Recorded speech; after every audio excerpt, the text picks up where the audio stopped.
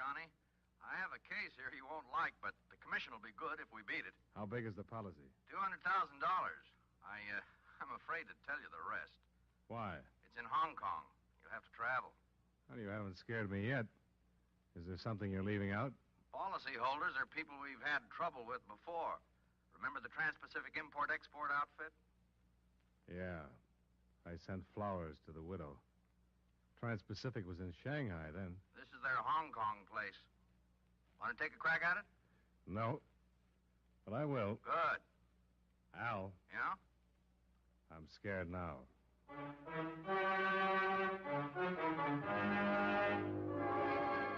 Tonight and every weekday night, John Lund in the transcribed adventures of the man with the action-packed expense account. America's fabulous freelance insurance investigator. Yours truly, Johnny Dollar.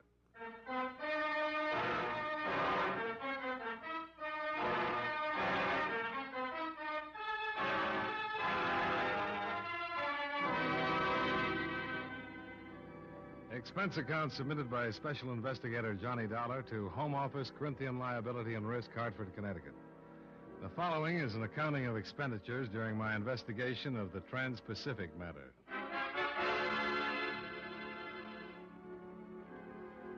I found Hong Kong to be a city without simplicity, burdened with the tragic complexities of war. To fill the smallest want is a difficult and almost always expensive task. There's a shortage of everything: food, water, help, places to live. Both the island and the city of Kowloon on the mainland burst with thousands of refugees who have moved from the interior. Over the bobbing head of my rickshaw boy, I watched many of them lining the streets, wailing for alms, as we made our way to the offices of the American consulate.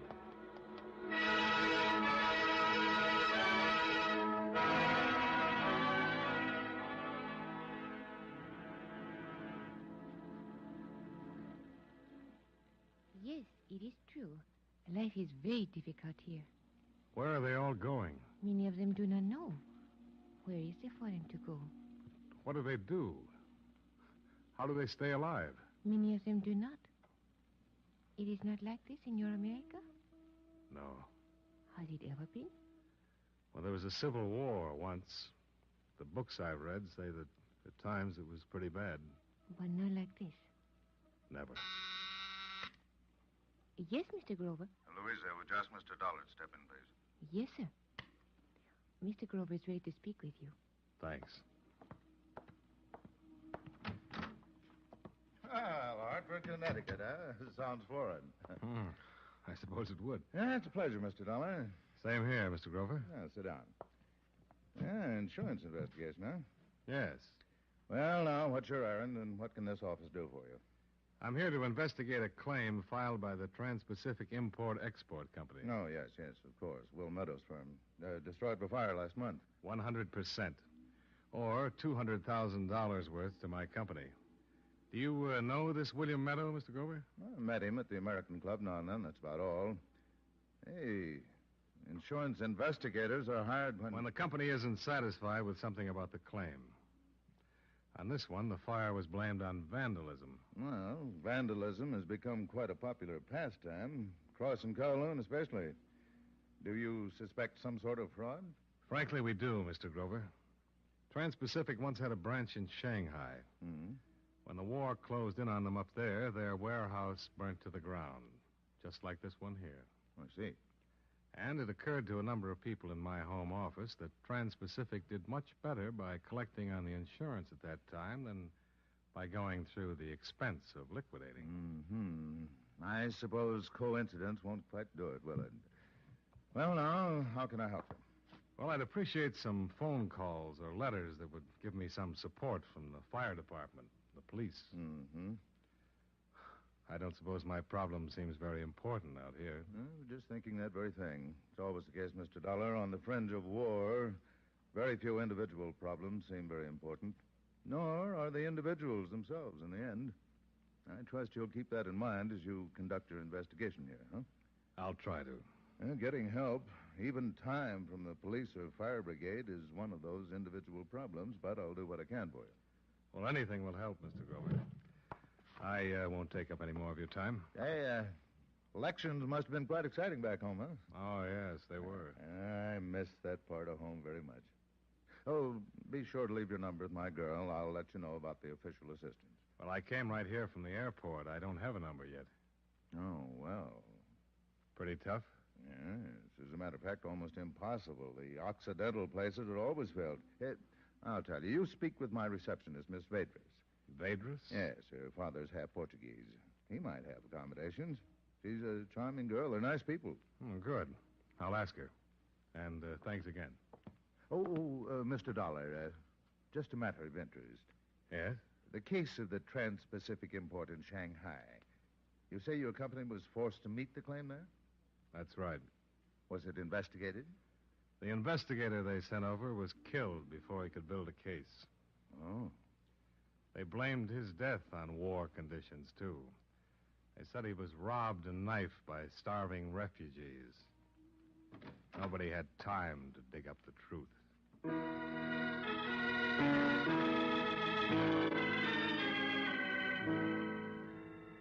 Miss Vedras arranged for accommodations at her father's place on a street called Sing Wong, a hill of steps that climbs from the waterfront to the plush European residences on the top of Victoria Peak. I had a room that looked out on an alley. There was an iron bed, a chair, and a pitcher of water on a bamboo table. There were no other non-Orientals in the building, but I seemed to be the only one that noticed it. The first night there, I was suffering from a combination of claustrophobia and loneliness. Feelings which at first made me glad to learn that it was she who knocked at my door. Hello, Miss Vedras. Hello, Mr. Dollar. Mr. Grover contacted a man named Harrison. He's at the fire control office here. Oh? Mr. Grover asked me to tell you that Mr. Harrison will see you tomorrow morning. Oh, that's good. Won't you come in? Are you comfortable? Oh, thank you. Yes, I am. This is fine. I don't have much to offer you. Cigarette? Scotch? No, thank you. I am very curious. About what? Why you are here? Business, if that's what you mean.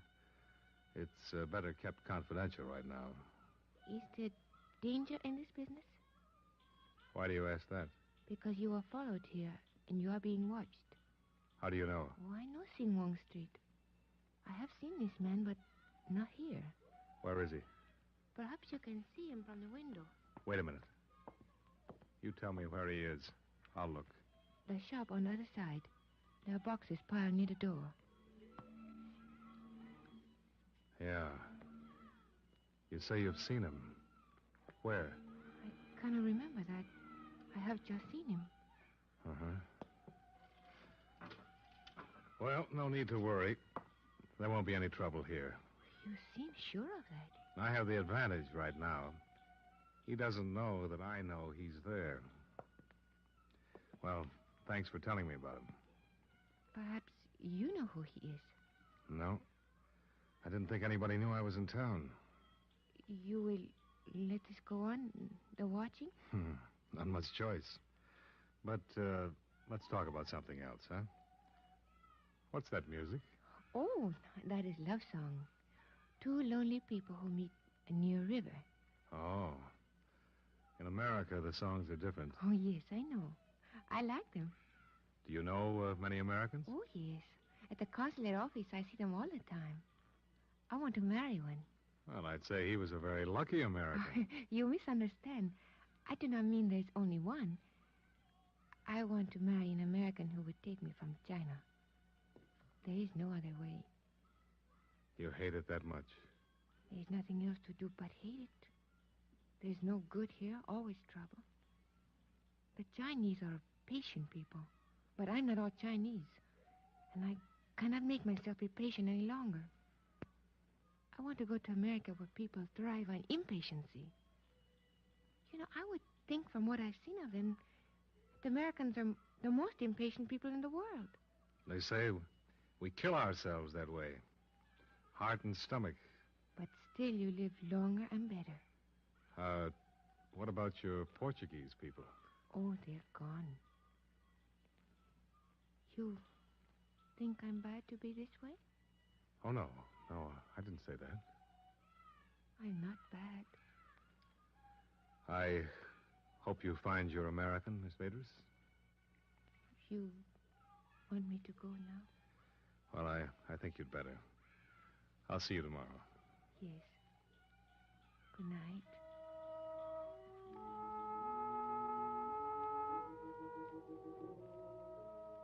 Three things interfered with sleep that night.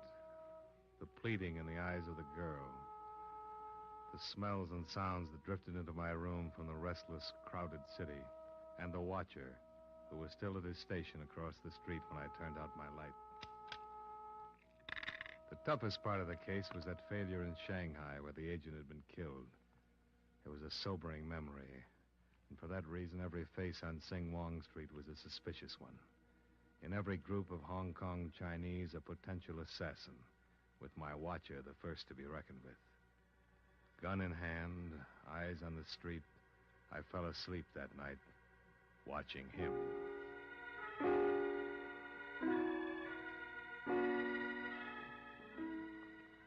The next morning, there was a different man in his place.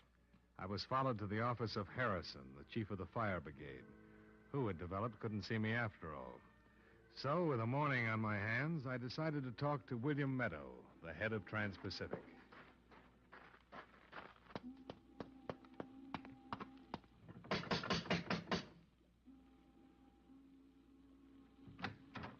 Oh, yes, sir.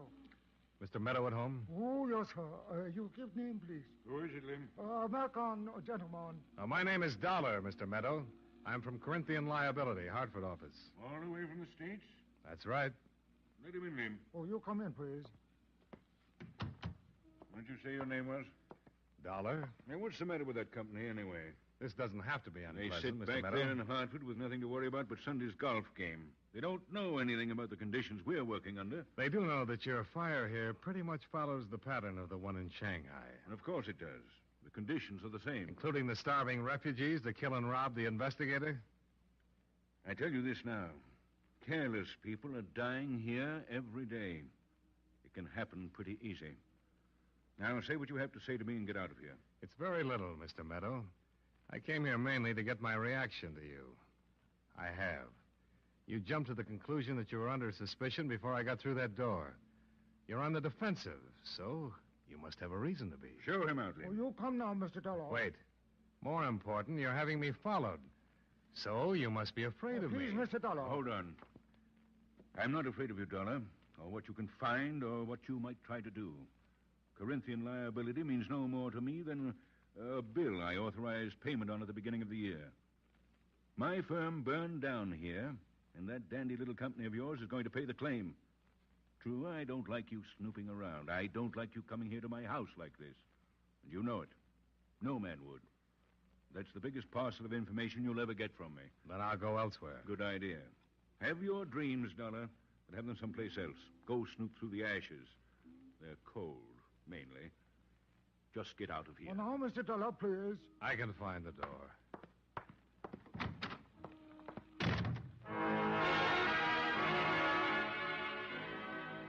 Two things came out of that conversation with William Meadow. One, a reasonable platform to build a suspicion on. Two, a veiled threat in his reference to the agent who had been killed in Shanghai. Let me elaborate on that. Most all of what Meadows was saying to me was, this is my town and I run things. Anybody who gets in my way can get hurt.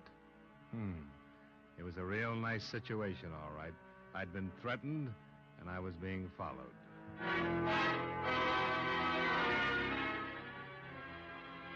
Expense account item 2, $7 for scotch.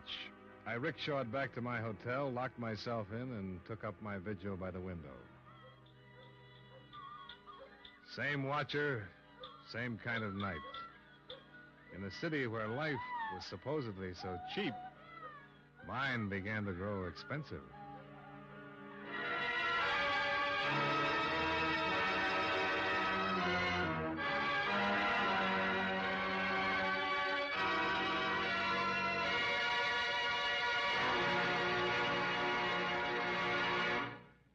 Be sure to hear tomorrow's episode of Yours Truly, Johnny Dollar, starring John Lund, who can currently be seen in the Universal International picture just across the street. Yours Truly, Johnny Dollar, is written by E. Jack Newman with music by Eddie Dunstetter and is transcribed in Hollywood by Jaime Del Valle.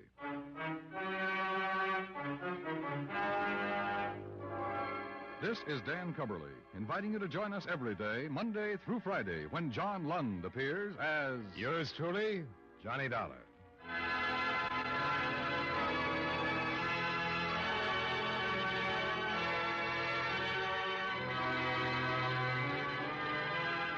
Remember, you meet adventure when you meet Johnny Dollar on the CBS Radio Network.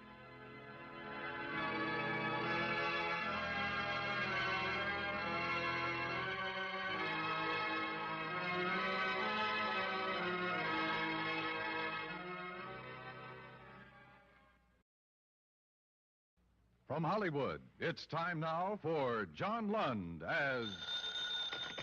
Johnny Dollar. This is Grover, American Consulate. Oh, hi. I'm back in my office. Do you know why? Why? Because Superintendent Clyde of the Hong Kong police telephoned me. He's very upset over your attitude, asked me to speak with you. I told him I did speak to you earlier tonight, warned you to be cautious. I've been cautious, Mr. Grover. I just scalped a two-bit thug that William Meadow had on me. The next one on my list is Meadow himself. What do you think of that? Oh, use your head. Look, Meadow's claim on his warehouse is no good. He hasn't liked me peeking around proving it's no good. Louisa Vedras was killed by him or one of his men because they thought it was me. And something's got to be done about it. Well, I agree, but will you come over and talk first? All right, Mr. Grover. But don't try to stop me.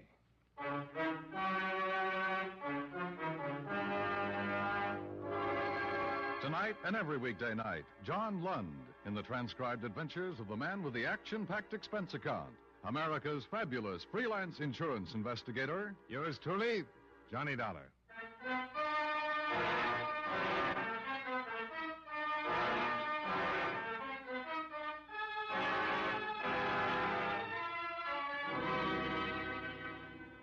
Fifth day in Hong Kong. Expense account submitted by Special Investigator Johnny Dollar to Home Office, Corinthian Liability and Risk, Hartford, Connecticut. The following is an accounting of additional expenditures during my investigation of the Trans-Pacific matter. Expense account item 14, $48 American. Rental on 35 Packard. I got tired of rickshaws.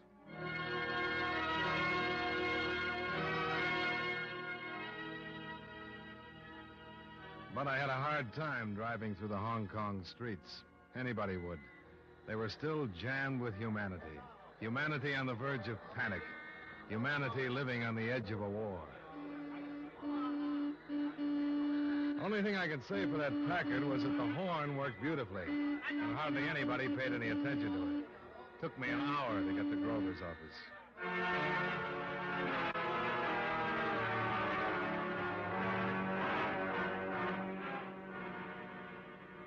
He gave me a drink and listened to my story. Are you sure this man who's been following you is in the employ of William Meadow? Positive, he told me. Yeah, but under duress. He had a knife and a gun on him. Sure, I'd arrest him. I'd arrest anybody with that kind of equipment, Mr. Grover. Wouldn't you? Now, calm down. You got a point, boy. Here, have another. Thanks. Now, what about Meadow? You say you're going after him. What do you mean? Just that. I'm going to get him. Yeah, you said that. But let me ask you something else. Is it for your insurance company or because of Louisa's death? This is for my own information, Dollar. Louisa and I got to know each other pretty well during the first 3 days I was here. I don't quite know how it happened. This has been a bad job for the nerves with my mind on what happened to the man in Shanghai and all. Mm-hmm. She got me the room at her father's hotel. She was there when I came back after a pretty bad day. I didn't know who was following me, and I guess I needed somebody to be with. So she stayed for a while. And she was there the next night, waiting for me in the room. And she was waiting for me to come back the night she was killed. That answers me. Don't you see? They killed her thinking it was me. You're sure of that? Of course. As sure as if I'd had a camera on the whole thing.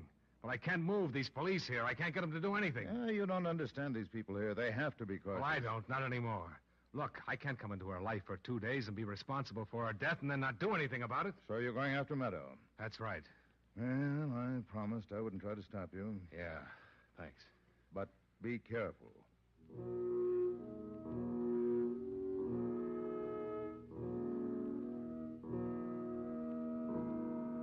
I'm glad he didn't say cautious. I had a big hate on for the word when I crawled back into the rented Packard and headed toward the south part of town where Meadow lived.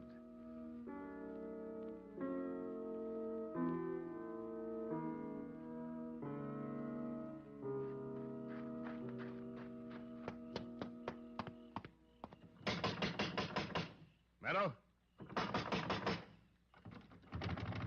Open up. Somebody open up or I'll shoot this lock off. Oh, who is it? It's Mr. Dollar. I've been here before. Open the door. Let me in. Hurry up. Oh, you wait. Oh, hello, Mr. Dollar. Mr. Meadow, he not here. You come back next week. Oh, no, please, you wait. Mr. Meadow, he not here, I tell you. Close the door. Oh, Mr. Meadow, he not here. Meadow! Meadow! He not here. You come back. Where is he? Oh, he say he come back next week. You come back then. He see you then. Now you go home. Look, I've got to find him. If you know where he is, tell me. Oh, he come back next week. Now, listen. I don't want to hurt you. Do you understand? Oh, do not hurt. But I will hurt plenty if I don't find out where he is. It's important. Now, tell me. Where is he? Oh, he say not to tell anybody. Tell me. Oh, Mr. Meadow, he fire me if I tell. Tell me. Oh, all right. Oh, he go Kowloon. Kowloon, eh? Oh, yes, Kowloon. You find him there. Then you go with me. If he's not there, then I hurt.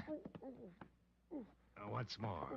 Once more. I have to find him. Where is he? All right, I tell you, Repulse Bay. What?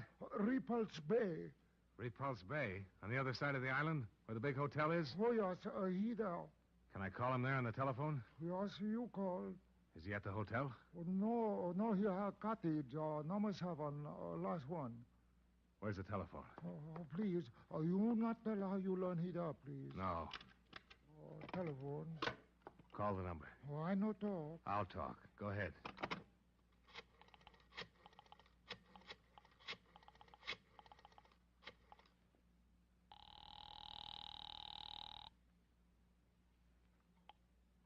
Repulse Bay Hotel? Oh, Mr. Meadow Cottage, please. Okay. Give it to me.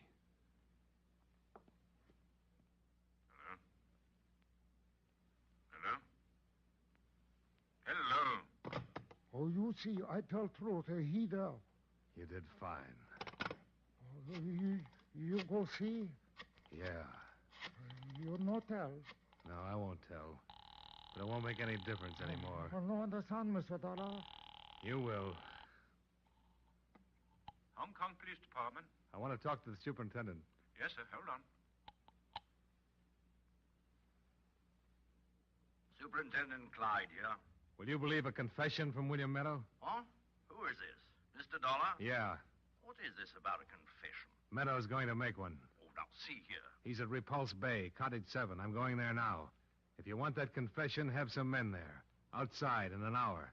And quiet till it's finished. I warn you, Dollar. Any illegalities on your part will be answered for. Oh, you go now, Mr. Dollar, huh? Yeah. I go now.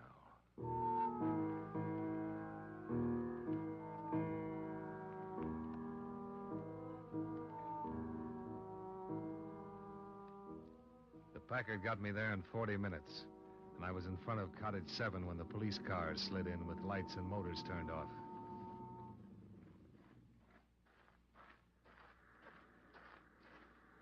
Dollar? Yeah. Let's get away from the house. Oh, Dollar, we came here not because of what you said on the phone about getting a confession, but to see to it that nothing happens here that would better be prevented. Thank you. Wait. Now, I have no reason to arrest you right now, but I will, and I mean it, if you do anything out of line. Well, then keep an eye on me. You're a hot-headed, impetuous man. My department and I have stood for all of the insults and badgering we will from you. I thought Mr. Grover made that clear to you. Mr. Grover told me you had to be cautious. And we do. Your case against William Meadow is nothing but notarized statements from people who could have said most anything. Well, your accusations as regards the murder of that poor girl bear consideration, but they also are very inconclusive. But you haven't done anything about either. We do things our way, Mr. Dollar, in spite of your insurance company.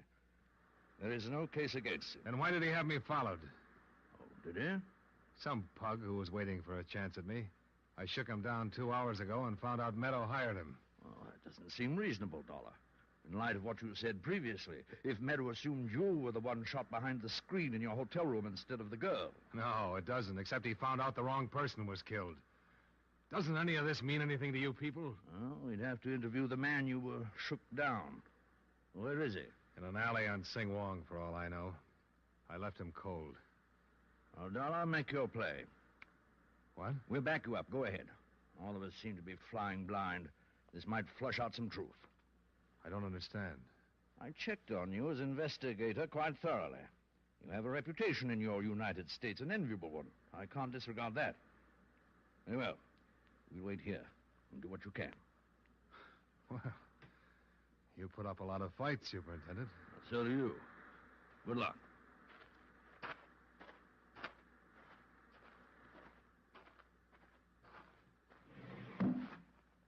Who is it? It's Dollar. Who? Dollar. You know I'm still alive. You know that girl was shot instead of me at the hotel room? I don't know anything. Meadow, I want you to go back to town with me and make a statement to the police. Are you crazy? Oh, no, I'm not crazy. I'm here to clear up 2 things, her murder and that fire. And you know I'm going to do it.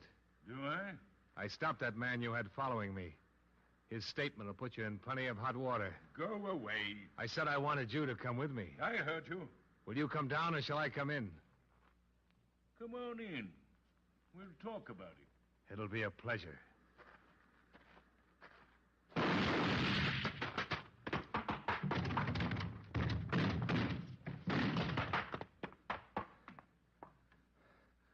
Meadow?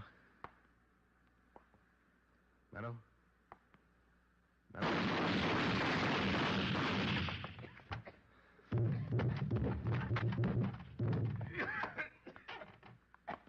Meadow. You should have known you wouldn't take me down. I hated you when you... What? I hit you, didn't I? Oh, just in the arm. It'll be all right. Should have been your stomach. You're cashing in, Meadow. How about it? A statement. No. Tell it, Meadow, how you fired the warehouse. And about the girl. It can't hurt you now. I'll tell you nothing. Dollar, you all right? Yeah. Meadow. Meadow. Should have got you it.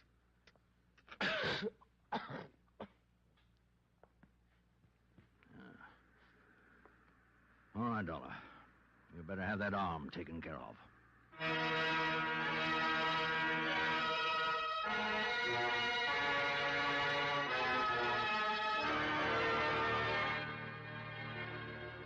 Expense account item 15. $43 even. Medical fees and hospital charges. I don't suppose it could be called hewing to the niceties of jurisprudence, since Meadow was dead and he refused before dying to speak or write his confession. But there were 2 police carloads of expert witnesses who took the fact that he had opened fire as an acceptable admission of guilt for the crimes accused. The same thing cleared me legally on the grounds of self-defense. I'd hoped it would clear my mind, but it hasn't. Louisa Vedras is still there. I guess she always will be.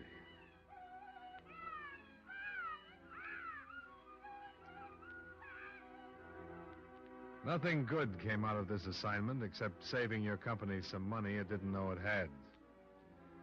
Item 16, same as item 1, plane fare back to United States. Expense account total, $4,515. End of 5th day. Yours truly, Johnny Dollar.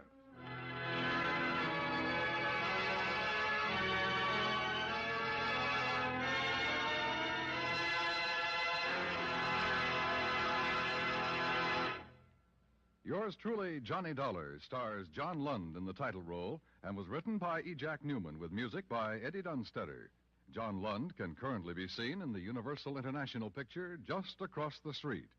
Featured in our cast were Joe Kearns, Lillian Baeff, Robert Griffin, and Bill Johnstone. Yours truly, Johnny Dollar, is transcribed in Hollywood by Jaime Del Valle.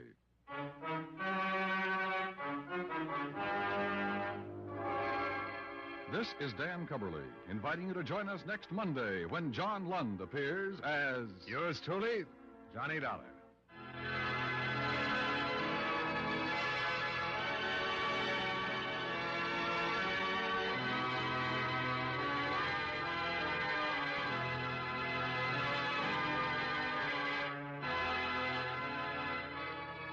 And remember, you meet adventure when you meet Johnny Dollar on the CBS Radio Network.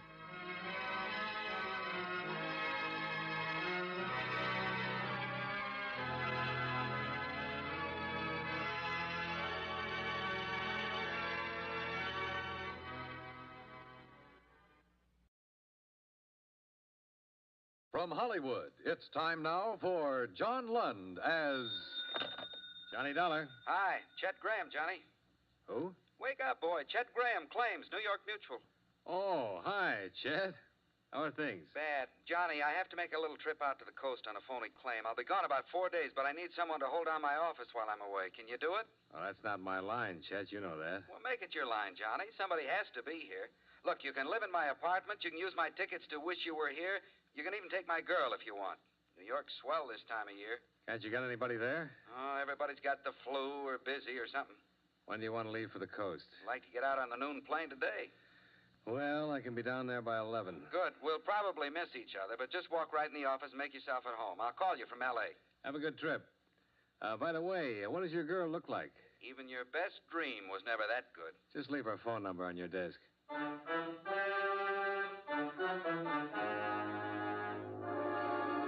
John Lund, in a transcribed adventure of the man with the action-packed expense account, America's fabulous freelance insurance investigator. Yours truly, Johnny Dollar.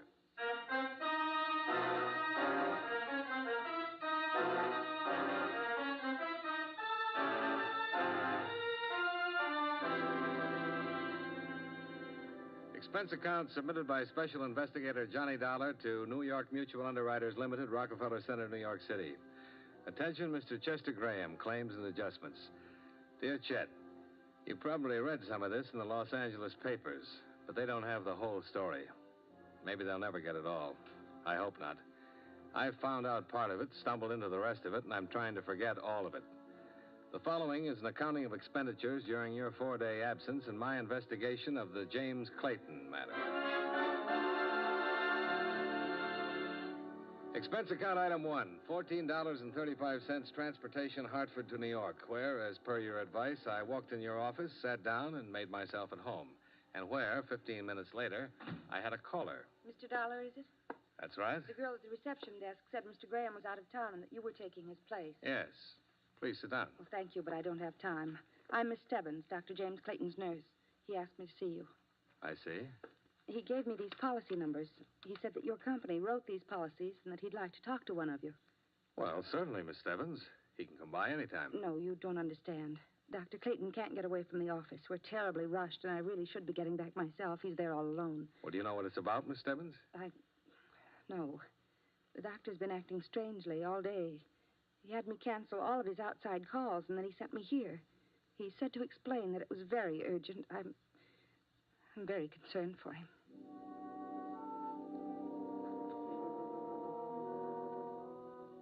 The tall, pale brunette girl in the crisply starched uniform and cape was certainly concerned about something. She bit her lip, forced out a wan, unprofessional smile, and started to cry.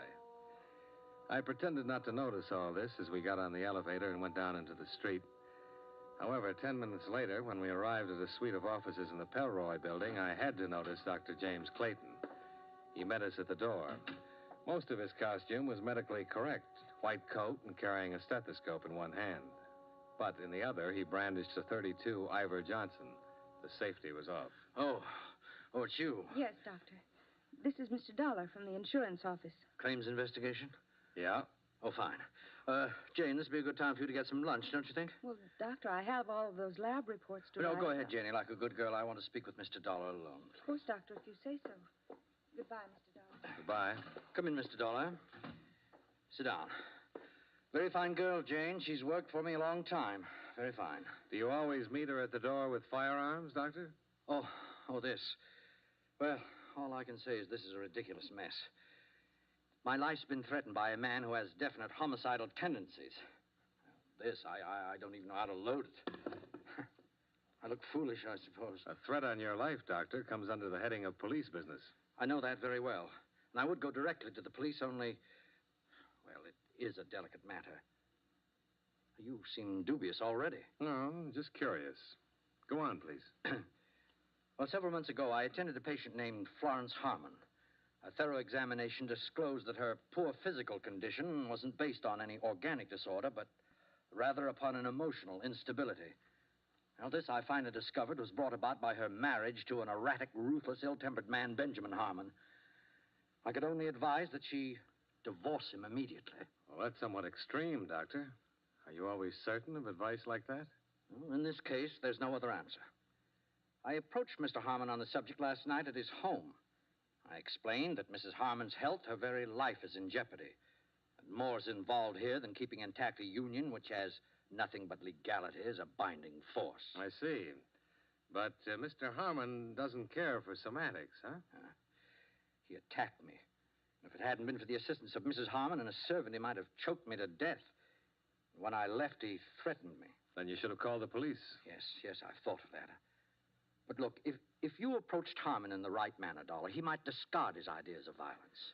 Well, you're the expert on homicidal tendencies, but best thing I can see for you is to prefer assault charges and have him locked up. I know all that, but it's for Mrs. Harmon's sake. Please understand, she's been through a shattering ordeal. Look, Mr. Dollar, would you go see him and talk to him? If you think he means it, really, then I'll call the police and prefer charges against him.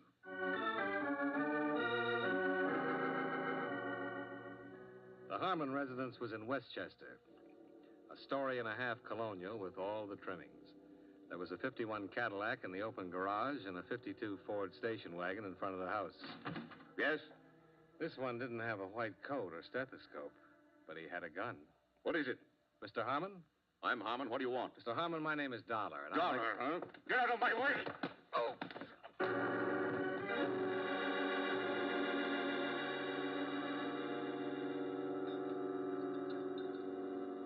Here, Mr. Dollar. Drink this. Easy now. Oh. Take it, please. Oh, you had quite a blow. Try a little more. It should make you feel better. What was... Who? Oh, you can bring suit against him, against us. You can do anything you want to, Mr. Dollar. He's just ungovernable. He could easily have killed you. You, Mrs. Harmon? Yes. Your husband think I was the Iceman? Oh, I don't know what he thought. I just heard him yell at you, and when I came to the door, you were lying there, and he'd taken the station wagon and left. Why, last night he even attacked my personal physician and threatened to kill him. I don't know what's gotten into him. You'd better sit down. Oh, it's getting better. Where'd he go? Heaven only knows. Mad. That's what he is, Mr. Dollar. Mad. He's liable to do anything. I'm scared. I'm scared stiff.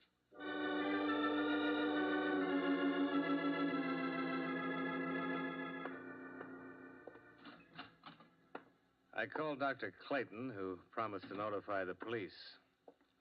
It was about 5:45 when I got back to his office. A broad-shouldered man in a tweed suit was in the reception room. Hi. You Dr. Clayton? No. Hey, don't I know you? I was thinking the same about you. Wait, Dollar? Yeah. Tom Bassman, Central Division. Oh, sure. How are you, Tom? Fine.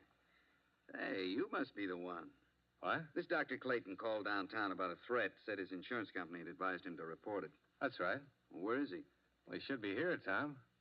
What's his nurse say? I rang the buzzer. No one around at all. What's this all about? A man named Benjamin Harmon's threatened the doctor's life. I met him myself. He's carrying a gun, and he looked dangerous to me. I just came from his house. He's still there? No. I better phone in and get a pickup out on him. When the doctor shows up, I'll get a complaint. Oh, hello. Hello. Why, Mr. Dollar. Hello, Miss Stebbins. Dr. Clayton here? This is Sergeant Bassman. We want to see him ourselves. You're a police officer? That's right, miss. I heard him talking to you on the phone. Is anything the matter? Just want to see him. Well, goodness, he sent me out to pick up these things. He was here when I left. Oh, What? perhaps he had an emergency. Well, is there any way we can find out? Well, if he had one, it would be right here on the pad because I always have to know. Oh, that's funny. What? He's on an emergency call, 1213 Alessandro Street. Can I see that, please? Uh-huh. There's no name on this, Miss Stebbins. Do you recognize the address at all? No, I don't. The doctor just wouldn't take a random emergency call unless it were very unusual. This might be unusual. Dollar, how bad off did you think Harmon was? Mad. Had a gun. Cracked me. Plenty rough. Well, this is in the warehouse district. Think we better go down there? I think so.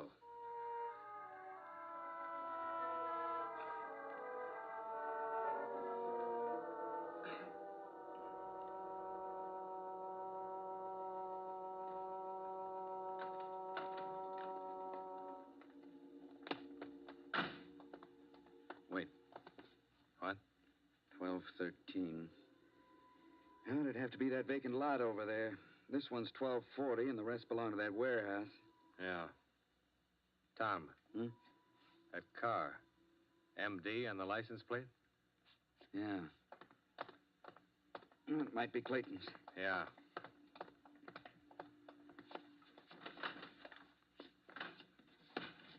It's Clayton's car, all right. He must be around here somewhere looking for 1213. Yeah. Well, let's have a peek.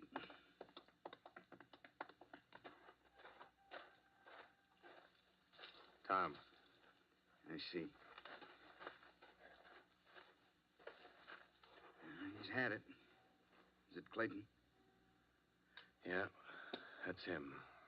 Some emergency this was. Yeah.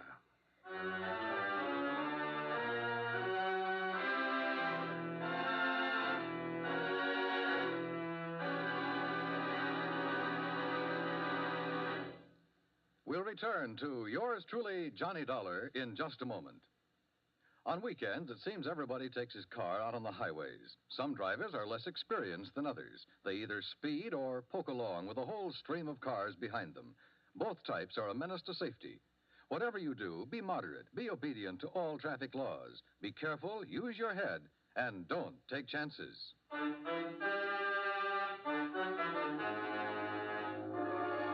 Now, with our star, John Lund, we bring you the second act of yours truly, Johnny Dollar.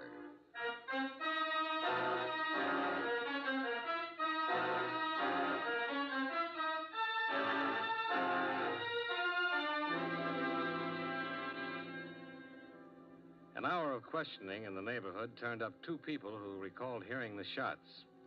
And one man remembered seeing a man who answered Benjamin Harmon's description loitering in the vicinity of a nearby bar earlier in the evening.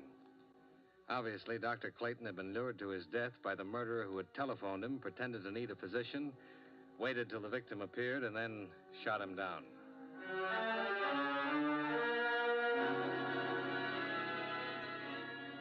Expense account item 3, $11.65. A good dinner, 3 martinis, tip, and thinking at Toots Shores. After which I strolled over to the Pelroy building. Expense account item 4, $5 even. Bribed watchman. I shouldn't be doing this, you know. Might lose my job over it. I appreciate it. But since you're from the insurance company, I guess you're all right. Just looking around is all. Too bad about the doctor. Nice fellow. Very. What do you think you'll find? A policeman been here till almost an hour ago, poking around. You know if they found anything? Sure. Well, what? Doctor's emergency kit. Heard him say he didn't take it with him when he went out on that emergency. Don't be too long.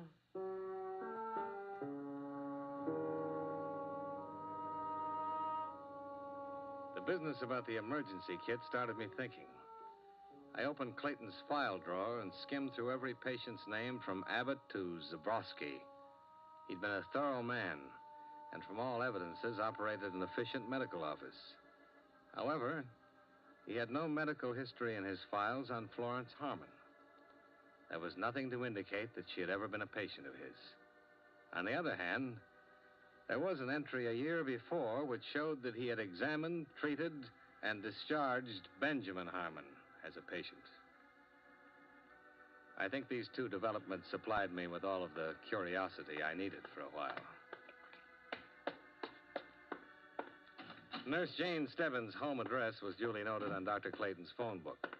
Oakdale House. Surprisingly enough, on Oak Street. Special rates for nurses, room 210.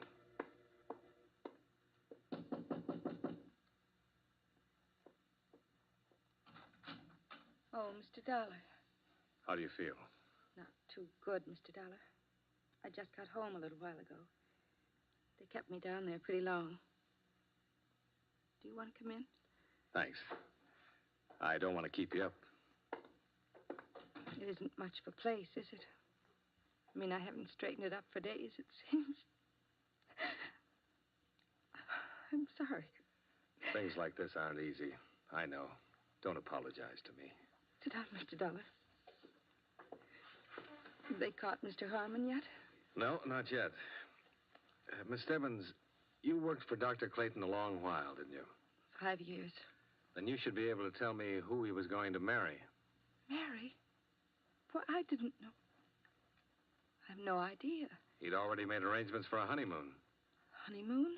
Look, reservations on the Ile de France for next April. I found them in his desk drawer. Confirmed to Dr. and Mrs. James Clayton. Well? What difference does it make? I don't know. Seems strange that you've been with him for such a long time and didn't know about this. Or did you? All right. What about Mrs. Harmon? Well... Look, Miss Stebbins, things are wrong all the way down the line about your doctor's death, about what happened before it. It'll come out sooner or later. I suppose it will. It's awful to say this, Mr. Dollar, but Mrs. Harmon was the only one Dr. Clayton saw socially. And she, of course, is married. Of course. And the good doctor advised her to get a divorce. He meet her when Mr. Harmon was a patient of his? Yes, that's right. They became friendly. But Mrs. Harmon was never a patient. No, never, just her husband. What can you tell me about Mr. Harmon? Well, really, all I know is he came in to see Dr. Clayton a few times. Over a year ago, I guess. Then after he saw what was happening between Mrs. Harmon and Dr. Clayton, he stopped coming in. I sent a copy of his medical history to another doctor. But Dr. Clayton had been seeing Mrs. Harmon all this time. It's awful to say this now, Mr. Dollar. Doctor's dead. I'm no moralist. We're all human. It's happened before. Married people have been attracted by others. I'm tired, Mr. Dollar. Sure. Do you have any idea why I was called in today? At first, I didn't. Well, of course, it happened. The police told me about Mr. Harmon's threats. But I don't understand what you're trying to do. The police want Mr. Harmon, and what does it all mean? It means the wrong man was killed.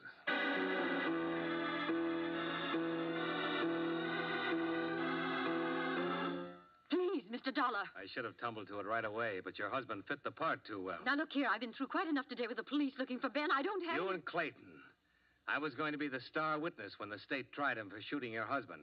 Whatever I said as a material witness would back up his self-defense plea and get him off on a justifiable homicide. Isn't that it? I tell you, I won't listen. And you and the doctor would sail to France and live happily ever after. What's the matter? Wouldn't your husband give you a divorce? You won't listen. Go ahead. If you say it's that way, Mr. Dollar, and you know everything, I know you know everything, then it must be that way. Yeah, only it got fouled up. Your husband did shoot your doctor boyfriend after all. Get out of here. Get out of my house. You can't prove anything. You're right, Mrs. Harmon. I can't prove anything. Not a thing. They catch your husband and they'll put him away for it. But you have something to live with for the rest of your life. Or maybe you didn't really love your doctor after all. Get out! Get out! Leave me alone! Leave me alone!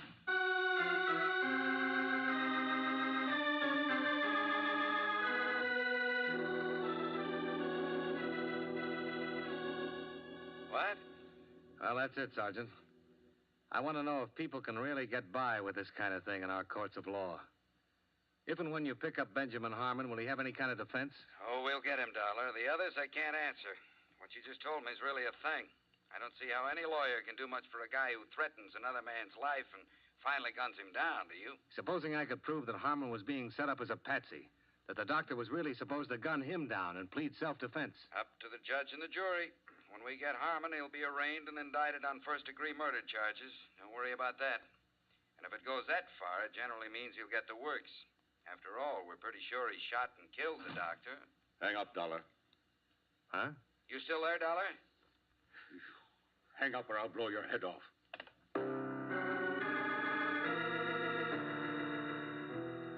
Benjamin Harmon wasn't kidding. He was blazing mad. He had a gun, and I knew he wasn't afraid to use it. I was across the street when you left my place a little while ago. Fixing up another deal, were you? I don't know what you're talking about, Harmon. I followed you here so we could have this talk. And we're going to have it, you and I. You ought to put that gun away and let them take you. They'll shoot you down if they see you. Nobody's going to shoot me down, not yet. Now, where's your office? Hartford, Connecticut. I mean here. Where do you practice here? Come on. I don't practice anything here. My office is in Hartford. This apartment belongs to a friend of mine. I'm standing in for him here while he's out of town. Where's his office? New York Mutual Liability. I mean his law office. I want to get down there and see how much... Hold on now. I'm not a lawyer. My friend's not a lawyer. We're insurance investigators. Where's the office? I tell you, Listen. Clayton called me this morning and said a lawyer named Dollar was on his way over to talk to me about divorcing Florence. If you hadn't started swinging that gun butt around, I'd have told you why I was there. I think I know why Clayton called you and told you that, but I don't... You and he were trying to pull something to take my wife away from me. I know that much. You're wrong, Harmon. I didn't know anything about that. Nobody takes my wife away from me. Now, that's the kind of temper that got you in all the trouble you're in. Look, you can shoot me here and I'll be number two. But they'll get you real easy here. You know I didn't kill Clayton? How do I know you didn't kill him? You threatened him. Half a dozen people heard you threaten him. I have an idea why you did it, and you might have been right, but murder for any reason... Shut up! You're in on it somewhere. You know who did kill him, and you're going to clear me, or I'll whip it out of you, Dollar. I'll whip it out of you! Why, you crazy... You...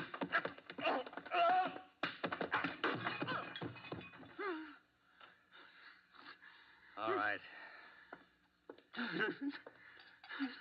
Here. Try this. Go on. I'm tired of fooling with you. Now get on your feet.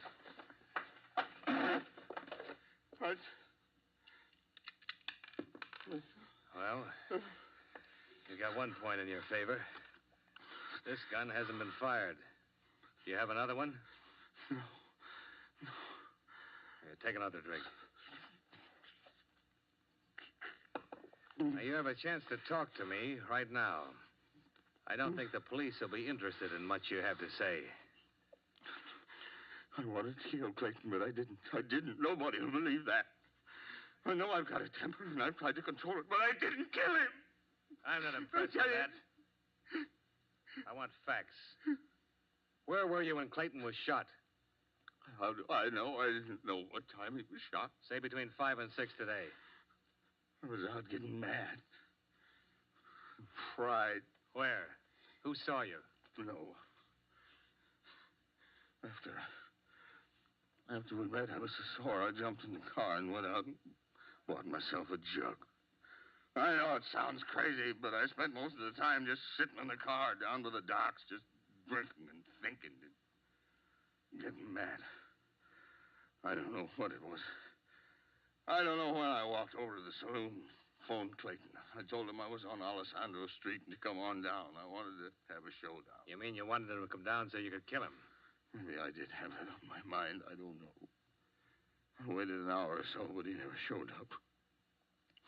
When I called back at his office, nobody answered. So I climbed back in my car, and that's where I heard about my being wanted for killing him. It was on the newscast. I didn't do it, Dollar. I swear I didn't. The others I knew about, and I didn't kill them. What others? Florence always had other friends. I guess I don't love her anymore, but I don't know. Maybe I hate her for all of it. When a man doesn't let part of his life walk away from him, I wouldn't give her a divorce. If I had let her get away with it, it would have been too much for me to hold. Even though you didn't love her and you knew she didn't love you? Yes. That sounds stupid. Maybe.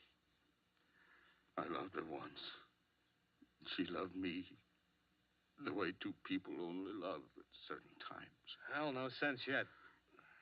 I'm not well, Dollar. Clayton gave me a year. Another doctor, 18 months. Finished anemia.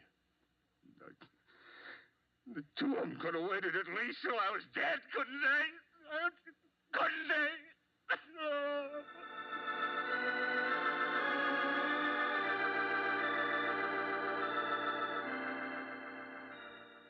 I found some sleeping pills in your medicine cabinet, and I fed him a couple with some hot cocoa. He dropped off to sleep in your bed while I made some phone calls, confirming what he just told me.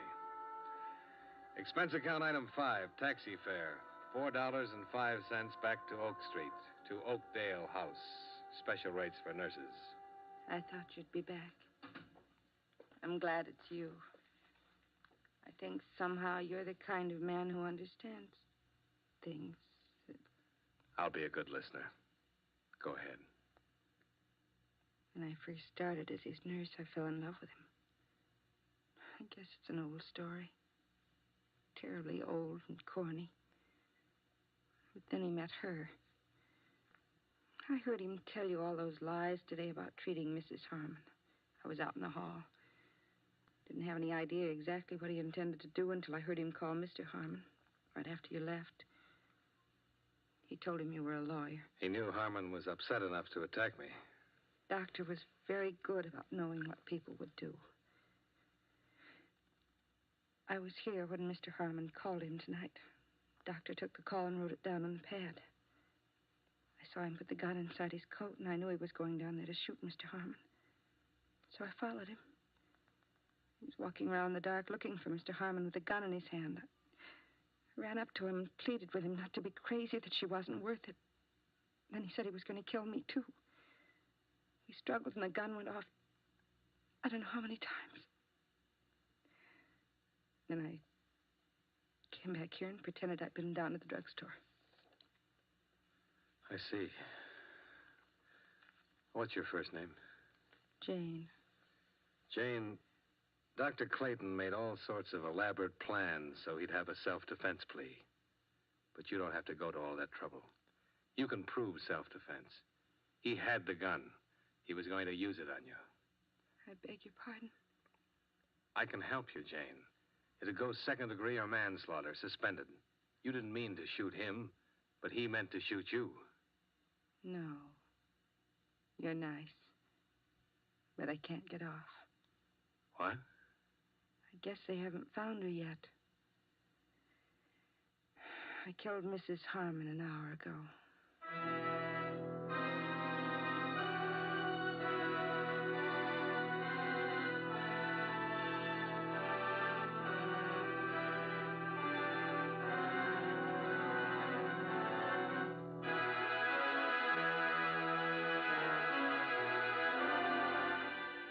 Expense account item 6, same as 1, transportation back to Hartford. I didn't spend any other money, Chet. I didn't meet your girl, and I didn't see the musical. I didn't go anyplace. I just sat in your office and looked at the walls for the next 3 days. I'm leaving this where you'll see it when you come in tomorrow morning. Settle up and don't call me for a long time. A long, long time, if you call at all. Expense account total, $56.35. Yours truly, Johnny Dollar.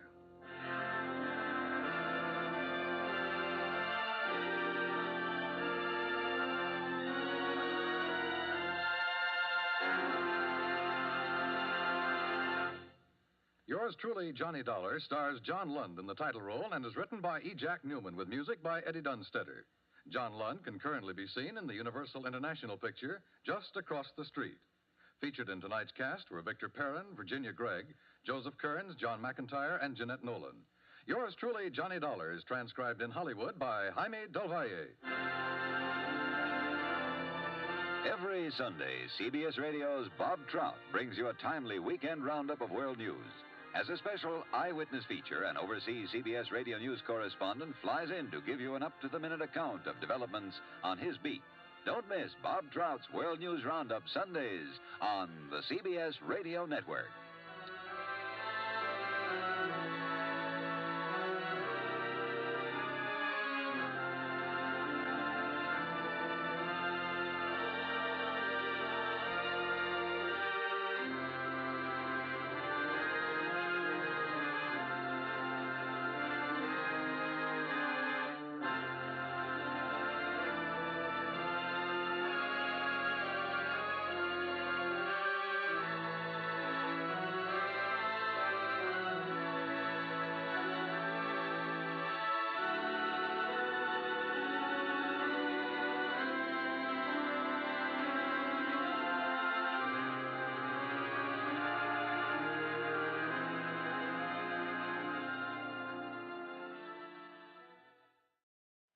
From Hollywood, it's time now for John Lund as Johnny Dollar. Down Vegas, Johnny. Hey, how would you like to go to California with me? Well, I like that fine, but do I have to work? If you want to eat while you're out. Johnny, we've written a lot of insurance for Los Angeles contractor named Elliot Champion. Uh-huh. Last night, his latest project went up in smoke. An office building he completed 2 weeks ago. How much is the policy worth? Damages over $500,000. I talked with our arson inspector long distance. He had some interesting things to say. Like what? The file looks phony. I'll pack my things.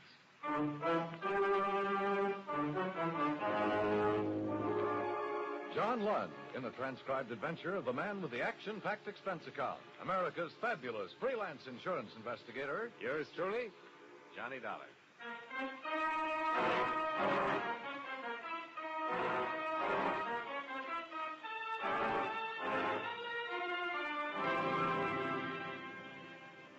Expense account submitted by Special Investigator Johnny Dollar to Home Office, Great Eastern Fire and Casualty, New York City. The following is an accounting of expenditures during my investigation of the Elliot Champion matter. Expense account item 1, $38.87, train fare and incidentals between Hartford and New York, where I met Agent Don Vickers and we made arrangements to fly to California. Item 2, $28 even, one raincoat. Item 3, $199.15, transportation New York to Los Angeles. En route, Vickers filled me in on the details concerning Mr. Elliot Champion. I met him once, Johnny, when he was in New York last time. Uh-huh. Vickers, I said to myself, look well on this man. He may be the last of his kind. How's that, Don? Well, Champion's 60 or better now, and he's been everything in his lifetime.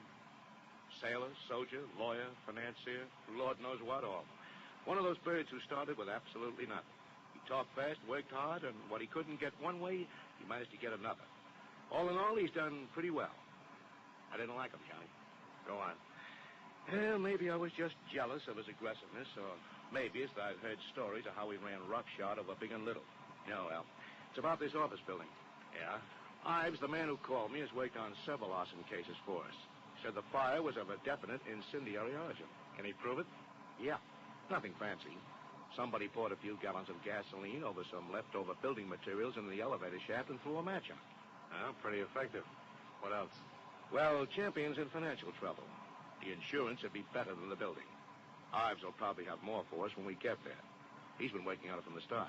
I feel like a patsy. Oh, how's that? Well, Norman Ives has always been the best arson man in the business since I can remember. And you're no slouch. What am I doing in this? Protection, Johnny. If Champion fired that building down to collect the insurance, I want to know about it. Ives might find the answer, you might find it, or I might find it. But where Champion's involved, it won't be easy. We'll all have to work. Are you scared of this guy? Yeah. Nobody's ever beat him.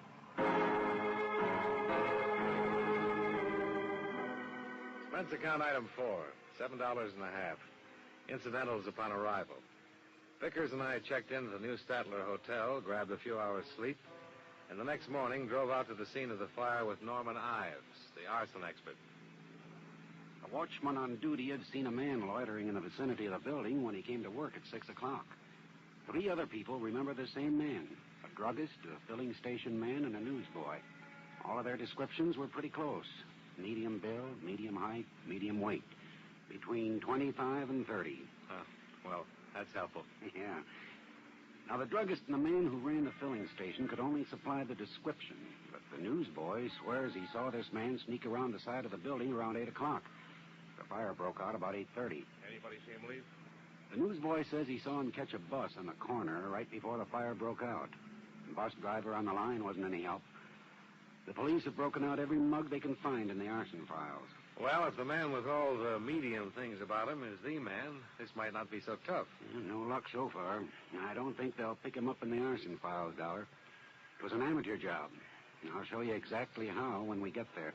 What about the police lineup? Well, they've had 3 so far. One coming up tonight and one tomorrow.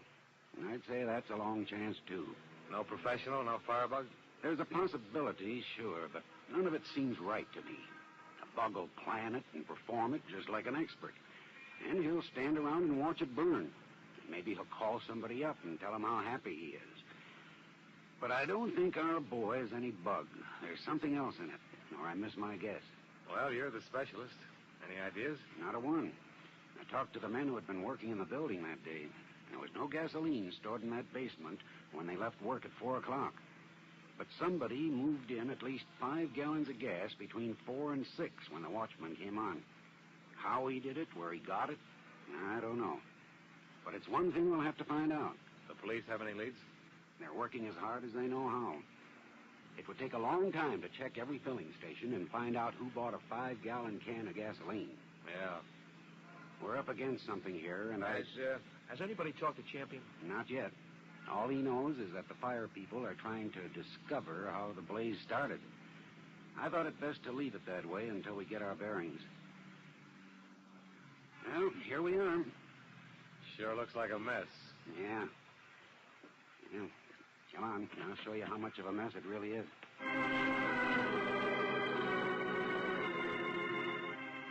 We spent the rest of the day covering the ruins of the 10-story office building that had been gutted by flames 2 days before.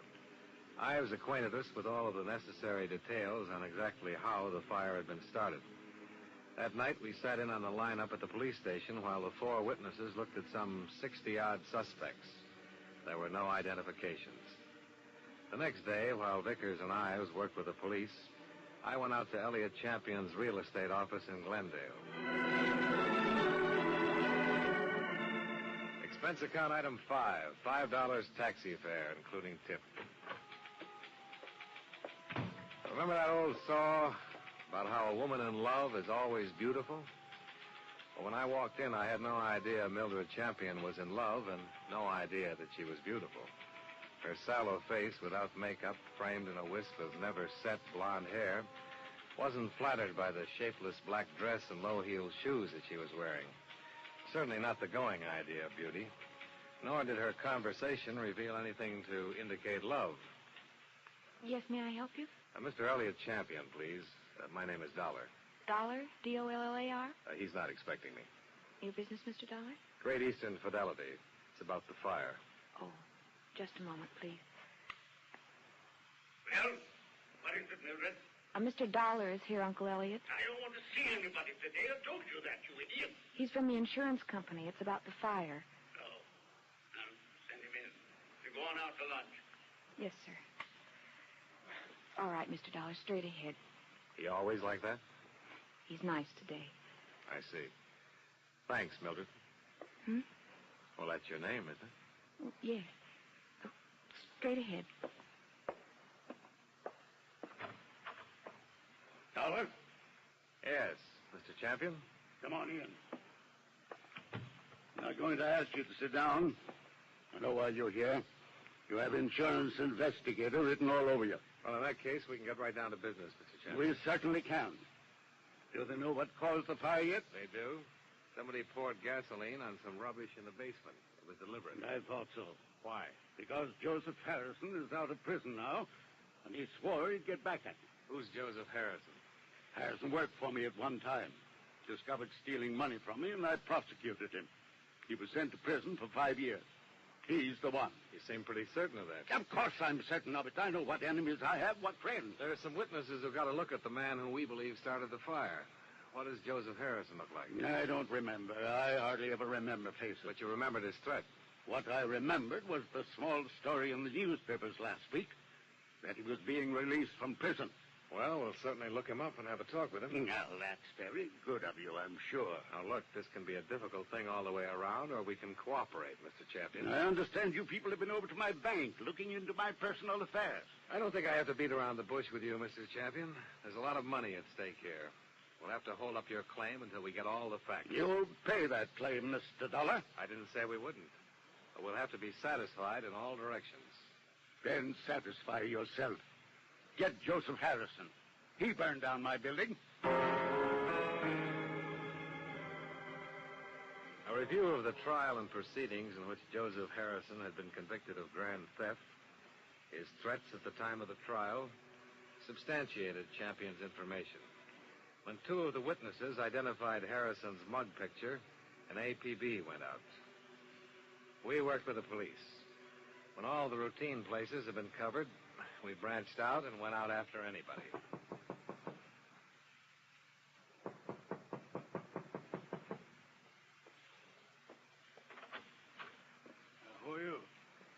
name's Dollar.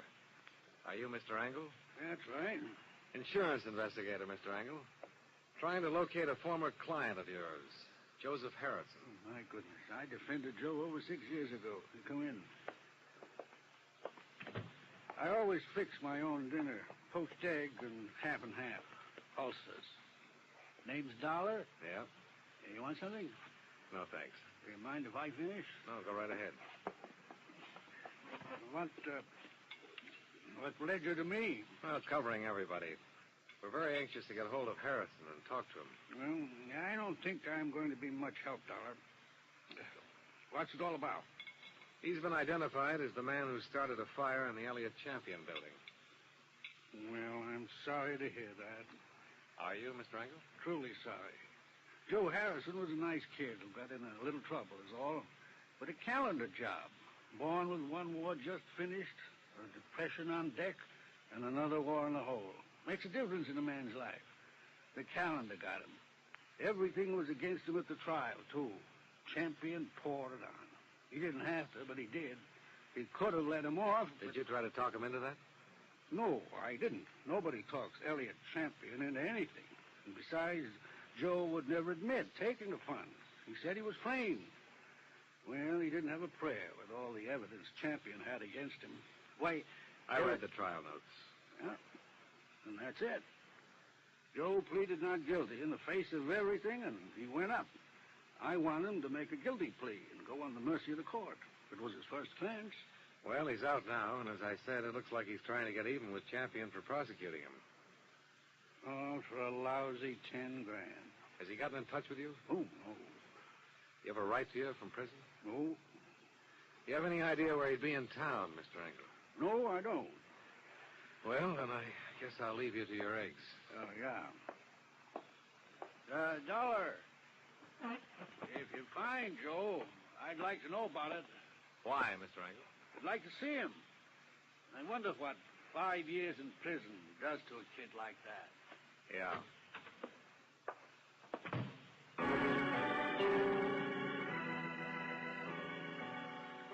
At 5 o'clock that afternoon, it seemed we had run down every possible lead trying to find Joseph Harrison.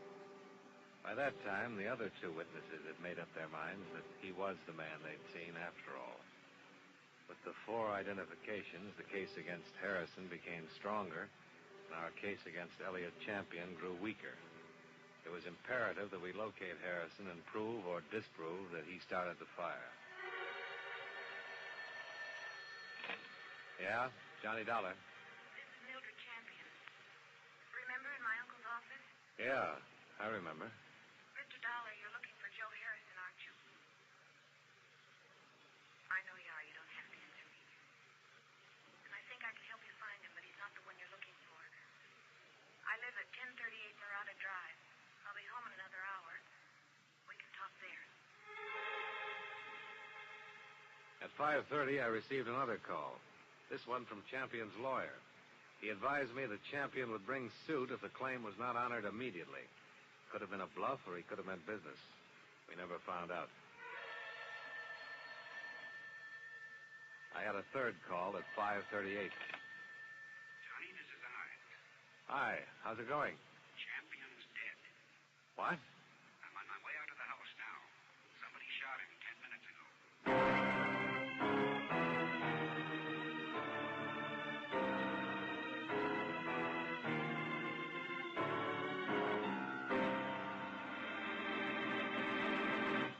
We'll return to yours truly, Johnny Dollar, in just a moment.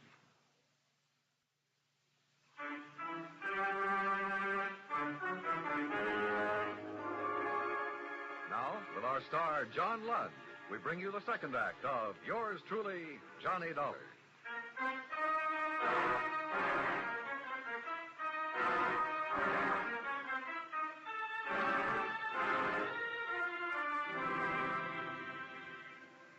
Apparently, Elliott Champion had died as swiftly as he had lived. A .38 slug had entered the very center of his forehead. There was no weapon lying about. There were no witnesses in the remote hilly section of Glendale where he lived to give any information concerning the crime. The police were more anxious than ever to find Joseph Harrison. Their reasoning was that if he'd burned down $250,000 building to get back at Elliot Champion, he also might shoot him. The arson case had turned into a murder case. When Don Vickers joined Ives and me at the scene, things were still pretty much up in the air. Well, now, this is a new wrinkle. What do you suppose... We'll just have to wait and see. Yeah, I thought I was getting somewhere. You find something? I don't know. Take a look at this. Huh? Here. Mildred Champion married Harrison a month before he was convicted. Well, I'll be... Me, too. Were they separated? Only by the prison term. No record of any divorce or annulment proceedings. Well, what do you make of it, Johnny? I don't know what to make of it. She called me earlier and said she had some information for me. I was on my way there when this happened. You didn't talk to her? No. She's his only living relative. And now she can't be found. Not at her place, anyhow. Funny, huh? It wasn't funny at all. From the 2 times I'd spoken to her and the 1 time I'd seen her, I'd gathered a pretty definite impression of Mildred Champion. But apparently, it had been all wrong.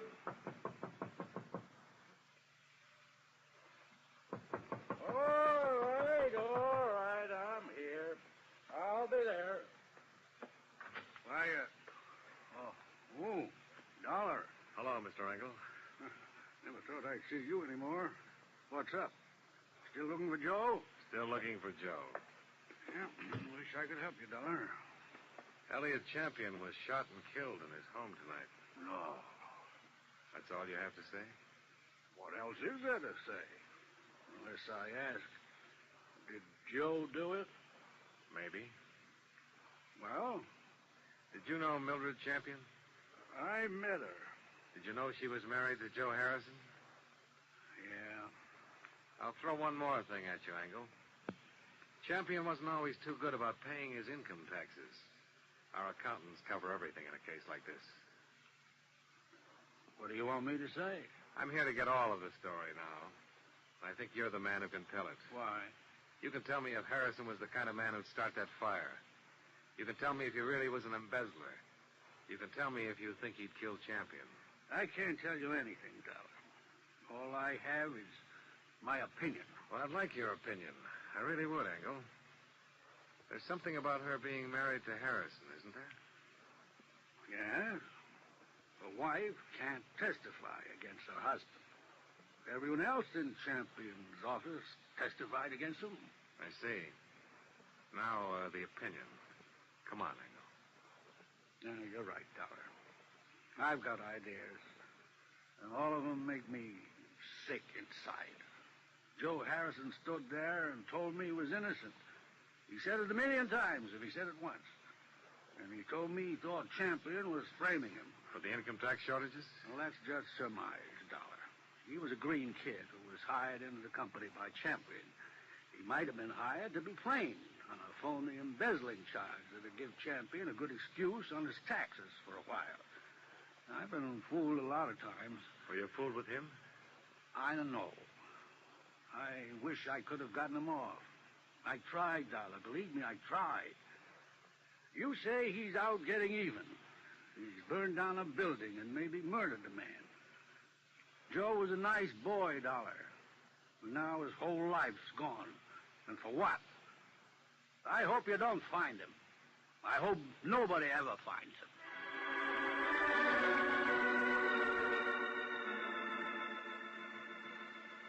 But we did find Joseph Harrison. He was right under our noses all the time. When I called back at the hotel, there was a message for me to get down to the county hospital. Ives was waiting for me there. We both stood and looked at Joseph Harrison in the morgue. It's a funny thing, Johnny. There's been an alarm out on this guy for 6 hours. Everybody's been looking everywhere for him, and he turns up right here, only he's dead. What killed him? TB. Just got the whole story. He had it awful bad up at San Quentin. Wanted out awful bad. In the sick ward his last 2 years. When his time was up last week, he made him release him. But he wound up here. Died in this hospital. Just a kid, huh? Yeah.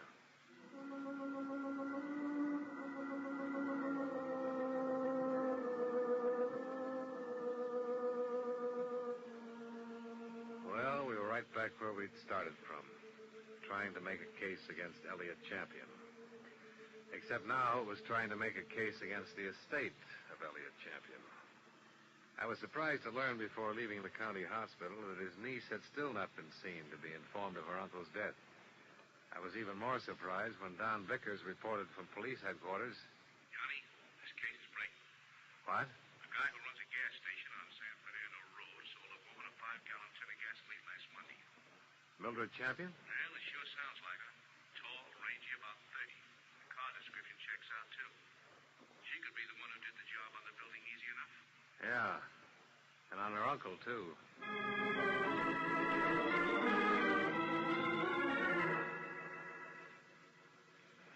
Again? Yeah, come on. And close that and lock it. It's awful late for this. I know. Now what? We found Joe. He's dead. Oh, no. Oh, yes. And he didn't do any of the things we thought he might have done. I'm here to find out what you might have done. I don't get you. Engel, I don't know how to figure you. I haven't been able to since we met. Well, now, it doesn't make any difference what I think of you. But it makes a difference how you answer this question. A lot of difference to you. Well, what, Dollar? Did you help Champion frame Joe Harrison?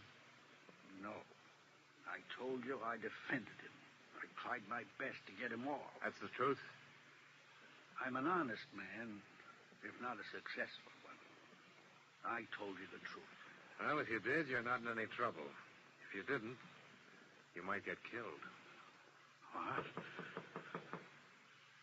You might anyhow. I don't know what you're talking about. Ask who it is. Yeah.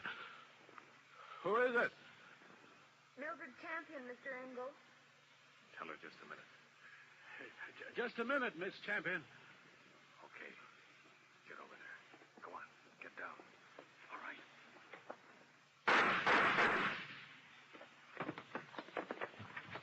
Call the police. Hold it up, Mildred. Hold it up!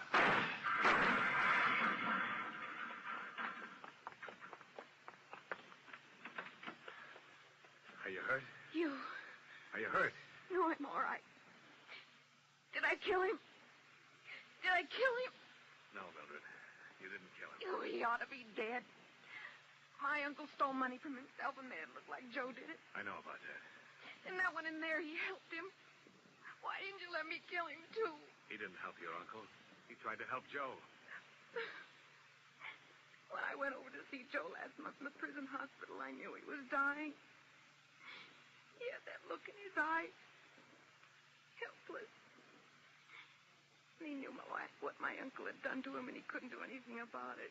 But you figured you could. You killed your uncle when you found out Joe died. You came here to kill Engel. I thought he helped him do it. I thought he helped kill Joe. They did kill him, you know. When they sent him to prison as surely as if they'd shot him down. 5 years I waited for him to get out of that awful place. I waited to hold him in my arms and tell him it was all over.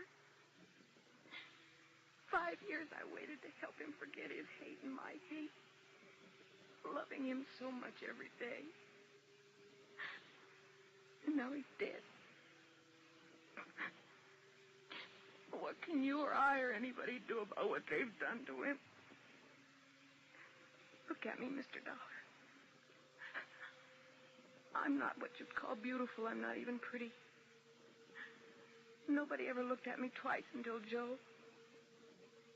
He looked at me and he loved me, and now he's dead, and I'm dead inside. I'm dead inside, and I'll be glad when I'm dead outside.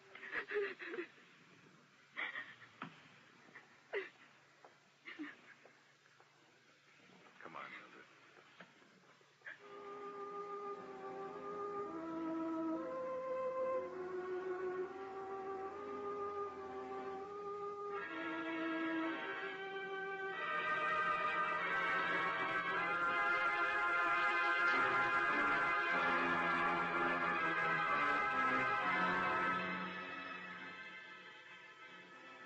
Expense account item 6.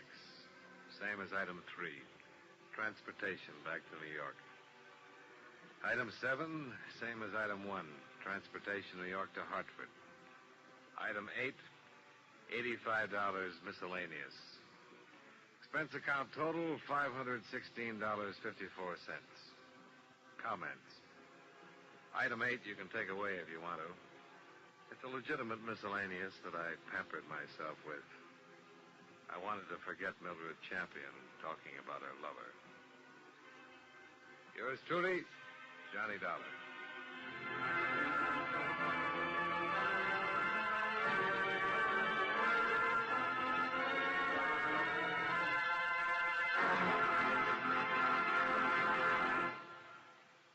Yours truly, Johnny Dollar, stars John Lund in the title role and is written by E. Jack Newman with music by Eddie Dunstetter. Featured in tonight's cast were Eddie Marr, Joe Duvall, Joyce McCluskey, Francis X. Bushman, and Herb Butterfield. Yours truly, Johnny Dollar, is transcribed in Hollywood by Jaime Del Valle.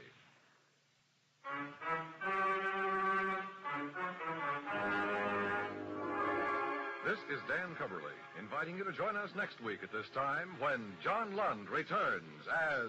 Yours truly, Johnny Dollar.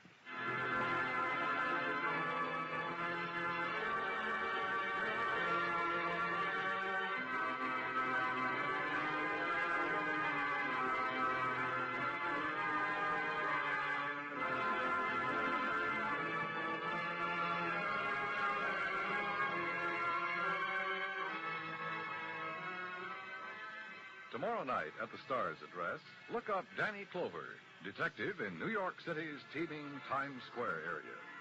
Danny, born and brought up in the shadow of the Great White Way, knows its haunts and its people as few others do. Tomorrow and every Saturday night on most of these same stations, follow Danny Clover on CBS Radio's Broadway is My Beat. It's packed with thrills and human interest.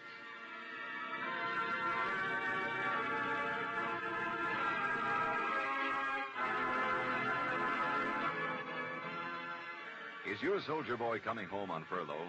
You'll be glad to know Traveler's Aid is standing by to help him get home safe and sound. In bus, train, and airplane terminals, Traveler's Aid workers are constantly helping men and women in uniform, mothers with small children, all kinds of people.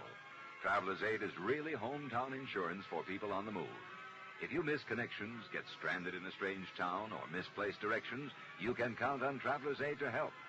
Remember, your community chest gift supports Traveler's Aid and 159 other services. So give now to your community chest and give generously. And remember, America now listens to 105 million radio sets and listens most to the CBS radio network.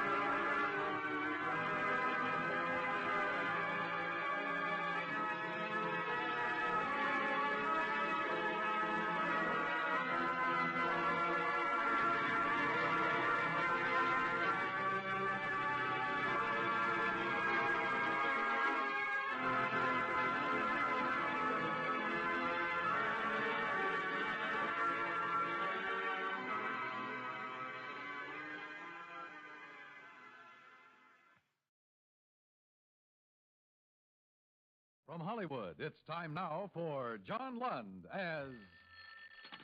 Johnny Dollar. My name's Elgin, Mr. Dollar. Claims Division, Delaware Mutual Life. What can I do for you, Mr. Elgin? Would you be free to work on a case for us? Well, I might be. What kind of a case is it? It involves a man named Patterson and a claim we paid off to the tune of $40,000. Uh-huh. You see, Patterson died in 1947. All the routine procedures were followed. There was no reason for not honoring the policy at the time. And there's reason now, Mr. Elgin? That's for you to find out, Mr. Dollar. A lifelong friend of the deceased swears he's still alive and kicking. I'll take the case, Mr. Elgin.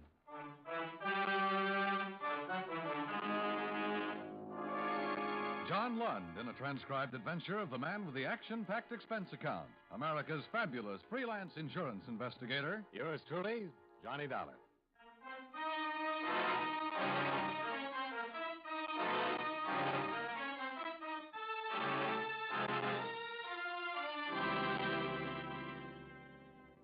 Expense account submitted by Special Investigator Johnny Dollar, Hartford, Connecticut. To Controller's Office, Delaware Mutual Life Insurance Company, Wilmington, Delaware. The following is an accounting of expenditures during my investigation of the Walter Patterson matter. Expense account item 1, $78.14, fare and incidentals between Hartford and Wilmington. I arrived at 2:30 in the afternoon, found a room at the Chesapeake Hotel, stowed my luggage, and went directly to your headquarters, Mr. Elgin. Of course, reports like this cross my desk ever so often. If I ran them all down, I'd get nothing else done. And 10 times out of 10, the report's wrong. Yes, I know that, but this report bears investigation. I can remember 3 years after my father's death, I saw a man on a subway train to New York who, well, he looked exactly as I remembered my dad. I finally walked up and asked him his name. The minute he spoke, I lost the impression altogether. I think a lot of people have had that same kind of experience at one time or another, don't you? Yes, I suppose so. We all have a double somewhere, they say. An old friend saw this man, Patterson? Yes, in Tucson, Arizona. Her name's Virginia Collier. I'd have her here now to talk to you, but unfortunately, she's en route to Europe. Oh, I see. 2 weeks ago, Mrs. Collier stopped off in Tucson on her way back from Los Angeles. She claims that she saw Walter Patterson as big as life sitting in a bar at the El Conquistador Hotel. Is that all? No, she managed to talk to him. He told her his name was Yoler, William Yoler. Mrs. Collier says he pretended not to know her at all. Uh-huh. Now, here's the first point, Dollar. I wired authorities in Tucson to run a check on William Yoler. In their conversation, Yoler told Mrs. Collier that he'd been born and raised in Tucson. But from all we could gather, he'd never bought property or made a financial negotiation there until June of 1947. Oh, wait. This Mrs. Collier, do you consider her reliable? Well, that's another point. If it had been anybody else, I don't think I'd have bothered making even a cursory check. But Mrs. Collier practiced law here for a number of years and sat on the circuit bench for 2 terms. She's most reliable, and she knew Walter Patterson all of his life. Okay. Go on. The next thing is that Mrs. Collier distinctly remembered Patterson's limp. He was a pilot in the war. One leg was about half an inch shorter than the other from injuries he received in the crash. Mrs. Collier said this man Yoler had an identical limp. Well, with the similarity of features, it'd be easy for her to imagine that part, don't you think? Yes, I know what you're driving at, but there are some other things, too. Mrs. Collier asked Yoler if he'd ever gone to Amherst. That's where Patterson went to college. Yoler denied it, said he was a Notre Dame graduate. That didn't check out either. Now, we can assume that William Yoler merely looked a great deal like the late Walter Patterson and told some inaccuracies in a conversation at the bar. Or we can assume that he's really Walter Patterson, covering rather badly in the face of an old acquaintance who recognized him. At any rate, this is Mrs. Collier's entire statement duly notarized. All right. Now, this is a copy of the original policy on Patterson. How long with this company? Since 1936. Started with 2 $5,000 policies and built up to a master over a period of years. I see. Here. $20,000. Patterson was killed in a plane crash, and we paid double indemnity on the accident clause. Oh. It happened in April of 1947. Patterson took off on a rented plane one day and crashed offshore down the coast. Part of the plane wreckage was recovered, but his body was never found. The appellate court declared him legally dead after the usual 3-year waiting period, April 5th, 1950. Patterson's lawyer filed claim for the widow April 17th, and we issued a full check April 30th of that year. Investigators' reports? Right in this folder. Now, this is the last picture ever taken of Patterson, and these are his vital statistics. Uh-huh. I didn't know exactly what you'd want to do first, so I thought they might prove helpful. If we had a body to exhume, it could all be handled rather simply. Is Patterson's widow the beneficiary? Yes, Gloria Ann Patterson. Incidentally, she knows nothing about this report yet. Oh? Well, where'd these things come from? Pictures and fingerprints aren't stock material in insurance files. Mr. Brennan, Patterson's lawyer, gathered them for me. He's been very helpful. Oh. Has Patterson's widow been checked? As far as the money goes, she simply banked it in a savings account. Hasn't been touched at all. Well, on the face of it, that would eliminate the probability of any fraud on her part Yes, for the moment. it would. Well, I want to look this all over. Sure. You'll keep in touch with me, won't you? You bet.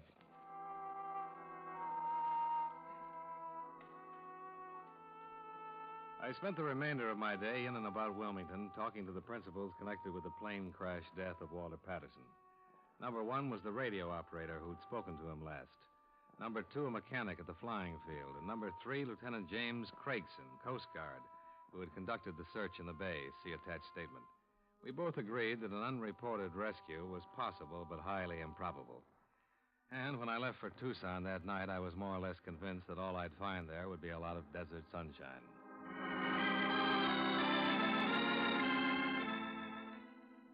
Expense account item 2. $202.25, plane fare and incidental expenses from Wilmington to Tucson. I settled for a motel room out by the Veterans Hospital, slept 6 hours, then looked up Sergeant Tyler at the police station. Yeah, sure, Mr. Dollar. What can I do for you? Mr. Elgin said you sent him a little information on William Yoler. I wonder if you have anything to add to that, Sergeant. No, nothing much. Of course, I don't know what you folks are driving at exactly. I just checked up on him a little bit. Well, he resembles a man who's supposed to be dead. And that's why I'm here. I see. Well, there's nothing much I can add to what I sent Mr. Elgin, Dollar. Yoler's never been in any trouble around here. Gets along fine. You were the one who checked out the residency business? Yeah. According to vitals, Yoler wasn't born in this state, and like I said, no one knew him around here until 5 years ago. What does he do? Nothing. Always seems to have plenty of money. Bought a nice little house out in Sierra Vista. Paid $42,000 for it. Is he married? No, lives alone there. Putters around with clay and painting. Do you know if he flies? I couldn't tell you that. He might. How about his friends? Lots of them, Mr. Dollar. Little town like this, you get to know people fast. Now, really, you folks might be spending a lot of money for nothing. Will Yoler don't seem like the kind of fellow who's hiding out from anybody. Yeah, I agree. But I'll have to talk to him anyhow. Yeah. Here's his address. Sure a pretty day, isn't it? Sure is.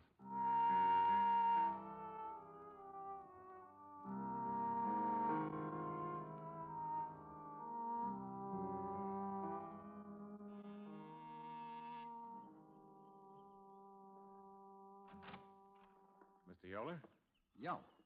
Who are you? My name's Dollar. I'm an insurance investigator. Oh? Well, come on in. Oh, thanks. Take a chair. Anywhere. Oh, what's on your mind? Oh, I'm just making a routine check, Mr. Yoler. I thought perhaps you could help me. No, what about? Well, I'm running down a report in the home office. Tell me, do you happen to remember a few days ago when you were out at the El Conquistador Hotel? I'm out there all the time. What about it? I steal something? No, you met a woman named Collier. Did I? Yes, it was at the bar. You had a drink with her. No, I might have. I still don't understand, though. Well, I know it seems confusing. Maybe this will help. Take a look at this. Mm-hmm. Well, you'll admit you look a great deal like the man in the picture. Yeah, I suppose I do. I'll be darned. I do at that. Well, that's why I'm here. You see, the company I represent insured the man in this picture for quite an amount of money.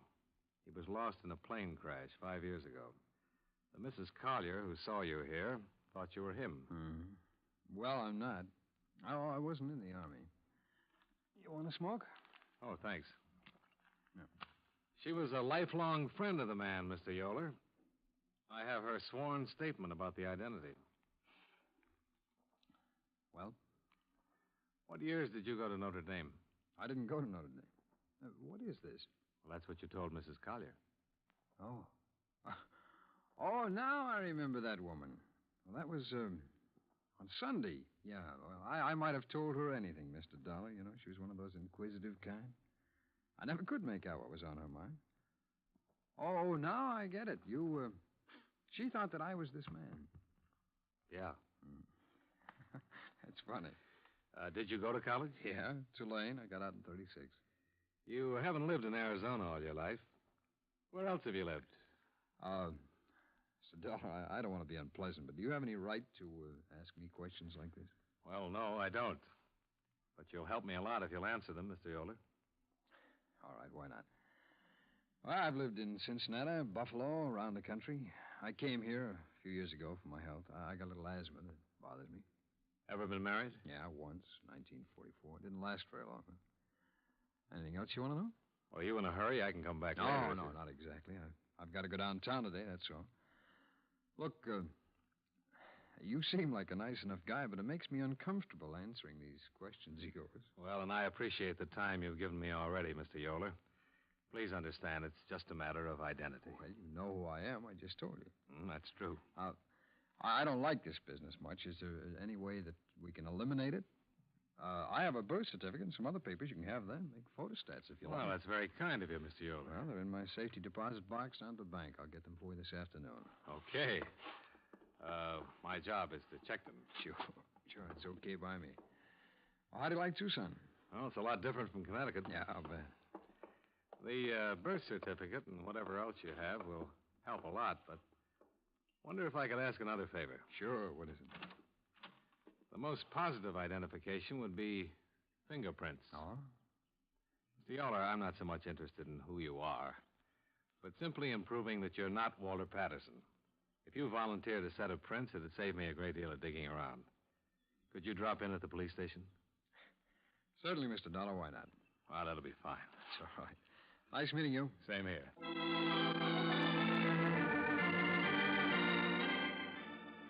If he was trying to cover something, it certainly wasn't apparent from his conversation or his actions.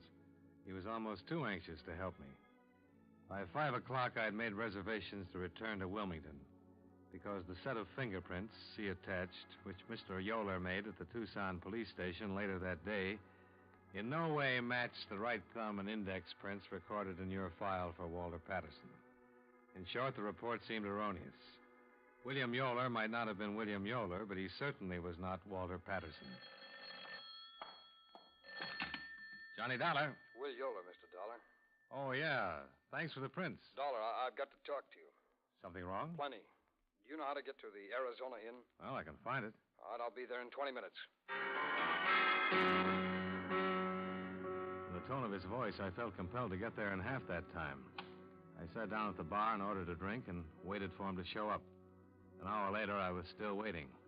I called his house 3 times and received no answer. I began to get worried. Finally, I left word with the bartender and took a cab out to his house.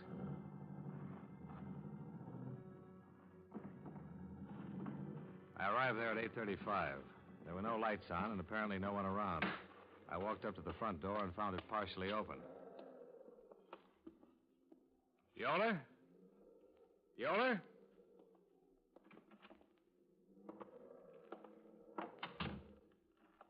Mr. Yoler?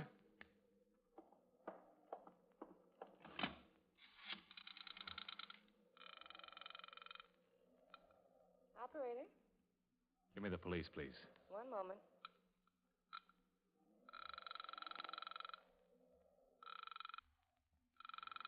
Sergeant Tyler speaking. Johnny Dollar, Sergeant. Hi, how's it going? Thought you were leaving. Not for a while, Sergeant. I'm at Will Yoler's house. He's been murdered.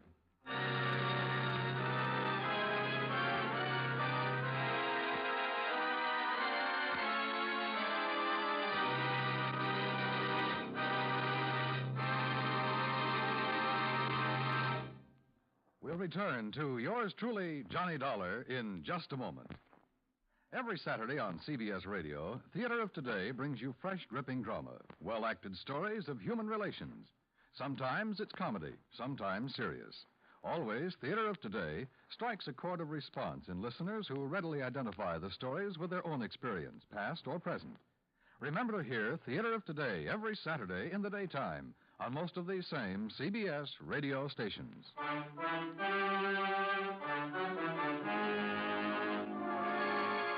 Now, with our star, John Lund, we bring you the second act of yours truly, Johnny Dollar.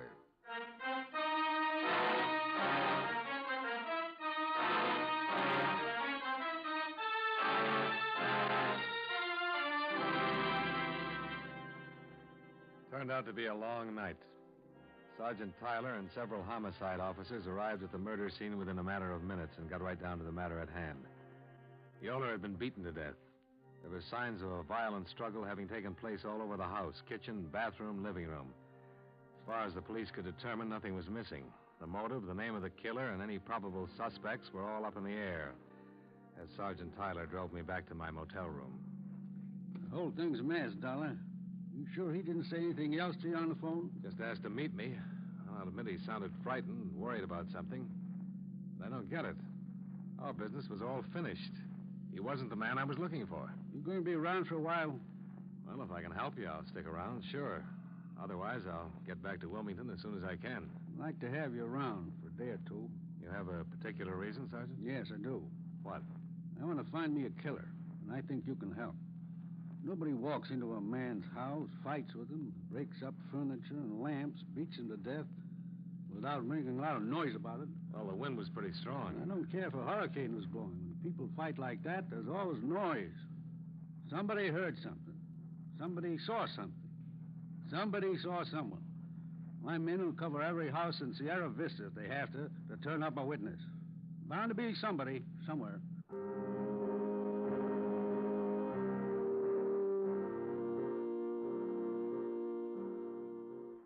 The dogged Sergeant Tyler turned out to be 100% correct. In fact, 300% correct. For by 11 o'clock the following morning, his men had located 3 different people who had information about the brutal murder of William Yoler. One of them, a Mrs. Lucas, gave us what turned out to be our best lead. I take a walk every evening after dinner. It's the nicest part of the day. And you were out walking last night, Miss Lucas? Yes. I told the officers everything. Would you tell us, please, Mrs. Lucas? I walked past Mr. Yoler's house on my way down the Arroyo. What time was that, Mrs. Lucas? Between 7:30 and 8. And I saw Mr. Yoler standing in front of the house talking to this man. I spoke to him, and he spoke to me. Can you describe the man he was talking to? Yes, I saw him very well. He was a very large man, bigger than Mr. Yoler, and Mr. Yoler always struck me as a big man. Go on. Well, this man was a good 2 inches taller. He had on a top coat, a tweed one, and he had his hat in his hand. His hair was red. How old would you say? Not over 40. Have you ever seen him before? No. I noticed him when I walked by on my way down the Arroyo, as I said. And then when I was coming back, I could see through the window, and he was still there. With the lights on in the house? Oh, yes, in the living room, and the porch light was still on, too. Would you know this man if you saw him again, Mrs. Lucas? Well, yes, I would. I'm sure I would. He was so big. Was there a car out in front of Mr. Yoler's house? I didn't notice one. That could have been. Was there a bus service that runs up Oh, there? no. Everyone who lives in the Arroyo has to have a car. No buses up there at all. Sergeant Tyler issued an all-points bulletin according to the description given by the witnesses. In the meantime, his men checked the local cab companies and found out that one of the drivers had carried a fare to William Yoler's house at 6:30 the previous evening. The cab driver verified Mrs. Lucas's description of the suspect and the important information that he had picked up the suspect at the airport. When that was checked, it was found the man had arrived on a plane from the east at 5:45 in the afternoon. He had used the name Roger Bales. But except for a strong case against him, the whole thing was still very confusing from our point of view. Expense account item 3, $6.50. Long-distance telephone charges to your office. Well, I'll be darned. You have to stay there? Well, they've asked me to, Mr. Elgin. Well, as far as the insurance company's concerned, it's really none of our business, is it? That's right, Mr. Elgin. If I'm going to... Dollar. Oh, hold on. Yeah? Answer from Washington on your wire. Oh, yeah? Here. Let me see. Mr. Elgin. Yes? It is our business, after all. Huh? The War Department has a better sample of Walter Patterson's prints than you gave me. These check out. Slow down. I still don't understand. I wired a sample of Yoler's prints to the War Department this morning for a positive identification. They just answered me. Yoler was Walter Patterson. Uh-oh. Where did you get those prints that were in the file you gave me? Mr. Brennan, Patterson's lawyer, got them for me. From a pilot's license. Uh-huh. I'd better call Mr. Brennan. Oh, don't you dare. Well, what can I do to help you, Dollar? Don't open your mouth. I'll handle it when I get there.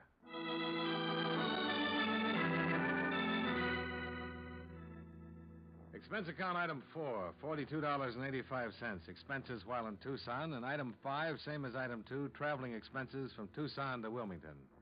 I arrived at 10:15 in the evening, called you, obtained lawyer Brennan's home address, and went directly there. The house was English, conservative, expensive. And the fire in the living room looked cheerful when the door opened. Yes? Good evening. I'd like to see Mr. Brennan, please. It's rather important. My name is Dollar. Bob's been ill for the last 2 or 3 days, Mr. Dollar. He's up in his room reading now. If you're sure it's important, I'll disturb It you. is, Mrs. Brennan, very important. I'm not Mrs. Brennan.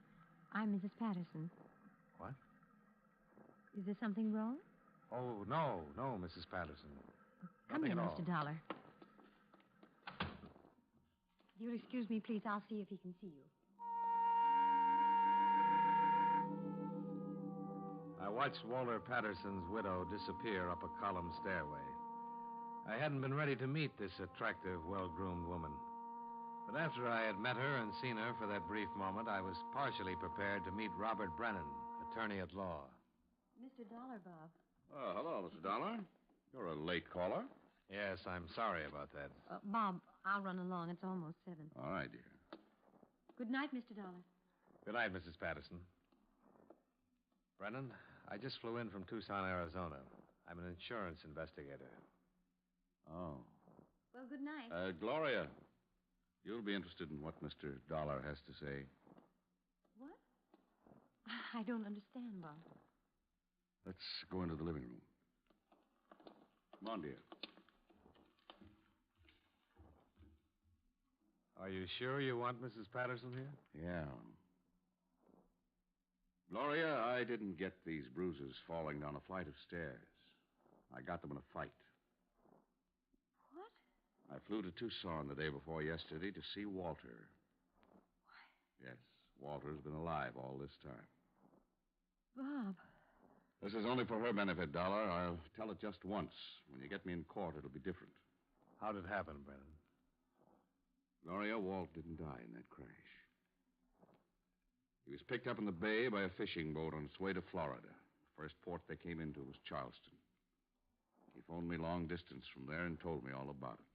This was 10 days after we all thought he was dead.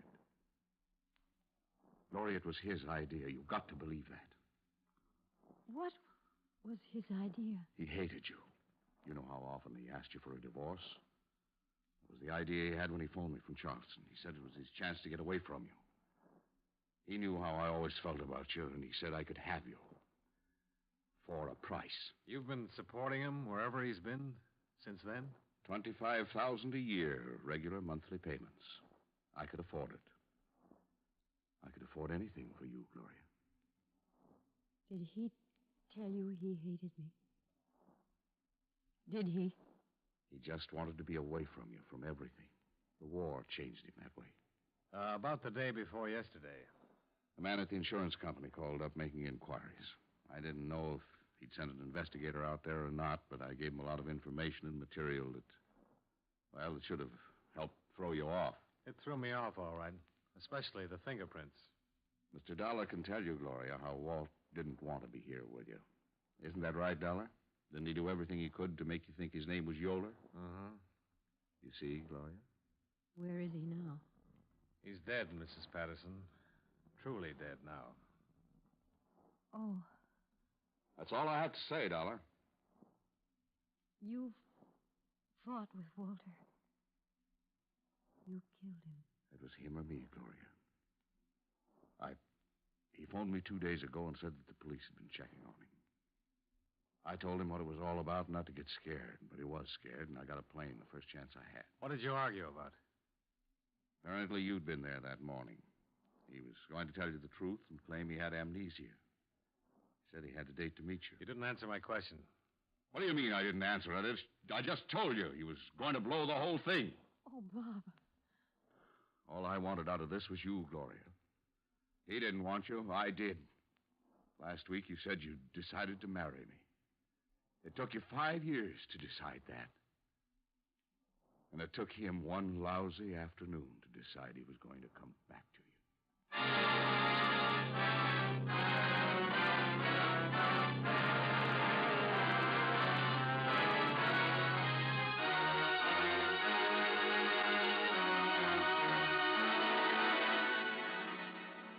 I realize that the confusion as set down in this report is worthless as evidence both to the police and your insurance company.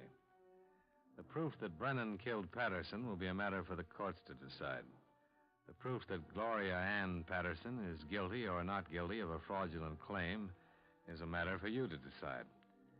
At any rate, she is a widow now. And I personally am convinced that she had no complicity in the matter of claims, murder, or collusion.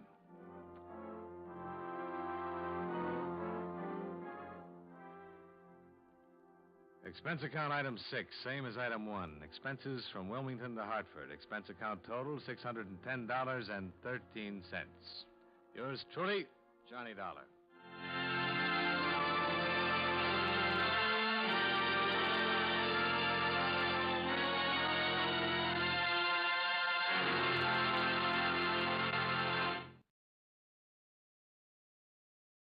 From Hollywood, it's time now for John Lund as Johnny Dollar. This is Orrin Vance. Sent me up to Ossining 7 years ago, remember? Orrin Vance. Oh, the Zeman case? Now you got it. No, Della, I thought a lot about coming out and killing you. Instead, I'm going to do you a favor. What's on your mind, Vance? I did all my time, and people don't like to hire ex-cons. I think maybe you and I can work out something. I haven't got any jobs, Vance. I'm not asking for a job. It sounds like double talk to me.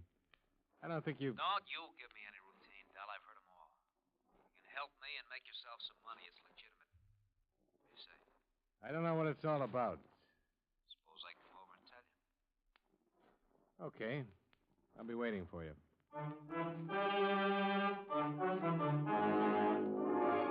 John Lund in a transcribed adventure of the man with the action-packed expense account, America's fabulous freelance insurance investigator. Yours truly, Johnny Dollar.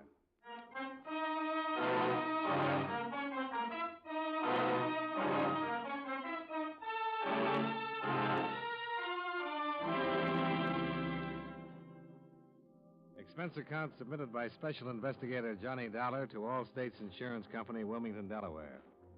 Attention, Mr. Don Freed, Chief Investigator. Since your office authorized me to conduct certain inquiries based on information supplied by Orrin Vance, I am billing you accordingly. The following is an accounting of expenditures during my investigation of the Baltimore Matter. Expense account item 1, $295. A phone call to Prisoner Dismissal Board at Sing Sing Prison, where I was informed that Orrin Vance had been released 3 days before the above date. He had completed 7 years of a 7 to 15-year term for grand theft. It was an unparoled release. The chaplain described him as a model prisoner with a better-than-average chance of remaining out of prison for the rest of his life. For that reason, I was willing to listen to his story when he showed up an hour later.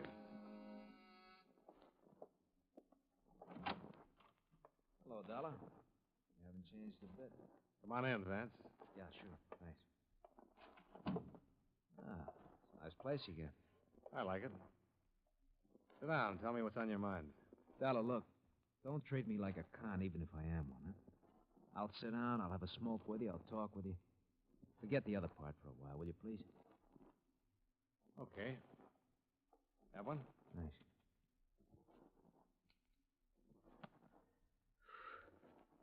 Just that everybody's doing that.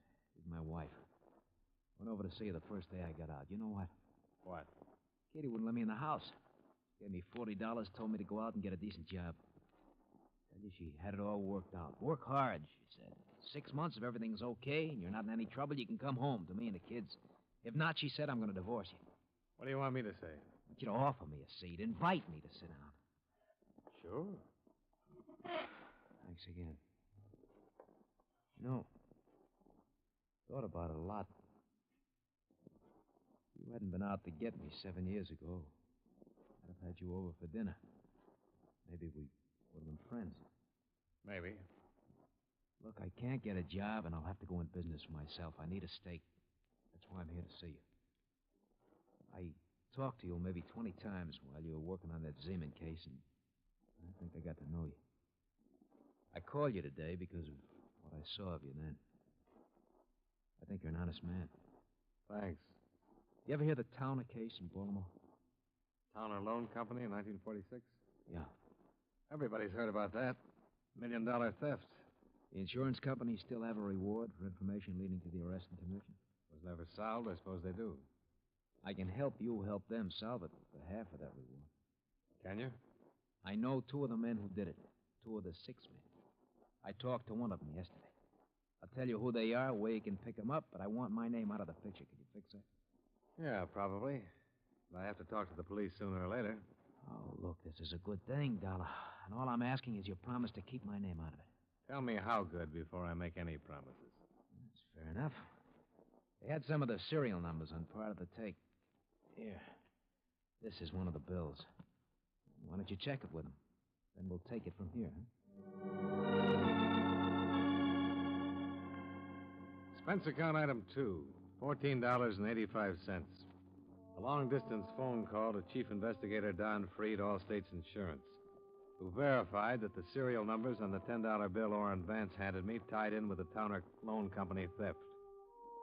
I explained the information I had at hand and the source from which it had come, leaving out any mention of names. Freed talked with his boss and phoned me back half an hour later, giving me the go-ahead. Okay, Vance. You're in business. All right, how does it work? You tell me who they are, I'll handle it from here. I mean the money part. When we have something, you'll get paid for it. All I've had so far is talk. This bill could have come from anywhere. You might have picked it up at a cigar counter. Look, I got it from a man named Leonard Torpy. He lives in New York. He's one of them. Leonard Torpy? Yeah. I met him my second year at arsoning. He was up on an old petty theft charge. He did 18 months. Told me to look him up when I got out. Now, this part may sound crazy, but we had a few drinks together in his place yesterday. I was weeping on his shoulder about all my hard luck, and he said, "You think you got hard luck?" Well, and then he marched me into the bedroom and showed me a stack of money in a bureau drawer. He said he couldn't spend it. He gave me one of the bills. Well, must have been pretty drunk out. Yeah, it was. I got to thinking about it. I checked the bill, found out it was in the Towner thing. I looked up the story on it. Torpy fits the description of one of the hold-up men right down the line. Now, we'll see. You say you know 2 of them. Who's the other one? Harold King. Lives in Reno, Nevada now. Runs a filling station there. He used to come see Torpy on visiting days. I saw him several times. What makes you think he had a part in the Towner thing? Just from what Torpy said while he was drunk and the general description of the other hold-up men in the story. See, while Torpy was drunk, he mentioned his old partner, Harry King. Told me where he was living and so forth. Did he say anything about the hold-up? No. I told you I found that part for myself. But King is the other man, I'm sure of it. King have a record? I don't know anything about him. Okay. Where'll you be? California. 2 days be long enough? Oh, I should know something by then. Yeah, remember, my name's out of it. The police or anybody else. Sure. You afraid? Yeah. I'm a stool pigeon. Or haven't you noticed? I'd noticed, and it worried me. So I followed him when he left my place. I was buying a package of cigarettes at the corner drugstore while he boarded the streetcar for downtown. I tagged along in a taxi to the main business section, watched him get off, and head for the bus terminal. I bought another package of cigarettes while he bought a one-way ticket to New York. In the half hour before departure time, I telephoned a private detective friend of mine, Pete Florian. He appeared at the bus terminal 15 minutes later. What's the rumble, Johnny? That man over there in the gray overcoat. His name's Orrin Vance. Uh-huh. He's on his way to New York right now. Maybe you better tag along, see that nobody kills him. Oh? If what he told me is true, somebody might try to do just that. Stay close till he's settled somewhere. I see. I haven't got any more to tell you, Pete, because I'm just starting to look into it. Find out where he's living there and contact me at this number. I'll let you know what to do then. All right. Anything else? Don't let him out of your sight, Pete. Expense account item 3, $100. Retainer for Private Detective Pete Florian for explained purposes. I stayed at the bus terminal long enough to watch Pete board the New York-bound bus and take a seat across the aisle from Orrin Vance. Item 4, $8.85, plane fare, Hartford to New York. Item 5, $4.50, cab fare to hotel and then to Metropolitan Police Station, where I explained my business to Lieutenant Randall. Who gave you this tip, Dollar? I'm afraid I can't tell you that, Lieutenant. Why not? Because I promised not to disclose any names. I can tell you that the source is a man who couldn't possibly have had anything to do with the case, since he was in prison at the time of the holdup. Mm-hmm. But you want me to stick my neck out and get up a search warrant and maybe take this bird Torpy into custody on your say-so? Well, you have plenty to start with that $10 bill. Should be enough for you to look into it. That's why you looked into it? Frankly, yes. Prima facie evidence. But no name? No name. I've told you all there is to know. Believe me. Let's get busy.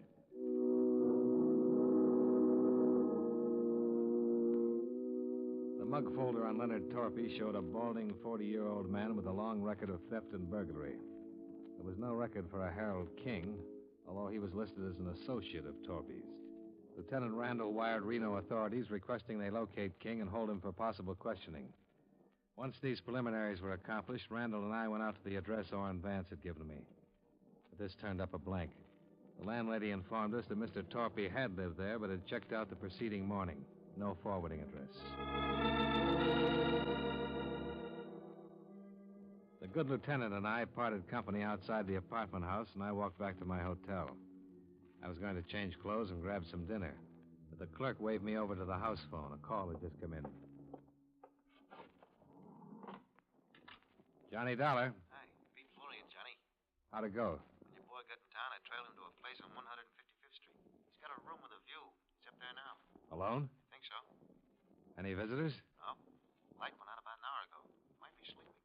What's the number? 680. His room's in the back, first floor, number 10. Where are you? Drugstore right across the street. Expense account item 6, 160. Cab fare to the drugstore where Pete Florian was keeping a watchful eye on my nervous informer, Orrin Vance. I found the drugstore, but Pete was nowhere in sight. The girl behind the soda fountain recognized him by my description and said he'd stepped out a few minutes before. I glanced up and down the block and then spotted him standing just outside the shadow of a streetlight across the street. I walked over. Hi, Johnny. That's the room back there. Lights on? He's got a couple of visitors in there with him. Showed up about 5 minutes ago. Car? Taxi. They look like? One's thin, medium-sized, dark suit. The other's stocky, dark suit, too. Both in their early 40s. Chauffeur wears glasses. Didn't make either one. Yeah. This one of them? Let me see. Yeah, he's in there. What's his name? Leonard Torpy. We better go in. Okay.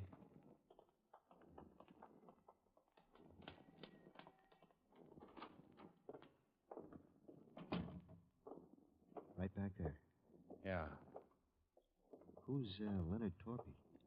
That's somebody who might want to kill Vance. Wish I knew more about what this is all about, Johnny. Yeah, so do I. It's all talk so far. I see.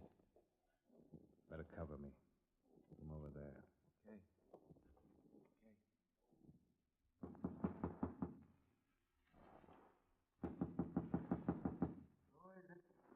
Mr. Vance? Orrin Vance? You must have the wrong number, buddy. Nobody by that name lives here. Well, are you sure? Positive. Why don't you try the manager? I did. He said Mr. Vance had this room. And he's all wet. Good night. Just a minute, Torpy. What? Hey, Johnny, look out! Before I went down, I heard it go off a couple of more times. Must have been 6 inches from my head. My eyes couldn't see and my feet wouldn't move. But I could hear. It was someone very close to me. And he was dying.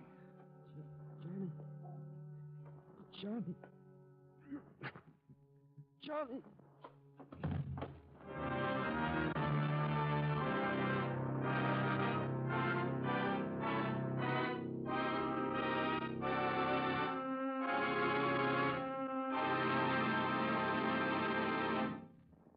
We'll return to yours truly, Johnny Dollar, in just a moment. Sign up. Enroll now. Join the 7 million strong who buy United States defense bonds through the payroll savings plan where they work. The bonds you buy help keep America strong. And now, Series E bonds earn more. They give you a quicker return on your investment. Through the payroll savings plan, you'll save the sure way before you spend. So sign up. Invest more in United States defense bonds.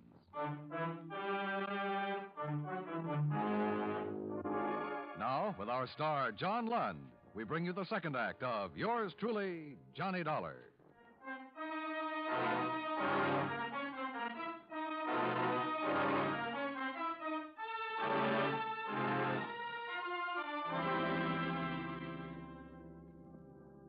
I won't talk about my operation. Well, I had one at the police emergency hospital. As a matter of fact, I had two.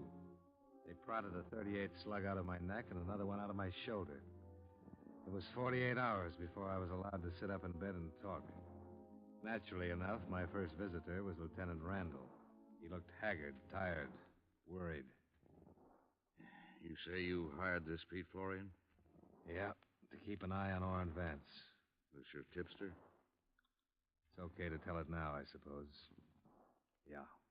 Well, thanks. Florian died right there in the hall. 4 slugs hit him.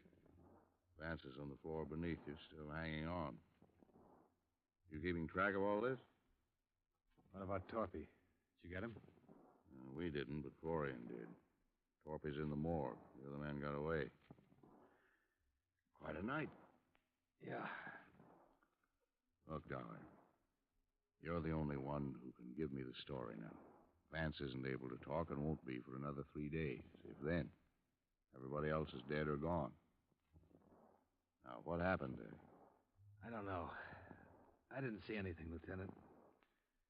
I was trying to push into the room past Torpy, and the whole world caved in. Any line on the man who was with Torpy? Good descriptions, but no luck so far. He heisted a car outside Vance's place. Found it 2 hours later, no prints on it. Some blood. He might have one of Florian's slugs in him. Yeah. We gotta land that bird. Hey, you all right? I felt awful. And Lieutenant Randall left me alone for the rest of the day. At 3:30 the following day, Orrin Vance regained consciousness long enough to relate what had happened. I was wheelchaired down to his bedside. Statement enclosed. That was Harry King with Torpy. King flew here 3 days ago from Reno. He came to my place to find out what I'd done with the $10 bill Torpy gave me when he was drunk. I told him I spent it, but they didn't believe me. It was King who shot me. I've got reward money coming. I'm not gonna die. He was still hanging on 2 days later when I left the hospital. Expense account item 7, $14. Ambulance ride. From emergency hospital to my hotel. The doctors told me to take it easy for a month and I'd be all right. I had a phone call a half hour after I started to take it easy. Johnny Dollar. Are you interested in finding Harry King? Who's this? My name's Milva King.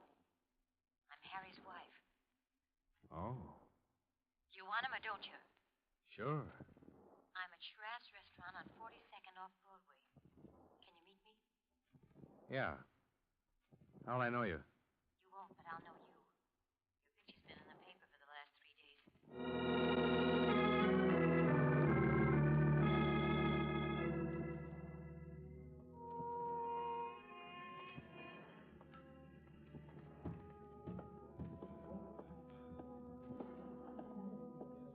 Hello, Mr. Dollar.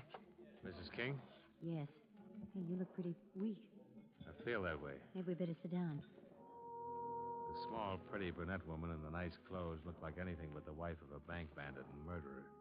She looked more like a housewife on a shopping tour or a schoolteacher on a New York vacation. I listened while she cleared up some questions I had in mind. There's a reward posted, isn't there, for that holdup in Baltimore? $10,000, yeah. Will I get it if I turn Harry over to the police? Sure. How much? Half? Oh, that isn't much for giving up your husband. They'll get him sooner or later, Mrs. King. The other half spoken for. Oh, this Vance man? Yes. Wait, I'm just trying to figure. What about you? I'll pass it up. $5,000 for Harry. Providing he was tied in with the Baltimore holdup. That's what the insurance company's interested in. He was in it all right. I want to get something else straight. What happens to me? What do you mean? I'm his wife. I only had a part in that holdup for the last 6 months. I haven't said anything. Does that make me a party to it or something? Well, you could have informed, but you couldn't have testified, being his wife. If I'm arraigned, I don't want to spend all the money hiring lawyers to keep me out of jail. My company will cover that. Where's Harry? Oh, not yet. What now? I better get something in writing from you. Something that says your insurance company will pay me the reward and give me help if I get in any trouble. All right, I'll talk to him. This time I'm thinking of the future. I'm going to have one once this is over. I hope so, Mrs. King. I know so, Mr. Dollar. Did Harry have money he couldn't spend, too? $45,000. Where is it? I can give you that when I give you Harry. Well, you thought of everything. I tried to. Harry and that Torpy man were fools. All they ever got out of it was the marked bills. Worthless money. You don't happen to know who the other 4 men were, do you? No. I suppose that's what you'll ask Harry when you get him. That's the idea. Poor Harry. How long will it take you to get things arranged? Not more than an hour. I can do it by phone. I'll call you. Okay.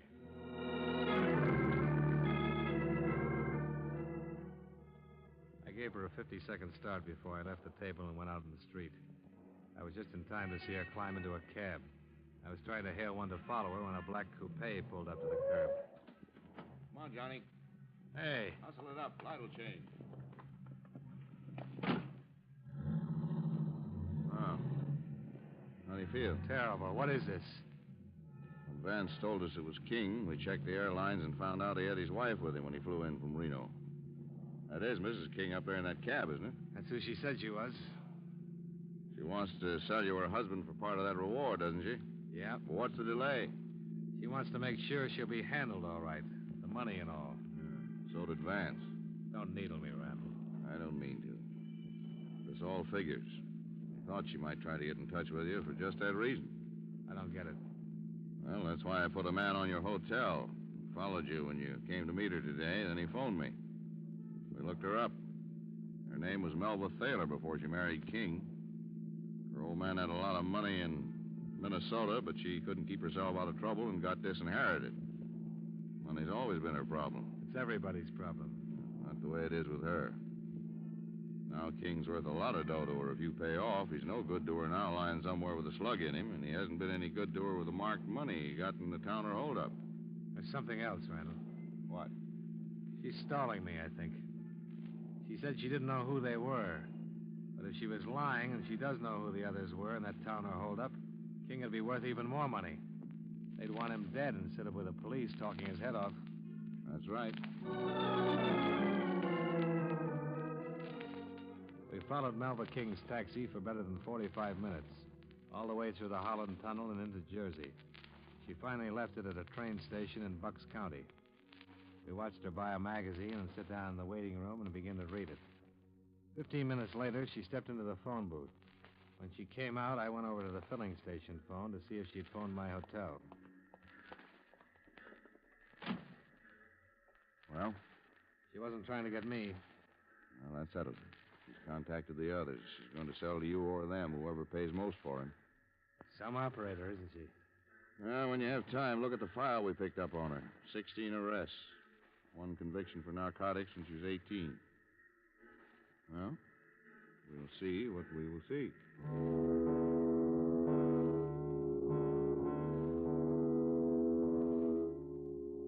Didn't take long. When a green Cadillac pulled up at the station, Melba King stepped out on the platform and greeted the 2 men who were in it. She sat in the car with them, talked for a short time, then got back out. When the Cadillac rolled away, Lieutenant Randall was on the radio ordering a pickup. Yale, 596. I'll pick him up right away. We'll stay with her.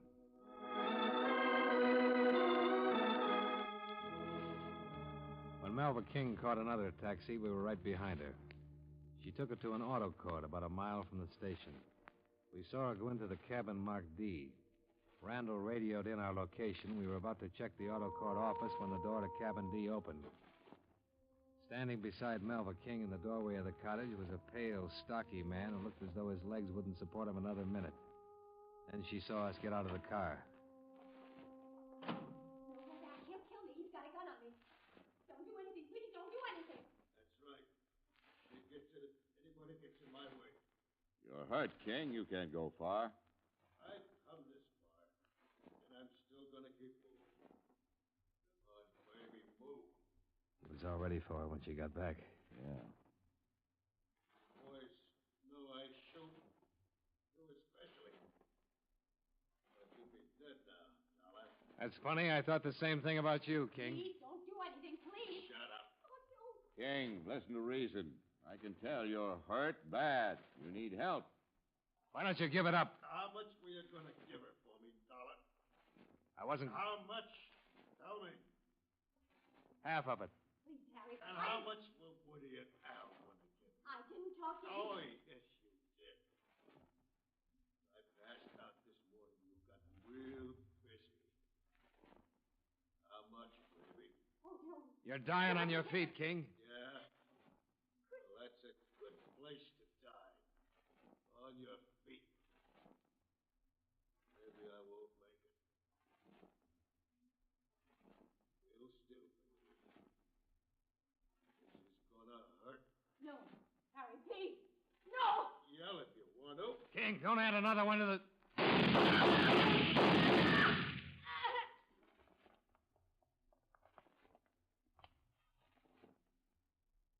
is she? Gone. This one, too. Let's get this over with.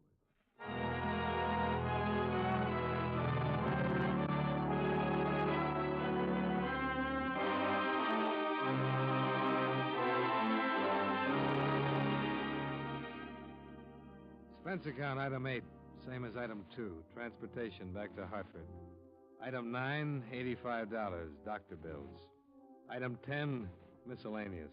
$48 while in New York. Expense account total, $294.60. Remarks. As you know, the 2 men Melva King contacted were also part of the 6 who had held up the Towner Loan Company. They made a full confession and named the other parties involved. As far as the reward money goes, I think Orrin Vance deserves his $5,000. And I think Pete Florian's widow deserves my $5,000. Yours truly, Johnny Dollar.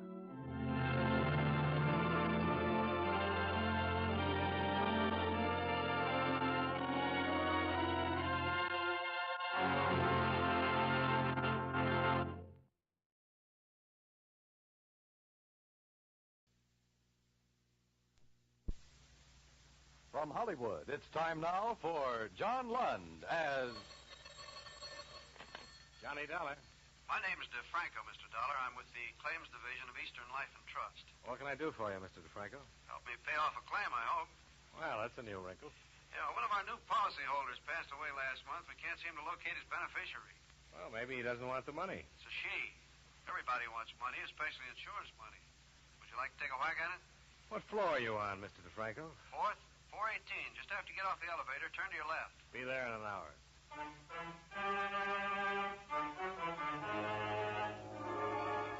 John Lund in a transcribed adventure of the man with the action-packed expense account, America's fabulous freelance insurance investigator. Yours truly, Johnny Dollar.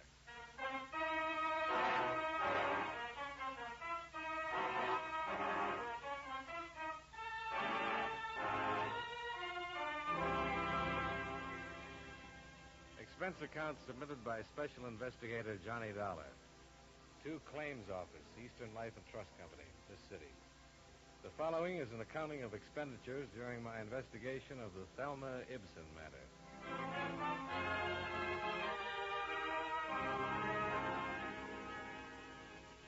Expense account item 1, 15 cents, bus fare, from my apartment to Milton DeFranco's office, where we got right down to business. The deceased was a man named John Linden. He made his living selling papers in front of the Metropolitan Building. Oh, on 3rd Street? Yes.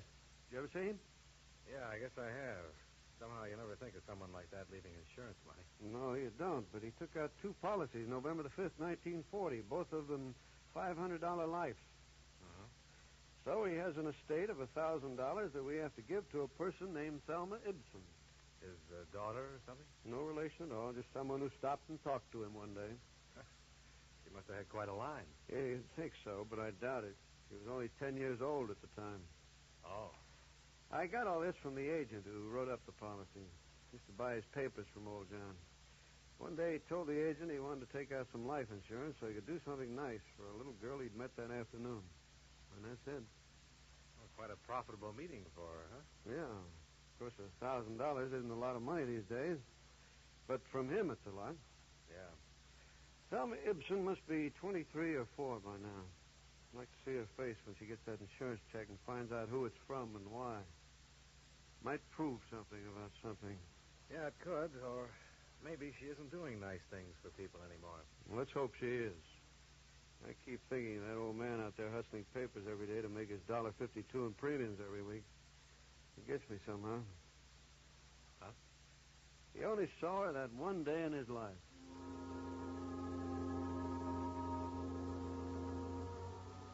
The local address for Thelma Ibsen was 213 Brainbridge. From neighbors, I learned that Thelma's parents had been killed in an automobile accident in 1945. She'd moved crosstown to live with an aunt, a Mrs. Mary Seeley. Mrs. Seeley died in 1950. Again, Thelma had moved. Where, nobody seemed to know. But they did know where she'd been working at the time. One of the girls there was brought into the manager's office. Yes. She quit without notice a couple of years ago. She just didn't come back. Were you a friend of hers? Yes. We were good friends. Used to have lunch together every day. We started here together, too. I see. Have you heard from her? No. Any idea where she might have gone? New York, I think. It's the closest place to go, isn't it? Funny she didn't write anybody or say anything when she left, don't you think? Yes, but Thelma was like that. Like what? Well, don't misunderstand me. She was a real sweet girl, but there was something you could tell about her right away when you met her. She had plans of her own, and she just kept them to herself. Mm-hmm. You don't suppose anything's happened to her? I'm just trying to locate her. Did she ever talk about going to New York? No. Or what did she talk about? Oh, about meeting someone and getting married. Was she going with anyone when she disappeared? Oh, a couple people around the office. Are they still around? I think so. You going to talk to them? I'd like to. They haven't heard from her either. No one has. She just plain left, bag and baggage.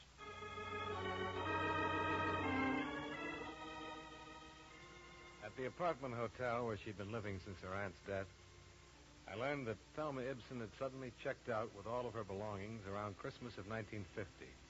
No forwarding address. The hospital, jail, and morgue records for the previous 2 years were covered. Nothing came up. A high school annual provided a fairly good picture of a tall, smiling girl with a pleasant face looking out from under a miter cap. The Motor Vehicle Bureau recorded a driver's license issued in her name. A right thumb and forefinger print came with it. The picture, the prints, and all available information went into a file. Thelma Ibsen became a missing person. 2 days later, the people at her office were re-questioned. And then one of them recalled a man that she had been seen with just before her disappearance. Expense account item 2, $15. Transportation and incidentals, Hartford to New York. For the purpose of locating a Mr. Floyd Turnbull for possible information concerning Thelma Ibsen's whereabouts. I made a list of the Floyd Turnbulls in the city directory and set out to interview each one. The right man happened to be number 5 on my list. Yes, of course I know Thelma Ibsen, Mr. Dollar. You say you're from an insurance company?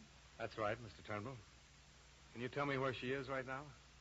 I'm afraid I can't. Sit down, Mr. Dollar. Sit down. Thanks. Understand you knew her in Hartford. That's right, I did. She came here to New York with me. Oh? Let me assure you, there was nothing improper about it. I met Thelma when she was working in one of the offices I do business with there. And when I suggested that she drive to New York with me, I did it with the understanding that we were to be married here. I see. No one could have been more surprised than I when she disappeared. You mean here in New York? Yes. Well, when was this? It was Christmas Eve of 1950. Oh.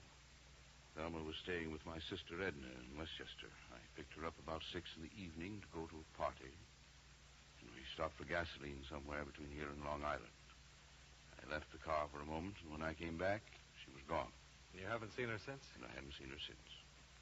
Well, did she leave a note in the car? A message of some kind? Nothing. Not a word. And she hasn't gotten in touch with you at all? No. She's never written? Never. I can't quite get with this. You were going to be married, and she disappeared in a filling station on Christmas Eve. Did you argue or something? No. I don't think I would ever have argued with Thelma. She was kind and sweet and gentle, and all things to me. Your appearance here and these questions bring back the memory very strongly. How long had you known her before you decided to get married? About 3 weeks. Do you have any idea why she walked away?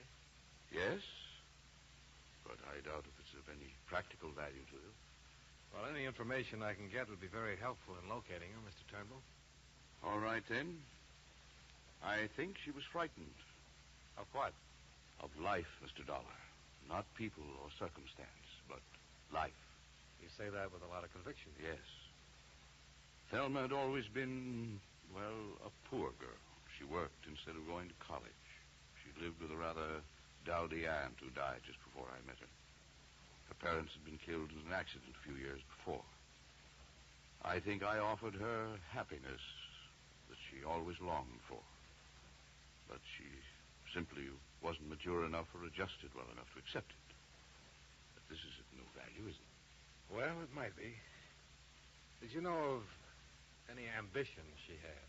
Maybe she wanted to go on the stage. She simply wanted to be my wife and live here.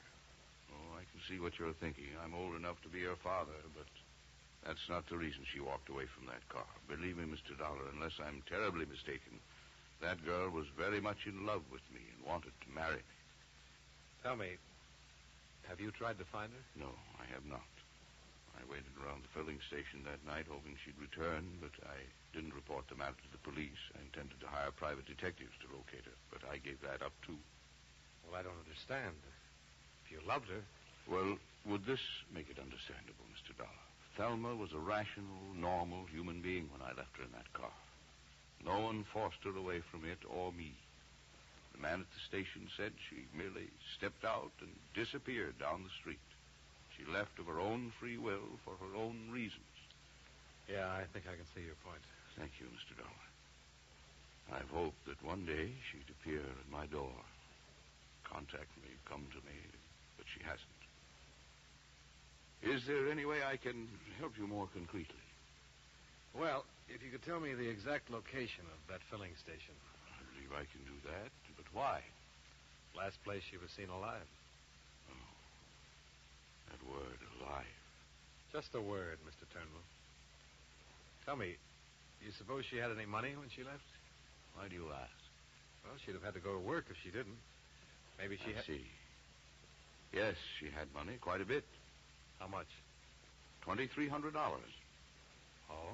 She stole it from me, Mr. Dollar. I left my wallet in my overcoat. She took it while I was gone. I would have given her all this, everything, but she had to steal it from me. She had to steal it like a common little thief. There's truly no fool like an old fool, is there, Mr. Dollar?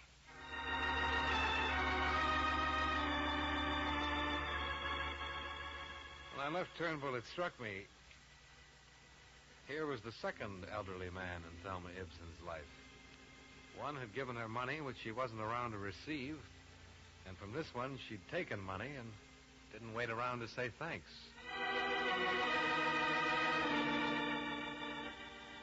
Expense account item 3, $50.50. Car rental and incidentals involved in checking Floyd Turnbull's story. A major oil company owned and operated the filling station where Thelma Ibsen had been seen last. Their payroll records named 3 attendants on duty Christmas Eve, 1950. I located and interviewed all 3. Enclosed fine statement of Earl Camden. Sure. I remember that chick. Better look in this picture, I'll tell you that. Well, anyways, she drove in with the old guy, see? He hadn't been away from the car more than 20 seconds before she was out and walking down the street as fast as she could go. Well, when he came back and asked what happened to her, I told him.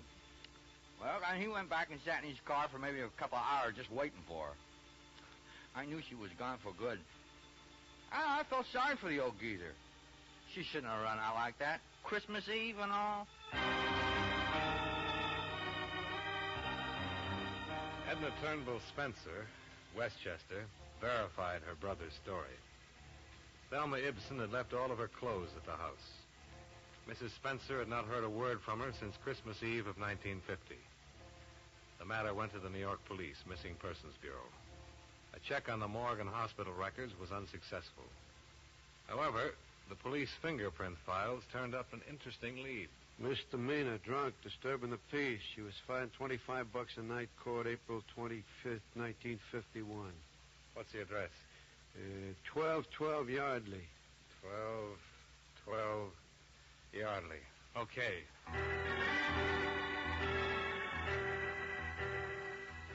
At the address on Yardley, I learned that Thelma Ibsen had moved 8 months before. Again, there was no forwarding address.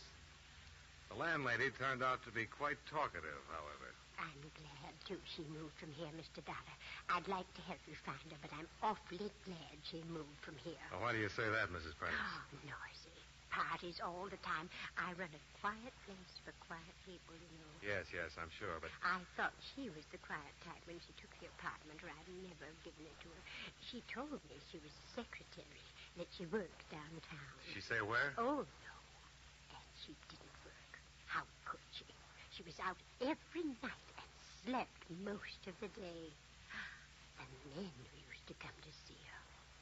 Honestly. Do you know any of them, Mrs. Prentice? Oh, no. Just men. All kinds, all sorts. I see. Was she friendly with anybody in the building? No. Did she go with any particular man? I couldn't say. All I can tell you is I'm glad she doesn't live here anymore. I'm awfully glad.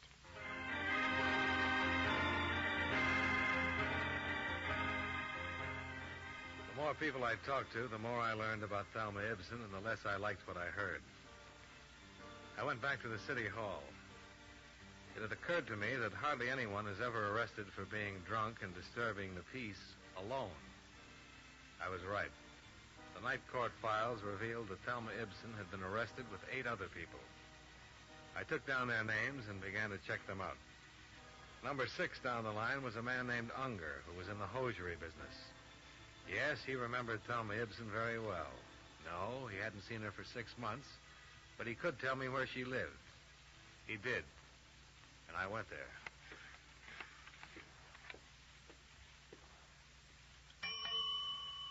Yes, sir. May I help you? I'm looking for Miss Thelma Ibsen. Oh, I'll ring a room. Is she expecting you? No. My name is Dollar. It's a business matter. Mr. Dollar. That's right. Just a moment. I'm ringing. Well, I don't understand that. What? She came in about a half hour ago. I know she's up there. Well, maybe she came out again. No, I'd have seen her. I've been at the desk all the time. Well, if that isn't the strangest thing. Maybe she's visiting one of the other apartments. Perhaps. Would you like to leave a message, Mr. Dollar? Well, it'll be okay if I go up and camp on her doorstep. I've been looking for her for a long time now. Of course.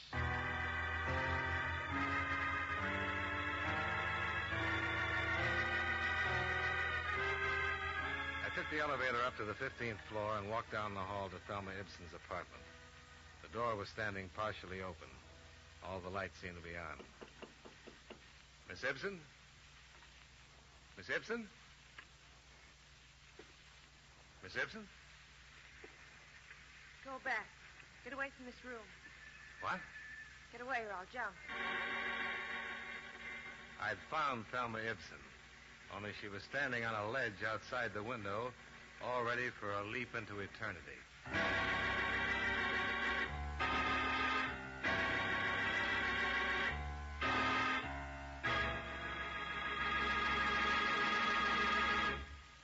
We'll return to yours truly, Johnny Dollar, in just a moment.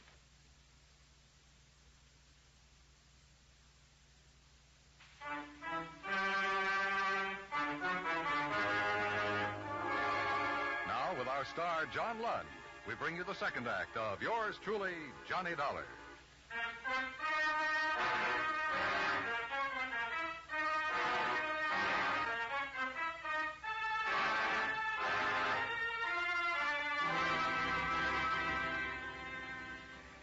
Don't come any closer.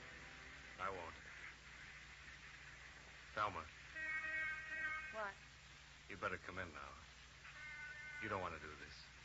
I'm going to do it. It's cold out there. Don't you think you should come inside? I'm going to jump. Stay away now. Don't try to grab me. I'll do anything you say, Thelma. Okay. I never saw you before. How do you know my name? I've seen you. No, you haven't. I remember people. Watch. Just going to light a cigarette. Do you want one? No. Can I have one? All right. Where did you see me? In a picture. In your high school annual. You went to high school in Hartford. I don't know you. What's your name? Johnny Dollar? Are you from Hartford? Yeah. Step over there. Let me see your face in the light. No. You aren't from Hartford. You're lying to me. Mr. Dollar, I Go wanted away. to... Go away or I'll jump. Why, Miss Ibsen? Go on. Get out of here.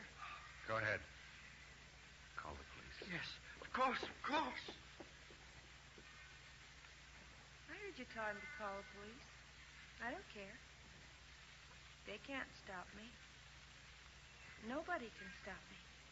Maybe they won't even try, Thelma. Oh, I know they will. They'll talk to me just the way you're talking. They try to get close enough to grab me. I wanted somebody to call the police. I want them all down there waiting for me to jump. When the crowd's big enough, I'll jump right down there. I'm not afraid to do it.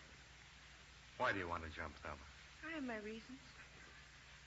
Look, there's a couple of people down there who see me. They'd like to see me jump. I don't think they'd like to see that at all, Thelma. Oh, yes, they would. They might say they wouldn't, but they'll hang around, and if I don't jump, they'll be disappointed. Nobody wants you to jump, Thelma. Oh, sure they do. Those people down there would love to see it happen. You'd like it, too. If I wanted to see you jump, I'd be waiting on the street with those people. But I don't want to see you do that. And neither do they. I want you to live, Thelma. That's more people down there now. Oh, you're getting the big lights up here. God. Thelma, look. If you're broke, if you need money, Don't come any closer, I told you before. I want to help you, Thelma. Nobody wants to help me. Nobody's ever wanted to help me. You're wrong about that. Floyd Turnbull wanted to help you. Floyd Turnbull? You met him? Yes. And he's still very much in love with you. After I stole money from him and walked out on him? The money meant nothing to him. He still loves you, Thelma.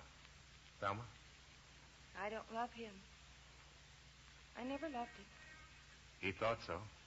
He was just nice. Why did you leave him that way? I'm no good. Never have been, you know. I've never been any good to anybody. Would you like to talk to Floyd? No. I don't want to talk to him or anybody. I know. But after I jump, I want you to tell Floyd something. Sure. Tell him I meant to send the money back to him. I didn't think it was that much. Tell him I never was any good at all. That I left him because of that. All right. You can tell him I loved him. He'd feel good, I think. All right. Go back! I don't care who you are. Go back or I'll jump right now. Wait. Close that hall door. If you want to see me jump, you'll have to watch from the street down there with the others. Close it! Is he a policeman? I suppose so. I don't know. He looked foolish. We all look foolish at one time or another. It passes. Do I look foolish? Yes, Thelma, you do. You're not going through with this. In the end, you'll come back into this room and everybody down there will go home. That isn't true. You know that for the first time in my life, I know exactly what I want to do, how I want to do it. I'm going to jump. From what I know about you, I thought you always knew pretty much what you wanted out of life. I never knew anything. And it's all botched up. I'd be happy one minute and crying the next. Things kept happening all the time. Got so tiresome. When Mom and Daddy died, I should have died too. Then I wouldn't be here making all those people down there have bad dreams for weeks to come. I should have been with them when they were killed in that car. Well, it won't be long. I won't be tired anymore pretty soon. Thelma, wait. Wait for what? You say you've talked to people who've known me, who know what I was and what I am. I didn't turn out the way they wanted me to, did I? I didn't even turn out the way I wanted to be. Look at me. Why should I wait? One man I didn't talk to had more faith in you than anybody else. He was an old man who sold newspapers in front of the Metropolitan Building. His name was John Linden. Old John. Thelma? Old John? Old John. You met him one day when you were a little girl. It meant a lot in his life. An awful lot. You remember old John? Yes. I went downtown after school to look in the windows. I had a nickel and I bought a paper from this old man. I talked to him. He said I was a very nice girl, and he asked me my name and where I lived. What did you talk about, Thelma? About school. And about growing up. He told me I'd grow up someday, be a lovely woman. He said, lovely woman. He was very nice. What else did you talk about? School. He asked me what grade I was in. Let's see. I guess I was in the 5th grade, or maybe the 6th. It was such a long time ago. But you remember it. Of course, I remember it now. Where's John now? He died a month ago, Thelma. He left you all his money. What money? What money would that poor old man have? Insurance money. Comes to $1,000. You're lying. No, I'm not, Thelma. That's why I've been looking for you. It's my job to see that you get the money that he left for you. He wanted you to have it. Why? I didn't know him only that afternoon. But he wanted to help you. You're making all this up. It's all a lie. No. No, look. What? These prove I'm from the insurance company. Here. Throw them over. All right. You see? He wanted you to have something. That old man. That poor old man. I want to stop and talk to him.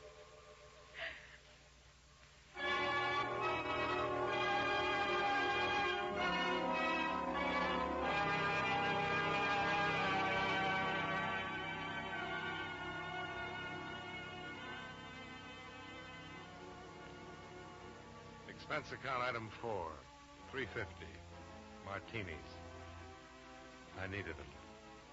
It was my first, and I hope my last experience with an intended suicide.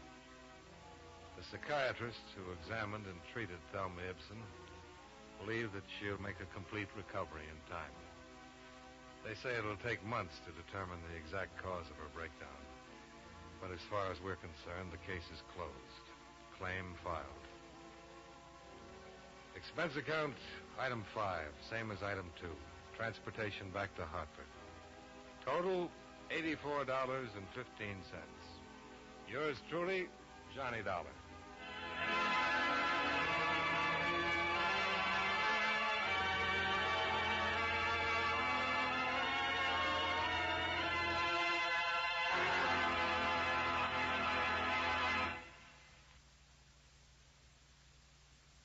Yours truly, Johnny Dollar, stars John Lund in the title role and is written by E. Jack Newman with music by Eddie Dunstetter. John Lund can currently be seen in the Universal International picture Just Across the Street. Featured in tonight's cast were Tom Tully, Jeanette Nolan, John McIntyre, Joe Kearns, and Virginia Gregg. Yours truly, Johnny Dollar, is transcribed in Hollywood by Jaime Del Valle.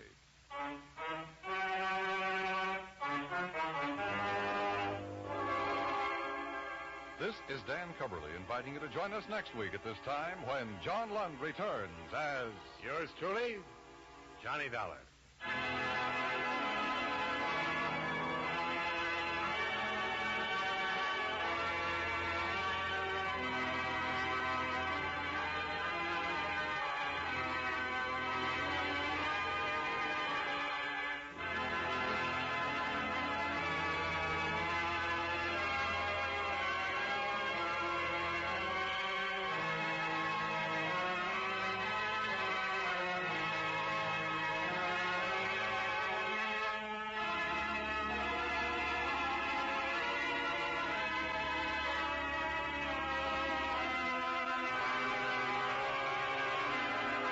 From Hollywood, it's time now for John Lund as...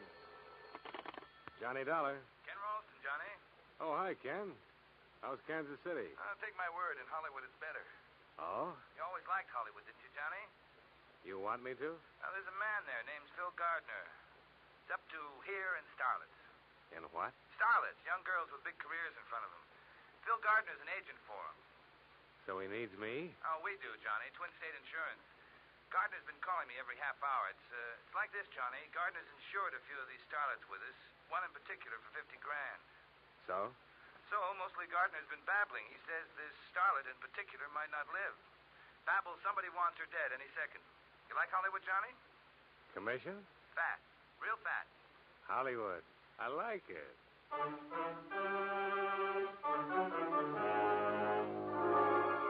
John Lund in a transcribed adventure of the man with the action-packed expense account, America's fabulous freelance insurance investigator. Yours truly, Johnny Dollar.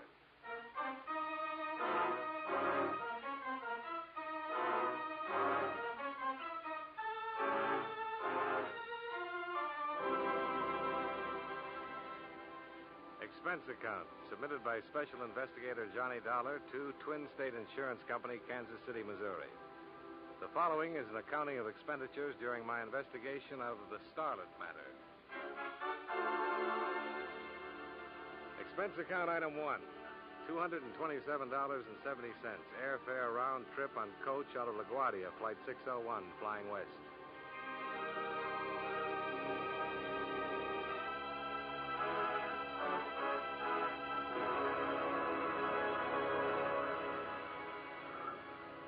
Some 3,000 bumpy miles later, the plane circled Los Angeles and a part of the Pacific Ocean and taxied down the runway at International Airport. It was 3:20 of a dirty afternoon. Expense account item 2, $440, cab fare to Sunset Ruxton Hotel, my home away from home in Hollywood, where I checked in, renewed old acquaintances with Judy, the telephone girl, put my pale cheek against her suntan, and told her I'd see her later. Expense account item 3, $2 even, to Beverly Hills office of Phil Gardner, agent. He was not in. The receptionist in silver hair pointed a silver fingertip across the street and said that's where. Chez Scotty's restaurant. And Mr. Gardner would be dressed with 2 vents in the back, a tattersall vest, and blue suede sandals. And you know, he was. So you're the boy they sent from KC, huh? Wait, I'll scooch over a little. You can sit down. Yeah, thanks. What's your name? Dollar, Johnny Dollar. You want to see a picture, Johnny? Here, take a look. That's Toby. Toby? Toby Drake. You've seen her in pictures. I have? You're living. You must have seen her in pictures. Loyal moviegoers like you are going to make a star out of Toby. Well, I'm happy for both of you. If she lives. Somebody's going to kill her, Johnny. Murder her dead. Now, she's a sweet kid. It shouldn't happen to her to die from these anonymous threats. Look, why don't you give it to your press agent? Johnny, believe me, on my knees, I tell you. If I want publicity, I give it to the cops. I'm not kidding, Johnny. The kid's scared. She's in a lot of trouble. No call for you, Mr. Gardner. I'll plug it in here. Oh, thanks, Charlie. Right this way. Gardner speaking. Snap it out. I'm busy. Huh? No. Yeah, huh? No. Yeah. Skeptic. Huh? I just called you skeptic. What's that mean? Toby's dead. Her boyfriend called. I should be the first to know. I'm sorry. Look, I'll drive you over there. You'll want to see for insurance purposes, huh? I'll use the Jag. I'll put the top down. Sure. You wouldn't go to a funeral any other way, would you, Phil?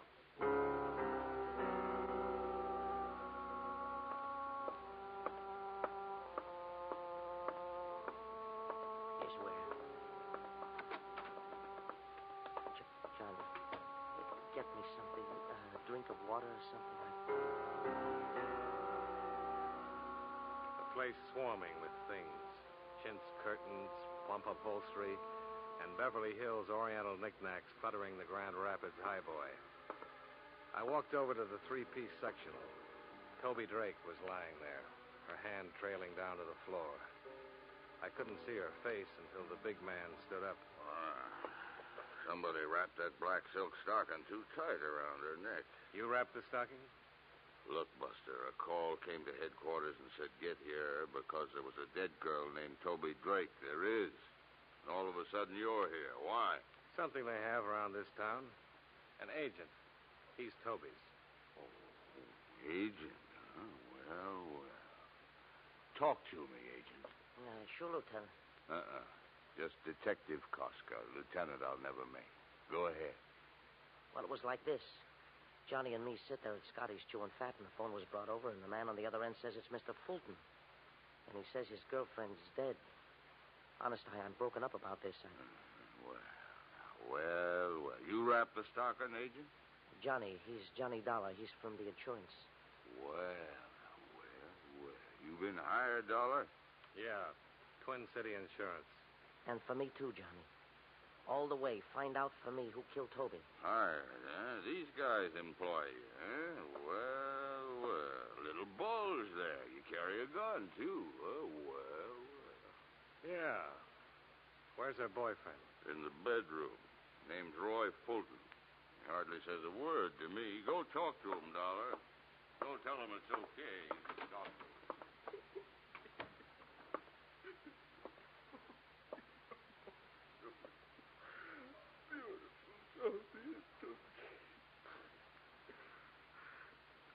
Who are you?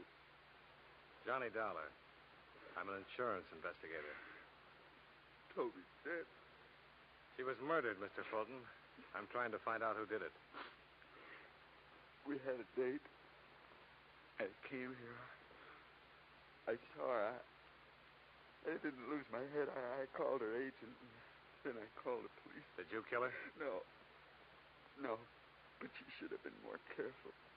Girls like her. What kind of girl did you think she was? Very pretty. Just beautiful. Now no more. Toby.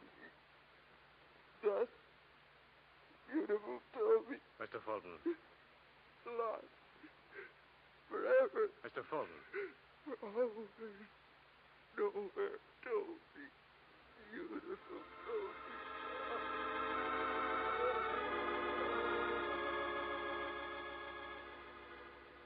I couldn't get through to him anymore. I gave him back to Koska, and I got out of there. A few thoughts on Toby Drake. Toby, a kid who'd once maybe won a beauty contest. Expenses paid to Hollywood, shake hands with the stars. A nice kid. Pretty kid on her way, now dead. I bought a paper and went back to my hotel. The lobby desk came first. Hi, Mr. Dollar. Any calls for me, Judy? You got a call with a message. You want it? Why don't you come over here and give it to me, Judy? I've never seen you standing up. I'm taller. The message came in 10 minutes ago. You want to reach for it? Shall I read it to you? Read it. Goes like this. First Toby, then Stella Martin. You can't stop it, $1. First Toby, then Stella Martin. You ad-libbing this, Judy? Says right here. Who left the message? I took the call. The man said it and hung up. What Stella Martin does he mean, Mr. Dollar? I wish I knew, baby. You think maybe the starlet Stella Martin used to be a starlet? She's not around much anymore. Starlet, huh?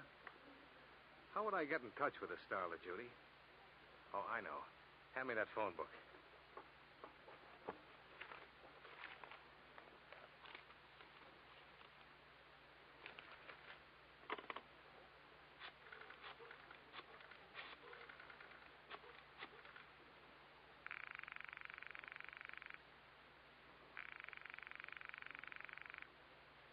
Come on, come on. Who are you calling?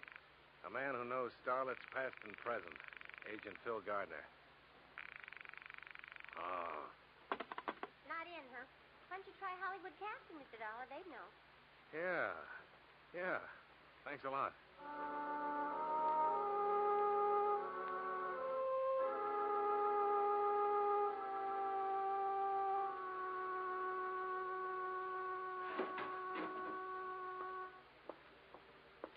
Stella Martin dropped from our ready file.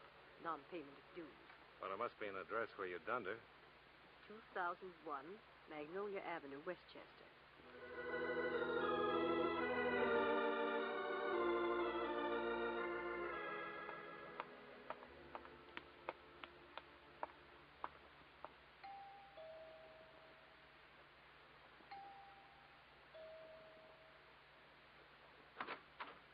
You want what, mister? Stella Martin. She live here? Uh-huh. You're who? Johnny Dollar. Investigations. You got a card that says that? Let's go inside, huh? Just you got a card, just show me. Miss Martin here? No card, huh? Suppose I say yes, she's here. And what happens? I said inside. Glad you did that, Sonny. Now I got a reason. Now cut it out. I just want to... You're smaller than you look. Oh, try me.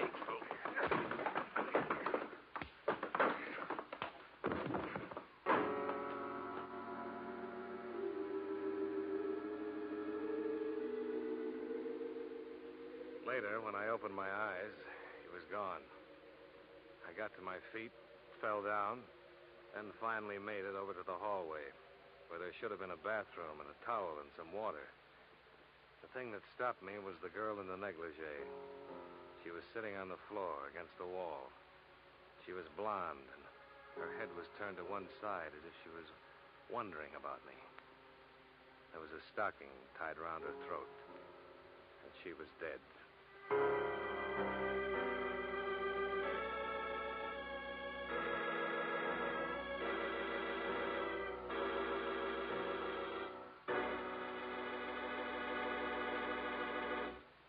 We'll return to yours truly, Johnny Dollar, in just a moment.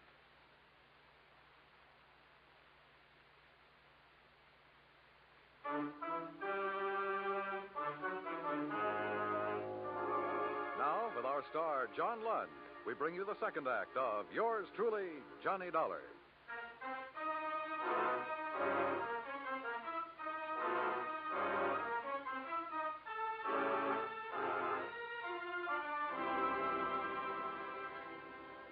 I'd seen the dead girl a couple times.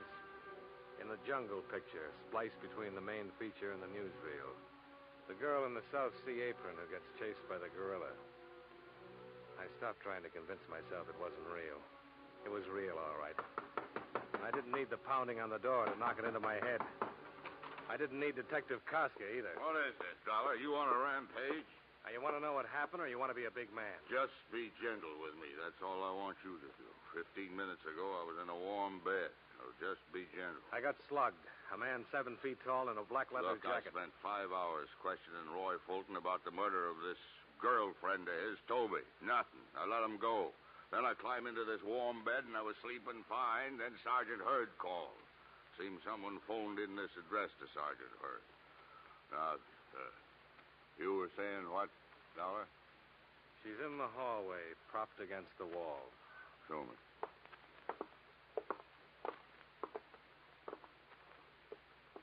Sigh a deep sigh about the warm bed, Casca. She's young and she's strangled. And her name's Stella Martin. You want to clear it up for me? I got word about her. I came here and a guy clobbered me.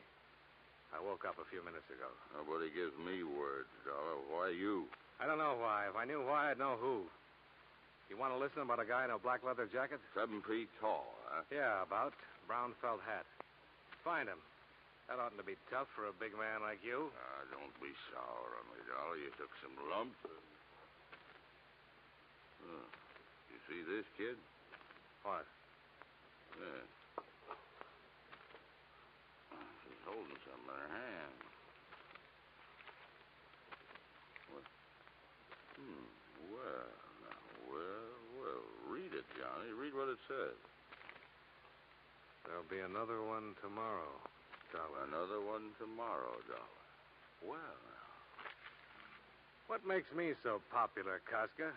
Why doesn't it say your name? Because it says Dollar. Because it says the name of a guy I stumble over when I get out of a warm bed. What am I going to do with you? Take you downtown and sweat you?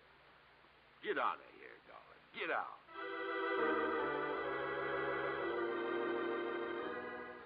Then back into the rose-scented air and the suburban lawn now littered with friends and neighbors. And under the bright neon of the corner cut-rate drugs and sundries, the night-blooming hack stand. I took a cab to my hotel. No more messages, so I went to sleep.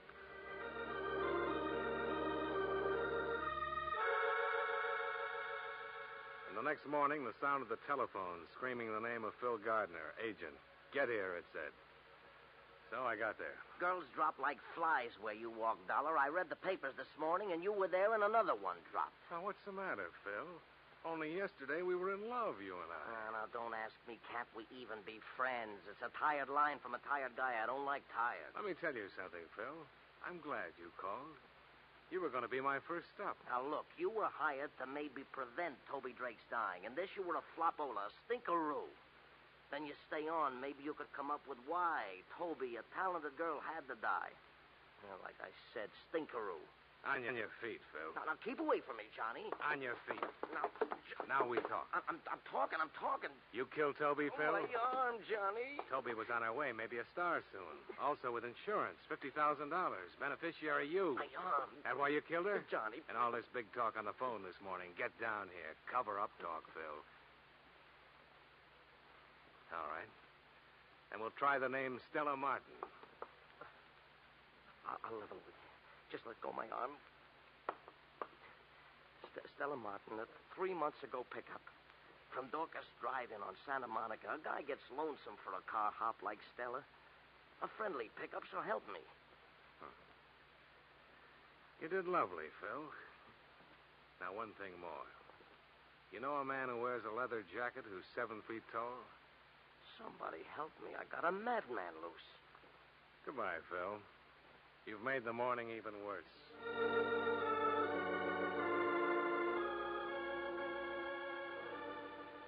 I got to the drive-in on Santa Monica. A cowgirl with a menu and a pair of heavy-duty sheer dungarees threw a card on my windshield that said Phyllis on it.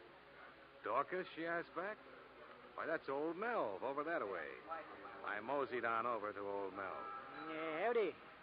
Johnny Dollar, insurance investigations. Milva and Dorcas. Shout out a fella. Howdy. Howdy. You the manager of this place, Melv? Yeah. Top hand. Oh, what else? Huh? Oh, tenderfoot talk. Don't let it throw you. I need some information, Melv. Yeah, don't be a gravel kicker, son. Speak up. What's on your mind? Know a girl named Toby Drake, Melv? I knowed her. Used to work here. One named Stella Martin? Yep. Do the work this evening. She ain't gonna make it, though. She's dead. She and Toby. Choked. Seen it in the Gazette. I need your help, Melv. Deputize me, eh? Yeah, I don't know. Just don't know. If you don't help, there's liable to be another dead girl. Peggy. Who? What's the matter, son? You got monkeys in your ears? I said Peggy. Peggy Bryan. On account of them 3 girls were thickening the bobcat's tail. Do tell. Yeah, thicker than that even. Peggy used to work here, too. Drove to work in Toby's auto. You know where I can find Peggy? North Hollywood she lives in. Yeah, you wait a bit. I'll dig up her address. You want to wait, son, or you got to be riding on? I'll wait, Mel.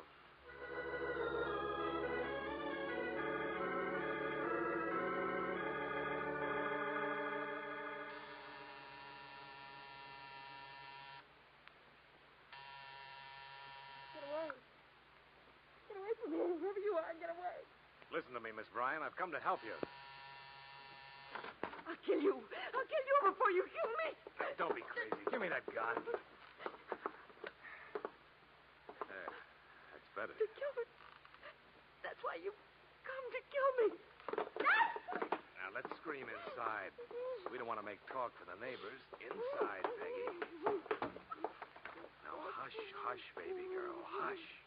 You see? I let you go. It's nothing to be scared of. I'm here to help you. To keep it from happening, like it did to Stella and Toby. You understand what I'm saying, Peggy? Stella, Toby, they're dead. And now it'll be me.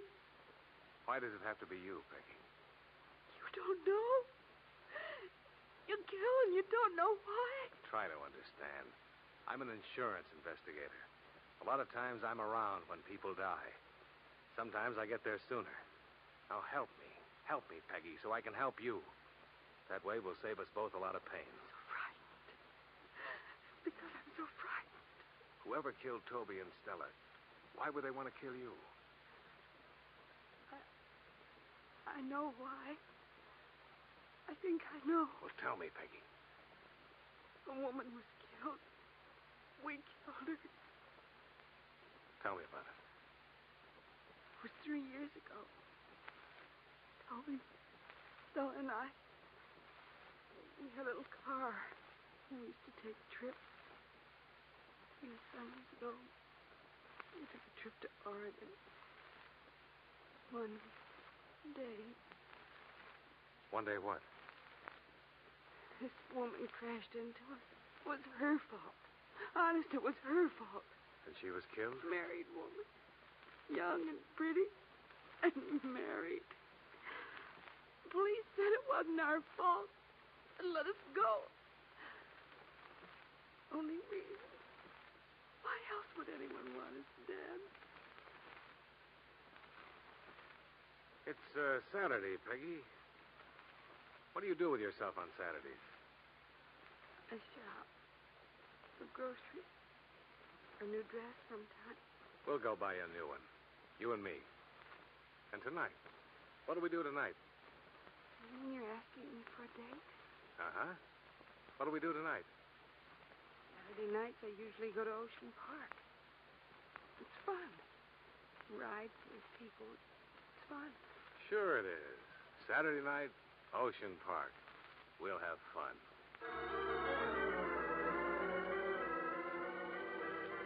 So I made a lot of phone calls. To my hotel to tell Judy I was going to Ocean Park with a girl named Peggy Bryan, in case anyone inquired. Then I called Agent Phil Gardner and let him know where I was going. Finally, I called Roy Fulton, Toby's boyfriend, and let him know all about my plans for the evening. And then I went shopping with Peggy Bryan and then took her to Ocean Park. Peggy Bryan, Pigeon. Let's just walk for a while, Johnny. Whatever you say.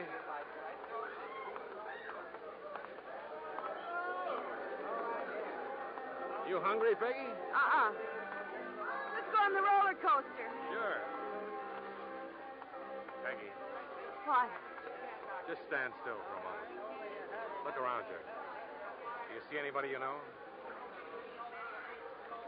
No. I know what you're doing, Johnny. Why, sure. I'm on a Saturday night date with a nice girl.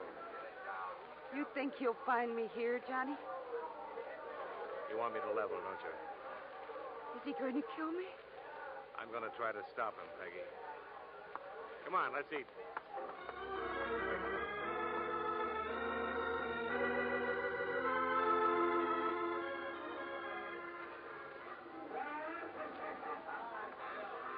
2 tickets, please. Thanks. Let's go, Peggy. Stay close to me, Johnny. A girl can get lost in the fun house.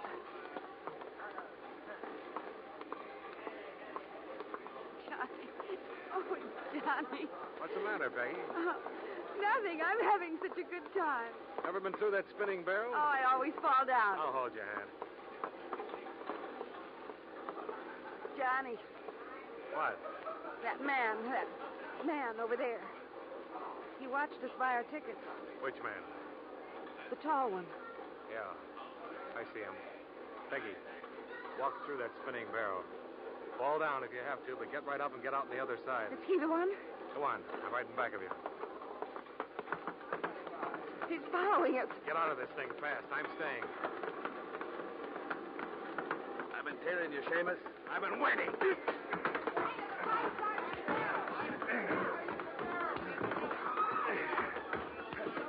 You had enough, Shorty? Yeah. Come on, I'll drag you out of here. Now talk.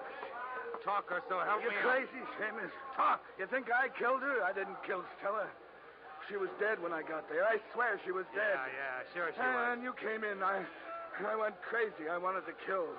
Something to get even. And why are you following me? Because you're a Seamus. If we get to the killer, I want a piece of him. I didn't kill Stella. I was in love with her. You gotta believe me. You got to.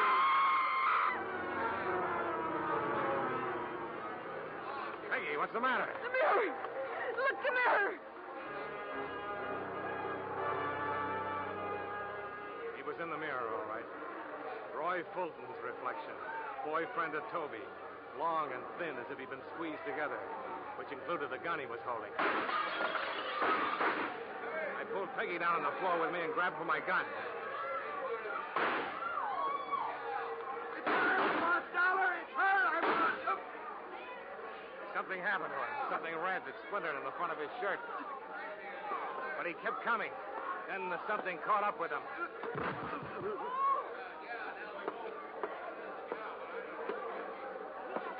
Fulton, are you... They killed my wife. They killed her.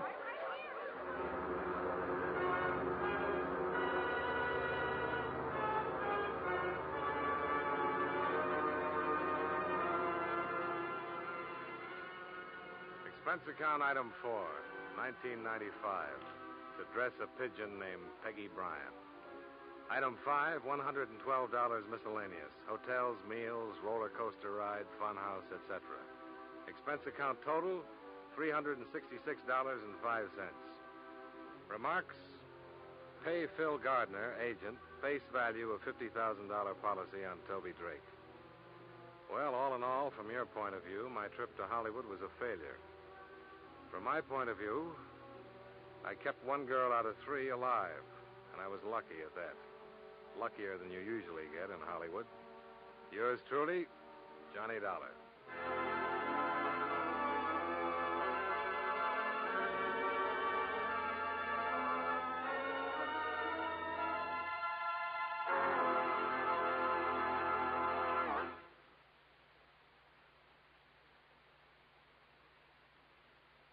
Yours truly, Johnny Dollar, stars John Lund in the title role and was written by Morton Fine and David Friedkin with music by Eddie Dunstetter. John Lund can currently be seen in the Universal International picture Just Across the Street. Featured in tonight's cast were Raymond Burr, Dick Ryan, John McIntyre, Sidney Miller, Victor Perrin, Virginia Gregg, and Jeanette Nolan. Yours truly, Johnny Dollar, is transcribed in Hollywood by Jaime Del Valle.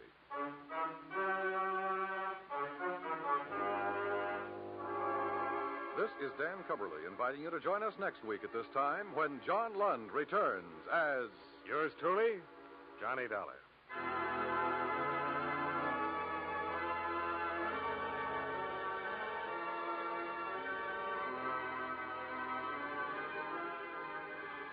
Tomorrow, Gangbusters brings you on CBS Radio another true crime story, naming names and places, giving complete details on the operations of a ruthless criminal gang, showing you how the cops, after a bitter manhunt, put them out of business. Every Saturday night on most of these same stations, hear Gangbusters, the program that gives criminals wanted descriptions that help the public enforce the law and often collect rewards for their good citizenship. Gangbusters, Saturday nights on CBS Radio.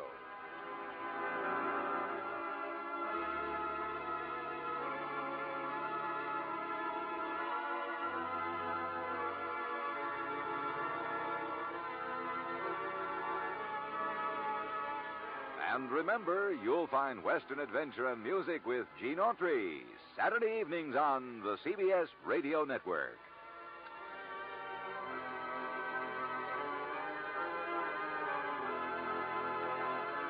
From Hollywood, it's time now for John Lund as Johnny Dollar.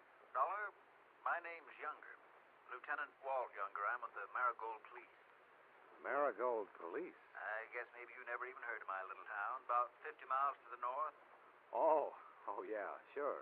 I understand you're a pretty good friend of Joe Hickey's, Mr. Dollar. Joe Hickey? Yeah, I know Joe. Used to do a little work for me now and then. That all? Yeah. Why? Joe was killed last night, Mr. Dollar. Shot to death. Found his body this morning. I'm sorry to hear that, Mr. Younger. Anything I can do? If you could get away for a couple of hours and come on up here, we'd sure appreciate it. Sure, I'll come up, Mr. Younger.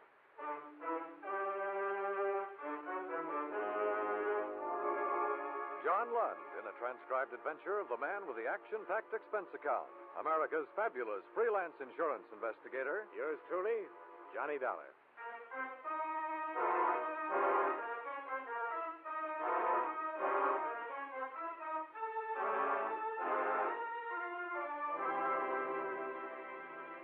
Expense account submitted by Special Investigator Johnny Dollar to Chief of Police, Marigold, Connecticut.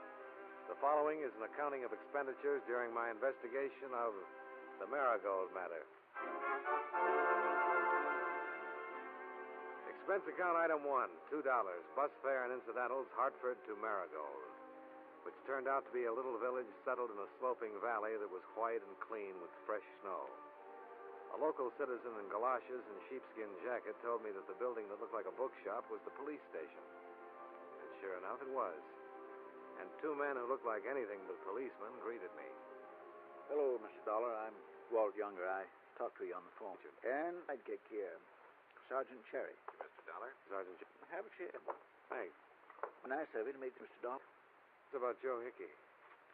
Well, sir, he's been murdered. We don't know why or who did it. How well did you know him, Mr. Dollar? Oh, he did some legwork for me when he lived in Hartford. I see. Here. This was on him. It's for you. What? We found it on his body. Go ahead, open it.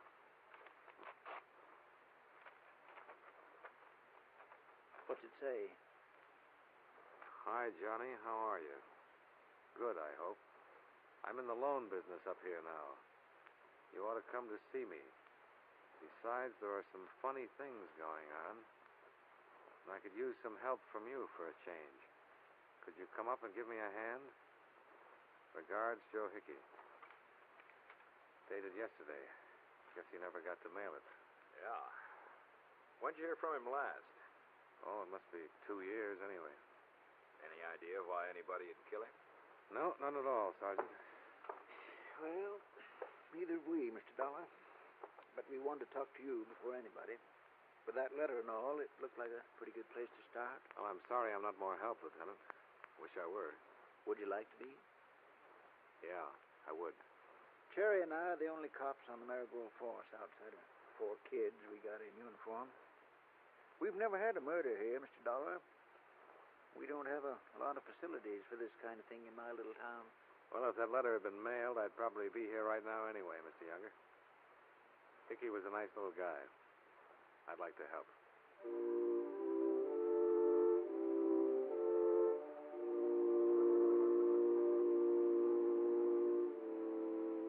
Sergeant Cherry stayed at the station while Lieutenant Younger and I drove out in the cold, crisp day to the scene of the murder. A bend in the road about a mile out of town.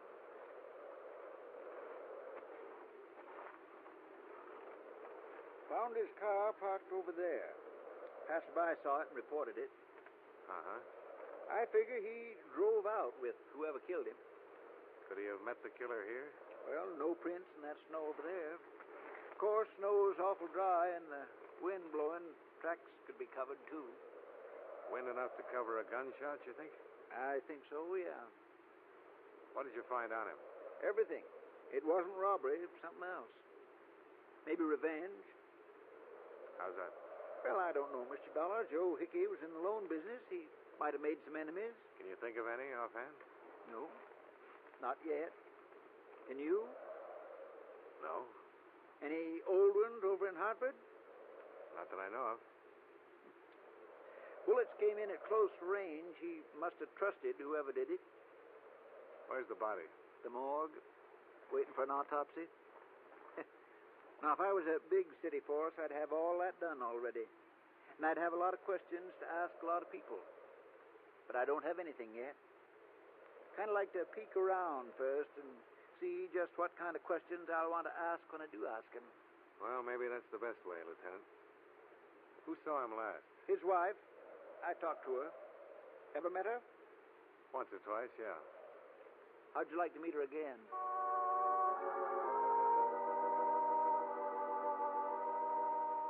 I didn't want to particularly, but I had a feeling that old Walt Younger wanted me to. He waited for me in the car as I went in to see Joe Hickey's widow. She'd aged a bit since my days, but not too much. It was sweet of you to come all the way out here, Johnny. I'm glad you're here. Nice to see you again, Pat. I'm sorry the circumstances are what they are. Johnny, I can talk to you, can't I? Why, sure, Pat. What is it? Oh, I feel so awful. Joe and I hadn't been exactly hitting it off lately. I'd been thinking of divorcing him for some time. Uh-huh. Would he give you one? Well, no, not exactly. Oh, stop it, Johnny. Don't look at me like you're a policeman or something. You don't think I had anything to do with killing him, do you? I didn't say that. Well, you looked it. Well, I didn't mean to. Just that I haven't seen him for a couple of years, and all of a sudden he's been murdered. So I'm here asking about it. Johnny, he was my husband. And a second ago, you were telling me you were thinking of divorcing him. Did you love him? I didn't love him. I didn't hate him. Don't, Johnny, not to me. Where were you last night, Pat, while he was out being killed? Here, alone. He left about 8 o'clock and said he had some business to attend to. He never came back. Anybody call you? Anybody drop in and see you, Pat? No. Did he happen to tell you why he was sending for me? No. Did he mention my name at all? No. Johnny. What? I've done nothing wrong. I'm sorry, Pat. I didn't think you'd mind the questions from me. Well, I do. Somebody's going to have to ask them sooner or later. I'd rather it wasn't you. I thought you were my friend. I am. And I was Joe's friend. Please go. Okay, Pat.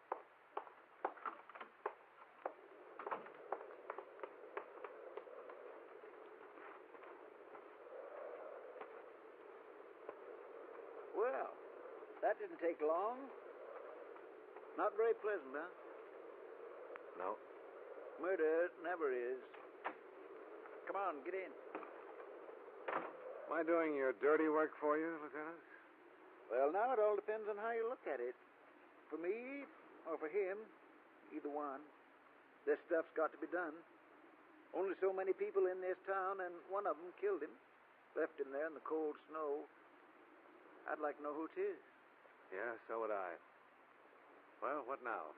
You just talked to the nearest of kin, and last one to see him alive. I was hoping you'd map out the next move.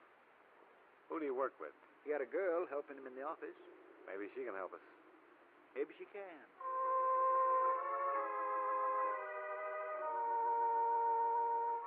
Her name was Vivian Asher. And like most of the people in town, she'd heard about the murder, was frightened about it, and didn't want to talk too much about it. What? I said, can you think of anybody who might have wanted to kill Joe Hickey? Everyone makes friends and enemies. Tell me about his enemies. You'll find that out for yourself, Mr. Dollar. You worked with him. You were around him all the time. Did you ever hear anybody... No. No, I didn't. Did you know that he was worried about some situation here and that he'd written to me? No? Did you like him yourself? Yes. Anything else? Don't be ridiculous. How long had you worked for him? 2 years. Did he treat you well? Fine. We got along fine. And incidentally, I didn't kill him. I was at the Shamrock Grill last night, from about 8 until 1. People saw me there. Oh. You're pretty efficient, after all. I try to be. I wish you'd loosen up on those people in town he didn't get along with. It'd help a lot. All right. What? I'll go through his files. Anyone there I can recall him arguing with or not getting along with, I'll make a note. Fair enough? Fair enough. I can't guarantee it'll be a complete list. I'd appreciate anything. Well, give me an hour.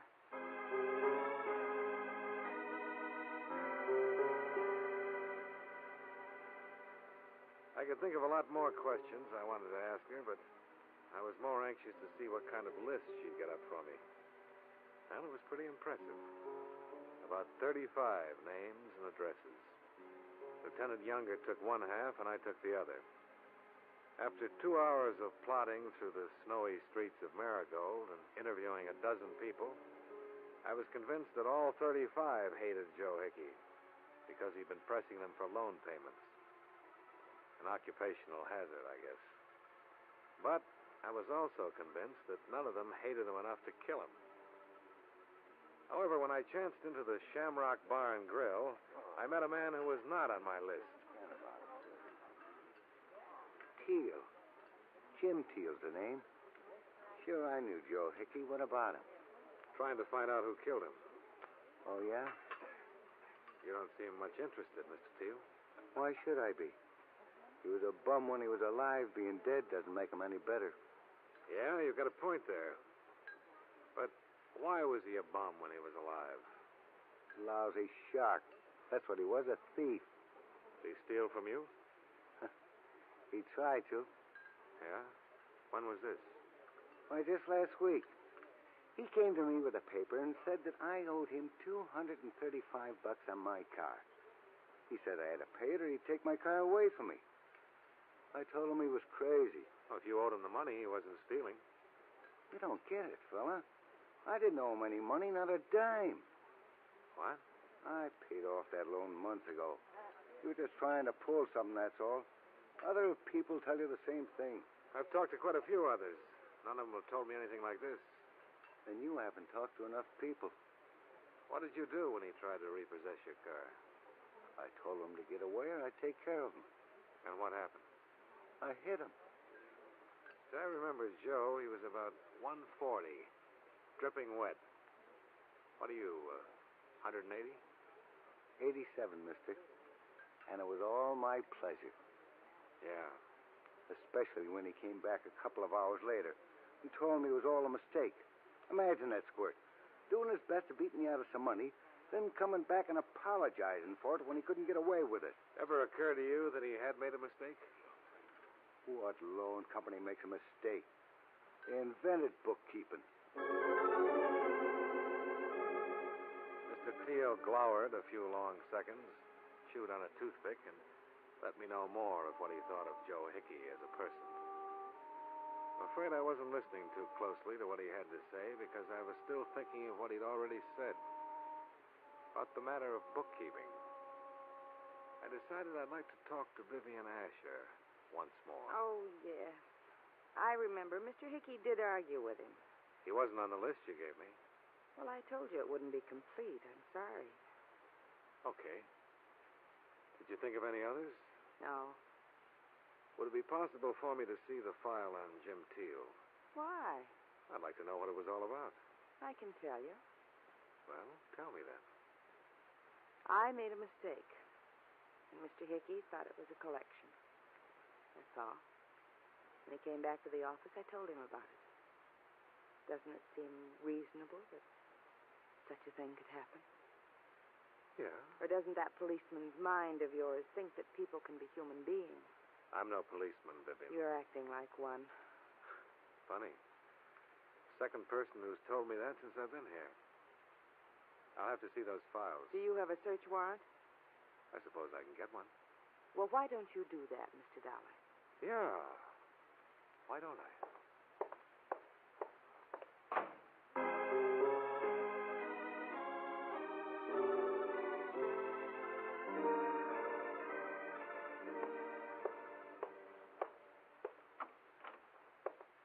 Oh, Mr. Dollar. Hi. Hello, Sergeant Cherry. Is Lieutenant Younger back yet? Not just yet. Can I help you? Yeah. Can you get me a search warrant for Hickey's Loan Company? You run across something, Mr. Dollar? Maybe. Well, I'll have to call Frank Pretorius. He's the county attorney. Might take till tomorrow morning. Oh. We're not incorporated here, you know. Not very fast. Yeah. Well, never mind. Look, I picked up this ashtray in Vivian Asher's office. There's some good prints of hers on it.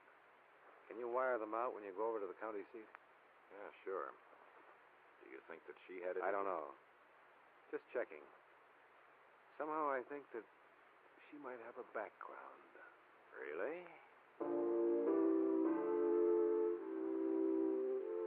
After Sergeant Cherry left, I found myself holding down the desk in the Marigold police station. A light snow began to fall, and in an hour the whole town was wearing a new blanket of white. Lieutenant Younger stomped in, reported no luck, but wondered if I'd like to revisit the murder scene with him. I said I would, and we drove out there once more. Warms up when it begins to snow. Ever notice? Uh-huh. I've been thinking about it all day, Mr. Dollar. Somebody made a real mistake. How's that? They didn't expect Joe Hickey's body to be found till spring. Look, we found it right there.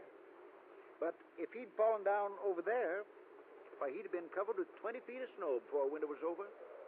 Yeah. Seems logical. I think maybe we'll find out a lot when they dig those bullets out of him. If we ever get 'em dug out. Things in my little town must seem awful slow to you, Mr. Dollar. We're still trying to sober up the doctor so he can play coroner. Ain't that awful? Well, if we... Lieutenant Younger fell down. I went down with him. It was dark, and I didn't know who was shooting or from where. But I did know that somewhere along the line, among those people in town, Lieutenant Younger or I had already talked to the killer of Joe Hickey.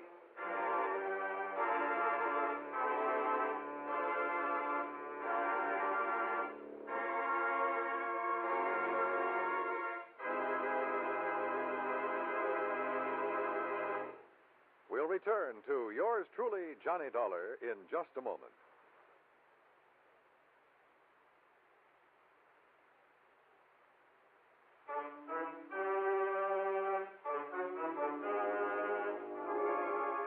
Now, with our star, John Lund, we bring you the second act of yours truly, Johnny Dollar.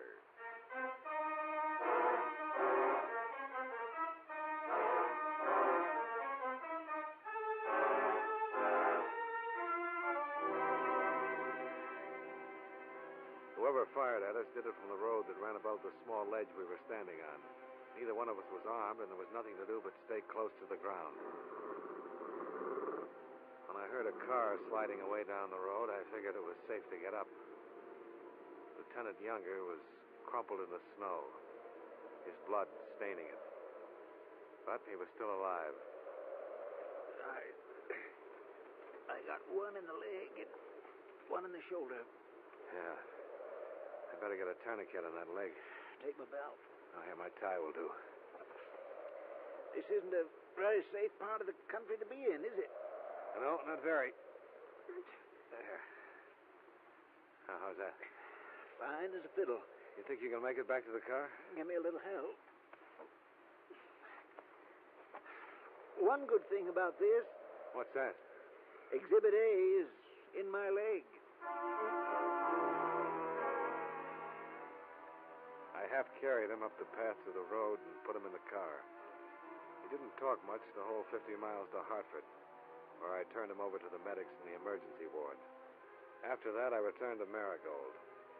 There was one place I wanted to look at, search warrant or not. I didn't have too much trouble getting inside with a ring of passkeys.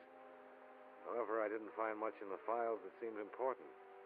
When I jimmied open a locked drawer in Vivian Asher's desk, I came upon a good reason why she refused to let me look around. I dropped by her house to see her. What do you want at this hour? I know it's a hardship, Vivian, but it's a hard case. May I come in? All right. I've been floundering around here for almost 2 days, not knowing what I was doing or where I was going. Well, I can see. Somebody tried to kill Lieutenant Younger tonight. They nearly made the grade, and they came awful close to killing me. He's out of the picture for the moment. I'm going to do things my way. As a matter of fact, I already have. Let's start with Teal. You forgot to tell me about him, didn't you? I'm not a walking file cabinet. Did you forget on purpose? Take a look at these. You were in my desk. Yeah, I sure was. What right did you have? Why are you after me this way? I'm after some truth. This is about $8,000 worth of delinquent loans, all recommended by you. What do they have to do with Hickey's death? Nothing. Absolutely nothing that I know of. And why did you hide him? Because I don't know who killed Mr. Hickey. I don't know what delinquent loans have to do with it. All I know is I got scared and hid all the loans that I recommended. Go on. Mr. Hickey started letting me write loans last year, and I guess I made some mistakes. Yeah, I guess you did. What do you want me to say? No matter what it is, you'll make something terrible out of it. Will I? You're all alike. You want to chase people and frighten them and make them lie just to get away from you. You're standing here with a handful of papers that make me look stupid. My boss has been murdered, and the police can make anything out of those papers. So that's why you had him locked up? That's why. You can believe it or not. Well? I'll let you know what I believe later on. Why don't you get out of here? Why don't you get out of here and leave me alone?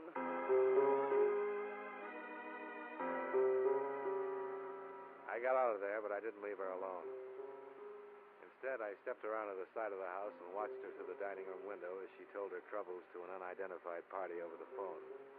When she hung up, I moved around to the front of the house and took a plant across the street. Nothing happened. About midnight, she turned out the lights and went to bed.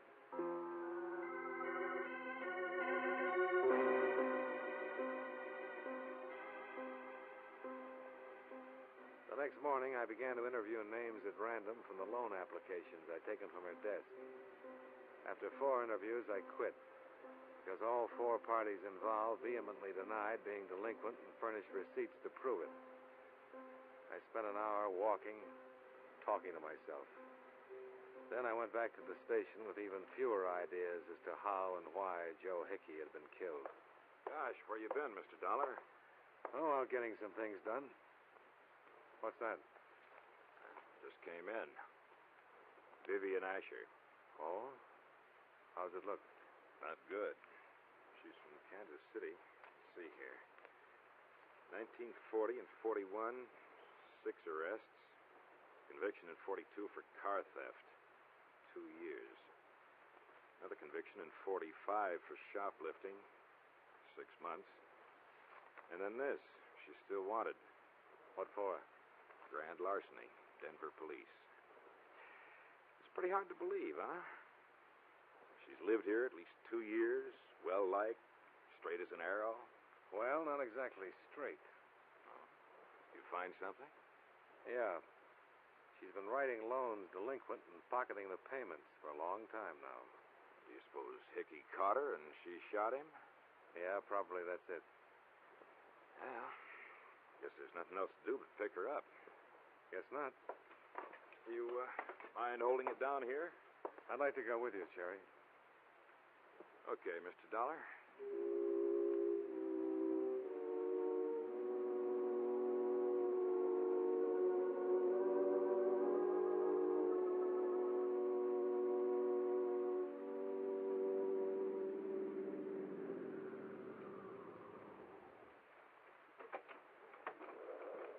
I don't think I'll take any chances with her, Mr. Dollar. No, I wouldn't. No, sir. She's been acting up quite a bit. Hickey dead, Walt all shot up. Yeah.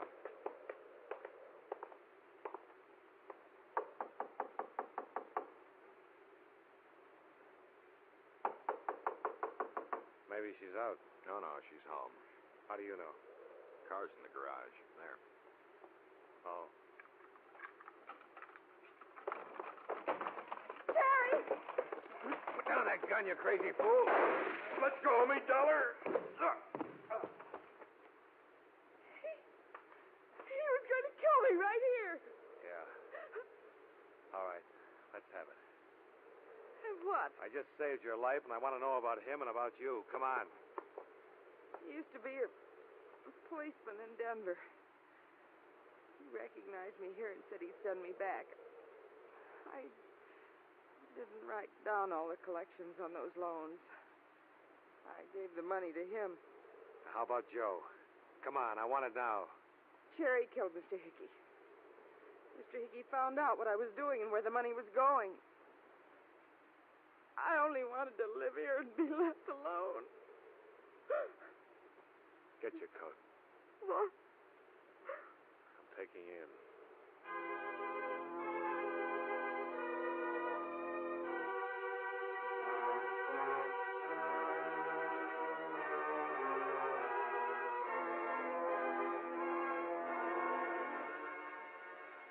A check with the Denver police revealed that Cherry had been on the force there for a short time, then been discharged for conduct unbecoming an officer. A ballistic expert in Hartford matched slugs from Hickey's body and Walt Younger's leg. Both sets came from Cherry's .38 service revolver. He was arraigned and booked on suspicion of murder, with Vivian Asher named as his accomplice on a charge of grand theft.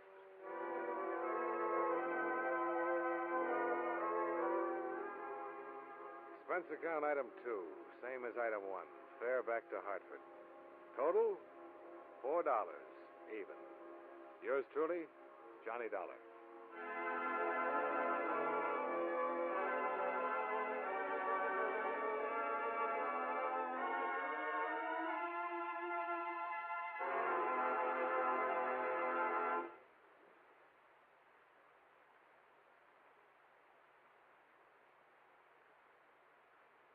Yours truly, Johnny Dollar, stars John Lund in the title role and was written by E. Jack Newman with music by Eddie Dunstetter.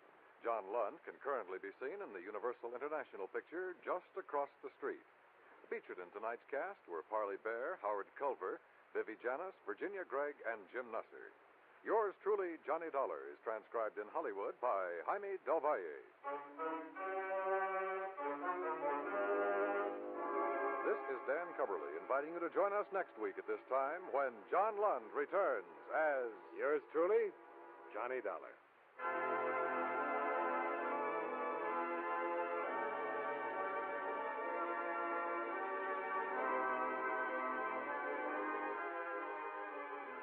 If you like your thrills to be real, your adventures to be true to life, Gangbusters is the show for you. Every Saturday night, most of these same CBS radio stations bring you this enthralling drama that names names, places, and dates in the nation's battle against crime. Oftentimes, the police official originally involved in the case narrates the story. Full of action, bravery, and realistic excitement, Gangbusters brings you new thrills straight out of life every Saturday night on CBS Radio.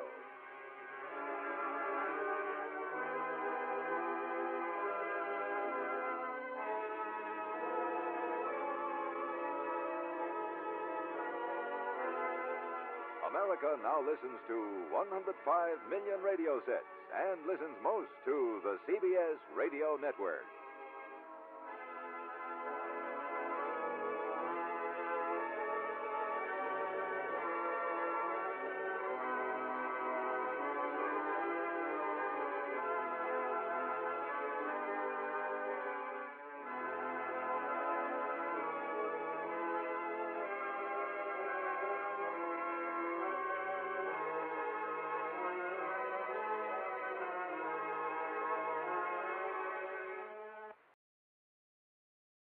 From Hollywood, it's time now for John Lund as...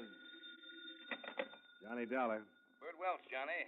Want to give my regards to Broadway? You mean tell all the boys at 42nd Street? No, 46th Street. Want you to run down there and see a theatrical agent named Lou Waltham. What's the pitch? Well, he handles a lot of high-priced talent, insures them with us for all sorts of things. Accidents, injuries, misperformances, the usual. What's the trouble? Actually, I don't know. I want you to check on an application he made for overall coverage on Kate Bellamy.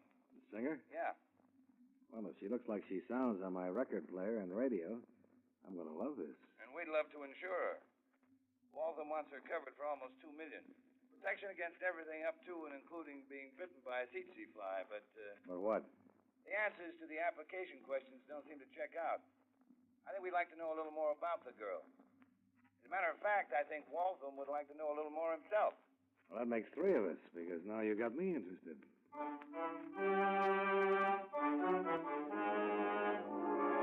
John Lund in a transcribed adventure of the man with the action-packed expense account, America's fabulous freelance insurance investigator. Yours truly, Johnny Dollar.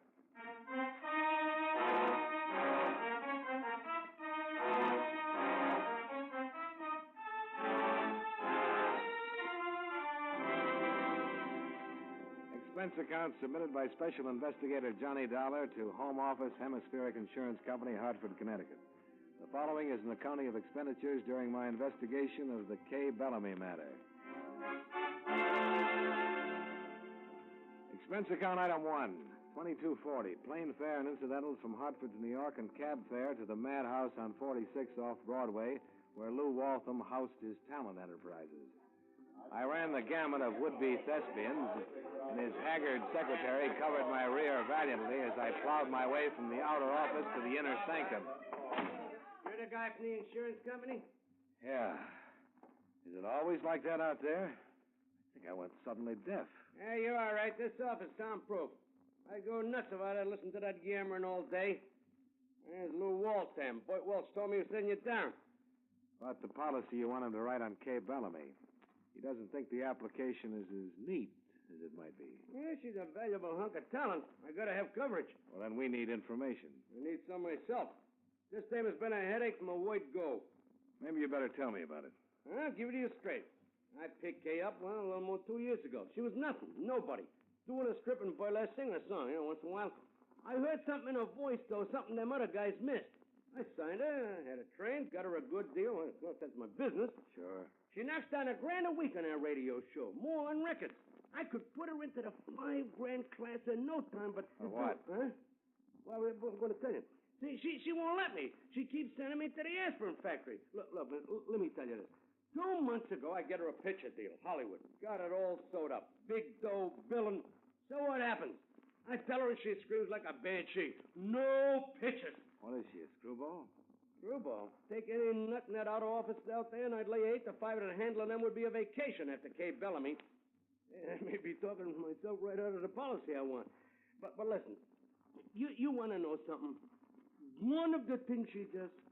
Just Go one. ahead. Figure this, will you? In between her radio shows, she disappears for a whole week. For months, I couldn't never find her except on show days. Till I found out. Where did she go? To help me, you can sue me if I'm lying. She spends her time working in burlesque. What? Yeah, I mean, $1,000 a week on one radio show, but she goes around playing zip the rest of the time for $75 a week under the name of Don LaValle. Are you sure? I followed her. I seen her with my own eyes. You talked to her about it? I talked myself blue in her face. She freezes and tells me to mind my own business. She'll go get another agent. You know, Mr. Waltham, I think you'd better get another insurance company. Now, look. I do a lot of business with your firm. No trouble. This girl is valuable property. Give me a break, eh? Maybe you could talk to her. Maybe she just hates agents. All right, Mr. Waltham. Where can I find her? Boston. Boston? Doing burlesque in Boston? Listen, there they need it. Hey, you an expense account? Yeah, why? Well, I'll give you a pass to the theater up there. You can knock down the admission price and stick it in your kick, okay? Thanks. Thanks a million. What are you laughing? $1 a buck, ain't it?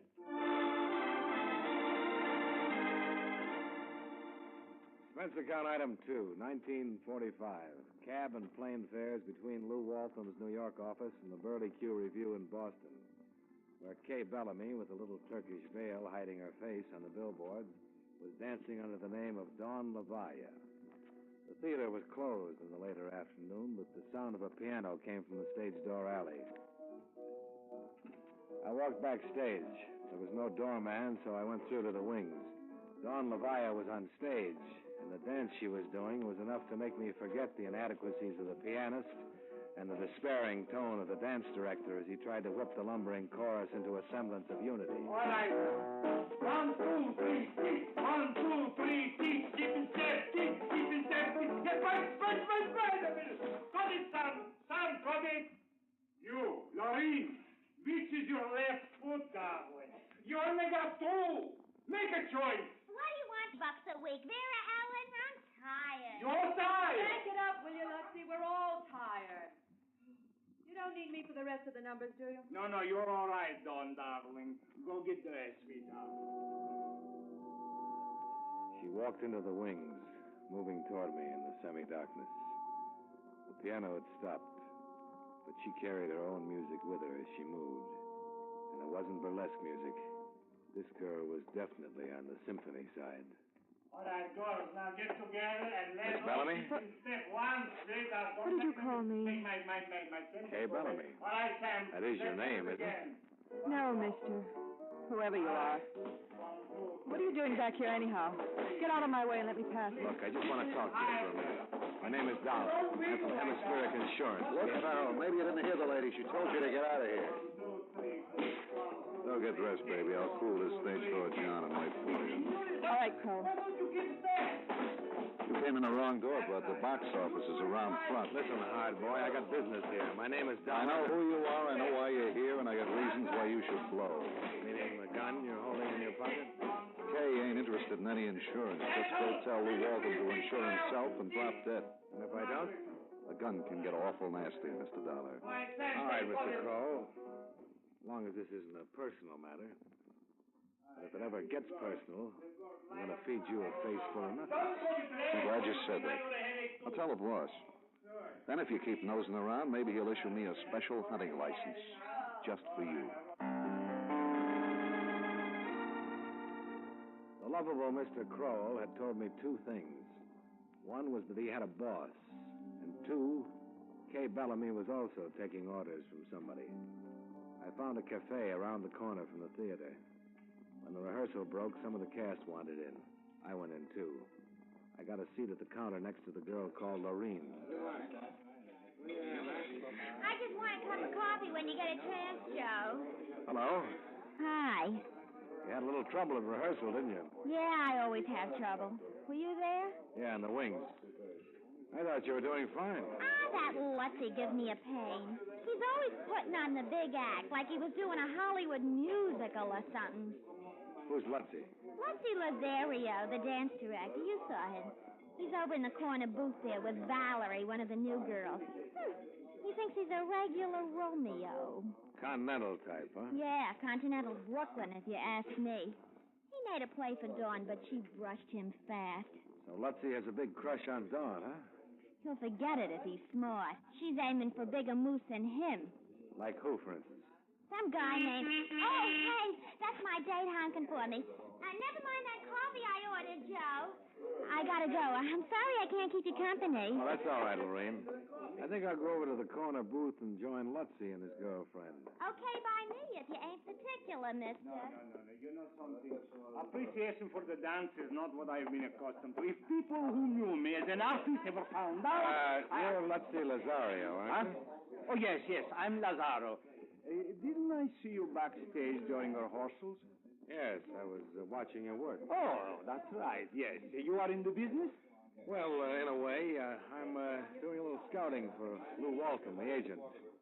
He's got a chance to sell some talent for a big Broadway musical if he can find the right people. Well, sweetheart, won't you sit down, Mr. Dollar, Johnny Dollar. Yeah, Dollar. This is Valerie, Mr. Dollar. She's in the chorus. And this is a great pleasure, Mr. Dollar. Of course, you don't know it, Lazario, but I've had an eye on you. You and the star of your show, Don Leviathan. Oh, I am so ashamed that you should find me in such a place. It has been a thing I've been doing, temporarily, waiting for a break. Yeah, I understand. How about the girl, though, Dawn? Oh, you can get her to leave here, Mr. Dollar. There ain't as much dough on all Broadway as she could get just by marrying a guy that's after her. Besides, if you're looking for a real dancer, Dawn's boyfriend sounds like big money. More than just money, Mr. Dollar. Real big shot family. He's Martin Bayard Cullen III. Her breath was singeing my eyebrows, but it was the name that really made them curl. Martin Bayard Cullen III. Connections with a capital C. Kay Bellamy was really moving into the big leagues and doing it the hard way, via a burlesque runway. Didn't add up. You're wasting your time with Dawn, Mr. Dollar. Besides, I'm a better hoofer than she'll ever be. All I need I know, Valerie, a break. That's what we all need. Just one good break. I'll see both of you later. Expense account item 3, $5 for a Boston hotel room, since I decided to stay over and see the show at the Burley Q Review. Expense account item 4, 30 cents. Federal amusement tax to be paid on the pass Lou Waltham had given me for the show. Expense account item 5, 25 cents for a box of the genuine saltwater taffy sold during intermission with a guaranteed prize in each and every box. I got a genuine tin cigar clipper.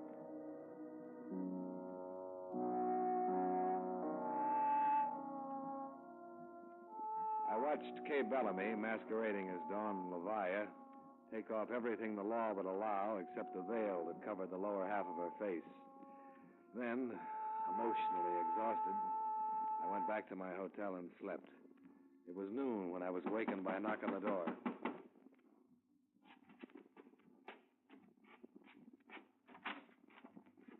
Surprised to see me? Well, a little, Miss Bellamy. You weren't happy with me yesterday.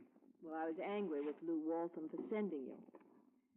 See, Mr. Dollar, I started out in burlesque, and frankly, for some reason, I like it, that's all. Oh, you must, to mix it with a $1,000 a week radio career. Sometimes a farm kid makes good in a big city, gets his own swimming pool. But when he gets a chance, he takes off his shoes and goes wading in the brook. Sometimes. That's the way it is with me. A lie like that ought to get your pretty mouth washed out with soap. Why should I lie to you? Besides, Lou Waltham has no right to insure me unless I want myself insured, does he? So why don't you forget it? And let's be friends. Johnny Dollar. Johnny, Bert Welch. I've had an awful time finding you. A few more minutes and I put through a call to you, Bert. I think you'd better forget about that Kay Bellamy policy Waltham wanted. The lady doesn't want to be insured. Even if she did, it wouldn't matter now. What do you mean? Lou Waltham is dead. What? He was shot and killed in his private office sometime this morning. Police just found the body.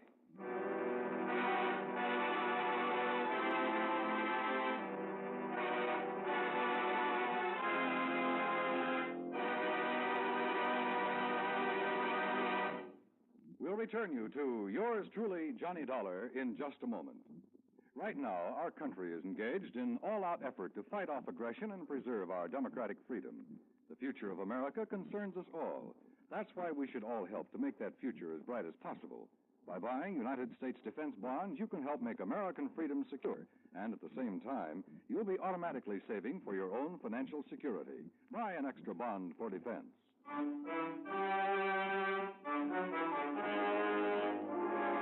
Now, with our star, John Lund, we bring you the second act of yours truly, Johnny Dollar.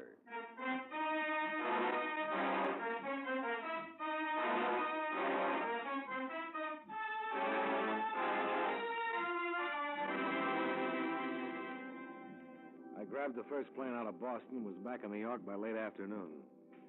Charlie Dyer from the police lab was going over Lou Waltham's private office with dusting powder and camera. Some of them actors still outside?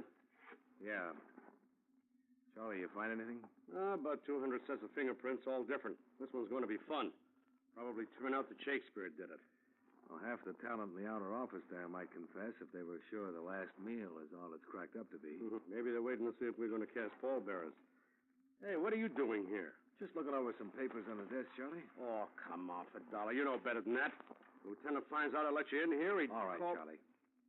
Look, just give me one break. You got the keys to this file cabinet?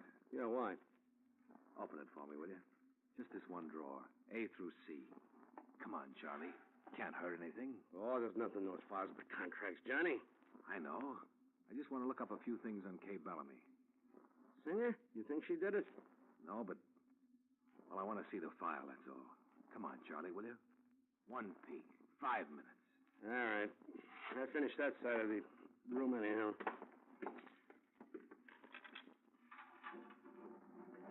Go ahead, take the folder you want, Johnny, but I want to see what you're doing. Here it is. Kay Bellamy. Just curious about something. Go on. Why a doll with her voice and face and figure isn't on television? Oh, for crying out loud. Go out and take a seat on the bench with the rest of those nuts. I didn't even hear him. Kay Bellamy's contract with Lou Waltham was a dilly. No personal appearances, no club dates, no publicity pictures released without her approval, no studio audiences permitted at her broadcasts, no television shows. Look, Johnny, will you finish that and get out of here? I'm finished, Charlie. Why, she ain't on television. If you ask me, she must have a face that'd blow out the transmitter. What makes you say that? Pictures of her in the photo file. Where? Bottom drawer there says photos. I want to see those, too, Charlie. There's nothing to see. Hats with veiled silhouettes, even in the newspaper clippings. She must really be ugly. Yes, there's the only shot without a veil. Her and some guy wearing big hats. Shadow all over the faces. Mexican sombreros. Mule and cart in the background. This must have been snapped in Mexico. Come on, put them back, Johnny, and clear out. There's nothing to see. He was wrong. There was something to see in that Mexican photo, all right. Not Kay Bellamy's face, but her hand, holding the rim of the sombrero. And on the hand, a wedding ring. Expense account item 7. Same as items 2 and 6. 1945, cab and plane fare between New York and Boston. I made the plane just in time and then got another little shock. There was a vacant seat on the aisle. I took it. The window seat was occupied by a dancer named Valerie. Well, I fancy meeting you here, Mr. Dollar. You better fasten that seatbelt. You're a long way from Boston, aren't you? Well, I flew down this morning. He said Mr. Walton was looking for people for a show, so I thought I ought to see him. Did you? No, Well, you must know about the murder and police and everything. I know about the murder and the police, but not everything. You want to fill me in? I don't know what you're talking about. What time was it when you went to see Waltham? I don't remember exactly. Afternoon. Police were outside the building. I heard what happened. I didn't even go up. Too bad you weren't there earlier. Like between 8 and 9 this morning when the police think he was killed. What would he be doing in his office so early? It was his hour for thinking, before the arrival of the howling mob. Didn't you know that? Well, how would I know it? Yeah, maybe you would. It was a thing that was known only by his better clients, like Fay Bellamy, or friends. Which plane did you take from Boston to New York this morning? Why don't you ask the airlines? Leave me alone. I'm in mourning. For Lou Walton? Maybe for you, honey. Maybe for you.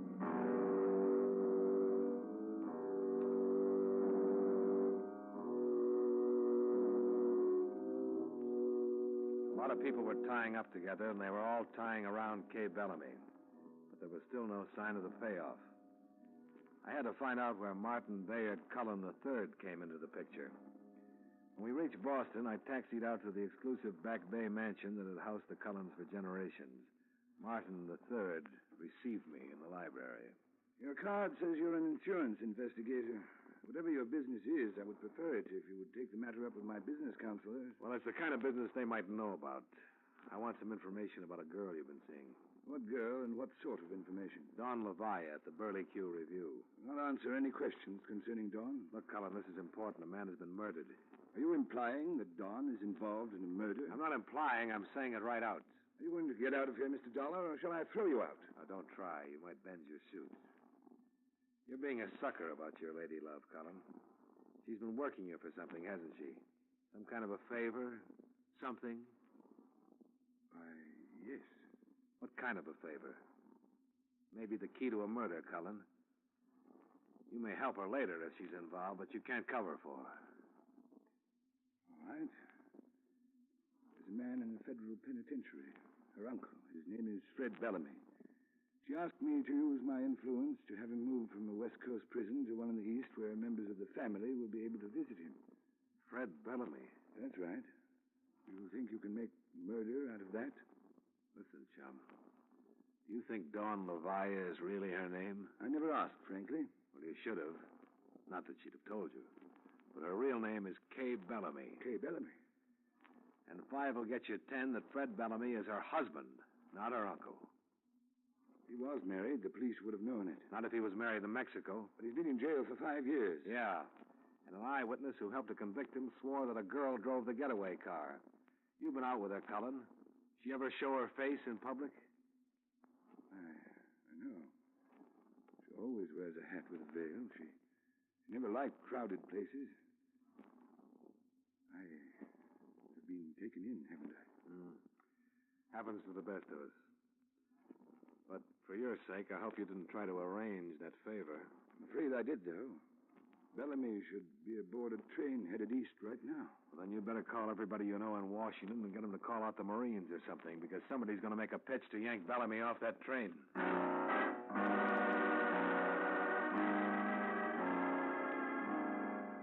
But it still didn't solve the murder of Lou Waltham. He'd found out the same things. That was certain. But how? I kept thinking about it on my way down the gravel driveway from the Cullen house. Then I reached the street and started to think of another murder. One that looked like it was just about to take place. My own. All right, Nosey. Head for that car and climb in. You're a busy little fella, aren't you, Crow? Yeah, I asked the boss for that special hunting license, like I said. And I got it. You ain't gonna like this ride. You're crawling behind the wheel. All right, start it and get going. Too bad you have to work so hard all alone, Kroll. I just found out why you haven't had more company. I can handle you alone, Buster. I don't know. You look like part of a gang, Kroll. You're the type. But the rest of the boys are out meeting a train someplace, aren't they? The Fred Bellamy special. Oh, I know your mouth has to be zippered. It'll be getting nice and dark, so... Take the road out of town. Let's see a little country. Sure. Going fast enough for you? And I'll get funny. Slow down. Why? I like the breeze. You want this gun barrel across your teeth? No, but I don't want the bullet you're planning to give me either. It's got me scared. When I get scared, I get crazy. I don't like the idea of dying alone. You trying to bluff me? No. You ever hit the back of a 10-ton truck at 80 miles an hour? No, smart guy. Well, you're going to, smart guy, because there's one right in front of us. His eyes away from me and saw the back of the truck looming up suddenly in the dusk. For a minute, fear paralyzed him. Then he gave a wild shriek and opened the door and jumped. I yanked the wheel hard, and the car missed the truck by inches. But Kroll didn't. His leap had smashed him right into the back of it. I felt my heart kicking up at something in my throat. I turned the car around and drove back to the Burley Q Review at 15 miles an hour.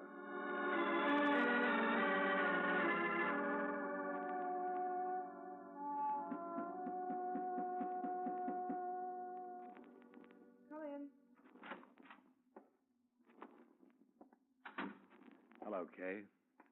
Oh, it's you. Yeah. Tired of running, Kay? Yeah, tired. Your husband isn't going to get off that train. The gang will be picked up, too. I know. I just had a phone call from Martin Bayard Cullen III. He made me feel like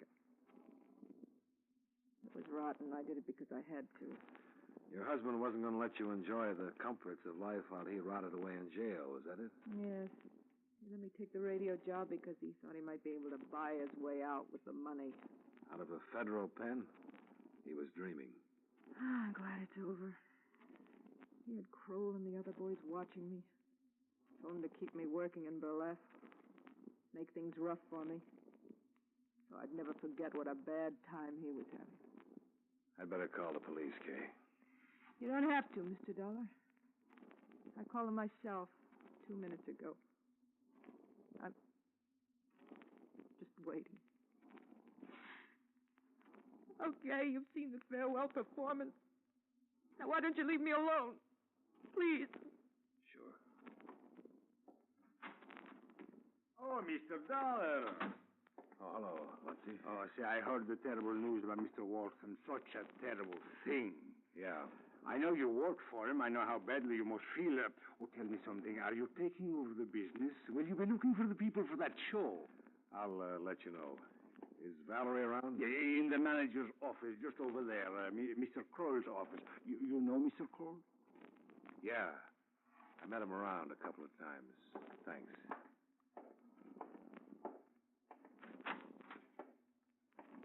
Hello, Valerie. You. Where's Kroll? I don't know for sure. Maybe out on the highway, maybe in the morgue by now.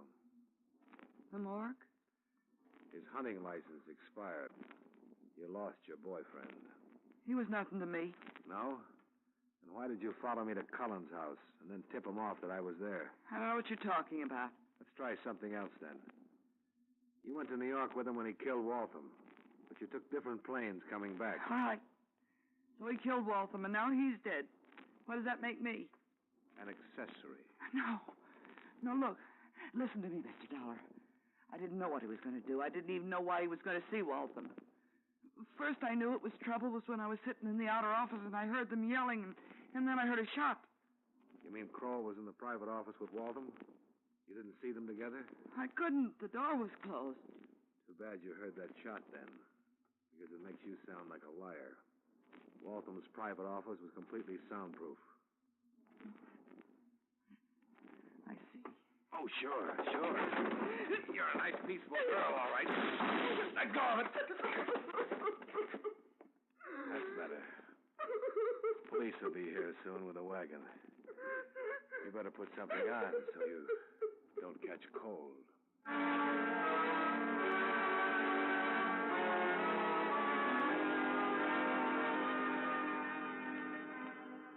And that's about it for the bump and grind artists. Lou Waltham never insured himself because he had nobody to leave it to, so there's no loss there. Of course, the Kay Bellamy policy was never issued.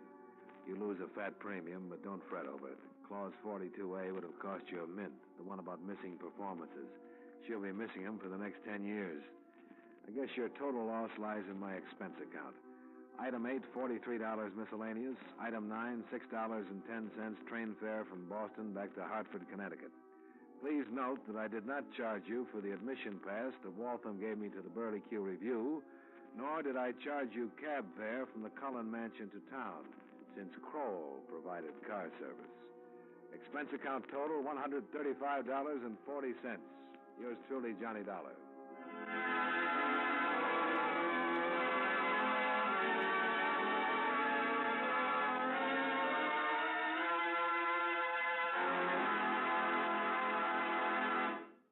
Yours truly, Johnny Dollar, stars John Lund in the title role and was written by Joel Murcott with music by Eddie Dunstetter.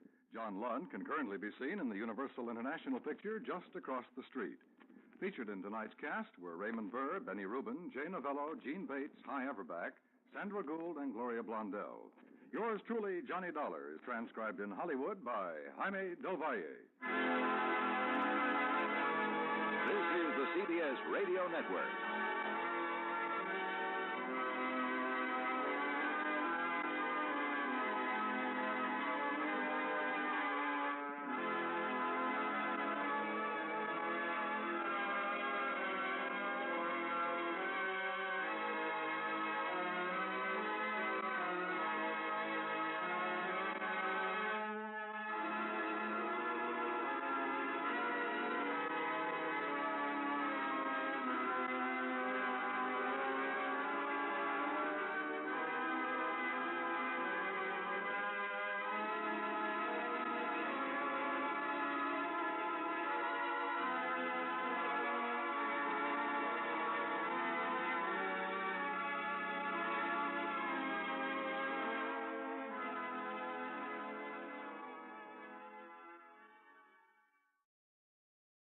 From Hollywood, it's time now for John Lund as Johnny Dollar. Niles Hartley, Johnny, Columbia Life. Niles, how are you? I thought you were in Chicago these days. I am. This is long distance. We have one here that's a pimp. Tell me about it. One of our brokers wrote a $50,000 straight life policy on a man named Lane. Mr. Lane up and dropped dead a couple of days ago. Uh-huh. And you'll never guess why. Why? He starved to death. What? Honest. He died of malnutrition. A man could afford to buy that much life insurance, but he couldn't buy himself a hamburger? Interested? Very. Get yourself an airplane, boy. I'll be waiting for you.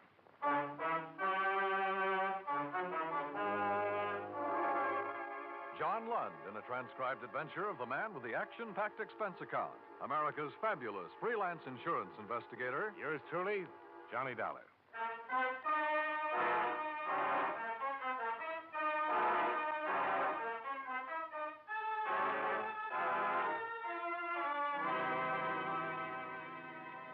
Expense account submitted by Special Investigator Johnny Dollar to the Columbia Life and Accident Insurance Company, Meston Building, Chicago, Illinois. The following is an accounting of expenditures during my investigation of the Chicago fraud matter. Expense account item 1, $78.13. Plane fare and incidentals, Hartford to Chicago. I had breakfast at the airport, took the limousine into town, found a hotel room, then checked in with Niles Hartley at the claims division. Chicago's blustery climate seemed to agree with him. He was a little bigger than I remembered, a little ruddier, but efficient as ever. I wrote a special delivery to the Insurance Commission in Springfield this morning. Explained we were holding up payment pending a routine investigation of the claim. Uh-huh. But the faster we move on this, the better off we'll be, Johnny. They're going to ask questions, and we'll have to get ourselves some answers. They asked any yet? No, but the beneficiary is Lane's sister. Her name is Lydia Staley. She's called them, and she's called us a couple of times wanting to know what's what. Tough? She could be, I guess. She has money of her own, some influence, and so on. A lot of money? Trust stuff. Very comfortably fixed. But she's pretty upset by the whole business. You see, I had to stick my horn in right away and request the coroner to hold the body until we got something done. How so? Lane died on the street with no identification on him. By the time they did find out who he was, a routine PM had already been performed to determine cause. The county was going to bury him. With $50,000 worth of insurance? Yeah. Now, the first thing that occurred to me when I saw this report was that it might not be Lane at all. Besides the malnutrition, here are these findings. Chronic heart condition. Lung history. Stability. Certainly doesn't sound like anybody we'd insure. Well, Lane took a physical before the policy was issued, didn't he? Yeah, sure. Uh-huh. Here's a copy of it. He was 100% okay then. How could he pass it with all these things wrong with him? Good question, Johnny. Like to find the answer? Yeah. What's that doctor's name? Dr. Walter Unger, Suite 1932, Michigan Building. Expense account item 2, $3.50. Taxi fare through Chicago's slushy streets to the offices of Dr. Walter Unger, who had been licensed to practice medicine in the state of Illinois in 1946. He was a Northwestern University Medical School graduate. And I'd give him the service. Married, had 2 children, and lived in Glencoe, a North Shore suburb. Day and night. His income and practice, according to report, were average. Oh, good. Yes, drop in tomorrow. Goodbye. I'm sorry, Mr. Dollar. You were saying... I'm from the Columbia Life Insurance people, Doctor. Claims Division. I'd like to get some information about a man you examined on July 14th of last year. All right. I hope this won't take long. What is it you want to know? The man's name was Christopher Lane. You happen to remember him? Christopher Lane. No, I can't say that I do, Mr. Dollar. What about him? Well, first I'd like to know, is this your signature? Yes. Those are my letterheads. I suppose that's my signature. Aren't you sure? How many people are certain of their signatures? It looks like mine, Mr. Dollar. I can't say for sure that it is or isn't. Well, assuming that it is, what about these notes? Are these in your handwriting? Yes, I would say that was also my handwriting. Mr. Dollar, I'd appreciate it very much if you'd get on with whatever business you have here. According to this, you gave Mr. Lane a complete physical and pronounced him sound. I did. Anything unusual about that? He died 2 days ago, Doctor. I wish you insurance people would buy some books on heart diseases and read them and know them and not take up valuable time. Look here. This patient was 41 years old. If he had no heart condition when I examined him, and obviously he didn't, according to my cardiographic findings, it's entirely reasonable to assume that he could have developed one in a very short time. You people gauge that in your premium. Mr. Lane didn't die of heart trouble, Doctor. He died of malnutrition. Malnutrition? That's what the pathologist at the coroner's office says. Here, look for yourself. Well, he should know. Was it possible for you to overlook that condition at the time you examined him? No. No, if he'd been suffering from malnutrition in any degree, I would have discovered it. According to the coroner's report, he'd been ill for a year or better. Can you explain that, Dr. Unger? No, I can't explain that. I wish I could. All I can say is that I did my job. I examined the man, reported my findings. How about this? Angina. Well, I could have missed that, I suppose, but it's unlikely with the degree of aggravation noted here. Did you X-ray, Mr. Lane? Certainly, it's part of the examination. Have you had much experience reading chest X-rays, Doctor? Mr. Dollar, I know my business. If there'd been any lesions in that man's chest, I would have reported. Doctor, just bear with me, please. Again, the coroner's man said they were old lesions. So I notice. I can't explain that either. Well, you can understand why we want to be thorough about this. Yes, I do. And I wish I could help you. You keep a file copy of all examinations? Yes, certainly. I'd like to see your file on this one, if I may. Of course. Anything else? Yeah. Another hour of your time. What for? I'd like to have you look at Mr. Lane's body, Doctor. I could get an injunction. All right. I'll be finished here at 7 o'clock.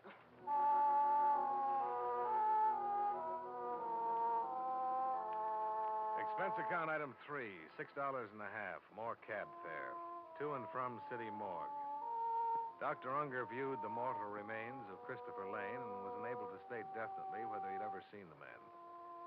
The next day, all of the personnel connected with Dr. Unger's office made a trip to the morgue. None of them recognized the body either. However, I had better luck with the elevator operator in Lane's apartment building.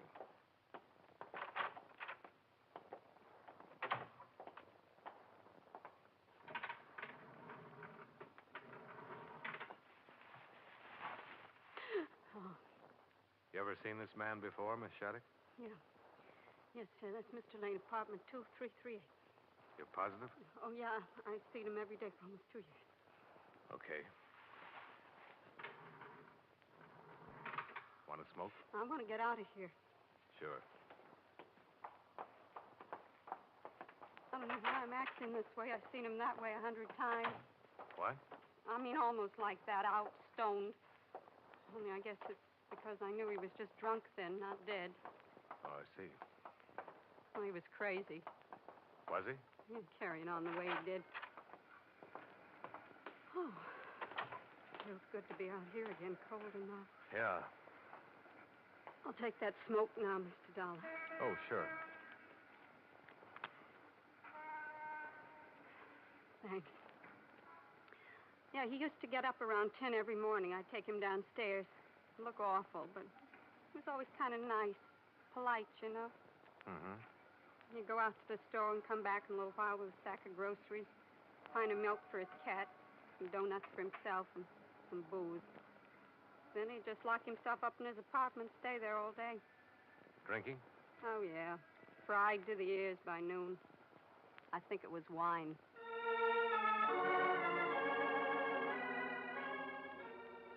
The janitor and the maid, as well as the doorman and the desk clerk, further verified the fact that Lane had been drinking heavily for better than 18 months prior to his death. No one seemed to know why, not even his sister. She turned out to be a woman of 30 or more, well-tailored, well-groomed, and bad-mannered. I wish you'd take your briefcase and get out of here, Mr. Dollar. I'm sorry you feel that way, Mrs. Staley. Chris drank himself to death. I don't know why. I just know he did it. He's dead. He named me his beneficiary. Now, why don't you pay me what you owe me? We will, Mrs. Staley, if the circumstances are right. So far, we have a reasonable doubt. Oh. And this investigation is for your benefit as much as it is ours. What do you mean by that? When we've satisfied ourselves one way or the other, your claim can be settled. Well, what is it you want to know? I haven't seen my brother in over a year. I can't tell you anything about him. Were you on good terms with him? Of course I was. Left me his insurance money, didn't he? Understand you're a widow, Mrs. Staley?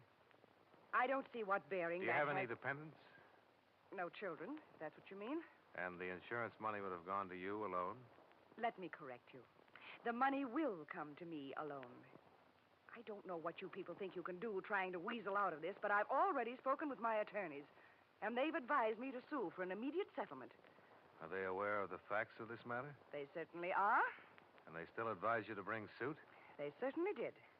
Well, perhaps I can save you some fees and them some time. Who are your lawyers, Mrs. Staley? Never mind. You'll find out soon enough. All right. I'll tell you what I'd tell them.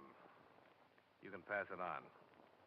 Your brother could have died quietly in his bed one night, and any doctor would have pronounced him a heart failure, and your claim would have been good. But he made the mistake of dropping dead on a public street, and the police took over. And before he was properly identified, an autopsy had been performed. Yes, and I'm going to sue the city for And from that autopsy, we know your brother couldn't possibly have passed an insurance examination. But he did pass it, Mr. Dollar. He came to me the day after he'd taken the exam and told me I was his beneficiary. You said you hadn't seen him for over a year. He took the exam last summer. All right. I saw him that one time. He might have come to you, but he didn't come to you about passing that exam. Now, listen here. Your brother never took that exam. What? Someone went up to the doctor's office and took it for him. Mrs. Staley, we aren't fools.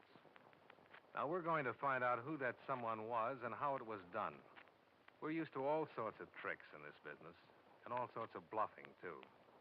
You can sue us for settlement. You can sue us all over the place. With what we have right now, we just love to meet you in a court. I'm talking facts to you, Mrs. Staley, and I wish you'd talk them to me. Get out of here.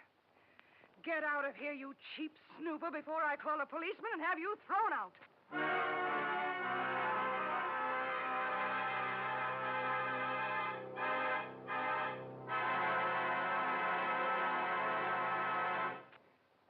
We'll return to yours truly, Johnny Dollar, in just a moment.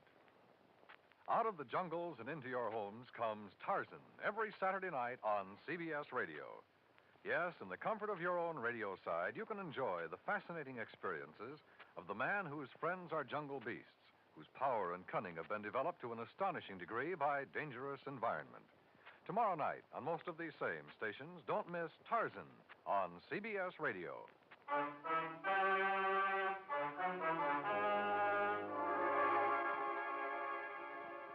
Now, with our star, John Lund, we bring you the second act of yours truly, Johnny Dollar.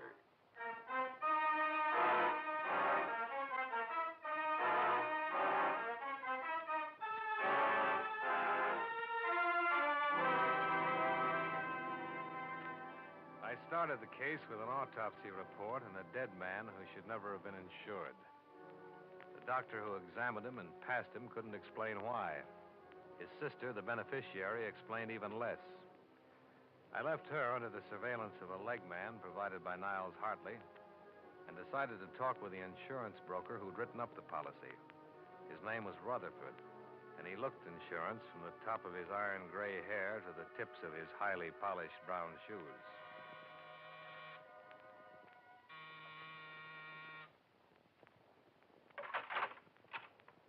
I suppose you're Mr. Dollar? Mr. Rutherford? Yeah, come in. I was surprised when you called me. We're trying to wrap this thing up, Mr. Rutherford. I understand. I'll tell you, I've been writing insurance for 17 years, Mr. Dollar, and this is the first time anything like this has ever occurred to me. Sit down. I believe you, Mr. Rutherford, and your record. Oh? You've looked into me? Well, you know, we have to on a thing like this. Just a matter of routine checking. Yeah. I'm here to find out all I can about the circumstances under which you sold the policy to Mr. Lane. Mm-hmm. He was a bachelor. He lived in a fairly nice apartment on the Gold Coast. No dependents. I'd like to know what made him a prospect. Well, actually, it's more of a personal thing, I suppose. Mrs. Rutherford and I were interested in buying a home in Wilmette a couple of years ago. It was one we liked on Sheridan Road. The agent happened to be this man, Lane. That's how we became acquainted. Oh? Lane was in the real estate business, on and off. Actually, he didn't really have to work for a living at all. He had a fairly comfortable income from trusts set up by his father. Did he do very well in real estate? Well, I don't really think so. I don't think he worked hard at it. You met him when you were out to buy a house. Did you buy it? No. My wife died suddenly, and I had no need to buy a house. But he bought insurance from you. Yes, eventually. You say this was a couple of years ago. Mm-hmm. Did you try to sell him right away? Oh, I don't recall. I called him now and then, had him over for dinner. I was surprised, frankly, when he decided to buy. Uh-huh. What kind of a man was he? What do you mean? Well, your opinion, Mr. Rutherford. Well, just a client, Mr. Dollar. I treated him the same as any other client. How did he look? Hmm? Oh, pale, thin, healthy, emaciated. What? He looked fine to me. I noticed you arranged for the examination. Yes. How well do you know Dr. Unger? Just slightly. You know, the physician is supposed to be an impartial third party, and when a client has to be examined by a physician, I send him to Dr. Unger, that's all. I get a Christmas card from him every year. I see. You say you had Lane over for dinner a few times. Yes, when my wife was alive. Did he drink much on those occasions? I don't recall. Why? His malnutrition resulted from an alcoholic condition. All drinking, no eating. Lane, an alcoholic? He sure was. Had been for years. Can I use your phone? Well, yeah, help yourself.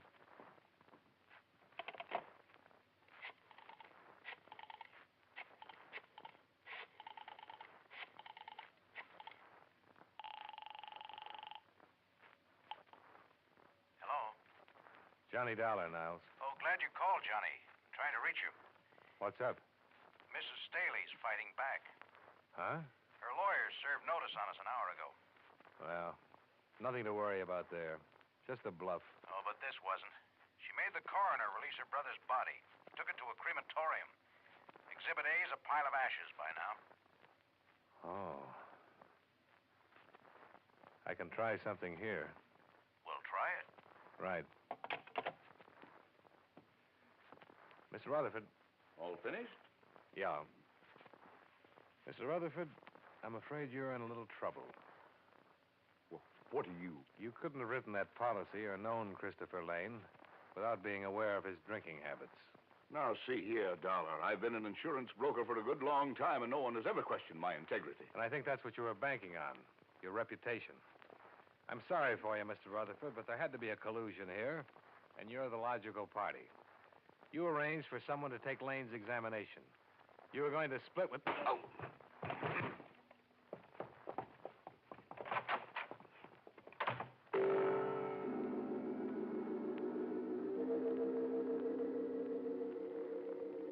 In the 3 minutes it took me to get my breath inside of me and my feet under me, he was well away and out of sight. I used his telephone a second time. I told Niles Hartley what had happened and then made a beeline for Lydia Staley's place. What do you want? I'm here to tell you about all the trouble you're in, Mrs. Staley. Rutherford's given it away. Given what? What are you talking about? About an insurance policy that was written up and issued in your brother's name under fraudulent circumstances. You're the one who stood to gain most, but you had to have help to pull it off. Rutherford helped you. I don't know anybody named Rutherford. Now, look here, You look here. Rutherford just slugged me and beat it. But he isn't going to run far. Principally because he doesn't know how to run. He'll cool off, and he'll begin thinking about all this business in a new light. A few minutes ago, it dawned on him what he'd done. He'd kicked his whole lifetime right out the window. He's been found out. He's lost all around. And he's going to be mad. And you're the one he's going to be mad at. I told you I don't know anybody named Rutherford. Well, then I'll tell you. He'll probably want to kill you. Oh. Do we talk now? I don't see why. I've done nothing wrong. Who took that physical for your brother? He took it himself. You got your brother drunk enough to sign the insurance papers, didn't you? I had nothing to do with them. Okay, Mrs. Staley. We'll get it all from Rutherford. Yes. Why don't you do that? In the meantime, I hope you sleep well, knowing what you've done. I've done nothing. And you'll never prove any of these things you've been saying. Never. And for 2 days, it looked as if she might have been right. There was no way to involve Mrs. Staley without a statement from Rutherford. In the name of the company, Niles Hartley filed charges on attempted collusion against him, and a warrant was issued. The Chicago police were unable to find him anywhere. His apartment was watched 24 hours a day, as well as Mrs. Staley's residence. The case was stalemated. We couldn't locate Rutherford, but he found us. Johnny Dollar. This is Earl Rutherford. Where are you? Never mind. Dollar, they all know about me around Niles' office, huh? Just Niles and me. I'd like to explain some things to you so you can pass them on to Niles. I'd like him to know why I did it, and, before I leave town. You won't get far. There's a warrant out for you. I can get away, all right. Rutherford, Columbia doesn't want to prosecute you on these charges. The notoriety would be bad for them. If you'd make a statement, sign it, I think I could talk them into dropping the whole matter. Maybe we'd better get together? Come on over. No, I'll meet you at the Dearborn entrance to the Drummond. 15 minutes? I'll be there. Right.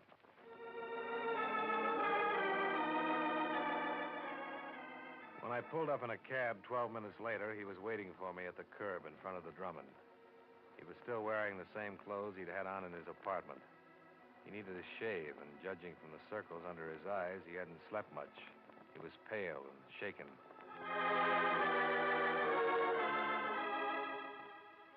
Expense account item 4, 51 cents.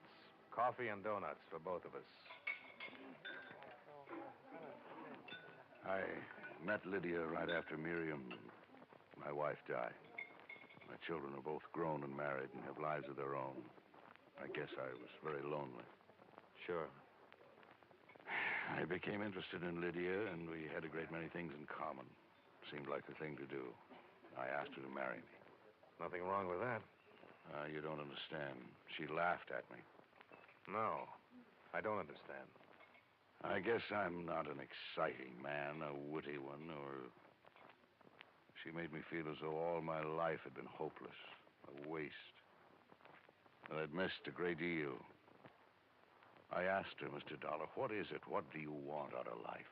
Is that when she brought up the proposition? I guess that's what gave her the idea.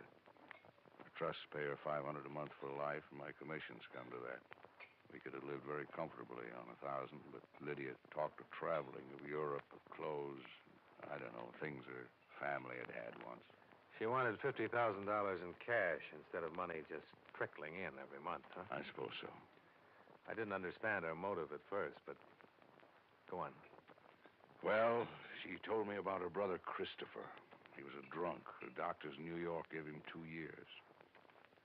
I paid a man $100 to go to Dr. Unger's office and take the physical. What's the man's name?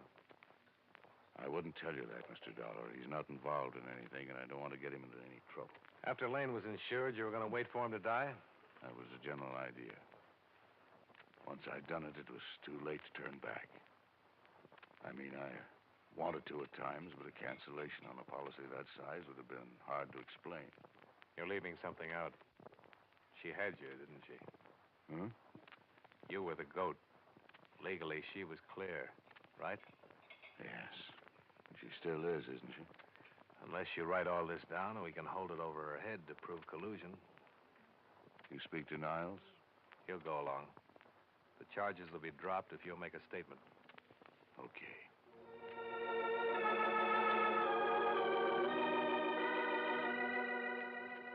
Enclosed, find notarized statement of Earl Rutherford explaining his part in the attempted collusion regarding policy 678JN23L. True to his word, Niles Hartley dropped charges against Rutherford upon receipt of the enclosed. Rutherford settled his affairs and left Chicago the following day. When Mrs. Staley was shown a carbon of the enclosed statement, she instructed her attorneys to withdraw suit. The night I was to leave town, I called at her apartment to have her sign a release of all claims.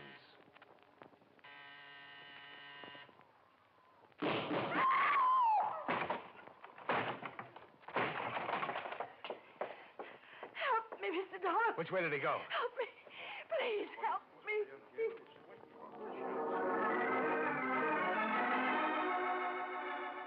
I carried her to the couch, did what I could, while startled tenants phoned for an ambulance and the police. After that, I began looking around. I found a dark stain on the windowsill leading out onto the fire escape, and on the floor, a blood-stained letter opener. There was no gun anywhere in sight. I decided that if I'd been stabbed with a letter opener, it'd be easier to try 3 flights up to the roof than 14 down to the alley. I was right. Earl Rutherford was hanging over the top ledge of the building, firing down at me. I ducked into a window frame, 1 flight away from him. Get away from me, Dollar! You know I won't, Rutherford. You missed by a mile. You'll have to come down. It's the end of the line for you. Don't do anything foolish! I'm coming up after you. Come on, then. I'll be waiting for you.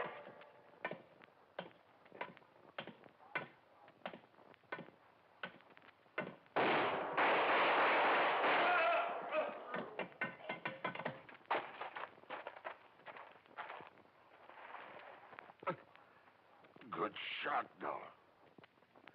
Can you walk? No.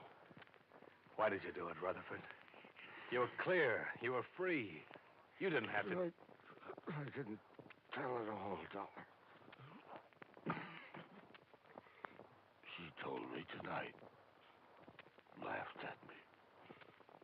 Said she was planning to run away with someone else when she got the insurance money. Oh, I see.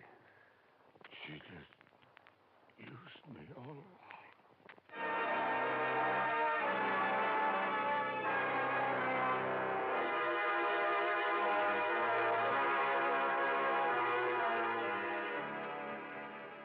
Earl Rutherford died on the way to the receiving hospital. Mrs. Staley was dead when I got back to the apartment. Expense account item 5, $53. Hotel and food while in Chicago. Item 6, same as item 1. Fare back to Hartford. Expense account total, $219.77. Yours truly, Johnny Dollar.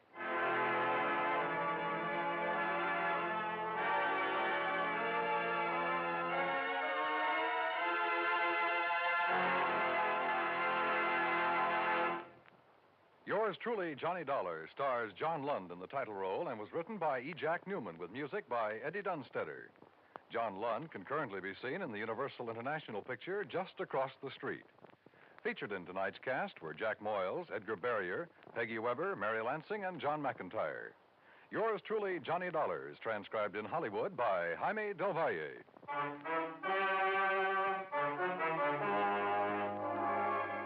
This is Dan Cubberly inviting you to join us next week at this time when John Lund returns as... Yours truly, Johnny Dollar.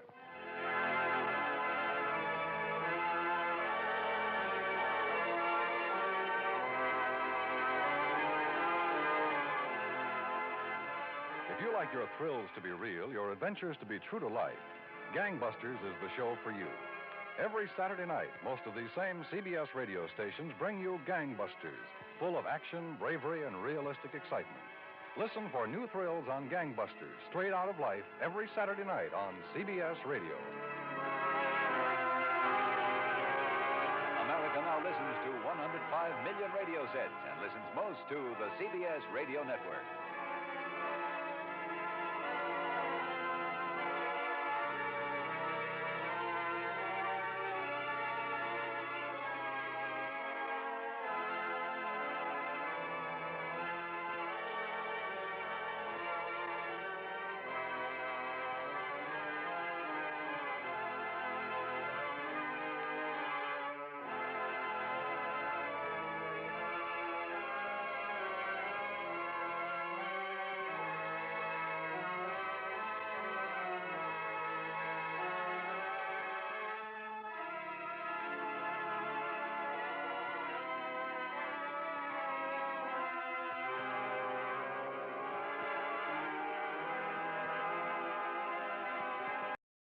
From Hollywood, it's time now for John Lund as Johnny Dollar. Dan Mapes. You left word for me to call? Oh, Lieutenant, I've been trying to see you on this La Tourette thing. What's your connection, Dollar? I'm investigating for the National Underwriters. Oh. Did you know Thompson? Yeah. Too bad. I'll be tied up till after lunch. You want to get together then? Anything I can do in the meantime? No, thanks. But enjoy the weather, Dollar. I don't think you'll enjoy the case. I'll see you in my office about 2. Right, Lieutenant.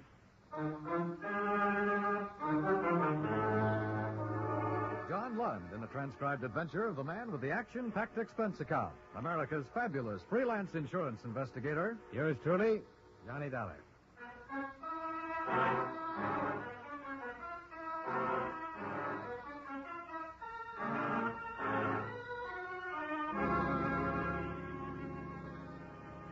Expense account submitted by Special Investigator Johnny Dollar to Home Office, National Underwriters, Hartford, Connecticut.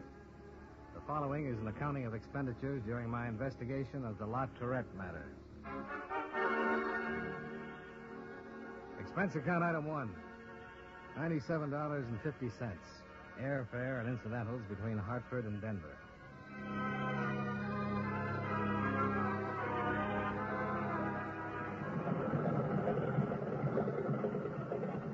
I arrived at 6:30 in the morning with a cold, sun-filled dawn. I reacquainted myself with the mile-high city at the airport restaurant, where I drank coffee and waited for my luggage. I'd been there once before on a case in 1947, but the Denver I saw this time was a great deal different. Bigger, filled out, bustling. Towns, like people, change. I arranged to rent a car from the Avis people and drove on into the city itself.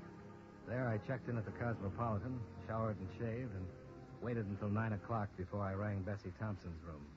Who? Johnny Dollar, Bessie. Oh, you're here? Yeah, as a matter of fact, in the same hotel. Same case Tommy was working on? Yeah. Be careful, Johnny. Everybody seems to die who has anything to do with it.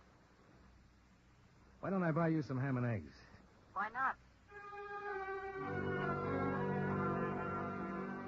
Expense account item 2. $4 and... No, I guess not. This one was on me. Buying breakfast for the widow of the man who died on the case I was taking over. It was a difficult meal. I buried him here. Yeah? I would have taken his body back to Hartford, but the expenses and all. Besides, it doesn't really make any difference where you're buried. The ground was frozen here, too. I hear they have to use jackhammers What to happens now, Bessie? I haven't anything to stay around here for. I guess I'll go home. Try and get a plane out sometime today. Maybe that'll be better. I'm 32 now. I'm still attractive. I suppose some man will come along. Even men. Bessie, what is this? You tell me what it is. The coroner said that Tommy might have been drunk, that he wandered out on the highway, and that the driver of the car that hit him could have done it and not even known it. I know Tommy drank, but not like that. Or did he? What do you mean? You were with him for 3 weeks in Omaha last year. When he was away from home, from me, Johnny, was he... I mean, did he drink a lot and get around? I never saw him do anything like that, Bessie. Honest? Honest. Don't lie to me now. He was in love with you, Bessie, and he didn't care who knew it. Don't torment yourself with thoughts like that. We're awful that way, aren't we?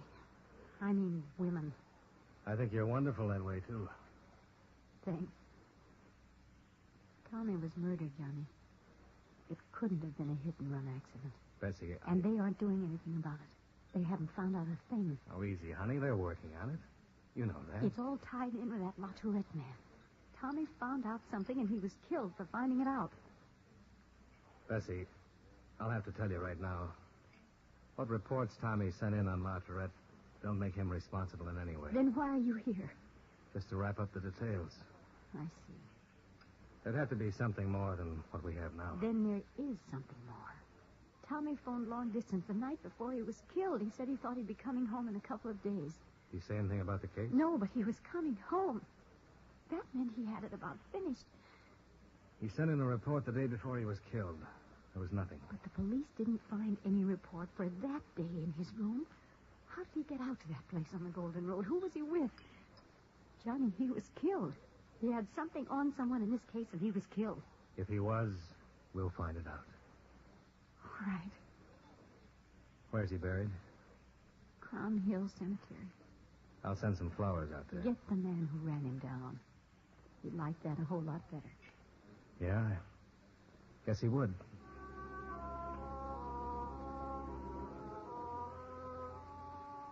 I suppose I was trying to tell her in the gentlest way I knew that men do go out to taverns and drink, that occasionally they do drink too much, and that it was entirely possible that Tommy Thompson had been killed as reported, and not for any information or investigating connected with Frank LaTourette. When I met and talked with Lieutenant Mapes at 2 o'clock, he confirmed this. Here's the report from our arson man. Uh-huh. And this is from homicide. Uh-huh. You can take those copies with you if you like. Had them made up for you. Thank you very much, Lieutenant. The fire was reported by a passerby about 2 o'clock last Wednesday morning. By the time the trucks got there, the whole bookstore was in flames. When they broke in, they found Mrs. LaTourette's body. She'd suffocated in the smoke. Her husband said she'd been there working on the books. Uh-huh. There was no evidence that her death was anything but accidental. And in the opinion of our arson man, the fire was caused by a cigarette. She fell asleep working in the office, and the place caught fire. But your man Thompson probably sent you all this, didn't he? Yeah, the fire policy had to be investigated. Now, as far as Thompson's death goes, we're looking for a hit-and-run artist. The people who operate the tavern out there said he absolutely was not in there that night. Mm-hmm. At any rate, we'll have to go on that assumption because we haven't been able to dig up anyone who can say he was there that night. The tavern people could be lying. Thompson could have gone in there, gotten himself loaded, and walked out in front of a car. They'd be in license trouble if that happened. Yeah, sure. On the other hand, we'll just have to assume Thompson wasn't in that tavern at all. Then what was he doing out on the Golden Road? I don't know. You know how he got there? I haven't found that out either. Still checking the cab companies. He might have been with someone? Well, he might have. I don't know that either, Dollar. I suppose you've wondered if it could be connected with LaTourette. Oh, yes. I've wondered. When a man in the same business dies like that, you're bound to wonder. But wondering about things is one of our hazards, Dollar. Well, you have it all right there. Since LaTourette stands to collect about $80,000 fire damages and $17,000 on his wife's death, he's been got into twice now. Your man Thompson did a lot of it, and we did a lot of it. Yeah. Now, the night of the fire, LaTourette was bowling over at a place on Glen Arm. 17 witnesses saw him there. He's in good financial shape, doesn't owe anybody a dime. The neighbors tell us he's always had a nice home life. He has a boy who plays football in one of our high schools. So, why look at LaTourette anymore? Yeah, but... But your man Thompson was killed looking into it. Is that it? That's it, Lieutenant. Thompson's wife's in town. She buried him yesterday, and she's pretty broken up. Sure she is. I talked to her at the funeral. Her husband died hard and cold out on a lonely road, and we say he was drunk and got in front of a car. But in spite of the questions we were just tossing around about how he got out there on the Golden Road and what he was doing there, it still looks like a hit and run on a drunk. And that had seemed to have about ended? No, I should say not. We want to find the bird who ran Thompson down. And if there isn't enough in those reports to satisfy you that the fire was an accident, that Mrs. LaTourette's death was an accident, and that Thompson's death was what we say it is, then just sound your horn. I'm around all day, and I'm open to any kind of suggestion. Okay? That sounds fair enough, Lieutenant. I might give you a ring. Right.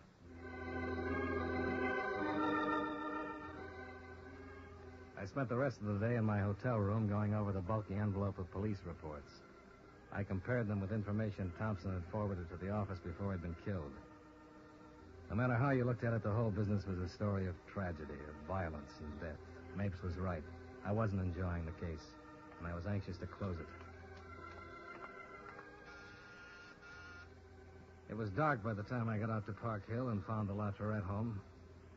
Through the drawn shades of the living room, I saw the figure of a man. He didn't move when I used the doorbell. Hey. Hello in there. Hello? Who is it? My name's Dollar, Mr. LaTourette. He won't be back until tomorrow. I wonder if I could leave some papers for him to sign. Leave them at the door. I'll get them later. There was something about the voice, the strain and shakiness in it that worried me. I didn't leave the papers outside the door. Merely tried the knob. All right. Come in if you have to. Hey, what is this?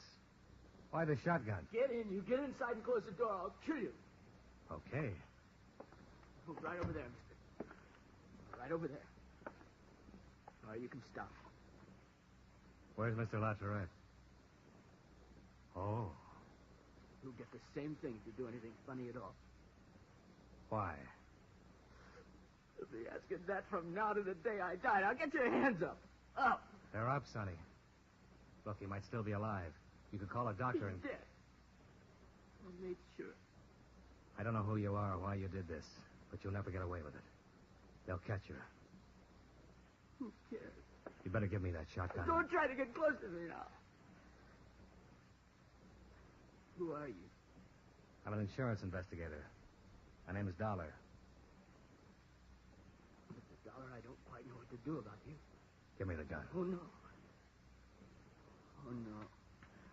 This little baby's got more work to do tonight. Yes, sir, just a little more work.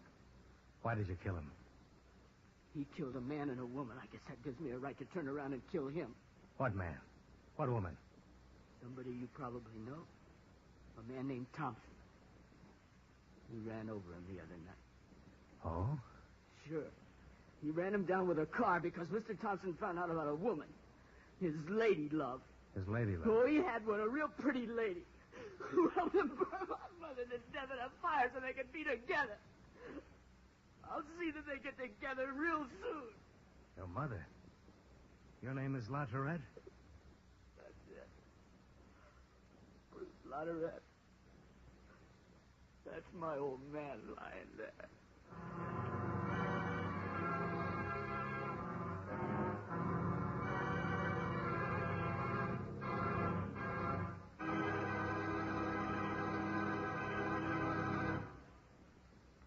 We'll return to yours truly, Johnny Dollar, in just a moment.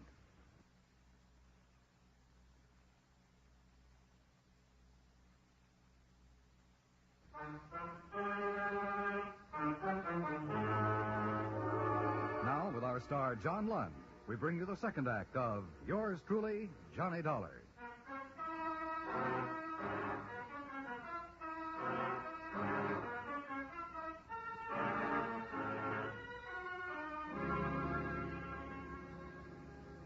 Bruce Latorette was young, and he was obviously out of his head with fear. But in spite of it, he held on to the shotgun. Turn around. Look, Bruce, this won't do you any good. You can't get away with a thing like this. Turn around now. Turn around. Go on. If you're going to shoot me the way you did him, you're going to have to work on it a little harder. I won't turn around and die that way. I don't want to shoot you. You haven't done anything to me. Now, I told you to turn around and do it. He didn't do anything to you either, but you shot him. He killed my mother. He couldn't have killed her. The police checked him. The police don't know about Evelyn. Nobody knows about Evelyn but me. She burned the store down, and he might as well have done it. Evelyn? Evelyn who? I'm going to kill her, too. And I'll shoot you if you don't stop right where you are. I don't want to, but I will. That's better. Now stay there. Bruce. Bruce!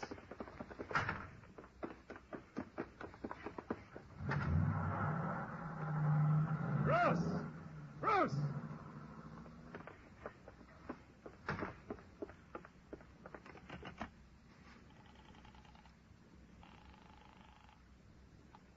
Operator. Give me the police. Hurry.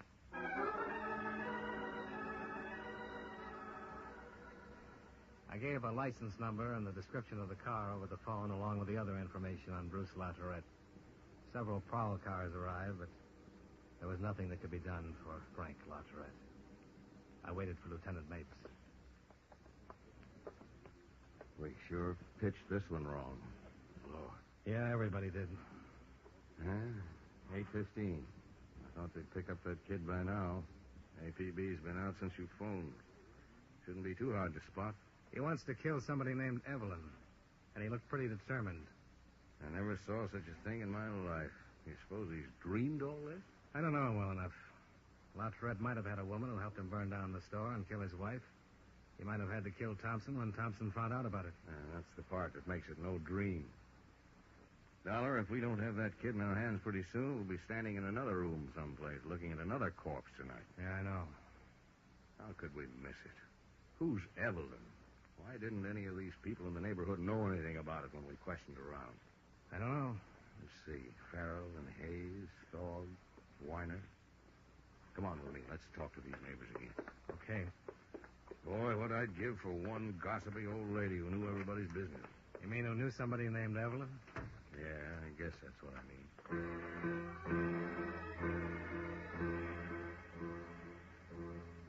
An hour of questioning in the neighborhood revealed no one who had any knowledge of Frank LaTourrette's association with a woman whose first name was Evelyn. Bruce LaTourrette seemed to have completely disappeared somewhere within the city. However, at 10:15, a young girl walked into police headquarters and asked to see Lieutenant Mapes. I was in the office when she was ushered in. What's your name, miss? Dorothy Kelly. This is Mr. Dollar. I'm Lieutenant Mapes. How do you do? At the desk, they said you had some information about Bruce LaTourrette. Is that right? What will you do to him? Try and stop him from killing another person. He's already killed his father. Yes, I know. I heard it on the newscast at 9 o'clock. You want to sit down? Thank you. You know Bruce? Yes, we go to school together. Mm-hmm. I don't know exactly how to tell you this. It isn't easy, I mean. I've heard Bruce talk about it ever since his mother was killed in a fire last week. Maybe I shouldn't have come down here at all. Well, if it'll help us stop him from killing someone else, you did the right thing. Do you know where Bruce is, Dorothy? No, honest, I don't know that. I'd tell you if I knew. What has Bruce been talking about, Dorothy? Well, he was pretty upset about his mother's death and took it pretty hard. Yeah, sure. He was out of school all last week, and then when he came back this week, we had lunch together one day. He hardly ate anything, just sort of sat there staring out, you know? Mm-hmm. Did he say anything? Not at first. He used to talk to me all the time. I mean, we're pretty good friends. Oh, gosh, if my mother knew I was mixed up in this... We'll talk to your mother, Dorothy. Go on. Well, Bruce was sitting there, and all of a sudden he said, they killed her. I thought he was crazy. I said, who killed her? And he said that his father and somebody named Evelyn killed her. He said that Evelyn set fire to the store and that his mother couldn't get out. He said his father had been seeing Evelyn for a long time. Mm-hmm. And he also said something about telling all this to a man named Thompson and that Thompson was killed, too. Did he tell you who Evelyn was? No, sir. Did he say where she lived? No. Did he mention her last name? Gosh, I don't remember. I think he just called her Evelyn. Nothing else about her? No, sir. Oh, wait. What? She teaches skiing. What? Well, he said he met her once with his father when he was skiing. She's a ski instructor somewhere. Does that help you any? It might.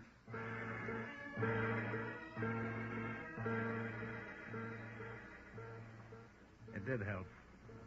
3/4 of an hour later, the owner of a sporting goods store remembered a woman named Evelyn Warder, who had skiing classes on weekends. He located an address for her in North Denver, and I drove out there with Lieutenant Mapes. She was a tall, plain-looking woman in her early 30s. What is it? Miss Evelyn Warder? Yes? Police. I'd like to talk to you for a minute. What about? May we come in? Well, yes. Do you know a man named Frank LaTourrette? No, why? His son shot him to death tonight. Do you know him? Miss Warder? No. Why are you here telling me this? Don't you know? No, I don't know. I have no idea. I was there right after Mr. LaTourrette was killed. His son said he was going to kill a woman named Evelyn. He's still loose. What are you doing, talking to everyone named Evelyn? You going down? If you didn't know LaTourrette, you don't have anything to worry about. If you're lying to us, you're liable to get killed. He came by because we thought you might be the one he's after. We don't have a lot of time. I don't know anyone named LaTourrette. And you're okay. Sorry to have bothered you. That's all right. Good night. Good night. Night.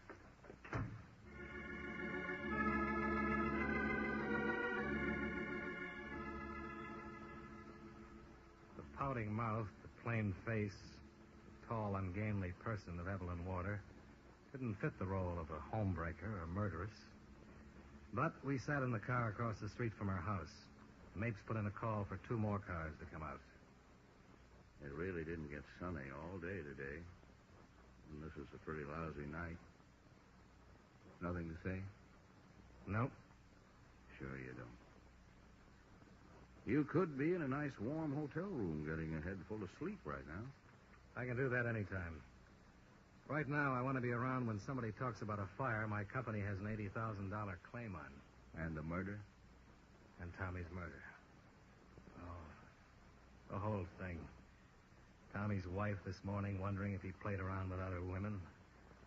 That kid standing there shaking and crying and killing and out to do more killing. I'd like to sleep.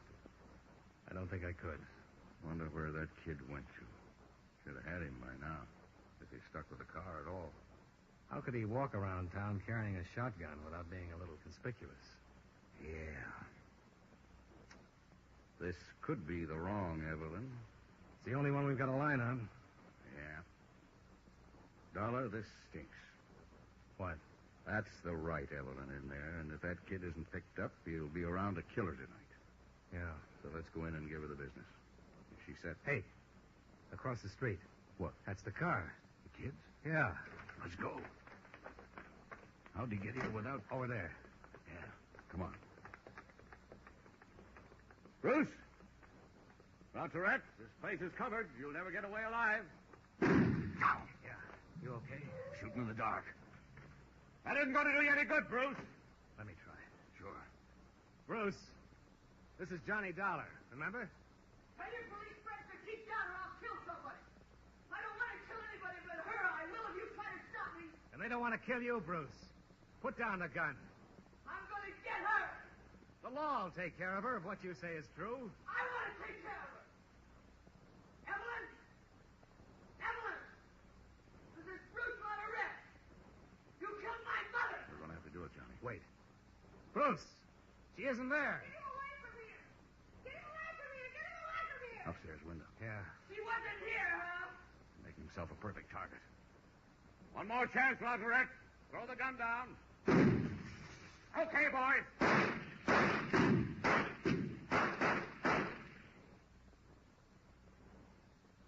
Well, that did it. Yeah.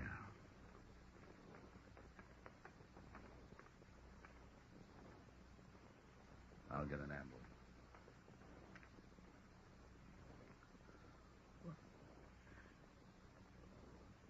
Why didn't they let me get her? Take it easy.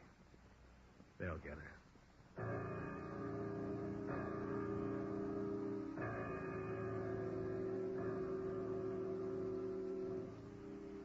They did get her. She was taken down and charged with suspicion of murder and arson. Bruce Lauteret was removed to the emergency hospital and died there 3 hours later. I was in his office when Lieutenant Mapes had a stenographer take a confession from Evelyn Warder. All right, Miss Warder. I met Frank 3 years ago skiing. He asked me to have dinner with him one night in town. Later, he'd see me every now and then. It was his idea. Killing his wife? That? No, that was mine. You figured out how to do it? Yes, why? You mind telling us about it? I knew she worked on the books in the store at night. I had a key to the store. I just went in there and saw she was sleeping and started the fire. How? Wastebasket. I knew the smoke, and that little office would do the rest. Had you ever met her before? Oh, no. You never talked to her at all? No. Did he? I mean, about a divorce? He said he did, but I know he didn't. He didn't want to divorce her for me. So you killed her?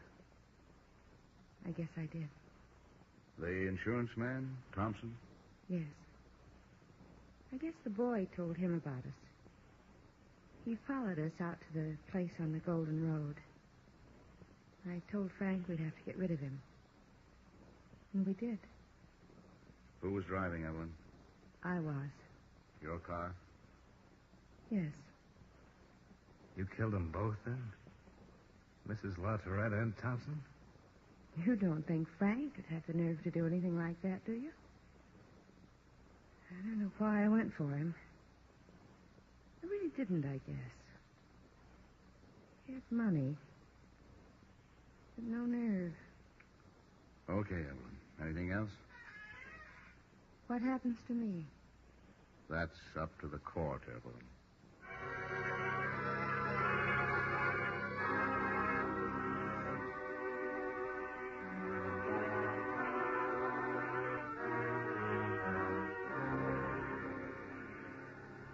Expense account item 3, $12, hotel and board. Item 4, $12.50, car rental. Item 5, same as item 1, plane fare back home. Expense account total, $219.50. Yours truly, Johnny Dollar.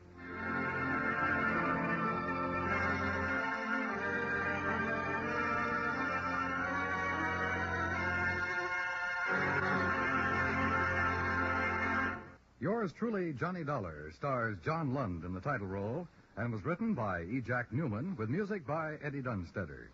John Lund can currently be seen in the Universal International picture Just Across the Street. Featured in tonight's cast were John McIntyre, Jeanette Nolan, Sammy Hill, Virginia Gregg, and Eddie Firestone. Yours truly, Johnny Dollar, is transcribed in Hollywood by Jaime Del Valle.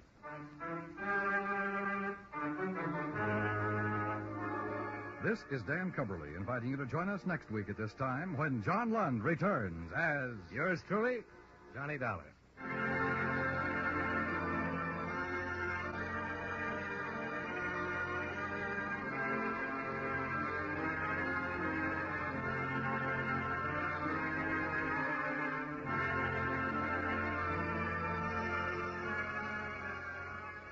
Sunday nights at the Star's Address, distinguished drama is always your fare when Lionel Barrymore narrates your Sunday Night Playhouse.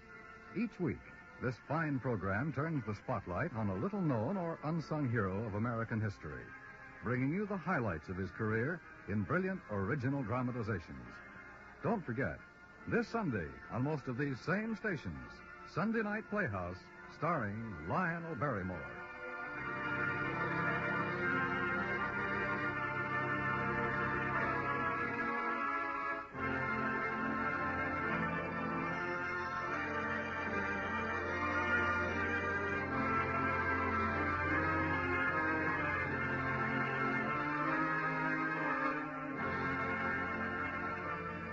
America now listens to 105 million radio sets and listens most to the CBS Radio Network.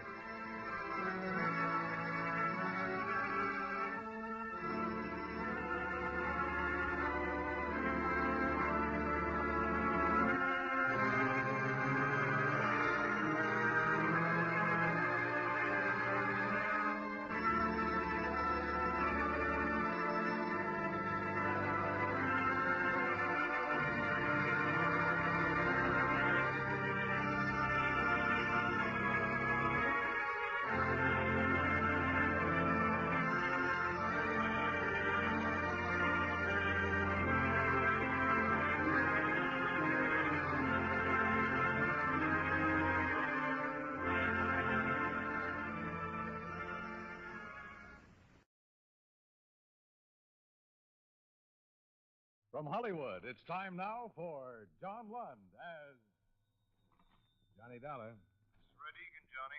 Oh, how are you, Red? Was it a boy or a girl? Both. Barry had twins. Well, then double congratulations. Do I get 2 cigars? Sure, if you'll come down to my office and pick them up. Fair enough. Better pack a suitcase, too. I have a job for you. Where? The coroner's holding an inquest in Rexford, Wyoming tomorrow afternoon. I'd like you to be in on it. Why? We have a dead client named Underwood. We don't know if he was murdered, committed suicide, or had an accident. Well, what does it look like? All three. I'll be there in an hour.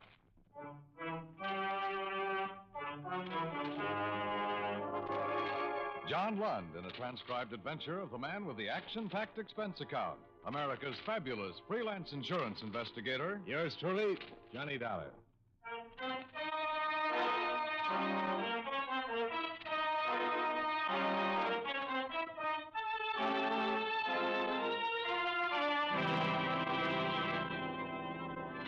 Expense account submitted by Special Investigator Johnny Dollar to Allied Adjustment Bureau, Suite 418, Markham Building, Hartford, Connecticut.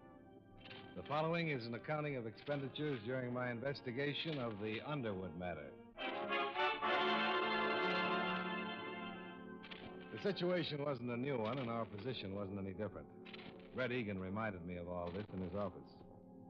We're in the same old spot, Johnny, with the same old problem. The policyholder's dead, and for looking into it, the insurance company is no longer a friend of the widow or the orphan, but a big, bad monster trying to weasel out of a just claim. And every claim is a just claim. Well, a claim came into our office yesterday afternoon. They turned it over to me for adjustment this morning. I phoned the beneficiary in Rexford, and she hung up on me. Oh? Underwood's widow.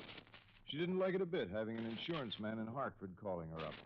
Even after I explained that any insurance conduct an investigation on a claim, and that's my business. Mm-hmm. Well, what exactly happened to Underwood? The only thing I really know is that he fell 4 stories from a hotel window and died instantly. Here. The AP account of his death came from a local paper there. Mm-hmm. How big was the policy? $25,000. Double indemnity if it was an accident, of course. No payment if he committed suicide. This doesn't say anything about suicide. My guess is that a local reporter wrote that up. Underwood was a major stockholder in the newspaper it appeared in. I doubt if they'd suggest suicide, don't you? I don't know, Red. I never met the editor. Well, meet him if you like. Talk to him. Talk to anybody. When you get to Rexford, go to the inquest and sit with the spectators. Listen to what everybody has to say. After all, it's up to the coroner's jury there to decide whether Underwood was pushed, fell, or jumped to his death. Not us. I just want you there to be sure that whatever Columbia does about this claim, that it's all tidied up. Okay? Okay. Oh, how about my cigars? Sure, help yourself. Cost me $3.69 a box. On second thought, you can buy me a drink.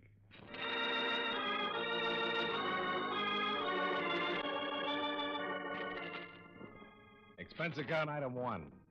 $214.65. Plane fare, train fare, bus fare, and incidentals between Hartford and Rexford. I arrived at 11:30 in the morning and checked in at the same hotel where Raymond Underwood had met his death. I had some lunch in the coffee shop, and after that I struggled my way against a belligerent north wind to the city hall and the inquest. There I sat with the reporters and listened to a bellhop, a desk clerk, and a chambermaid give their versions of what had happened the day Underwood met his death. I was most interested in what Mrs. Underwood had to say. Down, please. When did you last see your husband, Mrs. Underwood? Last Thursday morning, About what time? 12 o'clock. A little before, I guess. Where? At the Pioneer Hotel. In his room there. The same room he occupied prior to his death? Yes. Were you alone? Yes, just with him. And what time did you leave? I was only there 15 or 20 minutes. Must have left before 12:30. I had an appointment. That was the last time you saw Mr. Underwood alive? Yes. They called me about 3 in the afternoon and told me that it had happened. What did you talk to your husband about, Mrs. Underwood? We were talking about being divorced. Was the deceased in good health? Yes. Had he been drinking? Some. Not much. I guess he'd had a couple before I got there. She was a tall, dark-haired woman in her early 30s. Her clothes were New York, the perfume Paris, the rings Tiffany's. She answered the questions of the interrogator without hesitation, without emotion. It had been previously established by the desk clerk that she'd left the hotel room a full 15 minutes before Underwood had plunged to bed. By 4:30 in the afternoon, it was all finished. The jury brought in their verdict for the coroner's man to read. This jury that the said Raymond W. Underwood came to his death by a broken back received in a fall from the 4th story of the Pioneer Hotel at or about 12:30 p.m. on Thursday, February 19th.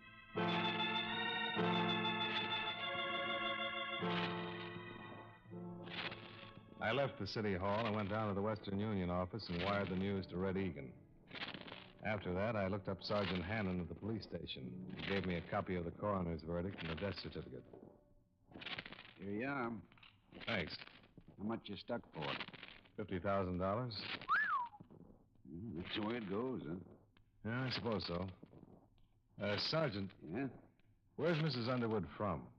Here. All her life? All her life. Born and raised right here in Rexford. Of course, she went to school in the East, and she's been in Europe a couple of times, but most of her life right here. Mighty pretty widow. Mighty rich one, too. Underwood had it. I know. This divorce. Everybody in town knew they weren't getting along. Never did get along. How could they? Alice is 28 and Ray was over 50. He could have been her father. As a matter of fact, he almost was. How's that? Well, he raised her from the time she was 14. He paid for all her schooling and growing up. She didn't have any folks after her old man died. Ray was pretty good to her. I see. We went over what you were thinking, Dollar. Sure, anybody would. But they were talking about divorce. The papers had been drawn up for a settlement. She'd have got a lot of money in alimony and so on. Alice had no call to push him out of that window or have anybody else do it. What about the possibility of suicide? Jury said accident. Besides, everybody here knew Ray. He wasn't the suicide type. Nobody's the suicide type till they come to the end of the line, Sergeant. Then it's too late to interview him and ask him about it. But it's already been said as an accident, so I guess I'm just throwing words around. You have a right to do that if you aren't satisfied with the verdict, Dollar. Anything we can do, be glad to help. Thanks. Thanks a lot.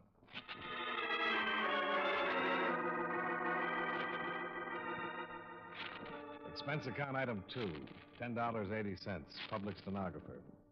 I assembled copies of all the testimony, re-interviewed the people at the hotel, had all of it typed up and notarized and forwarded to Hartford. Then made arrangements to meet my eastbound plane in Cheyenne. I was about to check out when my phone rang. Johnny Dollar. Been trying to get you for 3 hours, Johnny. What's up, Red? The insurance agent in Cheyenne just got back from his vacation and read about Underwood's death. He phoned Columbia long distance with some information.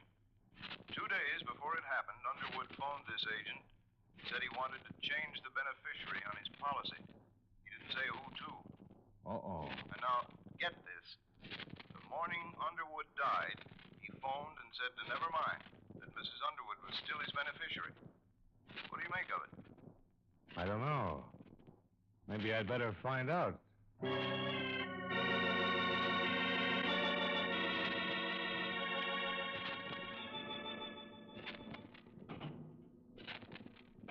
What matters do you want to clear up? Oh, just some details about your husband's death, Mrs. Underwood.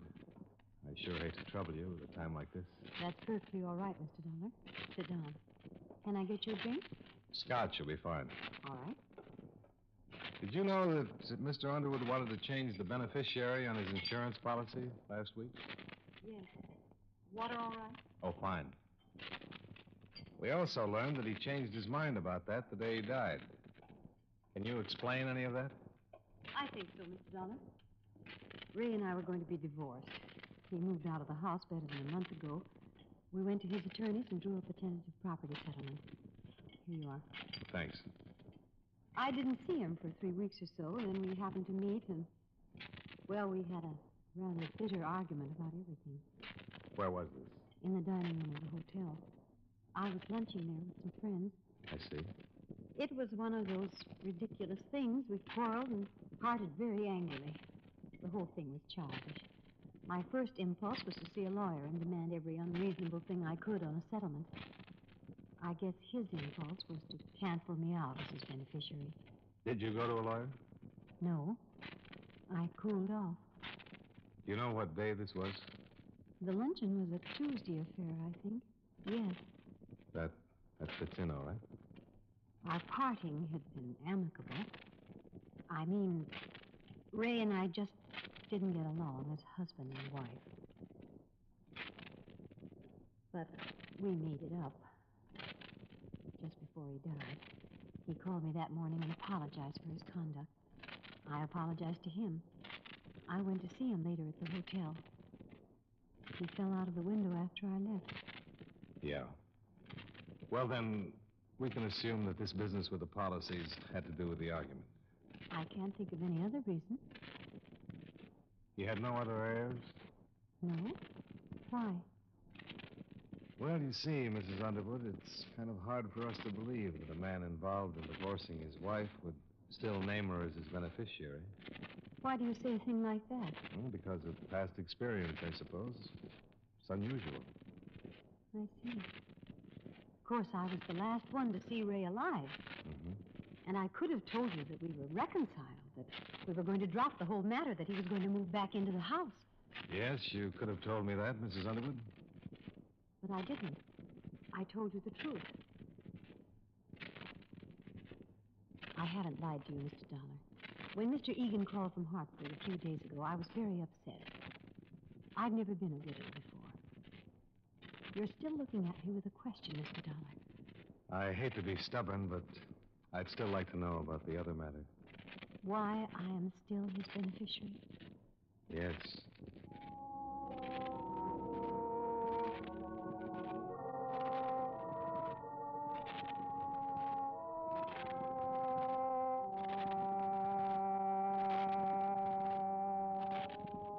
The next morning, I interviewed all the people who had been on duty at the hotel the morning of Underwood's death. Then I dropped in to see Sergeant Hannon once more. Well, here it is, right here. I went over the room myself with two of my men. Personal effects of the deceased included 4 suits of men's clothing, 14 shirts, 5 pair of men's hosiery. Was there a bottle in there? Liquor? Yeah. Nope. How about a flask? Nope, nothing like it. Just a glass. Hannon, I talked to all the people at the hotel before I came over here. Underwood left a call for 11:30 the morning he died. They called him. 5 minutes later, he phoned the insurance agent in Cheyenne. And that's the only business he conducted all day, outside of calling his home. We know he didn't leave the room, and we know Mrs. Underwood visited him there about 12. Yeah. But more important, Underwood didn't call and have a bellboy bring him a bottle. Room service didn't send him any drinks. The chambermaid swears there was no bottle of liquor of any kind in his room all the time he'd lived at the hotel. Ray didn't drink much. Well, that adds to it. What light drinker takes a drink before breakfast? He only had time to get up and shave before his wife showed up. Who said he had a drink? Mrs. Underwood. Hmm? On the witness stand, under oath, she said that her husband had had a couple of drinks. Mind you, she didn't say he was drunk, but she did say he'd been drinking before she got there. You know what I think, Hannon? What? I think she just threw that in because it's a little hard to believe that a cold, sober man would walk out of a hotel window and kill himself accidentally. But you and I and everybody else at that coroner's inquest got the impression that Underwood was slightly tipsy. I want to know where he got the drink. I want to know who gave it to him. That's what I want to know. Where'd he get the drink? If he had one. It's a pretty good question, Dollar.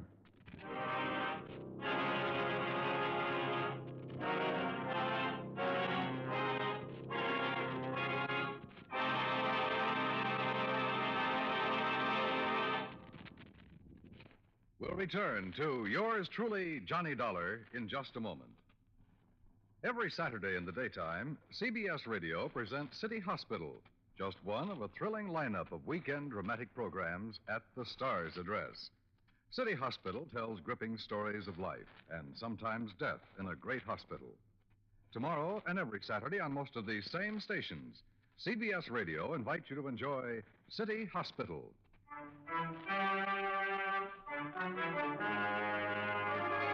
Now, with our star, John Lund, we bring you the second act of yours truly, Johnny Dollar.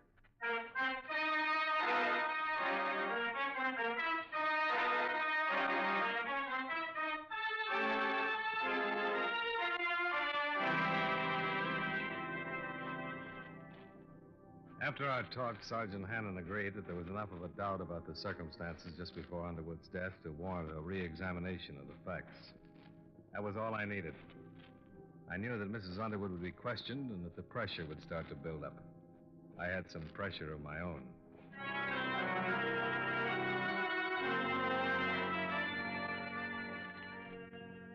Expense account item 4. $13.25. Another long-distance phone call. This one to Hartford and Red Egan. I explained our position to him. What? The best thing right now is to move fast. Deny liability on the grounds that the accident is not proved. Suppose she sues us. Let her.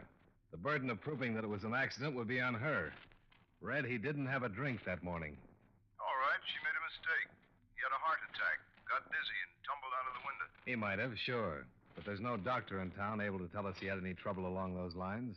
And there's Mrs. Underwood herself. What about her? She was ready for that coroner's jury yesterday, and she was ready for me when I called on her last night. The only one she wasn't ready for was you when you phoned her a couple of days ago, and she hung up. She halfway apologized for that. But she really couldn't think of anything to say to you. Okay, but I want to tell you I don't think the Columbia Insurance people will play it that way. They have a matter of public confidence to think of. Suppose it's a just claim. I tell you it isn't. Why? Do you have anything else? 3 things. Instinct, experience, and statistics. She's a young woman. She was married to a wealthy older man. With him out of the way, she has all his money, everything, not just alimony and a property settlement. And what he left her in the way of property and other things, not to mention the insurance, is something to consider. It's the kind of stuff she can go places and do things on. All right, I'll tell them that. What else? Tell him I'm working for evidence, and the best way to get it is to bring her out in the open. File a complaint against her to the district attorney's office. What charge? Suspected murder. Johnny, that'd get us a criminal libel suit. Remember the drink. He didn't have the drink. All right, but she had an alibi. She had help. Somebody got into the hotel without being seen and pushed Underwood out of that window. You're convinced that it's murder? You bet your boots I am.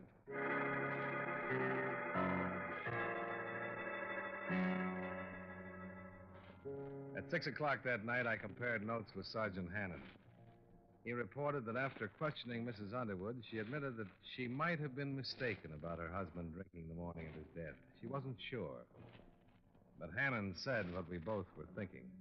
She was sure enough in front of that coroner's jury to give a misleading impression, Dollar. We better find out who helped her pull this off.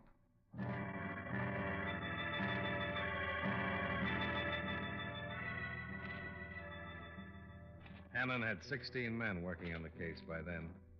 It was a long, tedious job of combing over everything in Alice Underwood's background in order to find a possible accomplice. About 4 o'clock the next afternoon, we interviewed one of the 3 servants in the Underwood home. That's right, sir. Once or twice a week.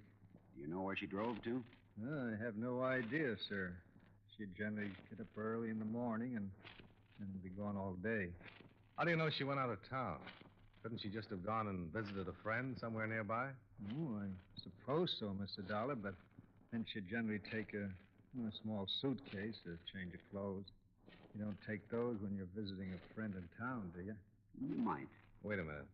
What car did she take? The Cadillac. And I knew it'd come back covered with mud and ice. Always have to be washed up. I see. Mr. Underwood used to complain about it a whole lot. About the car? Oh, no. About the trips. They had some pretty good arguments about them. Could you repeat anything that was said? Well, I don't guess I could, word for word. Do you know what they were about? Yes. It's about the same all the time. Mr. Underwood said she shouldn't visit that man. What man? Just that man. I never knew who it was that they were arguing about. Uh-huh. How long have you worked for Mr. Underwood? Me, I've been in this house 13 years, sir. And you've known Mrs. Underwood quite a long time? Yes, sir. Yes, sir, knew her when she was a little girl, when she first came here. Yeah, saw her grow up and go away to school and come back and go away to Europe and come back a little more grown up and a little different each time. I've seen her turn into a woman over the years, sir. Were you surprised when Mr. Underwood married her? Well, no. Yes, I guess I was. I mean, she always seemed so young compared to him, but then when she was grown up, it was sort of different, so I wasn't surprised at that. Let me ask you this. Did she seem to fit in here? You mean when she married him? Yeah. Well, before they were sort of, like friends. I mean, they'd ride horses and go hunting and laugh and talk about different things, but she traveled so much and saw so many different things around the world that it didn't seem they were friendly anymore once that they were married. I mean, Mr. Underwood was Wyoming, you know, and Mrs. Underwood, she was, well, different, even though this is her home. Okay, thanks a lot. Wait, I feel awful about Mr. Underwood being dead. I've been telling you the things the way I see them, and I know you'll probably hear different stories from everybody. But I'm glad you came and asked me. If there was anything wrong about the way he died, I'd like it to be fixed. Sure you would. Mrs. Underwood probably would fire me for talking like this, but no, I don't care. This house isn't the same anymore.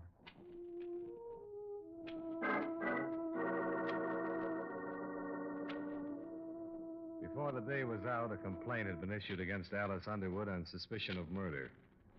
However, it was not served immediately, because by that time, Sergeant Hannon's men had discovered the names of 3 men Mrs. Underwood had been seen with at various places around Rexford in the past 3 years. One of them had been killed in the Korean War. One of them had moved to Chicago 14 months before. The third one was a man named Tyler.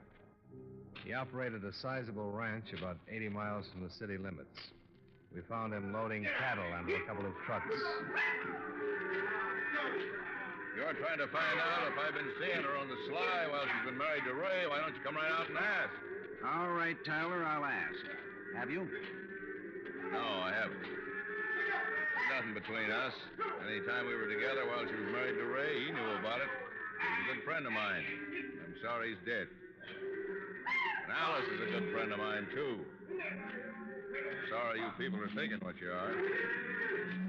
Well, come on, let's go up to the house.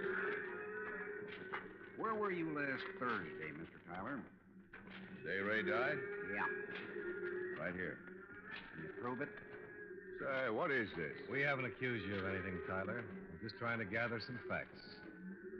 Alice is a grand girl. You can put that down as one of your facts. You boys want a drink? No, thanks. Not for me, thanks. When was the last time you were in Rexford?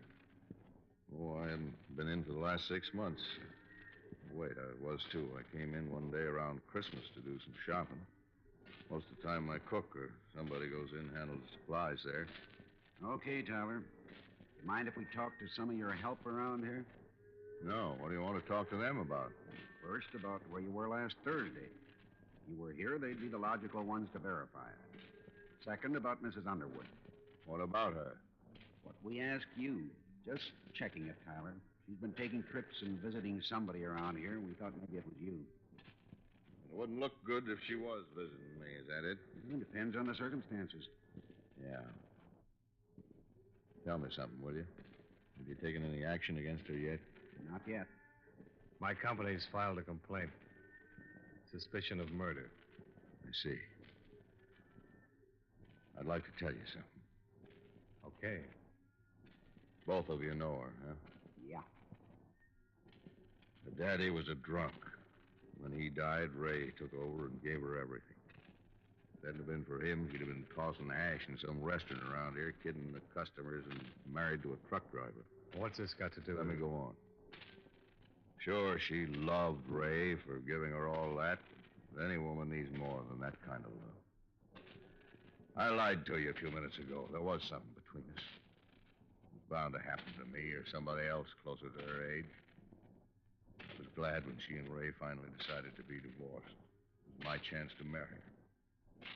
You can talk to my people around here. They'd lie for me and say I was here last Thursday all day, and they'd tell you that Alice never came here to see me. They'd lie right on down the line for me, but I can't let you take her into custody for something I did. Something she didn't have anything to do with. I killed Ray Underwood. How did it happen, Tyler? I didn't mean to. One of my trucks was delivering some beef to the restaurant at the hotel.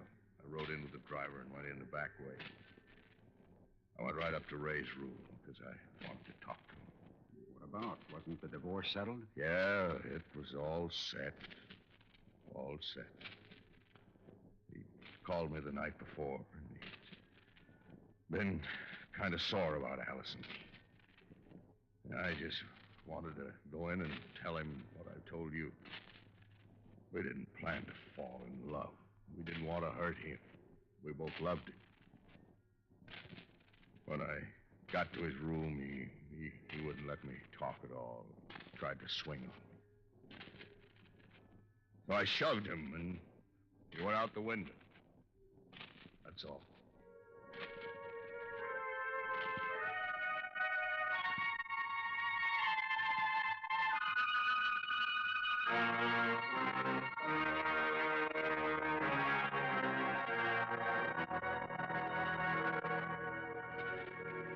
Expense account item 5, $38.15. Hotel and food while in Rexford. Item 6, same as 1, transportation back to Hartford. Expense account total, $491.50. Yours truly, Johnny Dollar.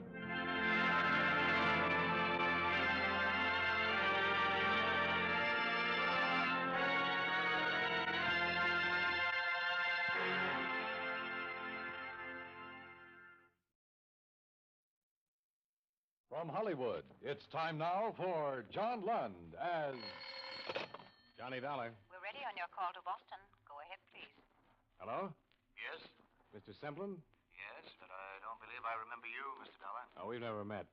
Your company hired me here in Hartford to investigate the Jean Maxwell death. Oh? It's odd that they didn't advise me. Oh, they probably will. I called you to find out the name of the officer in the charge of the case, if you could give it to me. But it's a, Lieutenant DeRosa. DeRosa, huh? Do you happen to know what their theory is, if any? Theory? Well, I don't think they've arrived at a definite theory. Still a toss-up between murder and suicide, huh? Okay, Mr. Semplin. I'll be in touch.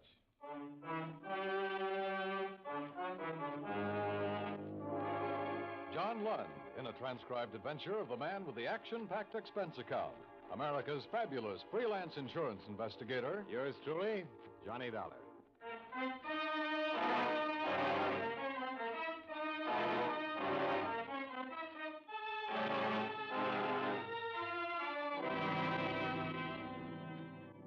Expense account submitted by Special Investigator Johnny Dollar to Home Office, Corinthian Life Insurance Company, Hartford, Connecticut. The following is an accounting of expenditures during my investigation of the Jean Maxwell matter. Expense account item 1, $175. Phone call to Boston advising your manager there of my assignment. Item 2, $28. Car rental and mileage for my Hartford apartment to Police Headquarters, Boston.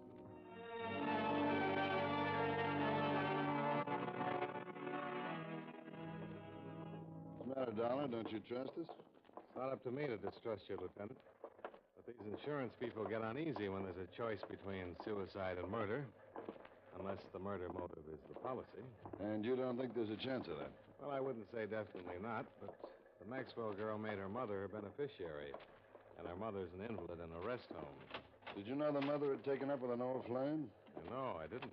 Goes to see her a couple, 3 times a week. Crazier things have happened. I'll get the file. Sit down. Now, this is all we've got so far, pending coroner's inquest and autopsy report. Here's a photo of where she was found. Huh. Shallow water. That's the bridge? Yeah, she was lying right about there. But I don't think you have to worry about suicide, Dollar. As far as I'm concerned, it wasn't. I'll buy that, too. Wouldn't say this bridge is a suicide type. It's too low. Yeah, and there's another thing. I've been on the force for more years than I like to count. I've run into my share of suicides. Never known a woman to do it this way without taking off her coat. Oh? Usually shoes, too. I've learned that's part of a generally accepted pattern. The Maxwell girl didn't fit the pattern. Well, here's the way she looked. Coat on, belt still tied, shoes. Purse is missing. Searching the stream for it. How old was she? 21. She was a beautiful girl. I noticed that. I'm trying not to, but with her I couldn't help it. How much questioning have you done, Lieutenant? Not much. Or rather, not as much as we'll do after the inquest. When'll that be? The day after tomorrow. You want anything more here? Well, thanks, Lieutenant. I'll check with you later. I drove out to the stream where they'd found the girl's body. From there, I chalked up another point against her death being a suicide. The bridge from which she had dropped was a good 4 miles from town. Boston had better bridges to offer within the city limits. I followed the riverbank and found the approximate spot from which the police photograph had been snapped. On the assumption that she'd been brought there in a car, the placement of her body in relation to the 2 lanes on the bridge made it look as if the car was going toward Boston and not away from it. 5 minutes later, I was heading the same way.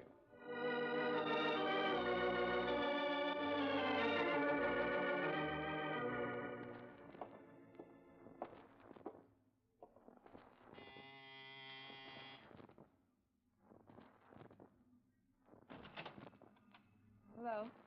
Miss Mary O'Neill? Yeah. The manager suggested I come up.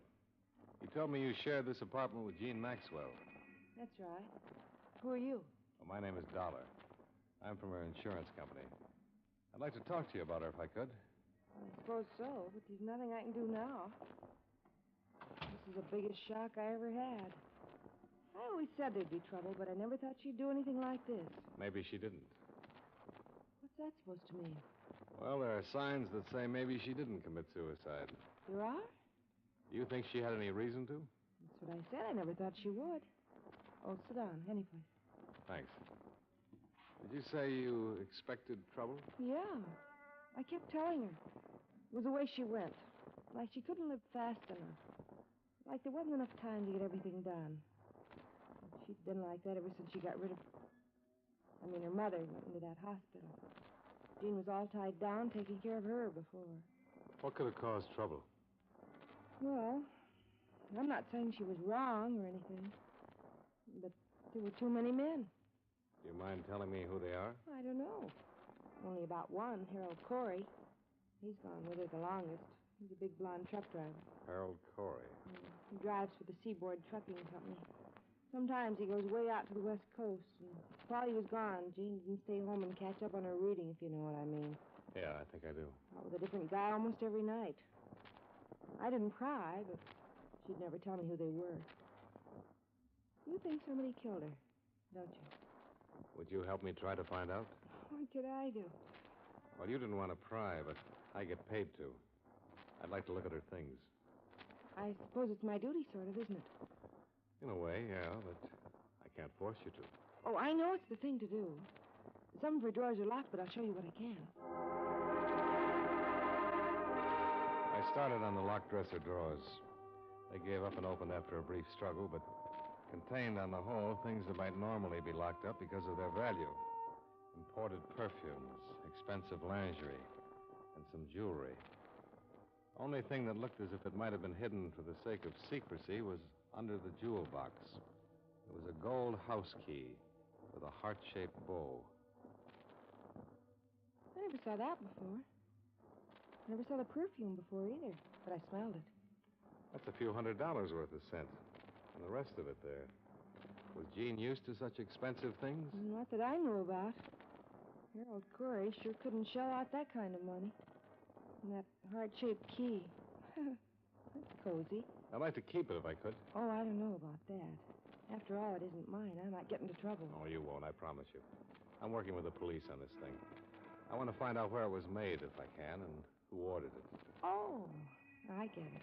Sure, I wouldn't stop you from doing that. Even if I could.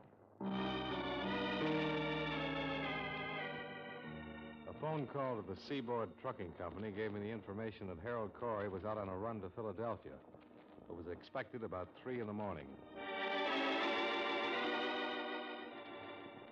Expense account item 3, $7. Drinks and dinner after I checked into the Bristol Hotel. Item 4, 1 dime.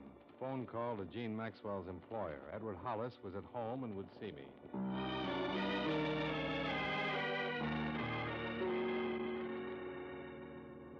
Come into the living room, Mr. Dollar. You may as well be comfortable.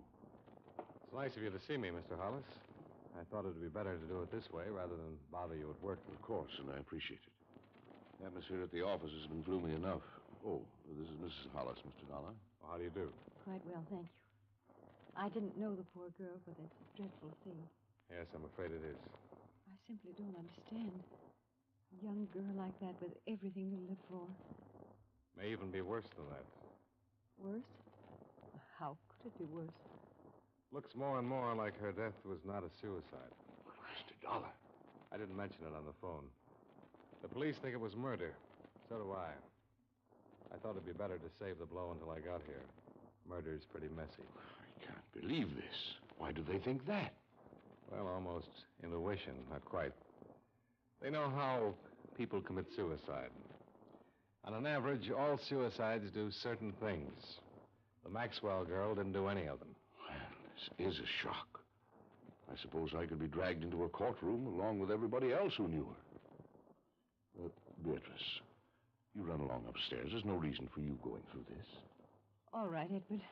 I think I'd rather. Good night, Mr. Dollar. Good night. I'm sorry, but it couldn't be helped. Of course it couldn't. I understand. Please don't be long, Edward. No, I won't, dear. Could I mix you a drink, Mr. Dollar? No, thanks. I'll make this as fast as possible. I don't know how much you knew about Jean Maxwell's private life. I knew nothing. I have a number of girls in the office, and it's been my philosophy to remember that not too long ago I was young, too. As long as they do their work well, I ask no questions. As a matter of fact, I have no right to. Sure. From what I've gathered, she was mixed up emotionally. She didn't have much freedom because of an invalid mother she took care of. Yes, I did know that. When the mother went into a hospital, Jean began to make up for lost time. She led her friends to believe that she was friendly with a lot of men. But I don't believe that. Oh? I think it was one man. One with enough money to buy her expensive things, perfumes, jewelry, even a gold key. I'll have to admit that she was a beautiful thing. You say she worked with a number of girls at your office? Yes, there were 11 others. Out of those 11, did she have any close friends that you know of? Well, let's see. The Dyer girl, Grace, that is. They seemed to be quite friendly. I couldn't be sure of any others. Well, would you give me all their names, then? I'd like to talk to them. You know, find out if something might have come out over lunch or cocktails. Yes, of course. Perhaps it'd be better if you phoned me at the office in the morning. I could give you their addresses as well. All right, we'll do it that way. Well, thanks very much, Mr. Hollis. I'm sorry meeting you couldn't have been more pleasant. The next morning, I had a list of 11 feminine names and the address of Jean Maxwell's truck driving friend. By 10:30, I was following up the ladder.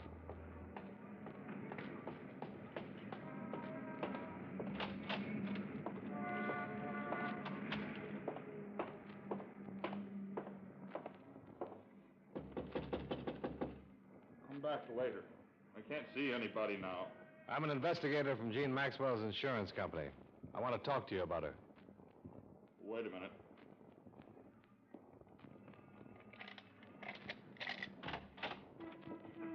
Sorry to bother you.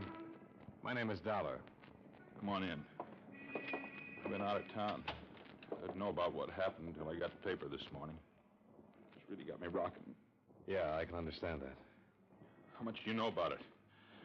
Why'd she do it? She didn't. What do you mean by that? It's not suicide, it's murder. Murder? You knew her pretty well, didn't you?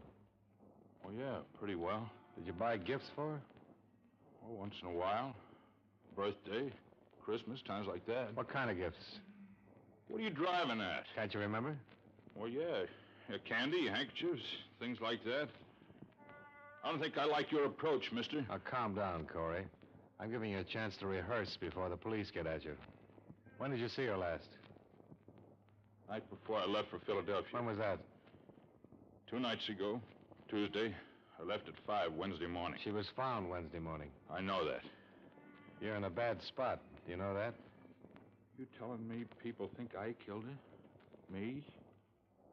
Well, I loved her. I wanted to marry her. I'm sorry, friend. In this situation, that's a motive, not an alibi. Get out of here, will you? Get out and leave me alone. You're not helping yourself with this act. You're making it worse. Get out. Get out before I do have a murder to answer for. Get out!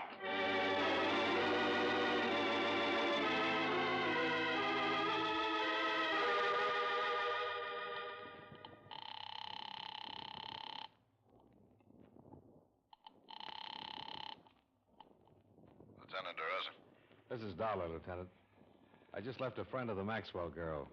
Name of Harold Corey. Dollar, I've been kicking myself for not getting the name of your hotel yesterday. I didn't have one then.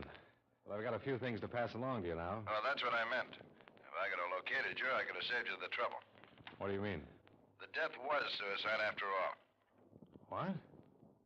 How come? Autopsy report. There was a concussion from the drop from the bridge, but it wasn't the cause of death. Hey, wait a minute, not so fast. The cause of death was carbon monoxide. Looks like she pulled the suicide where it embarrassed somebody, and her body was tossed from the bridge to get her out of the way.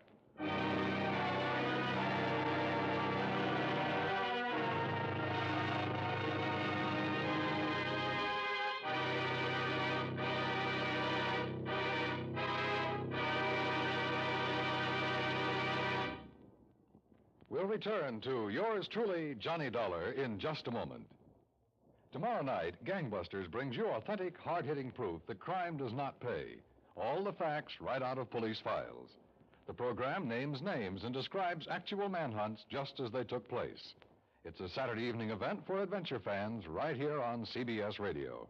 Don't miss Gangbusters. Tomorrow night over most of these same CBS radio stations. Gangbusters.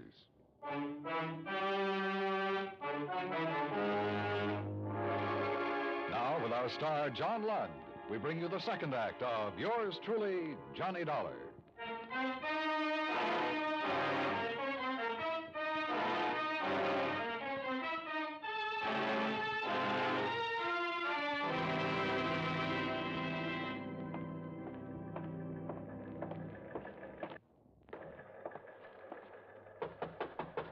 Come on in. All right, Dollar, sit down. Thanks. This, new theory of yours. What's the matter? Don't you like it? Well, I thought I was making progress in the other direction. Give it to me again, will you? Yeah. Here's the autopsy report. Death by asphyxia caused by presence of large amounts of carbon monoxide. Agent unknown. That's it. Probably automobile exhaust. It's the most popular these days. You believe this, Lieutenant? I believe what's in the report.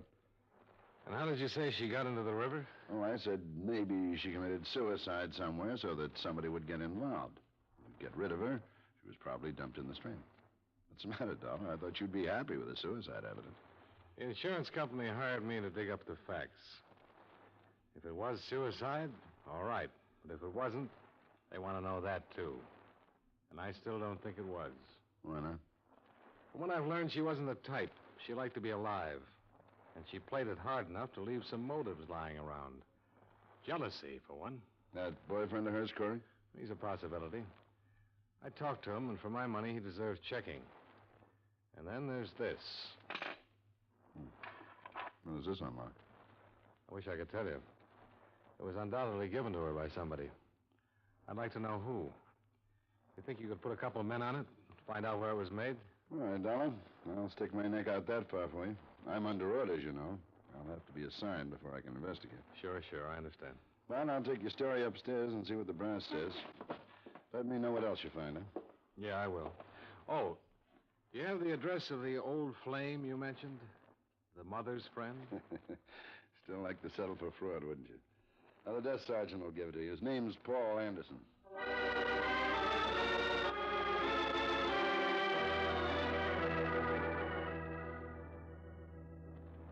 I'm from Gene Maxwell's insurance company, Mr. Anderson. Wonder if you could spare me a few minutes. Yes, I suppose so.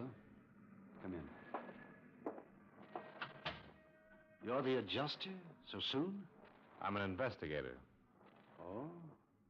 I didn't know she had a policy. Yeah, she did. $25,000 to go to her mother. I see. But her death has been classed as suicide, which voids the policy. The 2-year self-destruction clause is still in effect. That's a pity.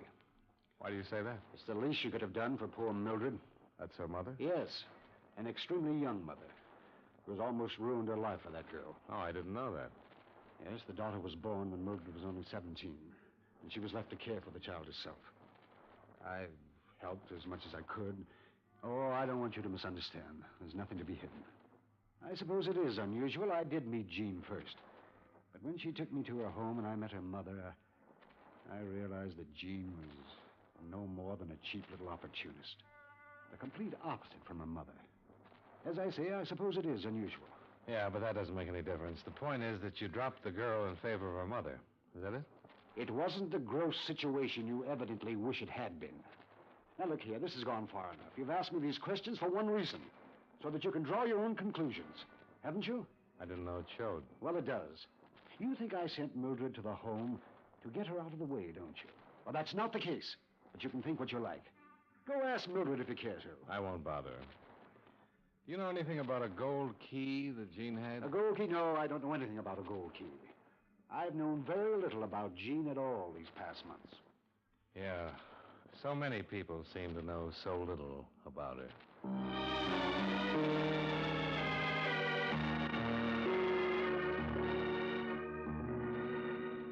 Hello, Mr. Dollar. I've been wondering how you were making out. How are you, Mary? The police been here yet? No. I'll be scared to death if they do come. I feel guilty the minute one looks at me. That's common enough. Have you remembered anything that might help? No, not a thing, Mr. Dollar. I hardly slept last night. It's creepy. With her room just like it was the last time she left it. I've got to either move or get somebody else in there. Yeah. Mary, did Jean ever mention a Paul Anderson to you? Anderson? No, I don't think so. Not that I can remember, anyway. She was always kind of secret about things. She did talk to you about her mother, though. A little, yeah, about her being in the hospital. Anything about how she got there? No, except I got the idea Jeannie thought it was wrong, how much fun she was having without her mother to worry about. She never told you who was paying the bills. No, who was? This Anderson guy? Yeah. You sure she never mentioned him? I'm sure I'd remember if she did, because I was curious and she never mentioned any of them. Okay. Thanks, Mary.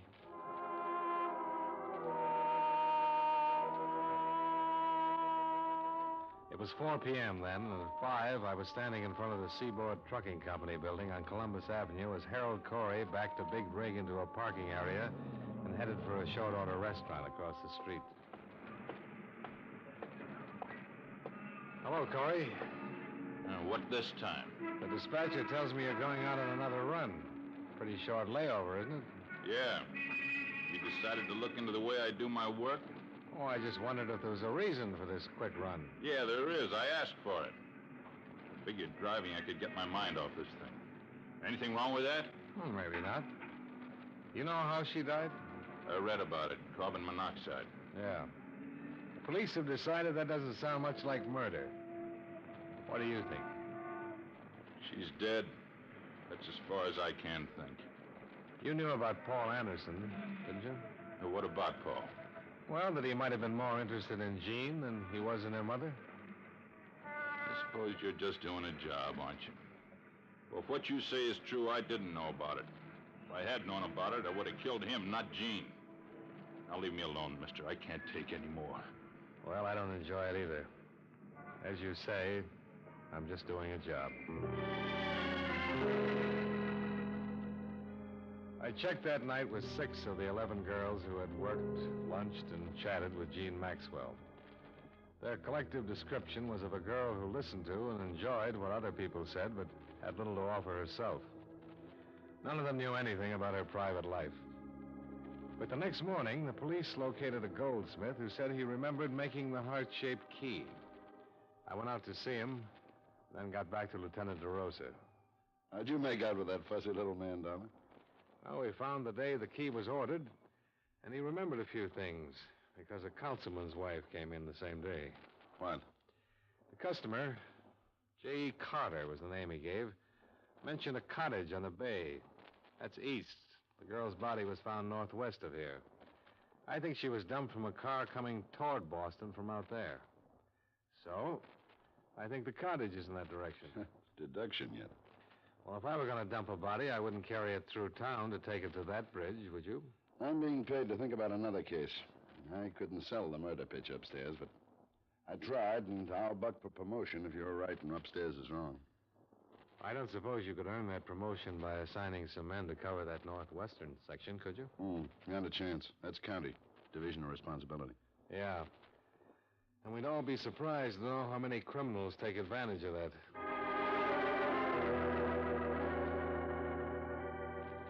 Expense account item 4, $35, mileage, covering a 2.5-day canvass of real estate offices northwest of town. Object, a cottage probably rented previous to the month of June by a man possibly using the name J.E. Carter. It was a vague lead that meant morning to night legwork, but on the third afternoon, it paid off. Yeah, we don't rent much up here, is what I remember. She was a dark-haired girl, is that right? That's right. It's the Anson place out on Butch Road. Has anybody been there in the past few days? Not that I know about. It used to be there every 2-3 days, too. How was the rent paid? Cash or check? By, cashier's check. Or was it regular? Definite day of the month, I mean? And do you know the bank? Yeah, between the 1st and 5th of each month since May. Check on the commercial bank. Oh, thanks. Now, I'd like to ask one more favor. Would you take me out to the cottage? I certainly will. If it's a police affair, I'm not the one to stand in the way. Well,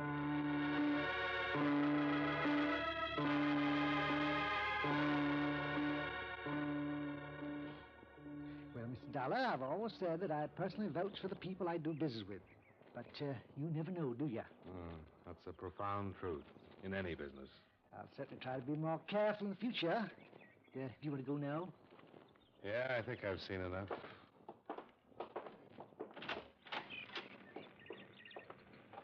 Let me lock it. I want to see if this key fits. It fit. Yeah, it did.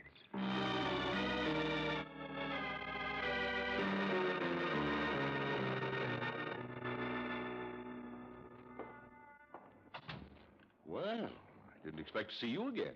Didn't you, Mr. Hollis? You thought you'd get away with it? What did you say? Well, there's no reason to be clever with each other. I know you killed her. You rented a cottage out beyond Mystic River. You used the name J.E. Carter. Come into the other room. Yes, you're right. I did become infatuated with her. If you'd known her, you'd understand. I realized last week that it had to stop, and I told her. She'd been with that young Corey boy.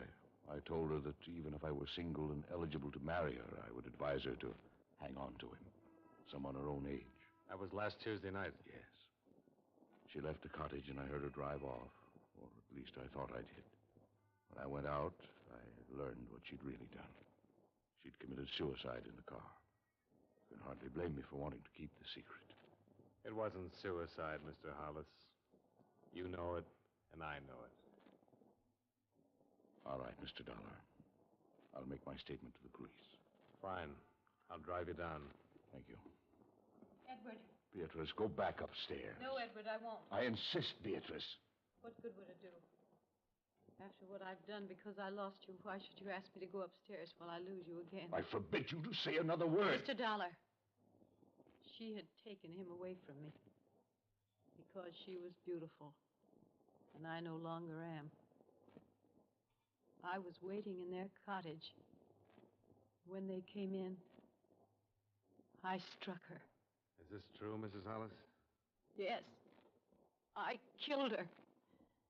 And since there was nothing left of our lives, we carried her to the guard. Beatrice, what have I done? What have I done?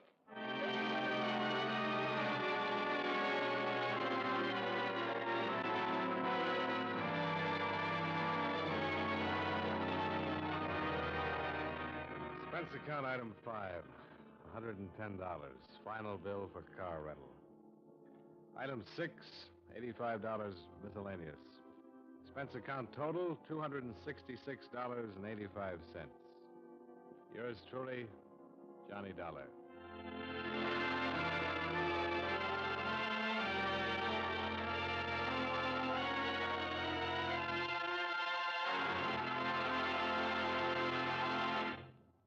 Yours truly, Johnny Dollar, stars John Lund in the title role and is written by Gil Dowd with music by Eddie Dunstetter.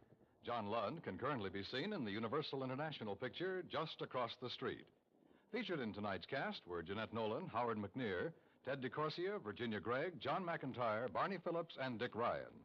Yours truly, Johnny Dollar, is transcribed in Hollywood by Jaime Del Valle.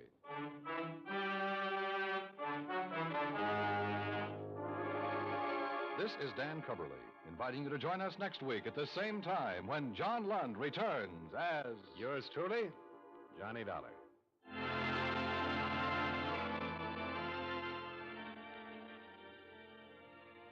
And remember, Tarzan brings you his adventures Saturday evenings on the CBS Radio Network.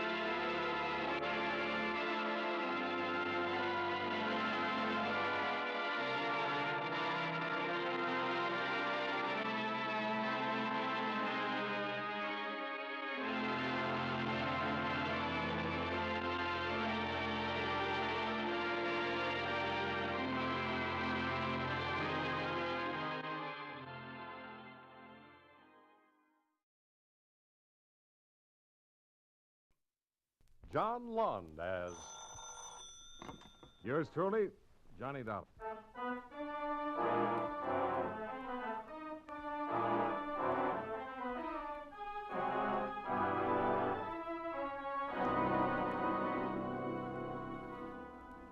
Expense account submitted by Special Investigator Johnny Dollar to Home Office, Eastern Indemnity and Insurance Company, Hartford, Connecticut.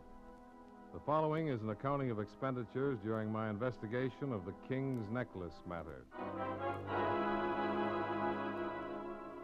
Expense account item 1, $134.70. Airfare and incidentals between Hartford and Miami. Waiting at the airport, as promised, was your Southern States Agency manager, Marty Fenton. Over a cup of brew in the coffee shop, he briefed me on the assignment.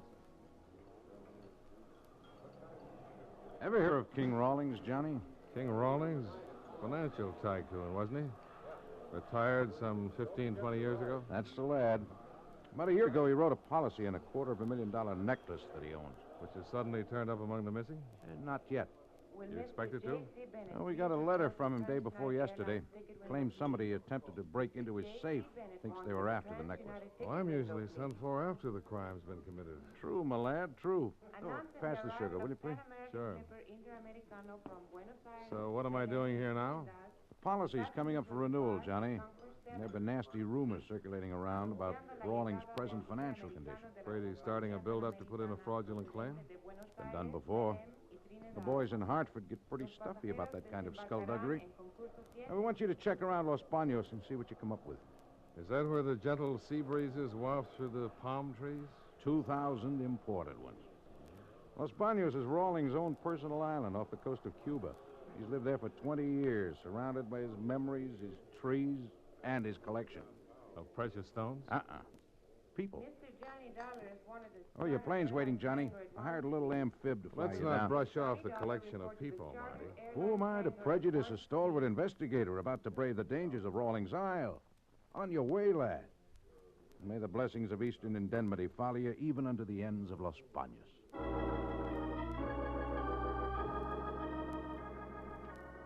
After 1.5 hours of white clouds and blue sky, the plane put down in an even bluer sea and taxied over to a landing dock on a picture book island. King Rawlings had collected palm trees, all right, but I didn't know about the people. From where I stood, there was nothing to be seen but the landing dock, a gravel path, and those trees. The path led through a seemingly deserted tangle of exotic flowers, sweet-scented vines, and the ever-present palm trees. It was like a tropical paradise, peaceful, serene, untouched by men. I just about decided that nobody on this island ever made use of this lush garden spot when I learned that I couldn't have been more wrong. Over here, please.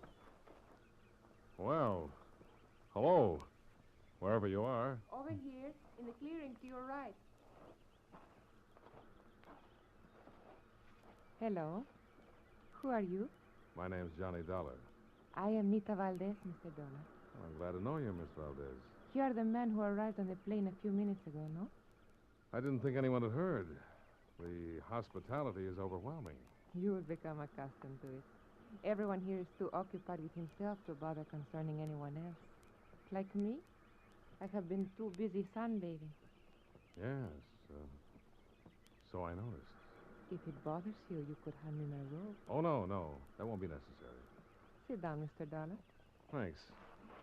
You have come to see the king about the attempt to steal his necklace? Apparently, sunbathing hasn't interfered with your learning about that.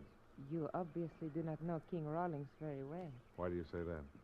Everyone on this island has been accused of attempting the theft. Including you? Why should I be an exception? Oh, just wondering. Because I'm young and beautiful, you think perhaps I hold some special place of esteem in King Rawlings' affections? Well, do you? Can you reach that bottle of suntan lotion? Yeah, sure. The back of my shoulders. Would you mind? It is a difficult place for me to read. Oh, I'll be glad to. About the necklace, Mr. Dollar, I would not be too concerned about it if I were you.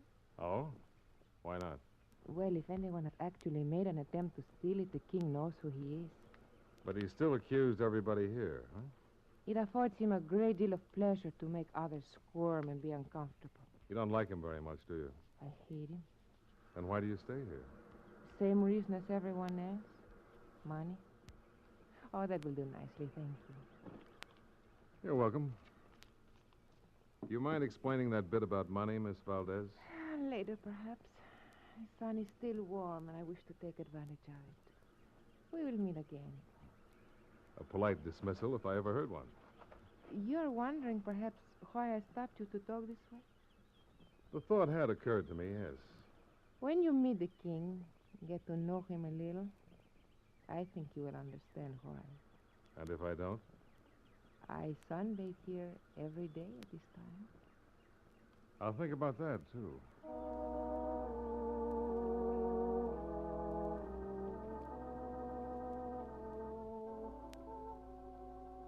I found that Rawlings, like all good kings, lived in a castle. This one, obviously imported, stone by stone, from some Moorish province. A nervous little man came to the main gate and escorted me inside to the baronial hall. Harley is my name, Mr. Dollar. Timothy B. Harley. I'm Mr. Rawlings' secretary. In here, please. Mr. Rawlings' study. He'll be down to join you shortly. Thanks, Mr. Harley. I presume you're here about the necklace, Mr. Dollar? A favorite topic of conversation around here, isn't it? I beg your pardon? The necklace. Oh, yes, of course. Well, under the circumstances, you see, the attempted theft and all, it, has someone else mentioned it to you? Any reason why they shouldn't? Oh, no, not at all. No, it was just that, well, was it Nita Valdez by any chance? What makes you think so? Oh, nothing. Oh, no, nothing at all. Only, you see, it was, well, to tell you the truth, I've suspected something for a long time. It's come to my attention. You talk too much, Harley. Oh, Mr. Rawlings. Oh, I didn't hear you come in. I was just telling Get out. Oh, well, of course, Mr. Rawlings, of course. You're from the insurance company? That's right, Johnny Dollar. Why you instead of Marty Fenton? He's an agent. I'm a special investigator. I didn't request an investigation. You made a report of an attempted robbery. What do you want me to do? Have you declare the policy void because I didn't? What do you want us to do? Thank you for letting us pay out $250,000 if the necklace turns up missing? Over here, darling. There's the safe I keep it in. Pretty substantial job. Fenton supervised the installation himself. Those scratches near the combination, those what made you think somebody tried to force it? Only a hammer and chisel could make those marks. Mm-hmm. I'd like to see the necklace. Good. Who do you think was after it? Either Harley or my protege, Nita Valdez. Why suspect them? They love money and hate me. You care to go into that? You're investigating the necklace, Dollar, not my relationships with the people on this island. There it is. Oh. Beautiful workmanship. What else did you expect for $250,000? A little more than this, Rawlings. Hmm? I'm no expert on precious stones, but 10 will get you 20 if these aren't paste. Let me see. You're right, they are. Any explanations? None. You've no idea how the switch was pulled? I have not. When was the last time the necklace was appraised? When the policy was written? Who else has the combination to this safe? No one. Oh. Kind of puts you in a spot, doesn't it? Not at all. I'm insured. The law says we don't have to pay off on fraudulent claims. I know. The law also says you have to prove that fraud exists.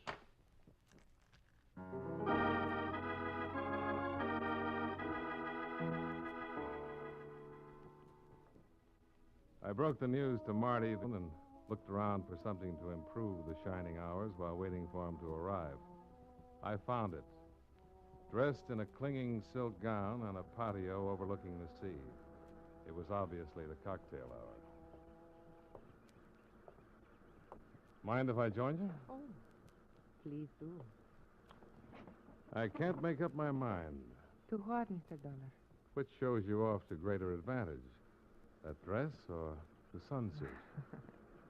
For that, you may have a choice of rewards. Scotch or martini? Nothing, thanks. Well, what did you think of him? The king? Yes. I'm more interested in what you think of him. I have already told you. I know. He confirmed your statement. That I hate him? Mm-hmm. You can believe it. I do. What I want to know is why. King Rawlings is a collector. Stamps, butterflies, out-of-state license plates? People, Mr. Dollar. How does this fascinating game of his work? He specializes in aspiring artists with little or no talent. An actress like myself, a would-be poet like Harley. He baits his trap with a promise of money to aid their careers, keeps them dangling as long as they can amuse him and feed his ego, then he casts them off. Very amusing. Yes, isn't it? Well, if you know what he is, why stay on? Oh, it's much easier to cling even to a remnant of a dream than to face the harshness of reality. How tough would it be to face reality with $250,000? The necklace is gone. Does that surprise you? No. It was too great a temptation. For you or Harley? For either of us, if we had known the combination to that safe. No, Mr. Dollar, it was the king himself who was tempted. Well, that doesn't figure. Not with his money. If he still has it. Why do you think he hasn't? What other answer could there be? Might be interesting to try to find out. Oh, you would be wasting your time, Mr. Dollar. I've got some to spare. Perhaps I could find use for it. I don't have any money. Oh, that was rather cruel. I'm sorry. Mr. Dollar, is that you, Arden? Oh, yes, of course it is, yes. Why the excitement, Harley? Tell me, is it true that the necklace has been stolen? Looks like it. Why? I wonder if that could possibly account for it. For what? Mr. Rawlings, he's lying on the second floor landing. I think he's dead.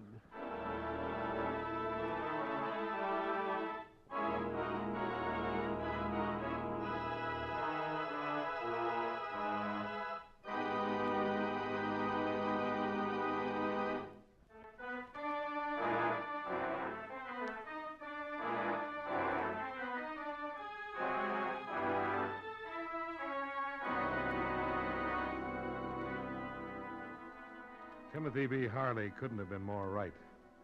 King Rawlings was lying stone cold dead on the second floor landing. When Marty Fenton flew in 3 hours later, accompanied by a Captain Fuentes of the Havana Police, I gave them a fast briefing.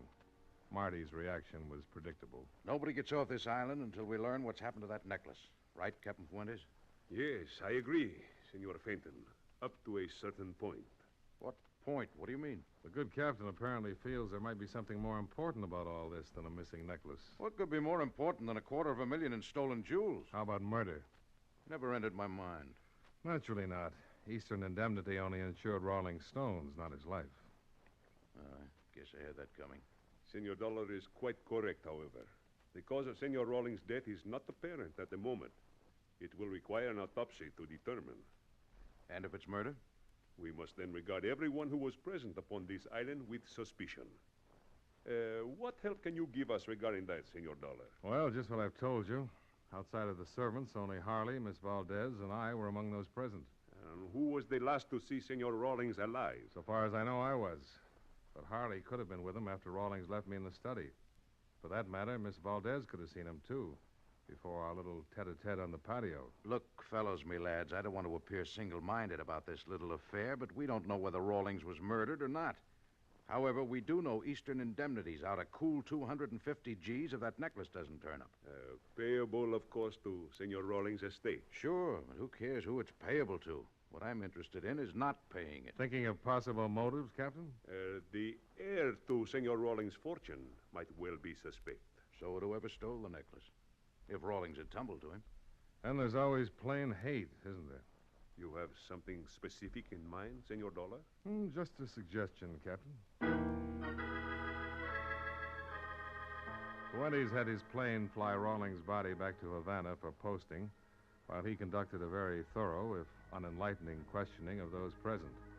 Apparently, no one had seen Rawlings after he left me in the study, had any idea how he died, or what had happened to that necklace. Fuentes knocked off around midnight, and everyone ostensibly went to bed. I still had a few unanswered questions kicking around, so I went up to Harley's room to try them out. Why, yes, Mr. Dollar. Mr. Rawlings had a will, but as I told Captain Fuentes, it's locked in the safe. And it'll take a court order and some professional safecrackers to get at it, I know. But what about the copy? Copy? It's customary for the attorney who drew it up to retain a copy. Oh, yes, of course. I hadn't thought. Senor Chavez must have one in Havana. He's an attorney there? Yes. As a matter of fact, he handled most of Mr. Rawlings' financial affairs. Well, he must have a copy. Oh, why don't you ask him? Oh, I will. But first, I'd like to know why you were planning to leave Los Baños. Leave it? Well, how did you know? Well, maybe you can think of another reason for having a half-filled suitcase laying there on your bed.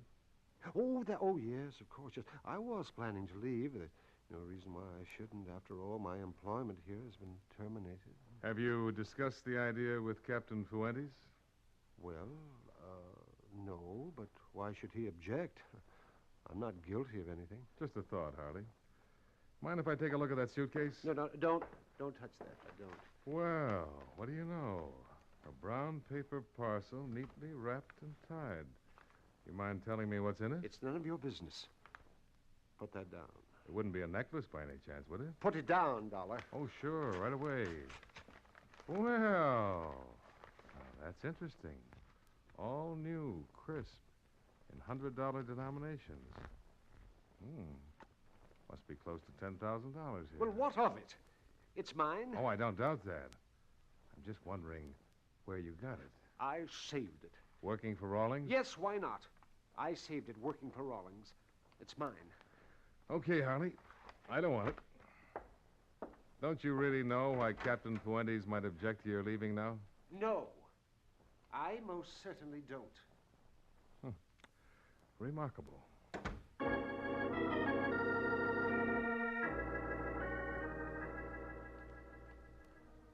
There wasn't anything I could do before morning rolled around except smoke a last cigarette and try to think things out. So I went out on the same patio where Anita and I had our talk and lit up. The one cigarette turned into two. Then I started to light a third one. That was a mistake. I saw the muzzle flash. It came from somewhere inside a clump of palm trees. But with a full moon behind me, I wasn't going to get heroic about it. I made a dive for a concrete retaining wall. I didn't think the shots I'd snapped out had done any good, and I had no intention of finding out, not with that moon lighting things up. So I made myself comfortable with my back to the wall and waited for the Cuban Marines in the person of Captain Fuentes to come charging to the rescue.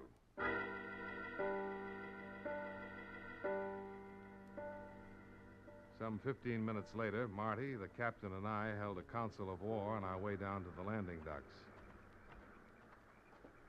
I found these 2 empty shells under one of the palm trees, Senor Dollar. But that was all. No trace of the person who fired them. What about Harley? He's not in his room. So far, I've been unable to locate him. Hardly seems reasonable, Johnny. What could be so important about that money you saw to make him want to kill you? I don't know that he did, Marty. But I'd like to ask him a couple of questions about it. But why come down here to the boathouse, senor? Well, with your plane gone, there's only one way off this island. Rawlings speedboats. We'd better make sure they're locked up tight.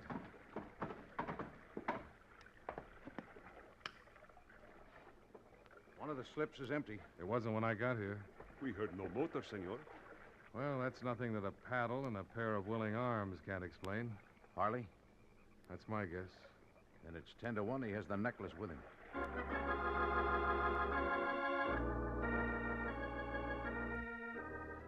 Expense account item 2, $5.65. Breakfast for 2 in Havana, where Martin Fenton and I found the bougainvillea and the tourist rates in full bloom. We wanted to talk to Senor Chavez, Rawlings' lawyer, and after a rough trip on one of the speedboats and that rougher breakfast tab, we made our way to his office. See, I have a copy of Senor Rawlings' will, but you understand I cannot disclose its contents until the court so order. Well, we don't want any details, Senor Chavez. Huh? But I understood you were inquiring about beneficiaries. All we want to know is if he left anything to a Timothy Harley or Anita Valdez. I see. Well, we've explained the circumstances, Senor Chavez. It can't violate any professional ethics to give us a yes or no to those 2 names. No, I do not believe it is unethical to tell you this much. No individuals were named in the will. Only charitable and public welfare institutions. Well, that eliminates the heir apparent angle, Johnny. One more thing, Senor Chavez.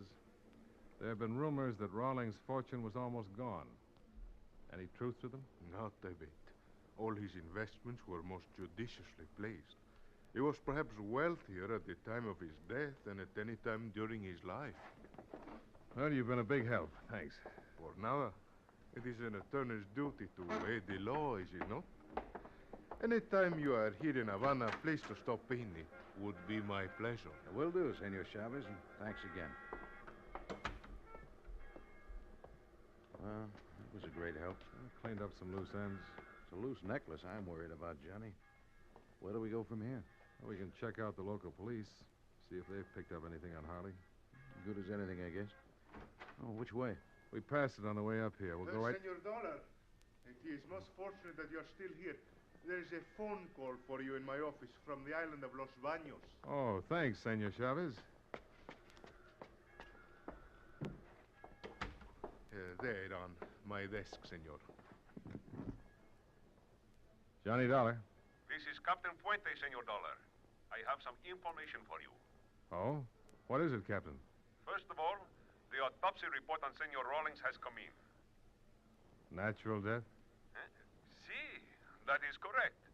From an old aggravated heart condition. But how did you know? No real reason for anybody to murder him. What else? We have found Senor Harley's body at the north end of the island. Apparently his motor stopped and the surf dashed him against the rocks. His skull was fractured. You didn't find the necklace on him? No, but he is the one who stole it. What makes you think so? In his wallet, we found a slip of paper, senor.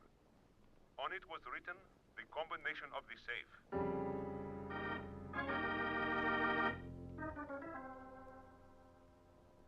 Expense account item 3, $35. Transportation of speedboat back to Los Baños. With Captain Fuente's report, there was no need to report directly to the island, and Marty was anxious to get back to the office and bring you up to date. So he chartered a plane, and we took off for Miami. Well, Johnny, my lad, we chalk up another happy collaboration, huh? Yeah, you might call it that, Marty. A king there was. You know, somehow I don't think Rawlings was a very happy man with all his dough. Holed up on that island, nothing but hate around him. Well, money's not the answer to everything. No, but as the saying goes, it sure helps. But then I guess it didn't help Harley much either. I wonder if we'll ever find that necklace. It'll turn up.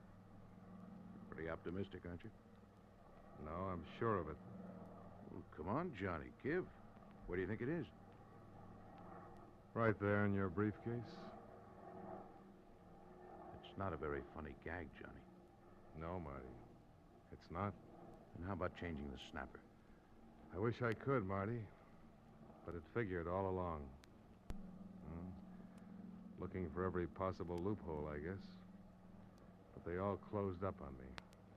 Where did I slip? Where they all slip. At the very beginning. When you first thought of it. What tipped you? Rawlings swore that only he knew the combination of that safe. He was wrong. One other man knew it. The one who supervised its installation. You should have known you'd tumble to that. The paste pinned it down even closer, Marty. The reproduction was too good. No wonder. You had every descriptive detail in your copy of the policy. Weights, dimensions, photographs, everything. I didn't go back to the island, Johnny. How could I make the switch? That's where Harley came in. You slipped him the combination, and he made the switch. That's why the $10,000 payoff, and why you had to kill him and frame it as an accident. Maybe I should have killed you, too, when I had the chance on the patio. You've still got your gun. Nah. What's the use? It was wrong all the way. Besides, I never could outshoot you.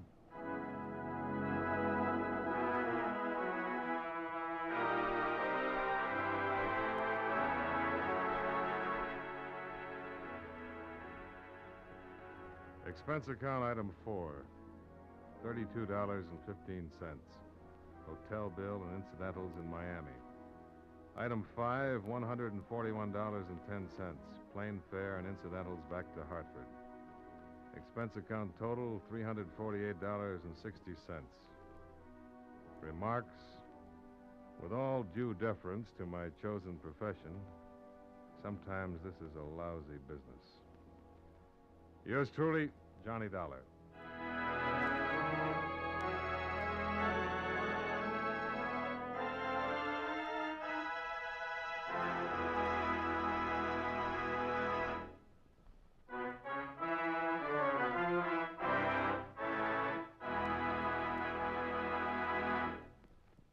Yours truly, Johnny Dollar, stars John Lund in the title role and was written by Sidney Marshall with music by Milton Charles.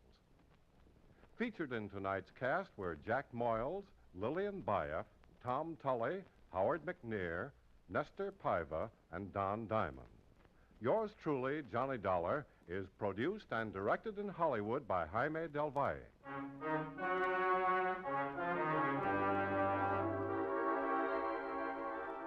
This is Charles Lyon, inviting you to join us again next week at this same time when, from Hollywood, John Lund returns as... Yours truly, Johnny Dollar.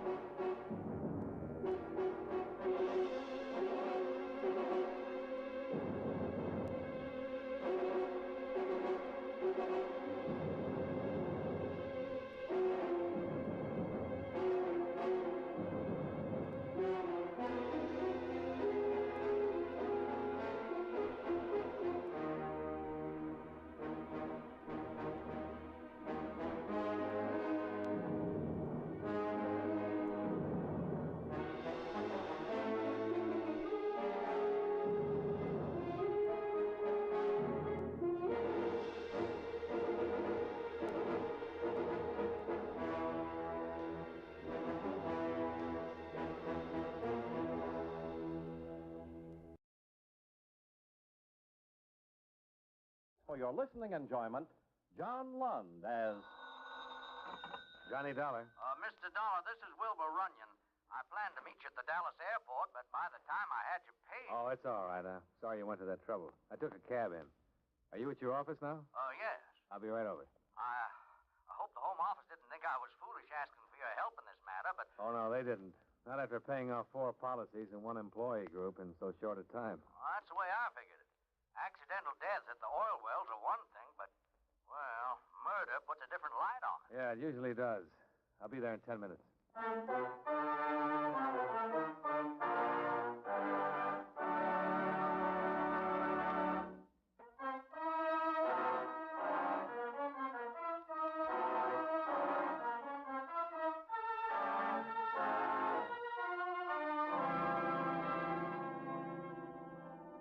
account submitted by Special Investigator Johnny Dollar to Home Office, Employees Cooperative Group Insurance Company, Hartford, Connecticut. The following is an accounting of expenditures during my investigation of the syndicate matter.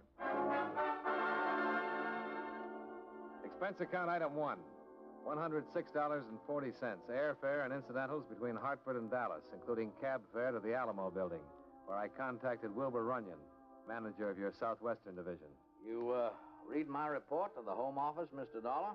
Yeah, what there was of it. Well, there isn't much I can add to it, I'm afraid. Even the sheriff at Tupelo doesn't know any more than what I wrote. With the new oil strike, Tupelo's a boom town. That always means a certain amount of trouble. 4 murders seems like an extra large helping, though, even for a boomtown. I don't know what to think of it. Of course, practically every man working in that field is insured with us under the group plan, so it isn't unusual that we've paid off in all 4 cases. No, but it is unusual for all 4 men to die the same way. You said that in each case the victim had been beaten to death. The murders all follow the same pattern. That would seem to indicate that they'd all been done by the same person, or persons. Oh, that's right. And collecting the insurance money might seem to be the answer if all the policies had been made out to the same beneficiary, but they weren't. Who did benefit? In all 4 cases, the wife of the victim. Well, that still doesn't rule out a syndicate. Well, what do you mean? Killers can be hired, Mr. Runyon. They collect their share of the insurance after an unhappy wife becomes a merry widow. Not in this case. Why not? Oil company that made the strike at Tupelo is one of the best. They pay the premiums for their employees. No payroll deduction. So? So, 2 of the wives who collected didn't even know about the insurance until we contacted them. That could be an act. I'll let you judge that for yourself. Now, last man killed was a driller named Gonzalez, Mexican. I haven't paid the claim yet. I asked his wife to come in this afternoon to pick up the check. She'll be here in a minute.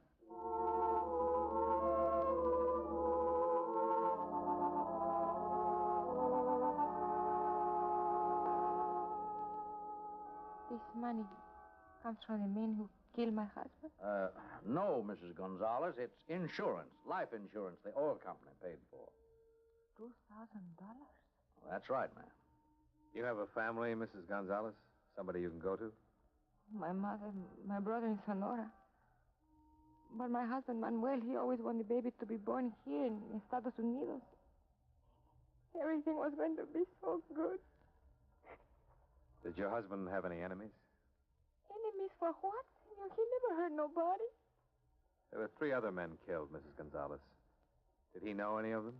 I don't know. No, I don't think so. We were in Tupelo for only 3 weeks. 3 weeks? I forgot to mention that in my report, Dollar. All the men killed have been newcomers to the Tupelo field. Where'd they work before they came there? They all come in from the same job someplace else? Oh, no, all came from different places. None of them had worked for a couple of months before hitting Tupelo, according to employment records. Was your husband out of work for a long time before you went to Tupelo, Mrs. Gonzalez? Senor, we have no money. He worried all the time. Did your husband drink or gamble? Oh, no, senor. He was a good man. He tried hard to work every day, even when he was hurt. Hurt? Where? How? Well, it was some accident at the well. You know anything about that, Runyon? No, but one of the other women mentioned the same thing. An accident the week before the killing. What did your husband say about his accident, Mrs. Gonzalez? Well, he told me he falls off, but he has marks all over. For 2 days he stayed in bed. I tried to make him stay longer, but he cried. He said he must get up and go back to work. He said he's afraid he will lose the job. Well, not for an on-the-job injury, he wouldn't. Well, there isn't any record of an on-the-job injury, Dollar. He was afraid for something. He wouldn't tell him, but he was afraid. How do I get to Tupelo? Trailways bus depot right across the street. But like I said, even the sheriff is stumped on this one. I'm not going to see the sheriff. I'm going to get myself a job in that oil field. Oh, I see. Want me to contact the company, make sure there's an opening? No, don't contact anybody. We already know of 4 openings.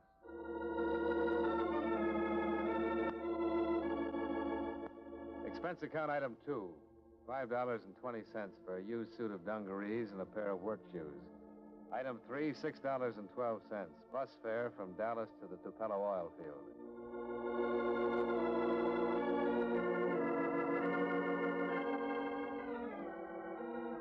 I found quarters in a rundown boarding house, and at 7 the next morning, I was at the employment office. Before 9 a.m., I had a shovel in my hand and was digging a sludge pit. Hey, you, the new man. Knock off a minute. You talking to me? Yeah, come here. What's your name? Johnny Dollar. Well, I'm Bull Farrell, straw boss on this job. Hi. Smoke? No, thanks. New man comes on the job, I like to get to know him. Help him along if I can. Where'd you work last before you come here? I was out of a job for quite a while. Oh, that's too bad. No money coming in gets rough on a fella. Yeah. You broke? I ain't being nosy, Dollar. Just thought if you was, I might figure out a way to help. Thanks. I'll get by all right. Well, if you do get stuck, let me know. All right, you can go back to work. He was friendly, all right. A little too friendly. I was a stranger, but he wanted to help me out with money. And when I said I didn't need it, he didn't like it. It was too late to go back to him without making him wonder. I had to figure out a way to make him offer again. By lunchtime, I had it figured. I left the well and crossed the field to the office. Went up to the payroll window. Something I can do for you? Yeah, I just signed on this morning. When's payday? Weekend Wednesday. You get your money Thursday. Any chance of getting a little advance? I'm broke. Your first day on the job, what do you think this is? Well, I gotta get by until payday. I gotta eat. I can't help that. Advances are against the rules. Well, thanks anyhow.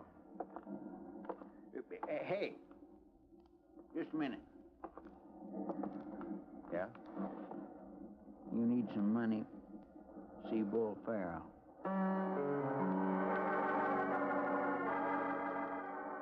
See Bull Farrell. All roads led back to the straw boss. And seeing him wasn't hard. He was leaning against the wall of the payroll shack when I came out. Hey, Dollar, wait up. Bracing the cashier for an advance, huh? I could have told you that wouldn't work. You're right, it didn't. Why didn't you come to me like I told you? All right. You want to lend me some money? Well, I wish I could, but I'm just a working stiff myself. Well, then why the offer? I thought I'd send you to Frankie Roebling. Runs the tool department. Aunt or somebody died and left him a bundle. He likes to help guys along. Just like that, huh? Well, he'll expect a little something for his trouble, a little interest. After all, he's taking a chance. You're new on the job. You want to see him or don't you? Yeah, I want to see him. He said the tool shack? Don't bother him on the job. Room 12, the Tupelo Hotel, tonight.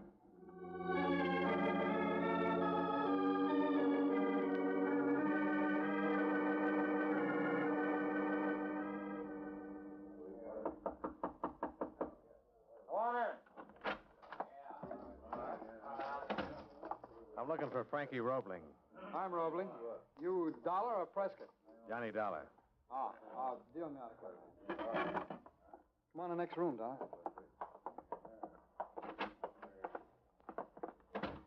I understand you need some dough. That's right. How much? How much can I get? Enough to live on until payday. If you ain't planning on taking any trips, where do you live? Kilgallen's boarding house. $20 see you through? Sounds all right. Yeah. And on payday, you'll drop in and give me the 30 back, right? 30 for 20? Well, just to show you appreciate the favor. Well, you wanted it, don't you? All right. You want me to sign some kind of a note? An IOU? What for? I'll remember it. And if you forget, I'll remind you. $20 and 4 dead workmen. There was a big gap. No way of linking them together.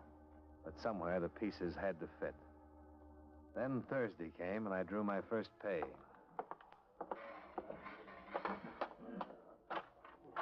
Hi, Dollar. Get your dough all right? Huh?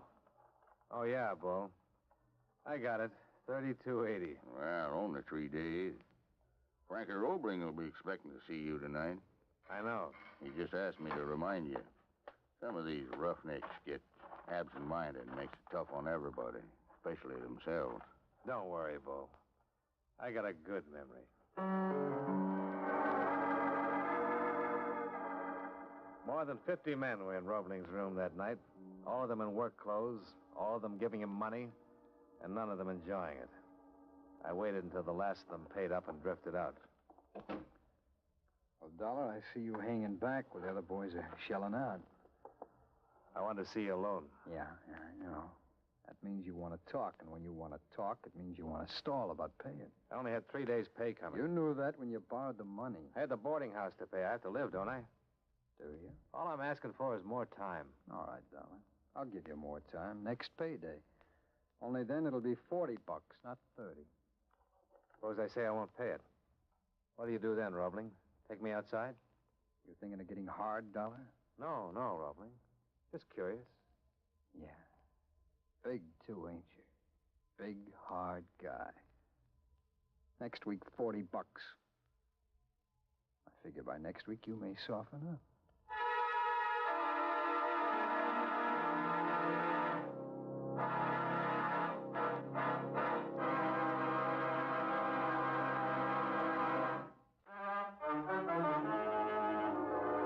And now, with our star, John Lund, we bring you the second act of Yours Truly, Johnny Dollar.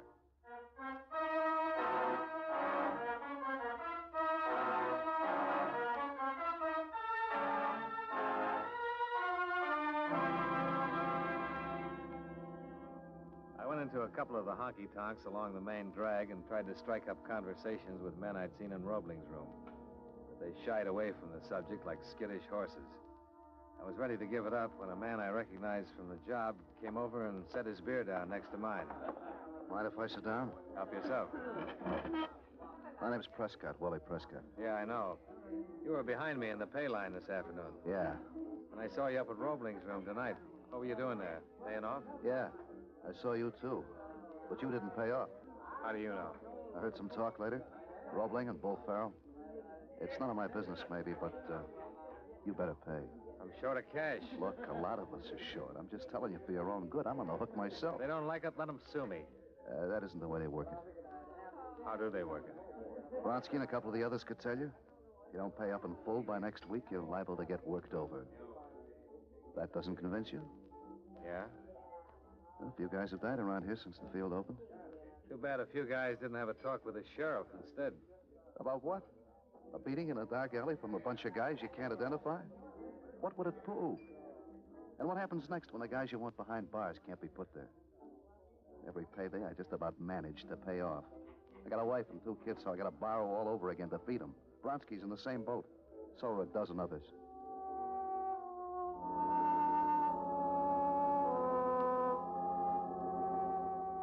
I wanted to walk and think about it. I left the main drag behind and started toward the boarding house, cutting across lots on the graveled walks between the trailers. Mister, Yeah? could you give me a hand? Where are you? Back here into the trailer. What's the matter? Oh, so the butane tank's clogged or something. My stove won't work. You got a flashlight? No. I'll see what I can do, though. Haven't you got a... Oh!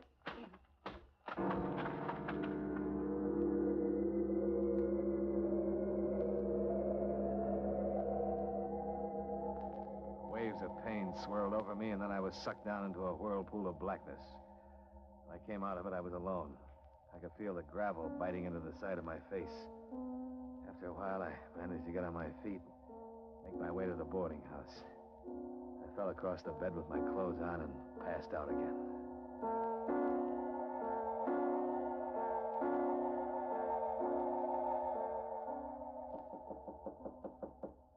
Oh. Come in. Well, what happened to you, Dollar? I had a little accident, Bo. Isn't that what usually happens? Rough town. I'd have known better than to get liquored up on pay night. I'd have known that's what happened when you didn't show for work this morning. Why don't you save it? We're alone. Oh, What are you talking about? You know what I'm talking about. You and Roebling had me worked over. I wouldn't go around saying foolish things I couldn't prove if I was you. Things could be worse, you know. You might have been hurt as bad as Prescott was. Prescott? Yeah. He got you talking through a bottle last night, and somebody resented it. He's over at the hospital. Ain't saying much today, though. Guess he's sobered up. Guy with 2 kids. Probably lose a whole week's work. Roebling likes him, though. He'll see him through. You better be back on the job tomorrow, though. You got obligations, too, you know. They're due next Thursday. Don't worry, Bull. I'll be paid off in full.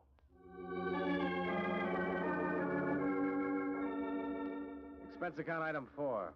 $5 to Dr. Wayne Libet of Tupelo for patching up some of the damage done by Frankie Roebling's bill collectors.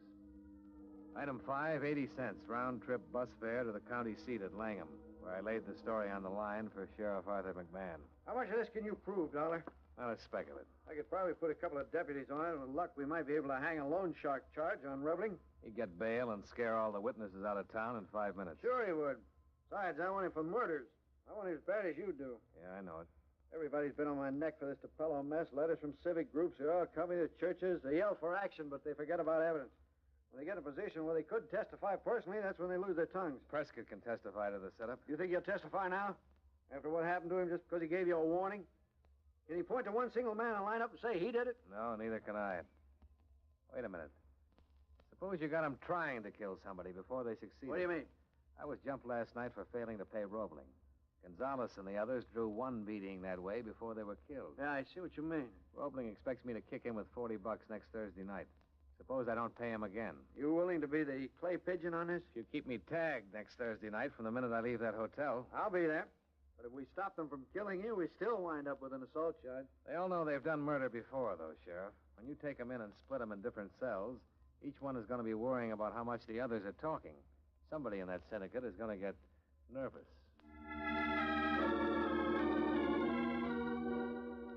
I went back to the job. For the first couple of days, my head throbbed and my sides ached, till the beating finally wore off. Bull Farrell was at his post outside the payroll shack when Thursday came. I saw him speak to a couple of the men. With me, he didn't think it was necessary. When we knocked off for the day, I headed straight for the Tupelo Hotel in Roebling's room. Oh, hello, Dollar. Hello, Roebling. Come up on business or just to talk again? I came up to tell you I couldn't pay you this week. Oh, it's too bad. I'm sorry to hear it. I had an accident. Had to pay a doctor bill. I borrowed $20 from you, and you'll get it next week. $20. That's bad business, Dollar, to lend money without interest. You gonna do something about it? Big guy like you? No, you're too big for me. Much too big. You know what I'm gonna do? I got an idea. I'm gonna make that 20 a gift, Dollar, from me to you. No strings. No strings at all. I left the hotel and hit the main drag as I had the week before.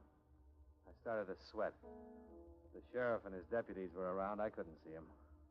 I pretended to have quite a few drinks in a half a dozen bars before I headed for the boarding house. Once I got away from the center of town, the streets were like a cemetery.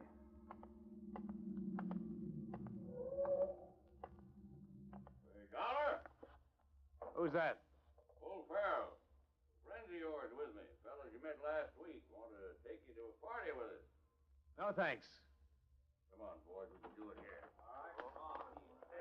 Should have listened to Prescott. He told you a couple of guys was killed. Okay, boys. Give him the full job this time.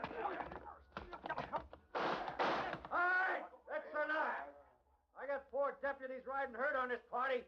First one of you to move stops a bullet. Now, just stand there and get your hands up. You all right, Dollar?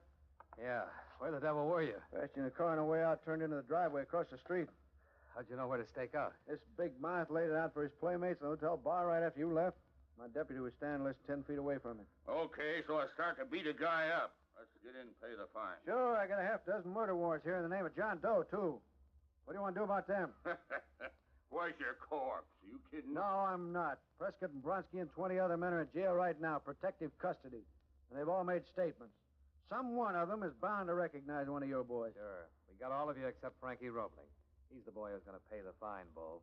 While you sweat it out, he'll pay a fine for loan sharking and then get out of the state. Who are you bluffing?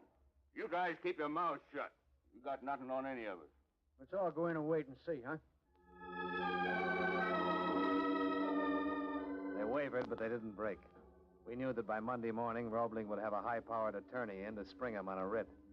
Roebling was getting jittery himself, though. He didn't know what was going on inside, and it was killing him. We watched him from the upper window of the courthouse. Look at him down there. He's more nervous than the ones we got here under lock and key. Yeah, been hanging around all day. If I could only get him in here for 24 hours. On the loan charge? Hmm. He'd bail himself out before he got the key turned. Hey, who is that he's talking to? Jailer. Going over to the cafe to get supper for the others. Every time he crosses the street, Roebling tries to pump him. Oh, that's a frightened man, Sheriff. He could blow up any minute. Not unless we find a way to light the fuse. Hey, wait a minute. Maybe we can get a match under him. How? By putting on a show for his benefit. Suppose he thought we were going to bring Bull in here tonight and work him over. I don't handle prisoners that way, Dollar. You don't have to. All we want is for Roebling to think you're doing it. Is there a telephone over in that cafe? Yeah. Call over and get your jailer. On the way back, he can tell Roebling that Bull's getting a workout tonight. I don't get what you're driving at. Where do you think Roebling will be tonight after he gets that piece of information? Right down there where he is now, sweating it out by proxy. Very well. Then what? About 10 o'clock, get Bull out of the cell and bring him in here. I won't manhandle him, Dollar. Listen to me, will you? You bring him in and seat him over there. If Roebling's across the street, he'll see it. Yeah? Who's that deputy of yours, the big guy? Mike Larkin? Yeah. After we get Bull in here, we pull the shades. Then we march him right out again and put Larkin in that chair instead. If we can stage it right, we put the overhead lights out and turn that desk lamp on the chair so it throws shadows against the shade. From where Roebling stands, it'll look like the shadow in the chair is Bull's. We can also make it look like we're giving him a terrific beating. Then what? What would you do if you actually got a confession out of somebody in this room? Go in the next office, type it up, have him sign it? So that's what you do. Mm-hmm. Typewriter in there is right next to the window. Then you bring Bull in to sign it. He won't sign a confession. No, but he'll sign a denial. It isn't what Bull signs that matters. It's what Roebling thinks Bull Farrell is signing.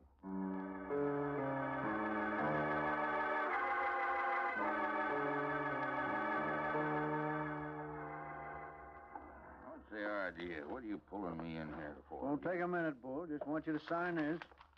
Sign what? What is it? You can read it. It's a statement you made when we brought you in, denying any connection with the murder.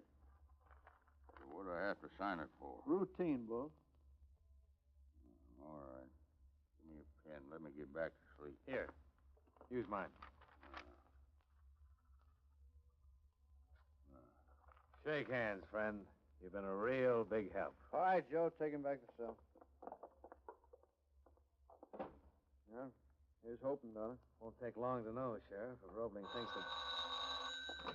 that... McMahon. Yeah, Charlie? Good. No, I'll handle it myself. Let's go, Dollar. It worked? Yeah. The deputy I staked out of the cafe said Roebling bolted like a rabbit as soon as Bull took your fountain pen. We'll get him at the hotel.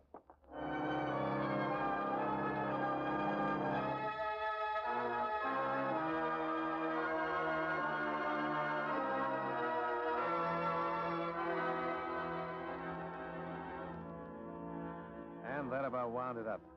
There were 6 of them altogether. Bull steered the suckers to Roebling for half his take and kept a staff of 3 muscle men to enforce the payoffs. The girl who got me into that dark trailer park was the wife of one of the muscle boys.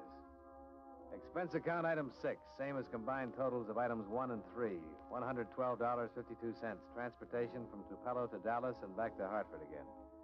Incidentals and miscellaneous were covered by my earnings on the well job, proving that I live within my means.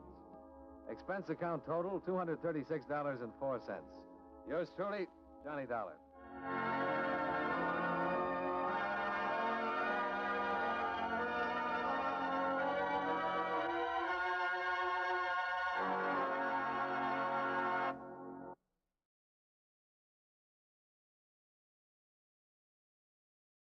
For your listening enjoyment, John Lund as Johnny Dollar. Ned Talbot, Johnny. What are you working on? Why, nothing at the moment. I was thinking of going to New York for a couple of days. Why? Well, I have one here on my desk you might be able to do something with while you're there. Well, tell me about it. Corinthian covers a textile outfit in New York. Wallace Cottons and Company. This week their auditors found a shortage in the books. How much of a shortage? Well, it's nearly 5,000. Wait, I got it right here. $4,185. And I'm supposed to find out who took it? Oh, no, we already know who did that. One of the bookkeepers in their office, Lester James. He's been arrested and admitted everything. I thought maybe you could find out what he did with all that money. Well, I'm going to New York anyway. I'll see what I can do.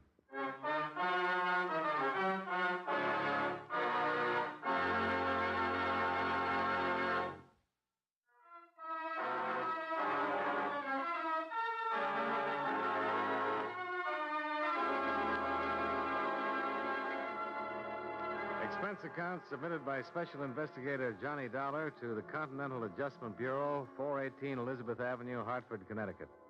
The following is an accounting of expenditures during my investigation of the Lester James matter. Expense account item 1, $32.56.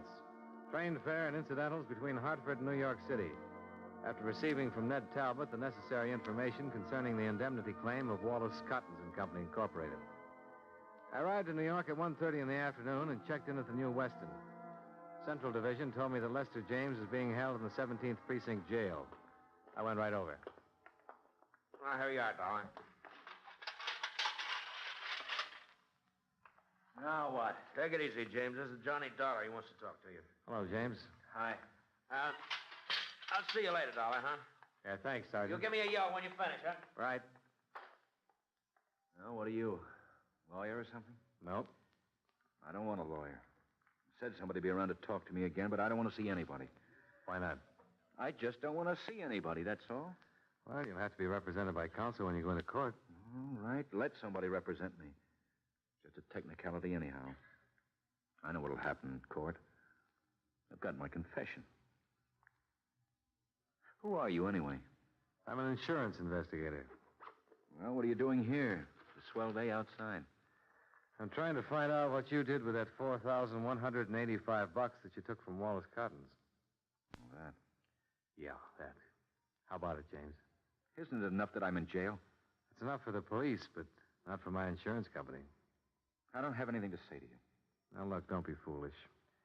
A whole or a partial recovery will have a lot to do with what happens to you in court. I don't want to be foolish. It's just that I spent it all. Every dime of it. No way to pay it back. Spend it on what? Doesn't make any difference. Might make a lot of difference. I don't have anything to tell you. You've never been in trouble before, have you? No. They think of things like that when a man comes up for sentencing. Now, this is your first offense. I know. You trying to shield somebody, James? Why don't you go away? You been trying the market? Did you gamble with it? No, just leave me alone. I won't tell you anything, Mr. Dollar. If you bought something with it or gave it to somebody, if it can be recovered in some way. No, I tell you, go away, leave me alone. I'd like to, but you're a thief, James. And you're going to get what's coming to you. I can't leave you alone. Listen. Now, you listen to me. If I don't get the information I want from you, I'll get it elsewhere. I'm going to be real honest with you. Corinthian Liability wrote a blanket policy on Wallace Cottons and Company, promising to pay them in full for every loss caused by fire or theft on their premises.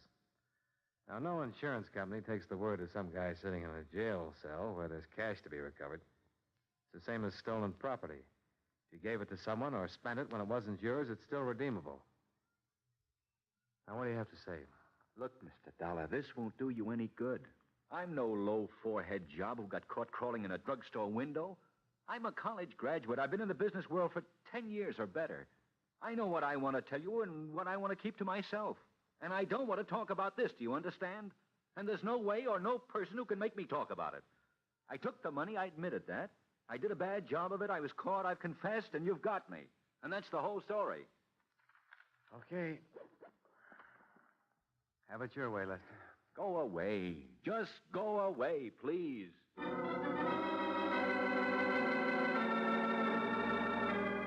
Lester James was a tall, dark-complexioned man in his early 30s. His hair was black, straight, and closely cropped. His features regular. Not good, not bad. The kind of man you see every day on the street. Somehow, the kind of man I hadn't expected to meet.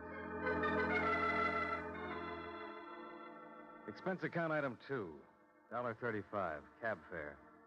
I went over to the apartment on 59th Street where Lester James had lived. According to the penciled note above the first door to the right of the entrance, Mrs. Anastasia Denovich was the manager.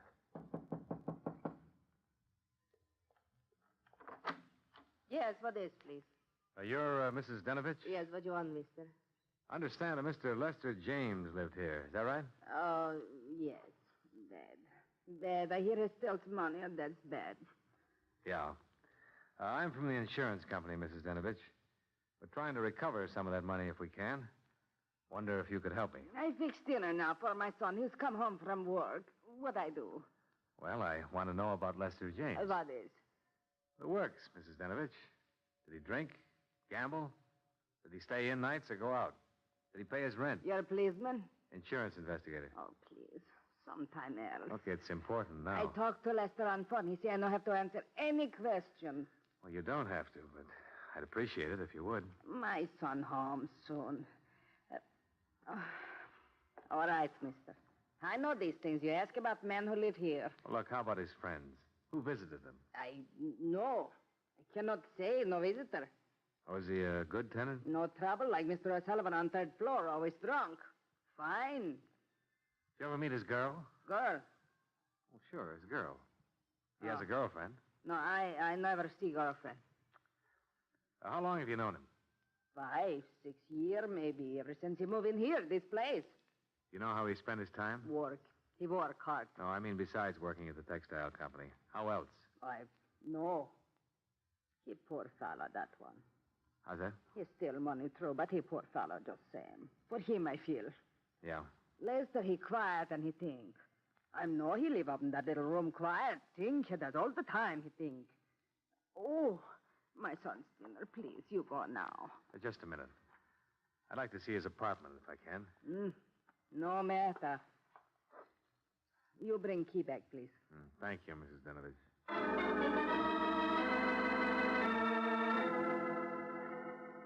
The apartment Lester James had lived in was as dismal as the neighborhood.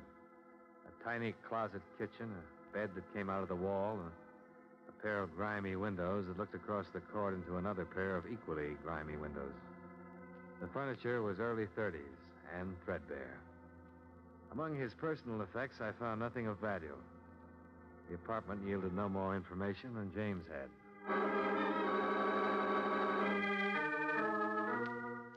Expense account item 3, $1.95, dinner. I had it in a neighborhood restaurant called the 59er. A place where, I learned, Lester James had frequently eaten. The restaurant manager remembered him and liked him. A woman who ran a bakery shop across the street told me how he'd come back from the war in 1946 and had worn his uniform for a month until he got a job and could buy some civilian clothes. All in all, I was getting a composite picture of Lester James that didn't look quite right. Whatever he was to the people who knew him casually, he wasn't a man who ever had any money to spend.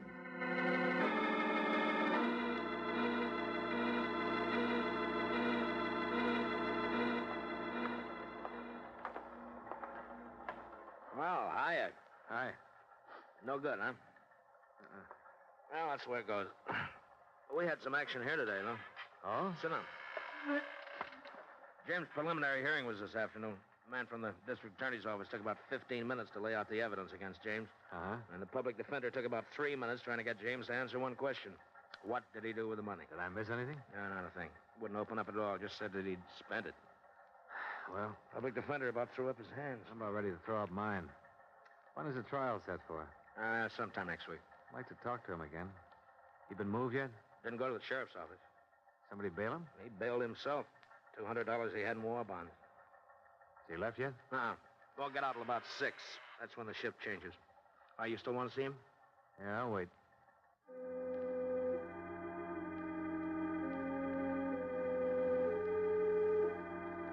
An hour later, when Lester James emerged from the doorway and turned right, I followed him, about a half a block behind. When he caught a cab and headed uptown, I caught one, stayed right with him. When he got out at the Empress Theater and walked around to the stage door, I was standing at the alley entrance. 10 minutes later, he came out and hailed a cab. Once more, I followed. This time, he went back to his apartment on 59th Street. I waited 15 minutes before I went in.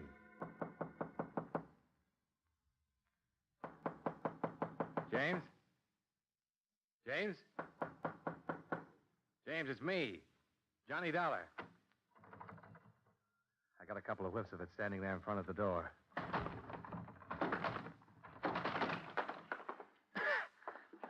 The room was acrid, stinging with gas fumes, and Lester James was stretched out on the floor of his 6-foot kitchen. When I picked him up and carried him out, I didn't know whether he was alive or dead.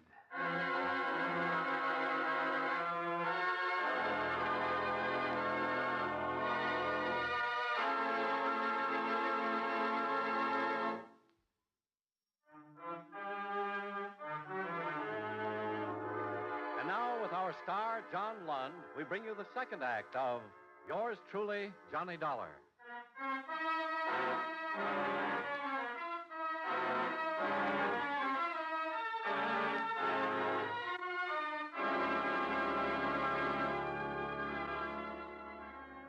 30 seconds after I found Lester James, I'd called a police ambulance. In a matter of minutes, an intern was working over him with a pull motor. There was no telling how much gas he breathed in or for how long a time the jet had been open. Hand me that. Thanks. Swab. Okay. You alive? Maybe. Hard to say on these. That shot should cause some reaction. Oh? This your place? No, it's his. You know him? His name is Lester James. I met him earlier today. Can you give me that? We might be getting something here. What, this thing? Yeah. He'll be sick if... Oh. What? He's catching on. Oh, yeah. Let's have a little more. Getting some pulse. Respiration, too. Will he make it? Well, it depends. If he had a heart condition, it'll be tough. There's nothing more we can do here. Let's move him. Now, where'll he be? 48th Street Emergency. Why? Well, I'd like to talk to him when he comes around. Better phone in first. Oh, sure. Well, that's the third one tonight. What is it, the weather? Not for him. You know why? He's out on bail. Goes to trial on an embezzling charge pretty soon. Oh. Well, be sure and call in. Yeah, right.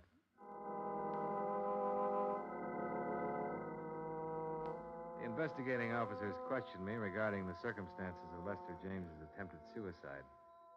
I told them what had happened and gave them my business address for reference. After that, I went back to my hotel and had dinner. Then I went over to the Empress Theater. A musical show was playing there, and it had just finished. I didn't quite get that, mister. $1. Oh, Mr. Dollar, what can I do for you, sir? Between 6:30 and 7 o'clock tonight, a man came here to the stage entrance and talked to you. A lot of people talk to me here. What man? His name was Lester James. No, I don't remember no Lester James. Maybe he didn't give you his name. You come here to see somebody? Is that it? He might have, I don't know. He's about 5'11", weighs 175 or 80. Didn't have any hat on, raincoat, dark man. You remember him? Oh, yes, of course. Him, yes. You remember him? Oh, sure, yeah. He's been around a lot of times, Lester James. I didn't even recognize that name at first. Would you mind telling me what he was doing here? Well, he comes here to see Margie Cook. That his girlfriend? Oh, no, I don't think so. She never sees him when he asks. Who's Margie Cook? She sings here. You ever seen them together? Well, don't know. I've never seen them together. Is she still here? What's that? I'd like to talk to her. Is she still here? Oh, no, Margie left. She finishes in the second act. Could you tell me where she lives? Oh, no, I'm sorry. I can't tell you that. Well, where can I phone her? Well, I just can't tell you that either. Look, would you do me a favor? Well, if I can, what is it? Would you telephone her and tell her my business and ask her if she'd see me? Well, I suppose I can do that, all right, Mr. Dollar. Take a chair right there. I'll just see what I can do for you.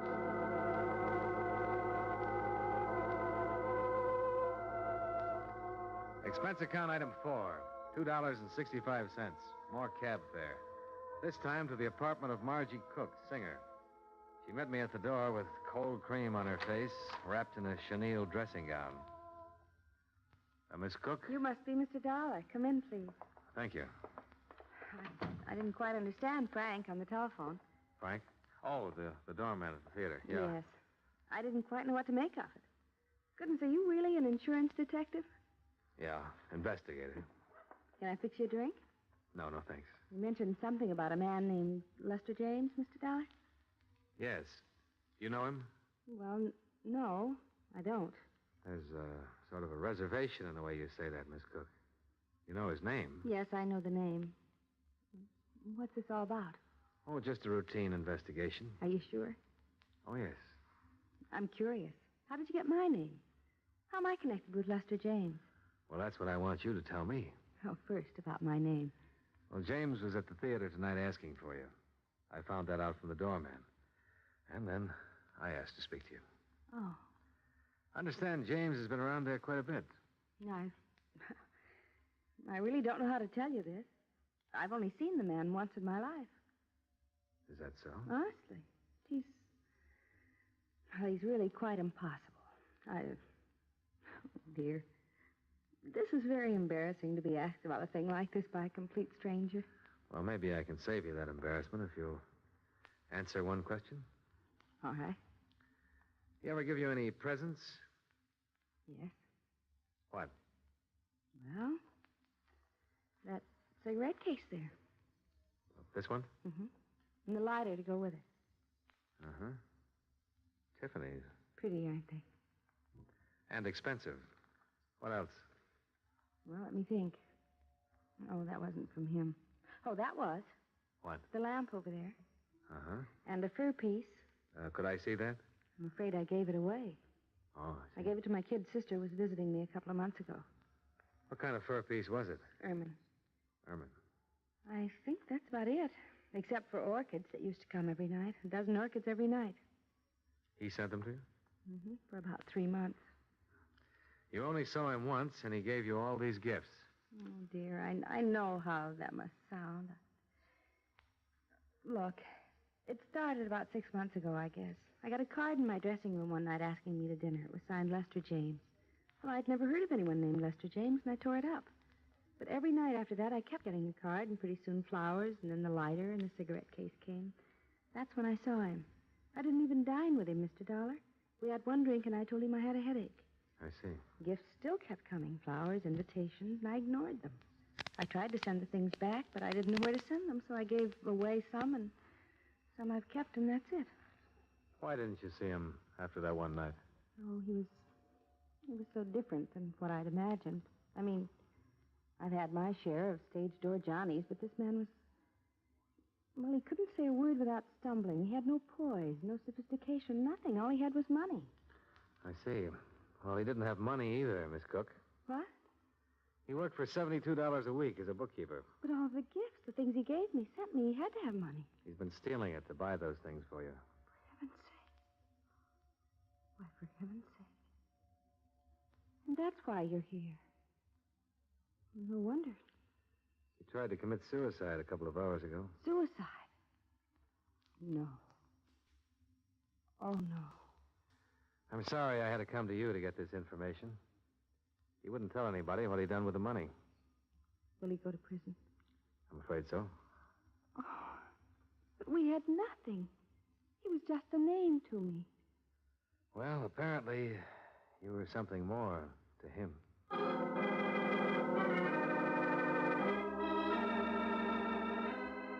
I spent the next 2 days tracking down the places from which the gifts had been purchased and ascertaining their retail values. Totaled $2,780. I also learned from Margie Cook that Lester James had made appointments to meet her at various times at different expensive restaurants around town. She had never once kept any of these appointments. A check with the Waldorf, 21, the Stork, and several other places revealed that James had always made elaborate arrangements to entertain her. His restaurant bills, which were paid, came to $835. The florist bill, $680. Total, $4,295.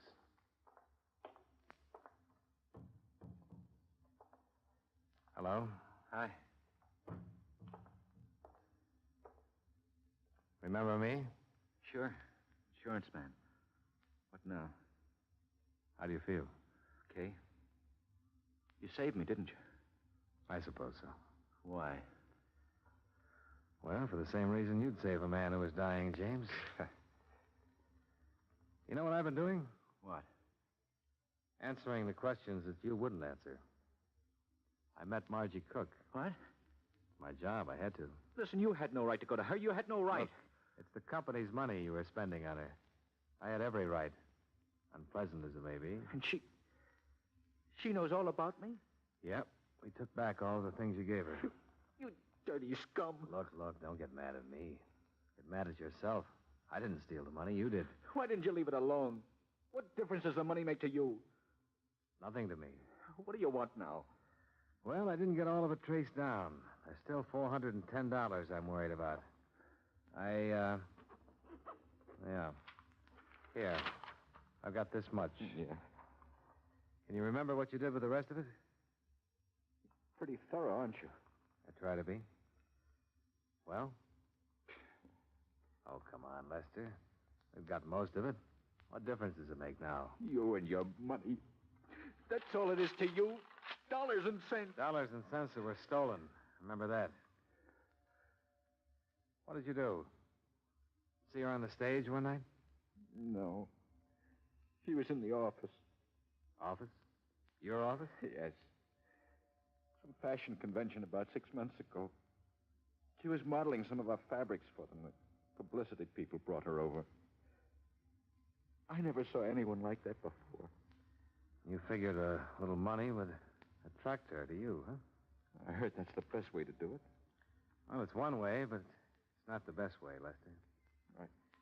I pictured myself knocking on her door one night and saying, I'm a bookkeeper and I live on 59th Street. Why don't you come over and have a bottle of beer with me? You know, she might have come. What makes you think so? I met her.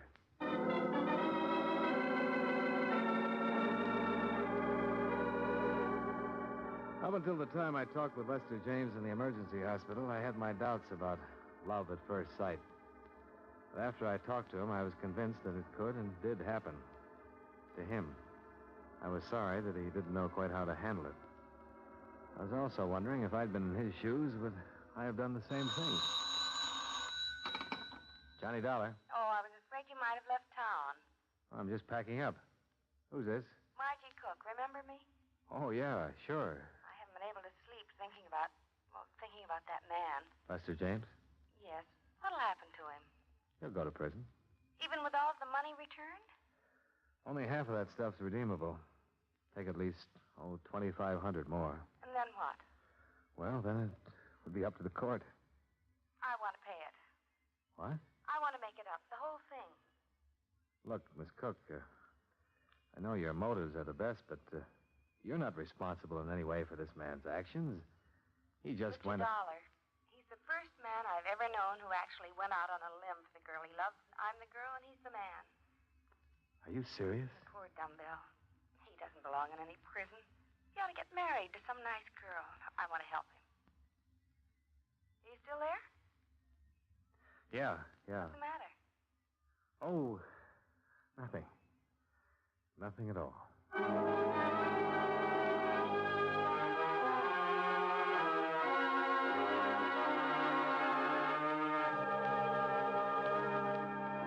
Expense account item 5, $28, hotel. Item 6, $37, meals. Item 7, $15.15, miscellaneous. Item 8, same as 1, transportation back home. Total, $151.22. Remarks, James comes to trial next week. In view of Margie Cook's paying back the money he stole, James just might get a suspended sentence. But, as always, that's up to the court. Yours truly, Johnny Dollar. Wrigley's Spearmint Chewing Gum, the refreshing, delicious treat that gives you chewing enjoyment, presents for your listening enjoyment John Lund as Johnny Dollar. Henry Grant, Johnny. You read your morning paper yet? I'm on page 4 in my second donut. Well, turn back to page 1. There's a picture there of Mrs. Frank Loring. Oh, I read it. Enoch Arden divorce decree. Husband missing 7 years. New York court declared him legally dead. So? So we had him insured for $250,000. And this court decision means you'll have to pay off? Within 10 days. Something make you think Loring isn't as dead as he ought to be? It's a possibility. I had a phone call a little while ago from a woman up in Boston. She saw the item, too.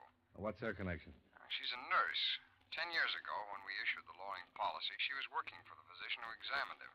Now, her story may not mean anything, but, well, I asked her to take the first plane she could get and come in for a talk. She should be here by 11 o'clock. I'll grab a cab and come right over.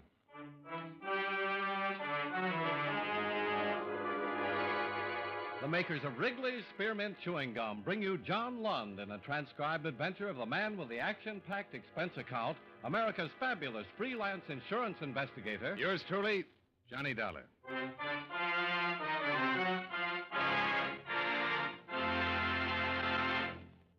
Wrigley's Spearmint Chewing Gum refreshes you. Wrigley's Spearmint Chewing Gum gives you real chewing enjoyment. Yes, for chewing enjoyment plus refreshment, it's Wrigley's Spearmint Chewing Gum. The lively, delicious flavor of Wrigley's Spearmint cools your mouth, helps keep your throat moist, and gives you a nice little lift. The good, smooth chewing of Wrigley's Spearmint helps keep you feeling fresh and alert, adds enjoyment to whatever you're doing. So for chewing enjoyment plus refreshment, treat yourself often to Wrigley's Spearmint Chewing Gum. Healthful, refreshing, delicious.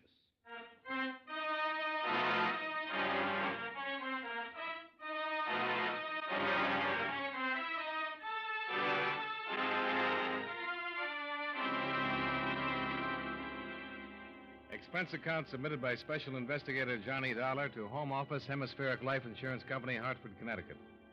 The following is an accounting of expenditures during my investigation of the Enoch Arden matter. Expense account item 1, 50 cents, cab fare to your home office, where Henry Grant provided me with a complete file of previous investigations and police reports covering the disappearance of Frank Loring. I was about halfway through them when Grant came in with an attractive woman in her early 30s. Johnny, this is Miss Ruth Boulogne, the young lady I told you about. How you do? Miss Boulogne, this is Johnny How you Dollar. do? Mr. Dollar's an investigator, Miss Boulogne. I want you to tell him exactly what you told me on the phone this morning and, well, anything else you may have thought of on the way down here. Well, I don't really know whether I've anything to tell. You worked for the doctor who examined Loring when his policy was issued? Yes, Dr. Felton. That was in New York. I'd just gotten out of training. It was my first job. I was only there 3 months, then I went into the Army during the war. Mm-hmm. And since the war, I've worked in Boston, the Haywood Clinic. I feel sort of foolish telling you all this. I'm probably wrong. But she thinks she saw Loring in Boston, Johnny. When? Well, about 2 weeks ago. 2 weeks ago yesterday. Where? At the clinic. Look, really, I'm not sure about You're all not this. hurting anybody, Miss Boulogne. Suppose you just tell us, and we'll take it from there. Well, as I said, it was 2 weeks ago. A man came to the clinic. He wanted to be vaccinated. He give his name? Yes, but it wasn't Frank Loring. He gave the name of Michael Walsh. I thought he looked familiar, but I couldn't place him. What was the reason for the vaccination? He needed an international certificate of vaccination. It's required by law for anybody going abroad. Oh, he was leaving the country. Well, I guess so. He wanted the certificate. I administered the vaccine. He came back 5 days later, and the doctor entered the result on his card and signed it. That's all I know. What made you connect this Michael Walsh with Frank Loring? I really don't know. I didn't until this morning. I remembered thinking I'd seen him before, and then when I saw that story this morning about Mrs. Loring, the name just came into my mind. You'd only seen Loring once, 10 years ago?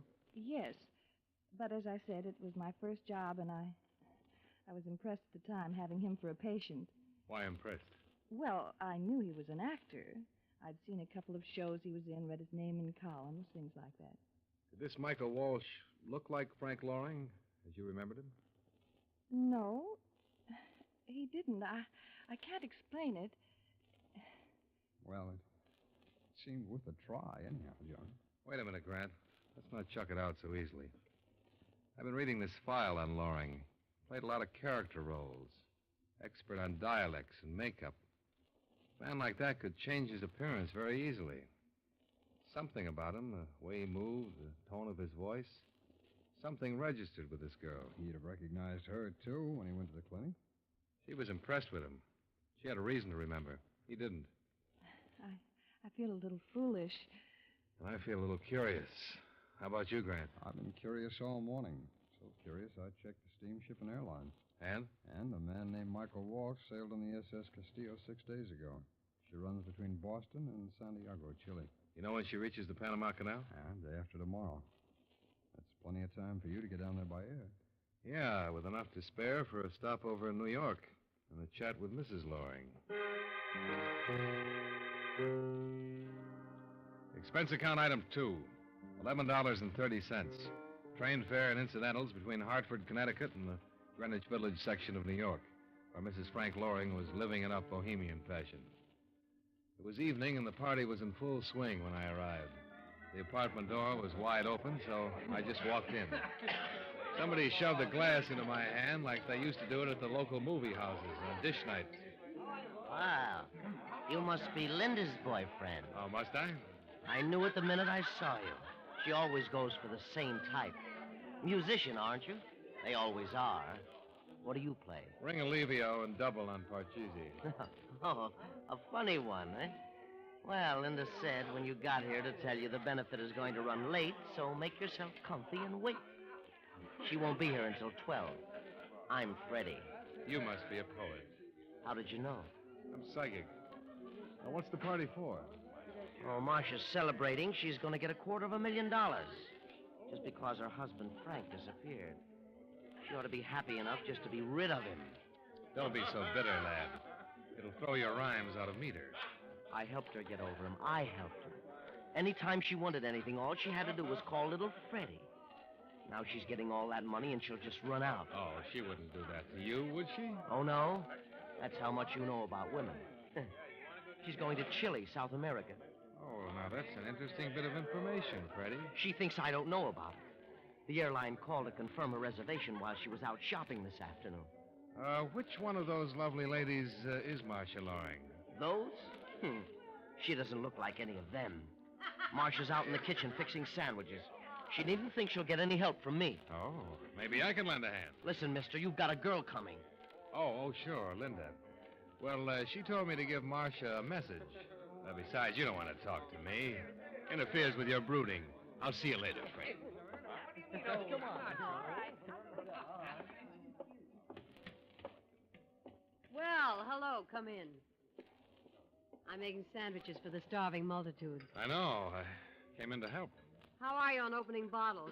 Champagne? What, for those peasants? Beer. It's right there. The opener's on the hook. Oh, we're in business. What are you, a party crasher, or did you come with one of the girls?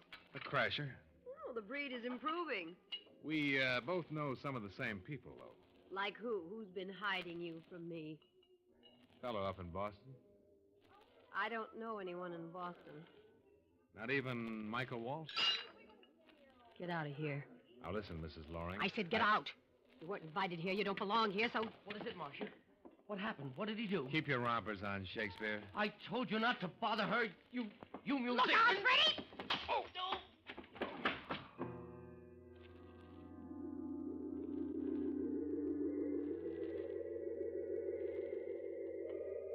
I came out of it lying on the cold stone of a basement areaway. And then I went in search of a diner, a telegraph office.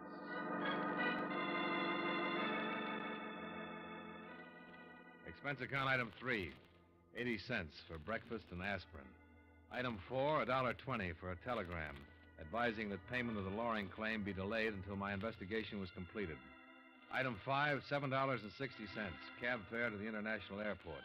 And item 6, $415, plane fare and incidentals to the city of Colon, Panama Canal Zone.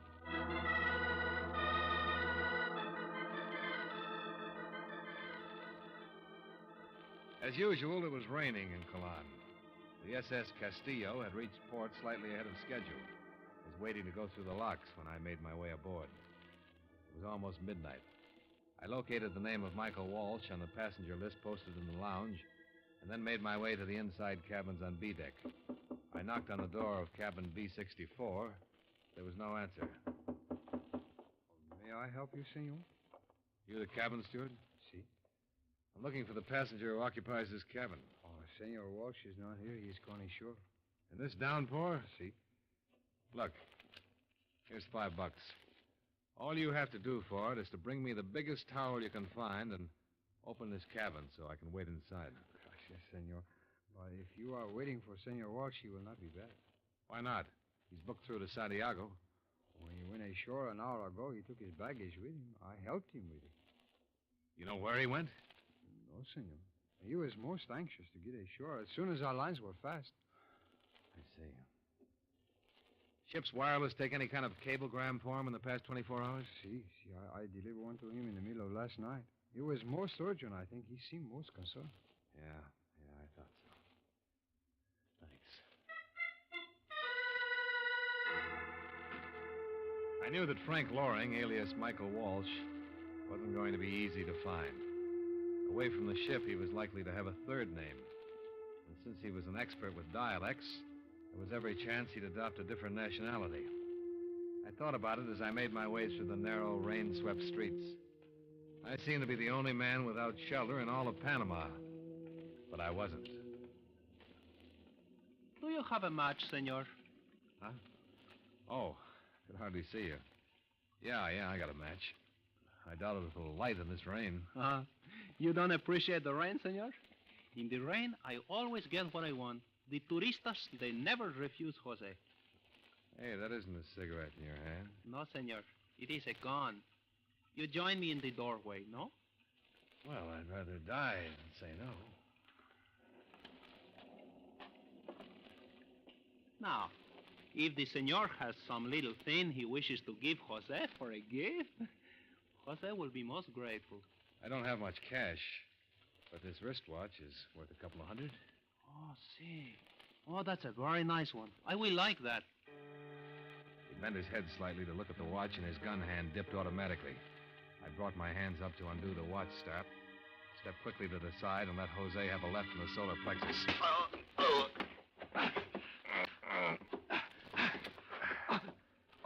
Now, drop it.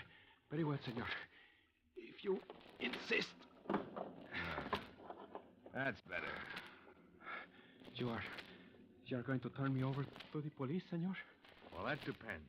Oh, senor, the jail here is very bad. Jose does not like it. I tell you what. You help me, and I'll help you.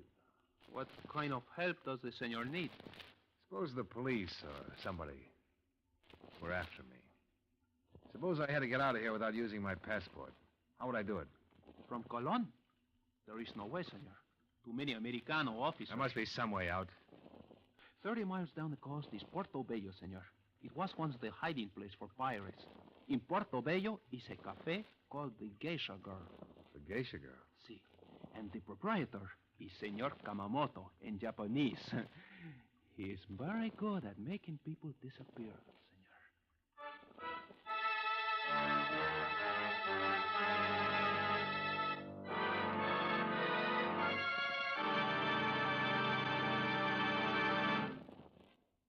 Friends, wherever you are, whatever you're doing, you'll enjoy chewing Wrigley's Spearmint Gum. Chew Wrigley's Spearmint while you're working. The lively, full-bodied flavor of Wrigley's Spearmint gives you a refreshing little lift. The smooth, pleasant chewing of Wrigley's Spearmint Gum helps keep you feeling relaxed and satisfied. Makes your job seem easier. Chew Wrigley's Spearmint Gum in your home, when you're out walking or driving, when you're enjoying sports and other activities. Wrigley's Spearmint Gum tastes good anytime, and the natural chewing aids digestion and helps keep your teeth bright and attractive. Yes, wherever you are, whatever you're doing, you'll enjoy chewing Wrigley's Spearmint Chewing Gum. Healthful, refreshing, delicious.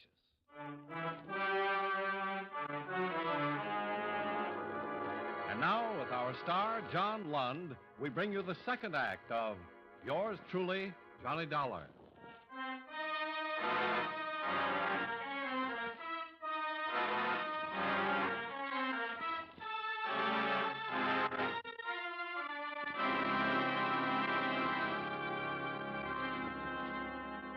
Expense account item 7.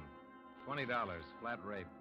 For the native taxi that slithered its way down the miserable, muddy road to Puerto Bello, Caribbean stronghold of the old-time pirates. It was a port of intrigue, an international black hole, a Western Hemisphere counterpart of Shanghai or Calcutta or Suez. And at the bottom of the hole was the Geisha Girl Cafe. You look lonesome, mate. Maybe it's because I want to be. I don't know you, and you don't know me. Let's keep it that way. Now, that ain't no way to be. Especially here in Portobello, where we're all friendly like. You looking for Yamamoto? What are you, a cop? Well, I've been a lot of things, Governor. Never a cop. What's the matter? Start on a little trip and forget your passport? Let's say I lost it. What are you doing? Running a private embassy? Yeah, I'm sort of a missionary for people in trouble. You look like you're in trouble. I'll talk to Kamamoto about that. Where is he? Try the storeroom back there. It ought to be worth the price of a drink, eh? Thanks. Here, drown yourself. Oh, it's nice of you, Governor.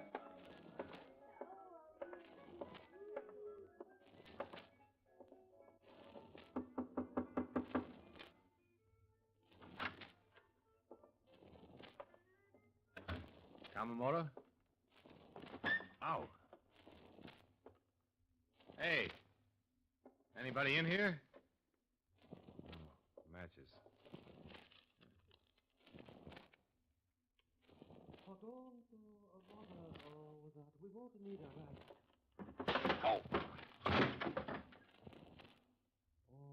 Well done, Suki. You may leave now. I will tie him up. I came to in a room filled with packing cases and lit by a feeble candle. Two men were seated on a couple of small barrels. One of them was the Cockney who'd spoken to me in the bar. The other was a Japanese. You feeling better, Mr. Dara? How did you know my name? Oh, from your American driver's license? Is that all he had on him? Well, there was some money which I would find most useful. You were carrying the exact amount required to pay for your passage, Mr. Dara. Over $1,000? That's pretty high fare. I am a charitable man. My rates are based upon what my passengers can afford to pay. An unscheduled ship line is expensive to operate. So you will be taken aboard the Kiramatsu shortly. You will sail at 4 a.m. For where? You will be put ashore somewhere in South America. Venezuela, possibly, or Brazil. I'm not your only passenger. Oh, no. No, you are not. Well, how about untying me, as long as we're friends? Well, you will be untied when you reach your destination. Oh, now, wait a minute. I can see the point here where somebody might give you away, but why aboard ship? Well, fugitives from the law are a risky cargo, Mr. Dara. The South American nations are rather thorough about their coastal patrol. So, if you are tied up, we can make certain you are not caught. What do you mean, Kamamoto? Simply that you're hot cargo, Mr. Dara. And the only way to carry hot cargo is to be certain that you can dispose of it in an emergency. If we are challenged by a patrol vessel, you'll be weighted down and thrown overboard.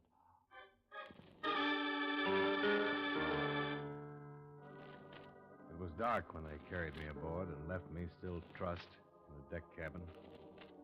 Then the Kiramatsu pitched and rolled her way into the open sea.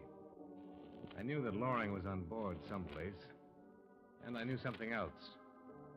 Kamamoto had lied to the Cockney about what he'd found when he searched me. He had more than a driver's license. He had my insurance company credentials and my passport. Then the door opened, and I got something else to think about. Buenos dias, Senor Dollar. Jose, how did you get here? After you left me, I ran into another Americano with no wristwatch, but much money. He was kind to me. He gave me money to leave the country when I told him about the bad jails. Well, how come Kamamoto is letting you run loose? Why, you are the only one who is tied up, senor. I do not think they intend for you to finish the trip. Now, how many other passengers are there? Besides us, 3. A man and a woman came just before we sailed. That's 2. Who's the other one? A man with a white suit and a hat. A Cockney accent? What is that? He sounded like an Englishman? Oh, yes, he is English. Yeah, I thought so. How many in the crew? Kamamoto and 5 seamen. It is a very small boat. Yeah, I can feel that. Look, Jose, I gave you a break with the police. How about giving me one? I'm a businessman, senor. No sentiment. $1,000. Guaranteed by an American insurance company. If you cut these ropes and lend me your gun. Cash, senor. No credit. Too much book. I haven't got any cash. Kamamoto took it all. Too bad. Maybe next time. There isn't going to be any next time for me. Ever buy a sweepstake ticket? See? Well, then take a chance on me. Come on. How about it? All right. But when is the time for the drawing? To see if my ticket wins. As soon as you get these ropes off. But let's do it now. This tub may get to my stop any minute.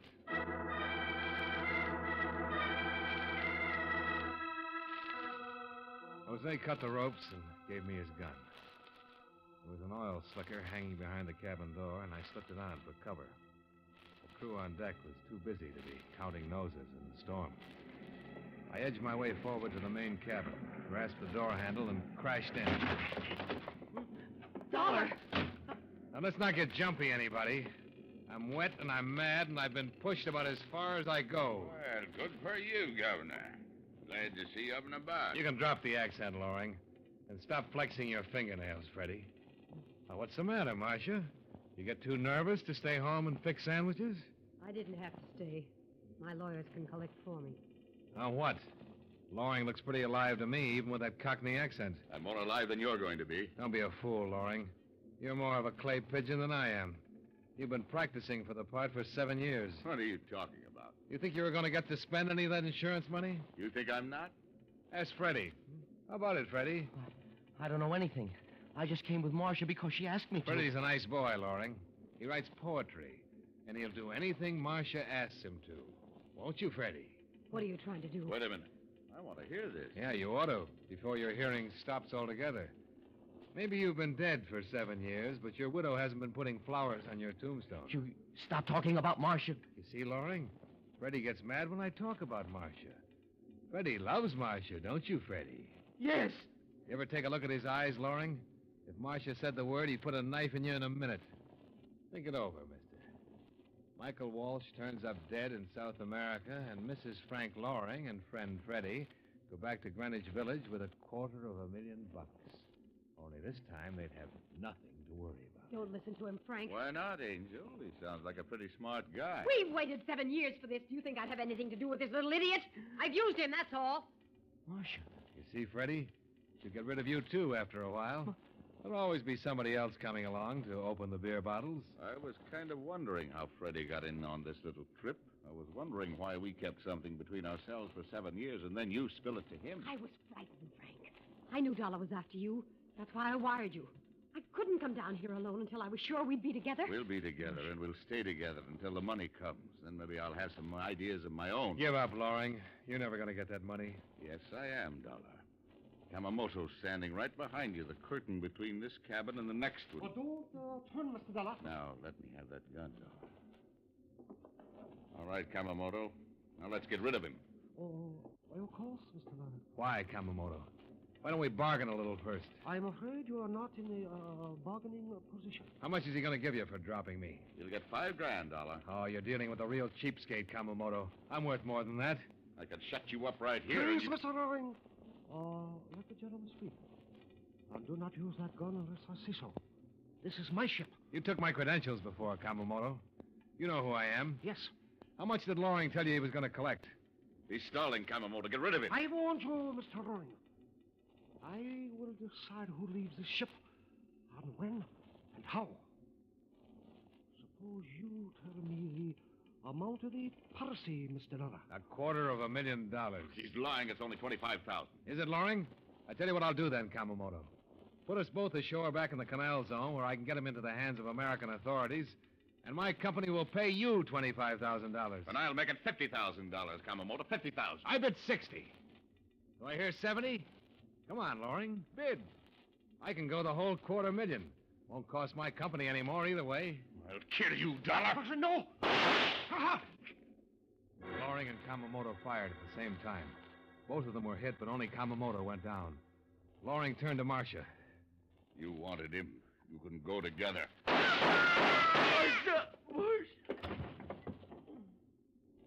right, Dollar. That ends everything. Now I'm around to you for sure. Oh, I wouldn't count on it, Loring. This time I've got a friend in the doorway. What he says is true, senor. Senor Kamamoto was no longer using his gun, so I took it. Besides, you have only one bullet left. I have 5. You kill Mr. Dollar, and I will have to kill you. You're cooked, Loring. Your wife's dead. You couldn't even get the money if you could get away. All right. Here. You can have it. Kamamoto hit me in the side. It hurts. Maybe I can patch it up a little. You better just rip your shirt. I loved her. She always wanted things more than an actor could give her. Whose idea was it? Hers. I hid out like a dog. She sneaked up to Boston to see me. Maybe once every 6 months after the first year. The rest of the time I was without her. I guess she wasn't lonely. Yeah. Some women never are.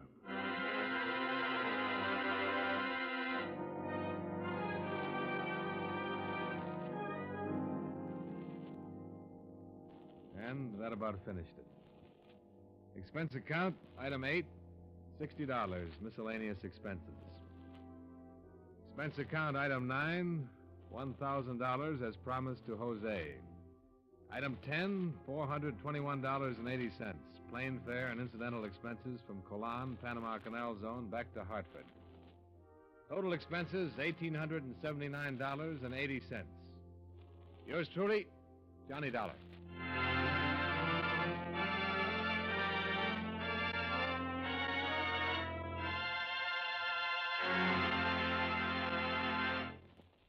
Remember, friends, Wrigley's Spearmint Chewing Gum refreshes you. Wrigley's Spearmint Chewing Gum gives you real chewing enjoyment. The lively, full-bodied flavor of Wrigley's Spearmint cools your mouth, freshens your taste, sweetens your breath. The smooth, pleasant chewing of Wrigley's Spearmint helps keep you feeling relaxed and satisfied, makes whatever you're doing more enjoyable. Yes, for refreshment plus chewing enjoyment, treat yourself often to Wrigley's Spearmint Chewing Gum. Millions enjoy it daily. Get a few packages and always keep some handy. That's Wrigley's Spearmint Chewing Gum. Healthful, refreshing, delicious.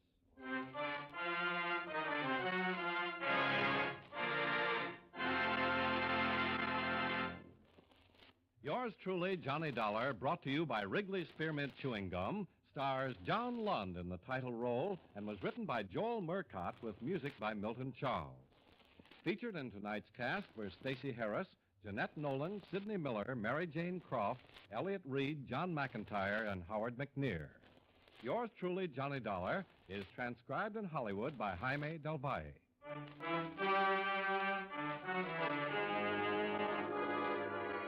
The makers of Wrigley's Spearmint Chewing Gum hope you enjoyed tonight's story of Johnny Dollar and that you're enjoying delicious Wrigley's Spearmint Gum every day. This is Charles Lyon, inviting you to join us again next week at the same time when, from Hollywood, John Lund returns as Yours truly, Johnny Dollar.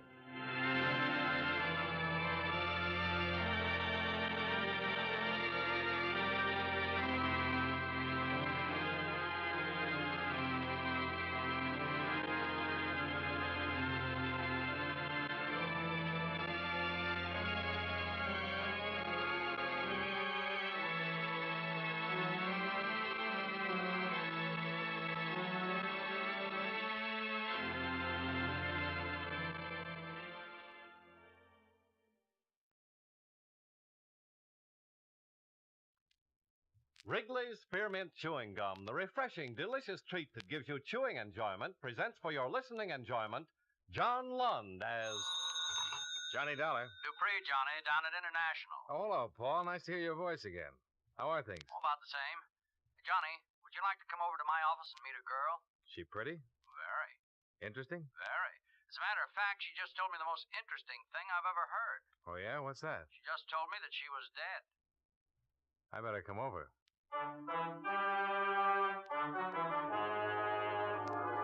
The makers of Wrigley's Spearmint Chewing Gum bring you John Lund in a transcribed adventure of the man with the action-packed expense account, America's fabulous freelance insurance investigator. Yours truly, Johnny Dollar.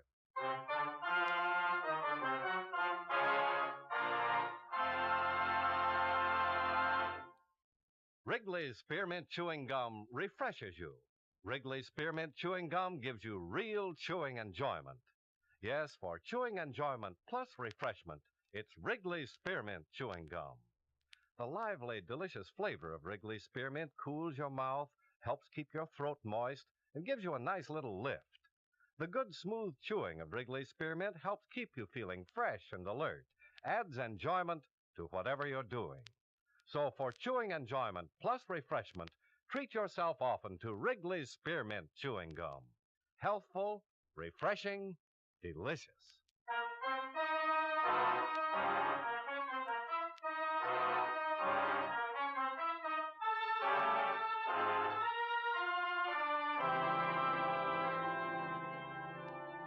Expense account submitted by Special Investigator Johnny Dollar to the International Insurance Corporation, International Building, Hartford, Connecticut.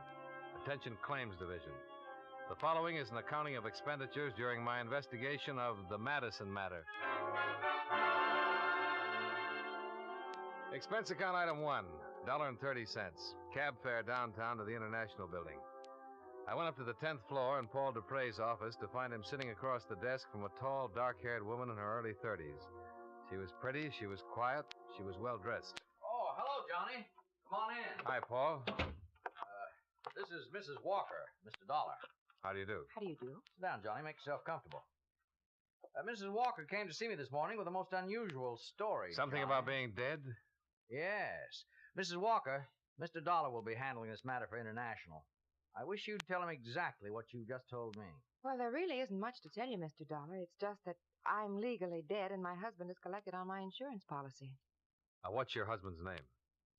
Frank Madison, Dr. Frank Madison. I took the name Walker when it happened. It was my maiden name. My married name is Thelma Madison. Where does your husband live? In Los Angeles. I made a file check before you came over, Johnny. We issued a straight life policy on a Thelma Madison in Los Angeles, April 23rd, 1945. According to this, Mrs. Madison passed away June 5th, 1951. Claim was filed by the beneficiary, husband, Dr. Frank Madison, June 7th, and paid on the 10th of that month. Frank Madison, that's your husband? Yes. How much was the policy? Full claim, $10,000. Who adjusted it? A local man, Los Angeles office, McCarthy there. How about a death certificate? Oh, yeah. Here's a photostat. Cause of death, coronary thrombosis. Here. Thanks. This is signed by a Dr. Willis Reed, Mrs. Walker. Do you know Dr. Reed? Yes, he's a friend of my husband's. They share medical offices. Suppose you tell me how it worked. Well, one night Frank had a patient who was in pretty bad shape. A girl had been drinking somewhat and saw his shingle and just came in the office. She said she was feeling badly. I was there helping Frank, acting as receptionist. The girl had a heart failure in the examining room. You mean she died? Yes, there was nothing anybody could do. It was one of those things. Anyone there besides you and your husband? No. Well, how did all this work out? Well, we looked in her purse and found an address for her in Jersey City. No Los Angeles address? No, so we put in a long-distance phone call to the place in New Jersey. It was an apartment. We talked to the manager there. I see. He told us that the girl's mother had died very suddenly 2 days before and that her daughter was out in Los Angeles and he'd been trying to locate her to ask her what to do with the body. What was the girl's name? Wanda Thompson. What? Well, the man we talked to on the phone was quite upset. He didn't know what to do about the mother who died in his apartment building, and he told us that the daughter was all she'd had in the world. In other words, Wanda Thompson was completely alone. Yes, as far as we knew. I see. Well, we didn't tell the man that she was dead, too. When Frank hung up the phone, he turned to me and said that we were in luck. I asked him what he meant, and he told me his idea. You mean to use her body? Yes, he called Dr. Reed and asked him to come over. Dr. Reed had never seen me, and he made out the death certificate. In your name? Yes, that's right. And your husband collected your insurance? Mm-hmm. Why? Well, he needed money. Seemed a good way to get it without too much trouble. Well, what was supposed to happen? Well, I don't know. We didn't plan that far. I mean, I thought that Frank would eventually close his practice and come to New York, and we'd be together again. Is that where you've been all this time? In New York? Mm-hmm. And your husband never joined you? No. Did he write to you? Yes, for a while. Do you have any of the letters? No, I'm sorry. Do you know why he stopped writing? No. Why he never joined you? No. Is there any way that you can prove you're Thelma Madison? Well, not here in Los Angeles, I could. How? Well, people there know me. No friends I've had all my life. Were you ever fingerprinted? No, I don't think so. During the war, did you work in a defense plant, maybe? No. Did you ever have a postal savings account? No. How about a California driver's license? No, I'm sure I don't have my fingerprints on file anywhere. Mm-hmm. Would you be willing to furnish me with a list of names, people who'd identify you if asked to? People in Los Angeles? Yes. Yes, I would. You've been living in New York under the name of Thelma Walker since June 1951. Is that right? Yes. Where? 2218 East 57th Street. I still have my apartment there. Have you been working? Yes, as a laboratory assistant, Hyde Park Stations Incorporated. My boss is Mr. Platt. Oh, I put in a call to them earlier, Johnny. Mr. Platt said he's employed an assistant named Thelma Walker for the last 16 months, but she hasn't been in for a week or so. I described this woman to him, and he said it sounded like her. Mm-hmm. Did you get any of the insurance money, Mrs. Walker? Not a dime. Were you supposed to? I suppose so. Would you say that this whole thing was your husband's idea? Yes. Well, you're the one who seems to have lost all around, Mrs. Walker. Well, what did you expect to get out of it? Well, I did it for Frank. What about Wanda Thompson and her people, if she has any? She hasn't. Very few people in this world are without somebody, somewhere. Would you be willing to sign a statement containing all the information you've given me here today? Yes. You realize that if what you tell me is true, that you'll be criminally charged? Yes.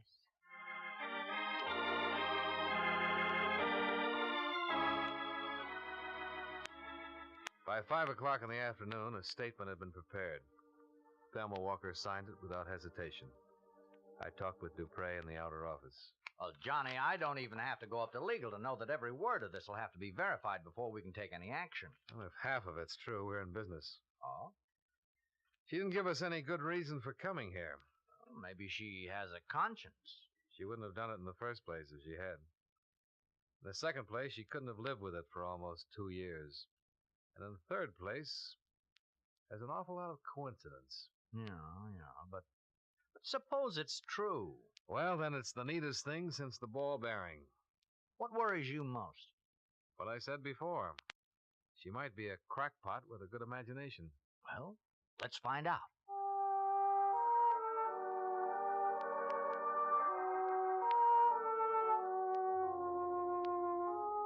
Expense account item 2, $38.14, transportation, Hartford to New York City.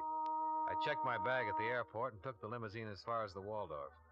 Expense account item 3, $3, cab fare and tip, to 2218 57th Street, Thelma Walker's residence. I talked to the manager. This is her apartment, Mr. Dollar. I see. How long has she lived here? July 1951. Good tenant? Very. Quiet. No drinking or parties. Wish we had more like Mrs. Walker. Do you know her very well? Just as a tenant. You ever talked to her? Not much. At Christmas time, we had a drink together down in my apartment. She seem all right? What do you mean? Well, normal. Oh, yes. Does she have any friends in the building that I could talk to? No, she doesn't. One thing she keeps to herself. Minds her own business. May I ask where she is now? In Hartford. New Hartford Hotel, if you want to talk to her about anything. I'll remember that. You mind if I look around? I'll have to stay with you.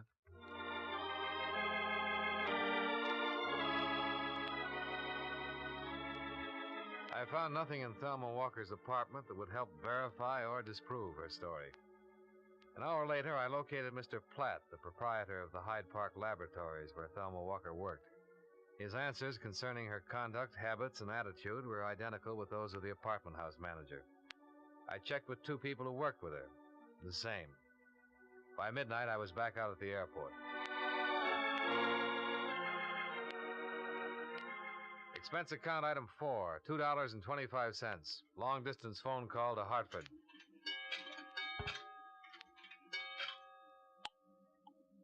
Here's your party. Hello? Hello? This is Johnny Dollar. Oh, hi, Johnny. What'd you find out? All clear here. Her story checks out about living in New York. Well, we better go on with it then. Oh, I have some news. I talked to the coroner's office in Jersey City. Oh? Mabel Claire Thompson, age 61, died there June 3rd, 1951. The body was unclaimed and the county buried her. They were unable to locate her only known kin, a daughter, Wanda Thompson. She's believed to be in Los Angeles. See if you can find a picture and some prints on Wanda Thompson. Yeah, right, Johnny.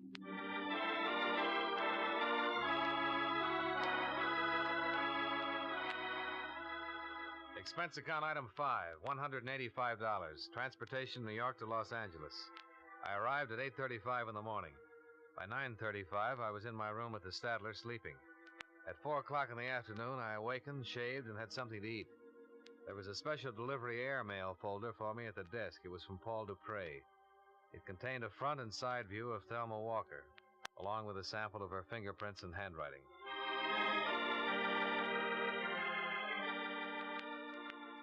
Expense account item 6, $15. Car rental, so I could get around to very big Los Angeles. I caught a woman by the name of Quincy just as she was having a bite of dinner. Please excuse me for eating like this while you're here, Mr. Dollar, but I'm in a terrible hurry tonight. I have a date. Oh, that's all right, Miss Quincy. I'm intruding anyhow. No, not at all. You say you're from an insurance company? That's right. I thought perhaps you could help me. I'll try. What do you want? Well, I'd like to have you look at this. Mm-hmm. You know the woman in this picture, Miss Quincy? Well, she looks terribly familiar. Do you know her name? Let me think. Yes, I know that girl. Of course, that was Thelma Madison. Frank Madison's wife? Yes, poor Thelma died a year or so ago, very suddenly. How well did you know her? Oh, we played bridge together occasionally. We went shopping. I used to work for Dr. Madison as a receptionist. How long ago was this? A couple of years ago. I quit to take the job I have now. But you did know Mrs. Madison? Oh, yes, of course. She was in the office a lot of the time. And you're absolutely positive this is a picture of her? Well, yes. Is there any doubt? Well, we just want to be sure. The poor girl's been dead almost 2 years. Aren't you sure? Yes. You know, I don't think you've been exactly telling me the truth. I just had your name on a list, Miss Quincy. I was told you'd be able to recognize a picture of Thelma Madison if you saw it. Oh, who told you that? I'd rather not say. So mysterious. You want some coffee? No, thanks. Well, you look nice enough, I'll say that. Oh, thank you. Miss Quincy, when did you hear about Mrs. Madison's death? The day after it happened. I dropped in to see Dr. Madison about some things I'd left there, and he told me what had happened. It was quite a shock. She was always so healthy. I see. Did you go to Mrs. Madison's funeral? No, there wasn't one. Dr. Madison had her body cremated.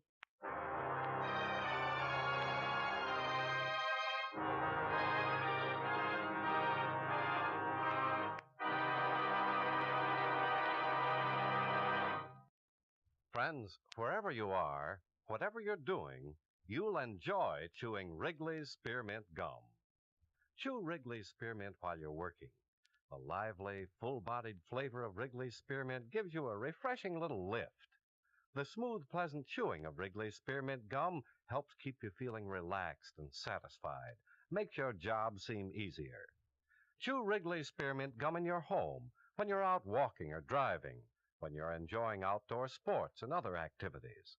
Wrigley's Spearmint Gum tastes good anytime, and the natural chewing aids digestion and helps keep your teeth bright and attractive.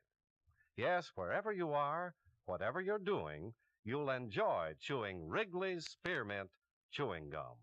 Healthful, refreshing, delicious.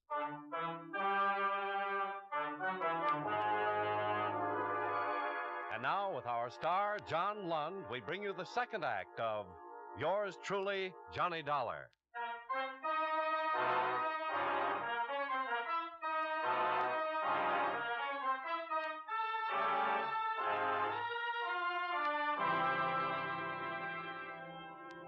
The Los Angeles police had a missing person report on Wanda Thompson dated June 21st, 1951.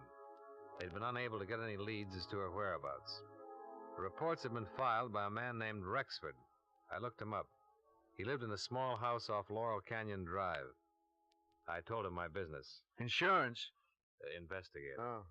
Well, come on in. Here, sit down. What can I do for you? I understand you once knew a girl named Wanda Thompson, Mr. Exford. Yeah, that's right, I did. Don't tell me you know where she is. No, I couldn't say that exactly. Oh, you're looking for her, huh? Yeah. You been to the police? Yes. You filed a missing person complaint on her? Yeah, but they never did find her. Was she a good friend of yours, Mr. Exford? Yeah, sort of. She was a nice little kid. Came from someplace in New Jersey. How long did you know her? About 3 weeks or so.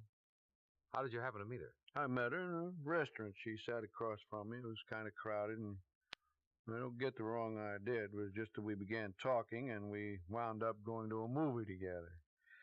I saw her quite a bit for a while, and then she just up and disappeared without a word. That's about it. Do you remember when you last saw her? Sure, it was my birthday, June 5th. Went out and took in a play and had some drinks and food. I took her home, and she lived in a room over on, I think it was Berendo Street. 1480 West Brenda? Yeah, that's a little sort of court. That's the last I saw of her. Called a couple of times. The landlady said she hadn't seen her around, then I went over there. We went in the room, found all of her things there, but she was gone. Finally got worried and went to the police. Uh-huh. She drink much? No. You think something happened to her? Well, I don't know. I mean, anything could happen. Why would a kid like that just walk away from all her clothes and things and not let anybody know about it at all? Did she know many other people in town? Well, I told the police that I didn't think she did. I never heard her talk about anybody else. I knew she'd only been here for a little while. She came here for health. Oh? Yeah, some kind of heart trouble. Needed the weather or something like that. Did you tell this to the police when you reported her missing? No, should I? Did she go to a doctor here? Oh, yeah. I saw him a couple of times while I knew her. Was his name Madison, by any chance? Dr. Frank Madison? Yeah, that's it. Dr. Madison. He was the guy who was taking care of her.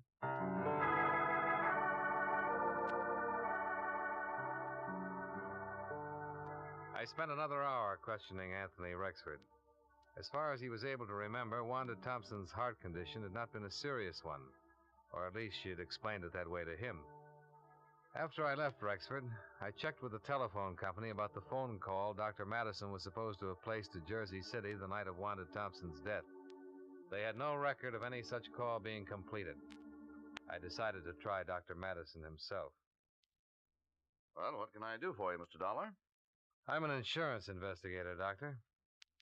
I understand you once treated a patient named Wanda Thompson. Wanda Thompson? Wanda Thompson? I don't remember. What did I treat her for? A heart condition. Oh, well, soon find out.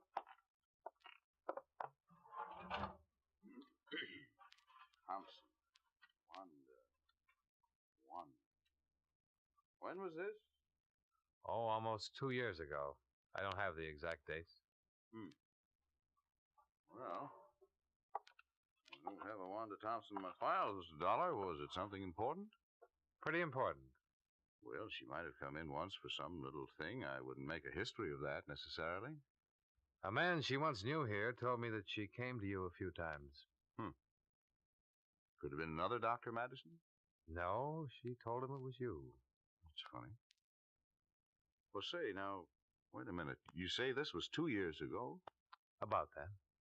My wife was acting as receptionist for me then, and she wasn't too good at keeping records. Oh. You suppose I could talk to her and ask her? My wife is dead, Mr. Dollar. Oh. I'm sorry I can't be of more help. I thought every doctor kept a record of all his patients, even if they just came in with a nosebleed. As I said, my wife wasn't too efficient at her job here. Oh, yes. You did say that, didn't you, Doctor? What is this, Mr. Dollar? My chance to get a look at you. What do you mean by that? I'll come right out and say it, Doctor. You should have kept a file on Wanda Thompson. You should have kept that above all other things. The fact that you don't have one is going to make me believe a lot of things that I haven't really believed up till now. What things? What on earth are you talking about? I talked to a woman in Hartford, Connecticut 4 days ago who told me her name was Thelma Madison. She said she was your wife. She said that Wanda Thompson died in your office one night and that you identified the body as your wife's. What? And what's more, you collected $10,000 worth of insurance on her. Here's her picture, Doctor. Is this your dead wife? Well, all right, I'll tell you. It is your wife, and she's still very much alive. And the story she told me in Hartford is pretty much the truth. I've never seen this woman before in my life. That's funny. 14 people in Los Angeles who knew her pretty well have seen that picture, and all of them say her name is Thelma Madison, that she was your wife. I've talked to every one of them, and I've got statements from them to that effect. And what's more, I have a rather long statement from Thelma Madison herself. Tells the whole story. Would you like to read it? No. Then maybe you'd like to make a statement yourself. I have nothing to say, Mr. Dollar. No, I didn't think you would, Doctor.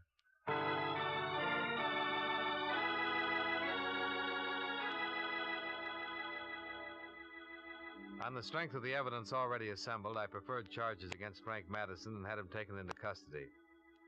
He refused to talk with the police or with me about any of the charges of which he was accused. He was held without bail pending investigation.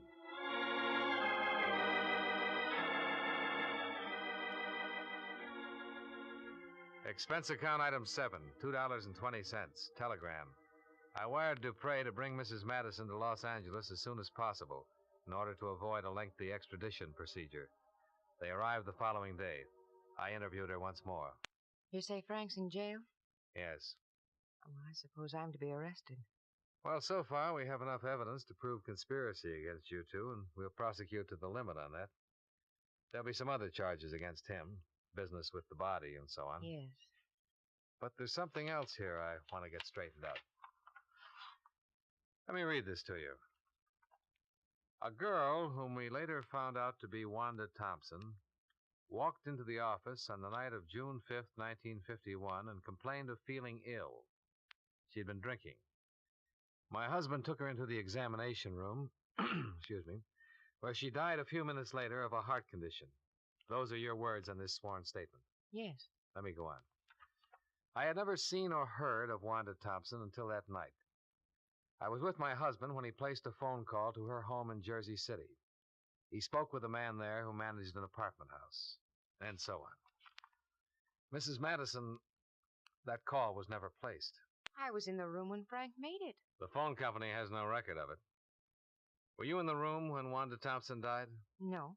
Did you know that she was a patient of your husband's before that time? No. Well, I found out. I'll tell you, Wanda Thompson was one of your husband's patients. She didn't just walk in and drop dead. I talked to a man who knew Wanda Thompson. She told him about going to your husband for treatment. How do you explain that? I didn't know it. You said you were acting as receptionist. When she gave you her name, didn't you look into your index to see if you... No, I didn't at all. Now, look, Mrs. Madison.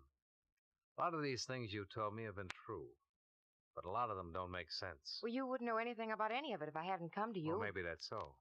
But why do you think we've gone to the expense and trouble of checking all this? I'll tell you. Because it was just too good to be real. A girl, alone and friendless in Los Angeles, dying of a heart attack in a doctor's office. A doctor who needs money and has a wife who's heavily insured. It's too much for us to take. Even with a signed statement, it's too much to take. Wanda Thompson was a patient of your husband's. She came in his office one day like anybody else. You or your husband took her personal history. And you noticed that she only had one relative in the world who'd be worried if she died. A mother way back in Jersey City. What are you talking about? I'm talking about a premeditated, planned murder. That's what I'm talking about. When that mother died suddenly, there was nobody to worry about poor little Wanda Thompson anymore. Nobody to ask questions about her. Am I right? Yes, you're right. Do you want to tell me about it? Juan had been in to see Frank twice before. He knew all about her. And that night when she came in the office, she said she just received word that her mother had died suddenly. She asked for something to make her sleep. Frank took her back in the examination room. Go on. A few minutes later, he buzzed me to come back. Wanda was lying on the table, dead. Mm-hmm. Frank looked kind of strange. crazy. He said that Wanda had a sudden heart attack and died before he could do anything. Well, I knew it wasn't so. There was a hypodermic on the stand. He'd given her something. I just didn't think he'd go that far.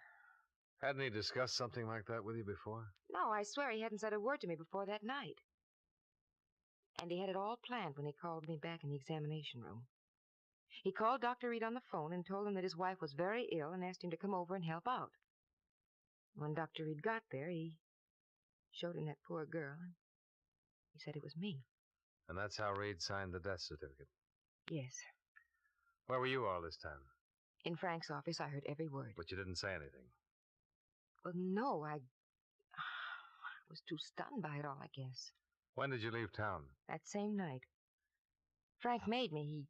He said he'd handle everything. I accused him of killing Wanda, and he said that she just died there. But I know it wasn't so. Okay. You want a cigarette? Yes, please. Here you go. Thank you.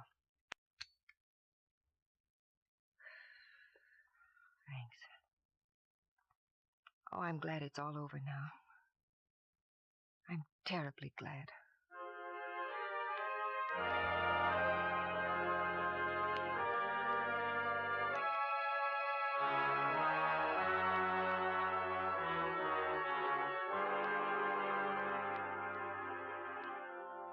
Expense account item 8, $73.50. Board and room while in Los Angeles. Expense account item 9, $205. Plane fare to Hartford. Expense account total, $525.39. Yours truly, Johnny Dollar.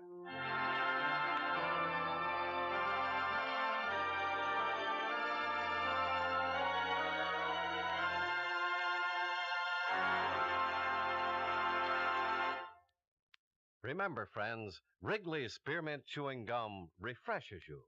Wrigley's Spearmint Chewing Gum gives you real chewing enjoyment. The lively, full-bodied flavor of Wrigley's Spearmint cools your mouth, freshens your taste, sweetens your breath. The smooth, pleasant chewing of Wrigley's Spearmint helps keep you feeling relaxed and satisfied. Makes whatever you're doing more enjoyable. Yes, for refreshment plus chewing enjoyment, treat yourself often to Wrigley's Spearmint Chewing Gum. Millions enjoy it daily. Get a few packages and always keep some handy. That's Wrigley's Spearmint Chewing Gum. Healthful, refreshing, delicious.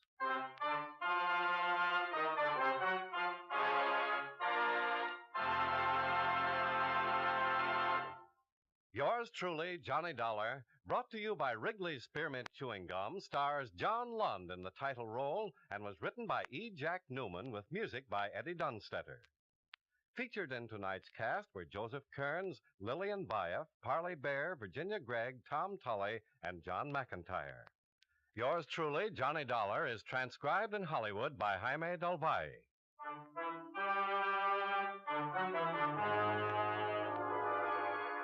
The makers of Wrigley's Spearmint Chewing Gum hope you enjoyed tonight's story of Johnny Dollar and that you're enjoying delicious Wrigley's Spearmint Gum every day. This is Charles Lyon, inviting you to join us again next week at this same time when, from Hollywood, John Lund returns as... Yours truly, Johnny Dollar.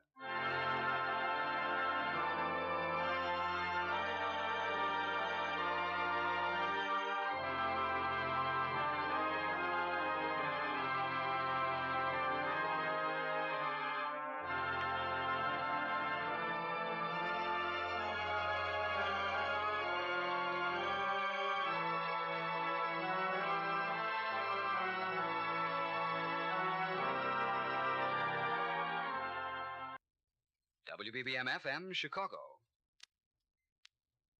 Wrigley's Spearmint Chewing Gum, the refreshing, delicious treat that gives you chewing enjoyment, presents for your listening enjoyment John Lund as... Johnny Dollar. This is Joe Benson. You call me? Oh, yeah, Lieutenant. I'm from Federal Underwriters. All the way from Hartford? Yeah. They sent me to get a report on the National Savings and Loan holdup. Oh, I see. How's the watchman? Well, he died about a half hour ago. Oh, I'm sorry to hear that. Shot 3 times. Hardly had a chance. Did he ever regain consciousness? Yes. Long enough to give us a make on one of the four guys who heisted the place. Well, that's something. Look, if you want a report, you better come on down and get it firsthand. I'll be there in 10 minutes, Lieutenant.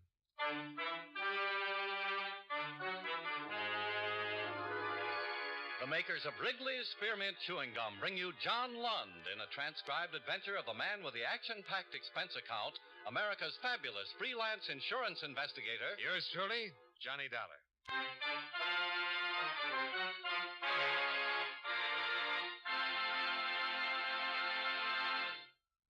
Wrigley's Spearmint Chewing Gum refreshes you.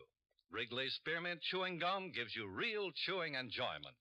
Yes, for chewing enjoyment plus refreshment, it's Wrigley's Spearmint Chewing Gum.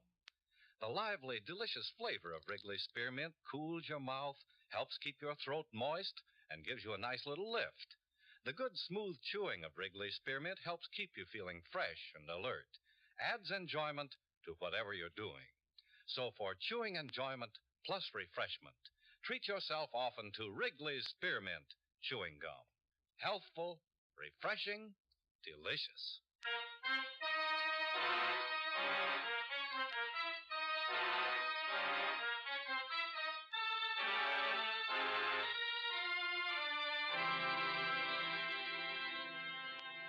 Expense account submitted by Special Investigator Johnny Dollar to Federal Underwriters Incorporated, 223 Spear Boulevard, Hartford, Connecticut. The following is an accounting of expenditures during my investigation of the Dameron matter. Expense account item 1, $240, plane fare and incidentals, Hartford to San Francisco. I arrived 10 hours after the news of the National Savings and Loan holdup reached the office. Lieutenant Benson was waiting for me when I got to the city hall. Well, you're just in time, Dollar. My men picked up Bernie Manners a few minutes ago. He's down the hall. Manners? He the one you got an identification on? Yes. The watchman looked at some mugs we pulled from the files and spotted him right away. Said Manners was one of the four men who did the job. Oh, it's quick work.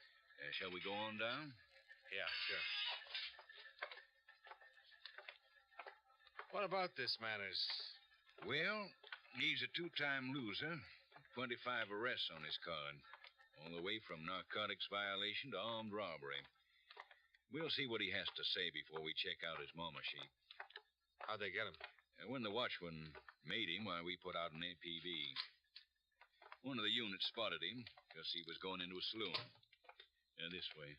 Oh. Have any trouble? No. They find anything on him? $2.40. No gun, nothing. You got a smoke? Oh, yeah, sure. Some fresh air. Yeah, here you go. Oh, thanks. Well, what do you think of our weather out here? Oh, pretty nice, pretty nice. We're still having snow. I haven't been east in 13 years. Forgotten what it looks like. I don't know what you guys are talking about. I didn't have nothing to do with nothing. This Manners? Yeah. Sergeant Friedman, Johnny Dollar. Hi. Hi. Hello, Bernie. Hello, Lieutenant. Well, let's have it. Of what? A story on the National Savings and Loan job. I don't know anything about the National Savings and Loan job. 4 men walked in there about midnight last night. Shot the watchman, cracked the safes, and got away with $65,000. Now you know about it? I don't know anything. What are you guys trying to hang on me? Where were you last night, Bernie? When last night? Between 10 o'clock and 2 o'clock? I was in my room sleeping. Can you prove you were sleeping last night in your room? Who can prove they were sleeping? Well, a landlady, somebody like that. I don't know. What do you know? Huh? About the National Savings job. Nothing. I don't know nothing. Look, Bernie, you can make this thing a whole lot easier. I can? Now, who worked it with you? Who were the other 3 men in on it? Oh, come on, Bernie. You were always pretty good at talking. I'm not going to tell you anything. I don't have anything to tell you. How are you making a living these days? What? What do you do for a living? Why, I've been driving a truck up to last week. Yeah? Where? Coast Trucking Outfit. Did you quit? I was fired. Why? I got in a beef with the boss. Check that. Yeah. Lieutenant Benson and Sergeant Friedman continued to question the suspect. He refused to admit any part in the burglary of the National Savings and Loan Company or to name any people who were connected with it. An hour went by. He still refused to talk. 2 hours. I'm getting tired. So am I. All of us are tired, Bernie. Now, look, why don't you open your face so we can get some rest? I've told you I didn't have anything to say. Who's this joker? Me? My name's Dollar, Bernie. I'm from the insurance company. What's he doing here? Worrying about you and your friends. You don't have to worry about me, Dollar. I'll try not to. I thought maybe you was a lawyer. Do I get to see a lawyer? What do you want to see a lawyer for? To get out of here, that's why. You aren't getting out of here, Bernie. You know that. Now, tell us all about it. Come on, Bernie. You know it's all over. We got enough to take you into court right now. Don't give me that. Don't you believe it? No. Hand me that. Yeah, sure. Here. Thanks. You know what this is, Bernie? No. It's a notarized statement from the watchman that was killed. His name was Fuller. I talked to him just before he died. You know what this says? It says that you were one of the 4 men who robbed the National Savings and Loan Company last night. Listen. Me. Please state your full name. Him. Henry Fuller. Me. Where do you live? Him. 235 22nd Avenue. Me. I understand that you are seriously hurt. Is that true? Him. Yes. Me. Do you believe that you are about to die from injuries you have received? Him. Yes. Me. Have you any hope of recovery from the effects of these injuries? Him. No. Listen, Shut up, Bernie, and listen. Me. Who caused the injuries from which you are suffering? Him. One of the robbers. Me. Is this a picture of one of the men who caused your injuries? Him? Yes. He was looking at a mugshot of you, Bernie. There were 4 witnesses in that hospital room when Fuller made this statement. It's a positive identification on you. Well? Can I have a glass of water? Later, maybe. Who were the other men? I don't know what you're talking about.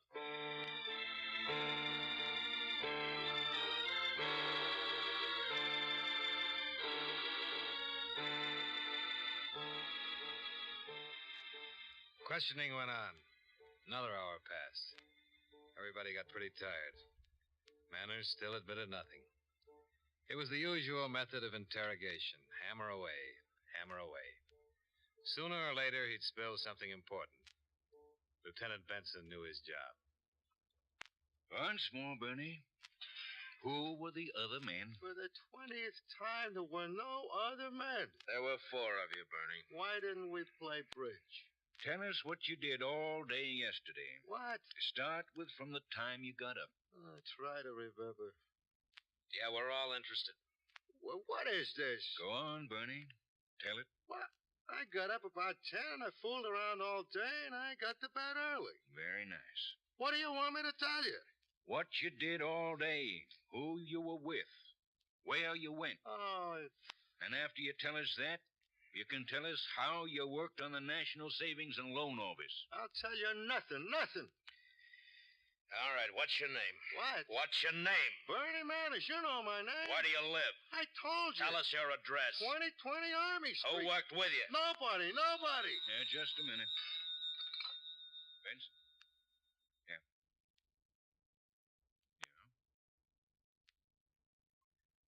Okay, that'll do it. Yeah. That was about you, Bernie. What about me, Lieutenant? What about me? Guess what the crime lab found tucked behind one of the cushions in the front seat of your car? $20,000, Bernie. You didn't hide it very well. I didn't think you'd be looking. Did you use your car? Yeah. Who were the others? Eddie Page, Jack Ivers. One more.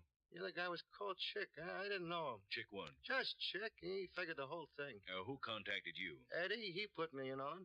But Chick ran it. Where can we get hold of Chick? I don't know. What about Eddie Page? I don't know. Jack Ivers? No. It won't do you any good to lie now. I'm not lying. I just don't know where you can get hold of any of them. What'd you do after the job? We all got in my car and beat it. I let them off near the Fairmont. All three of them? Yeah. That way you split the money? No, we did that before we left the loan company. Look, I'm tired. One more thing. Who shot Fuller? This Chick. Are you sure? Well, he was the only one who had a gun. Sure, I'm sure. Why'd they shoot him? I couldn't figure that myself. We're all leaving the place. Watchman was all tied up, and it was no trouble. Chick walked over, stuck the gun in his back, and let him have it.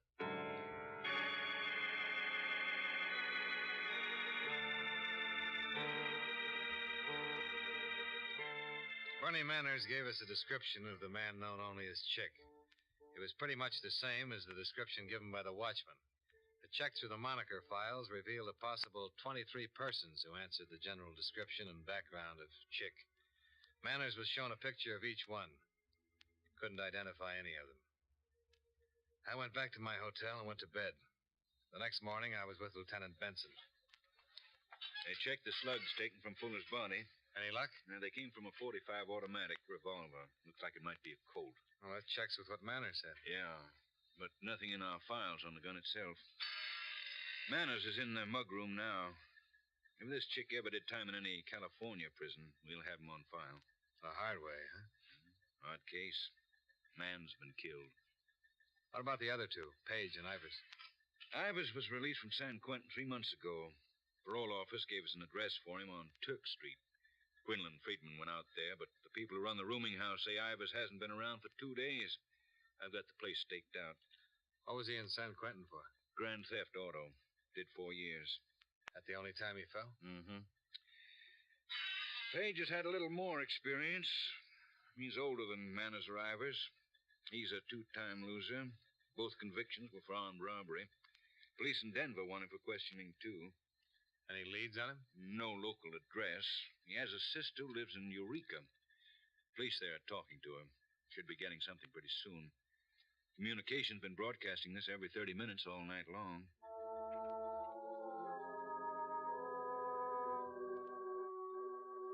I left Lieutenant Benson so I could talk with the auditors who'd been working with the people at National Savings and Trust. By that time, they determined that $68,000 had been taken in the robbery. I spoke to the claims adjuster who'd flown in from Hartford and the officials of the company. I explained the situation with the police and the recovery of $20,000 of the stolen money. They agreed to suspend their claim, pending the arrest of the other 3 suspects and the possible recovery of the entire loot. Expense account item 2, 10 cents. Phone call. I checked with Lieutenant Benson about 4 o'clock. Hi. Hi. You're just in time. We got a lead on Page. Oh, yeah? 1485 Clare Street. I'll meet you out in front. Right. Expense account item 3, $1.35. Cab fare to the address on Clare Street. Hi. Hi. In there? Yeah. You want to be in on this? If it's all right with you. Okay. Friedman's covering the back entrance. Quinlan's in the lobby. Let's go. Right. How'd you get it? Eureka police talked to Page's sister. Said she'd been writing him here under the name of Ernest Lawyers. Oh. Want to take it over there? Yeah.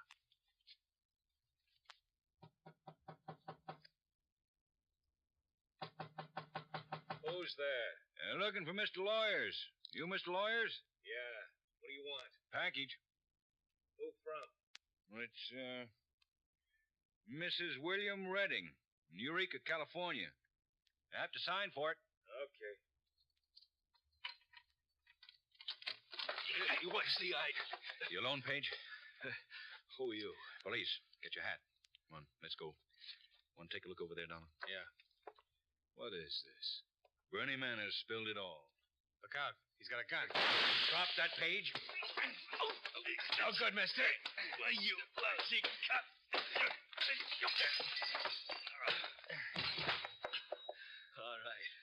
All right. Come on, get up. Put your hands out. All right, let's go, Page.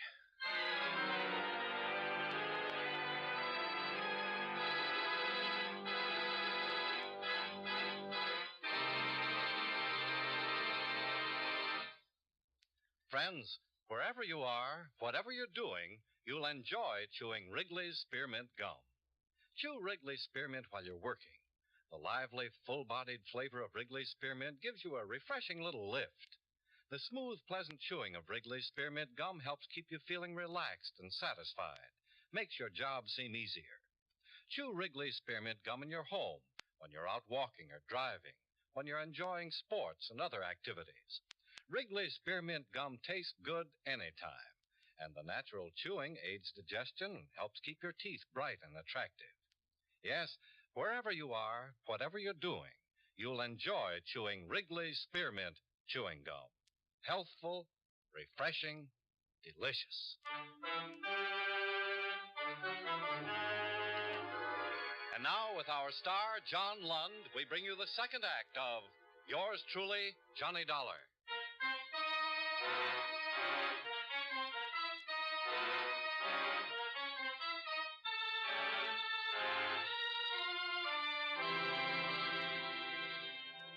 Sergeants Quinlan and Friedman took the suspect, Eddie Page, downtown. I drove over to the emergency hospital with Lieutenant Benson, where they patched up the cut on his temple where Page had slugged him with his gun. After that, we returned to headquarters. Sergeant Friedman met us outside the interrogation room. How do you feel, Joe? Oh, headache. And what about him? Real quiet so far. Fine. We went over the apartment. Now, you'll be happy about this, Dollar. More money? $15,000 stuck in a suitcase. Your insurance company's doing well so far. Yeah. Well, let's see about Tough Boy.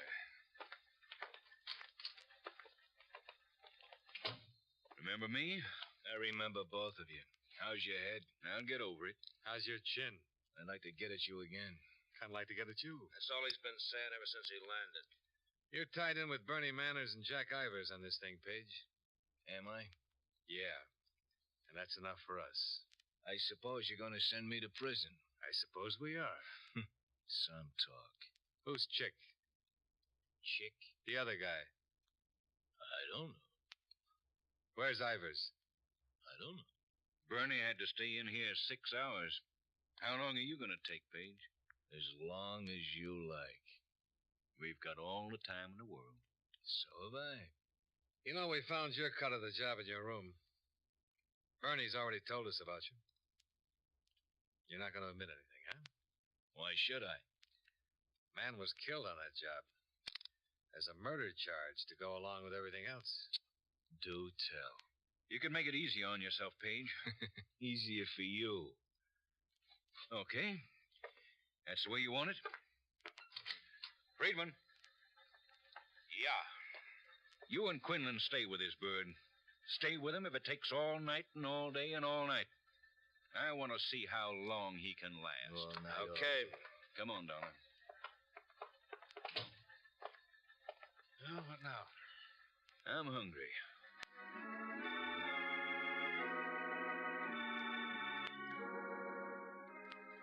Expense account item 4, $6.35. Drinks and dinner for Lieutenant Benson and myself. After eating, we returned to the interrogation room and the questioning of the suspect, Eddie Page. Although he knew there was enough evidence against him to make a burglary and homicide charge stick, he still refused to admit his part in the burglary or to give us the full name of the man known simply as Chick.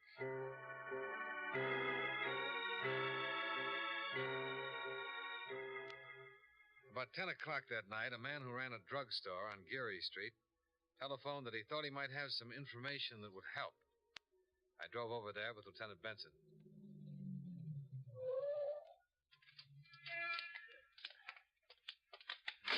Foggy.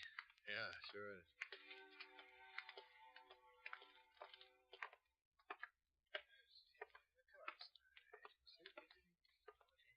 Oh, good evening. Can I help you, please? We'd like to talk to Mr. Smith. Yeah. Oh, you're the police? Well, I'm Smith. I'm Lieutenant Benson. This Mr. Dollar. How do you do? You said you had something that might help, Mr. Smith? Indeed I do, Mr. Dollar. Indeed I do. I read all about the burglary in the papers yesterday, and, well, I have this. A bill wrapper from National Savings and Loan. Yes. Now, where'd you get this, Mr. Smith? I found it on the floor, right here in the store. You know who dropped it? Yes, I think so. Who? Well, a man who was in here earlier. I think he dropped it. What did he look like? Well, he was tall. He was kind of husky. Oh, he was about 35 years old, I'd say. He wore kind of a dark hat and a trench coat. You ever seen him in here before? No, just tonight. What did he buy, Mr. Smith? Quite a few things.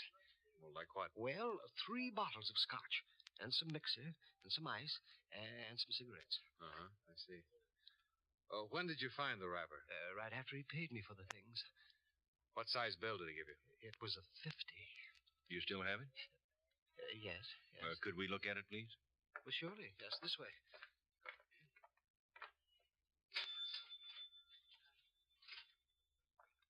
Here you are.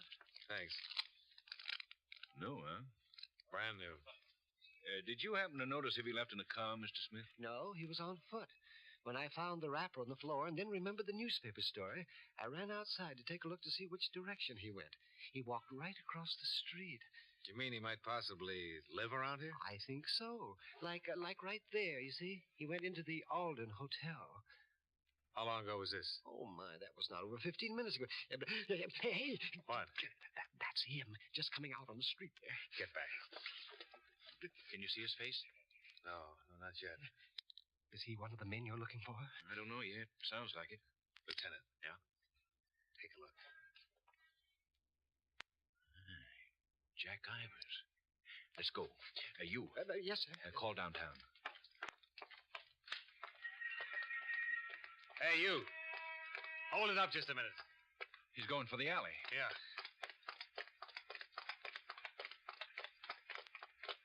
He ducked right in there, I think. Yeah. Be careful, Johnny. Okay? Yeah, I'm okay. Throw out the gun, Ivers. You don't have a chance. Down! Yeah. He's going to try for that fence down there. Yeah, let's go. He can't see us in the shadows.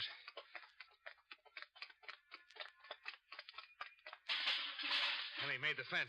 Come on.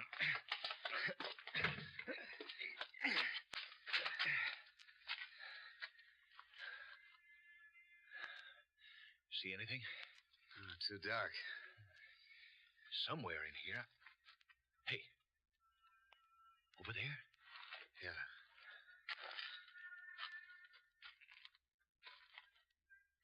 Anything? No. The apartment house. The one in the back door. Yeah. Get down. You okay? Okay.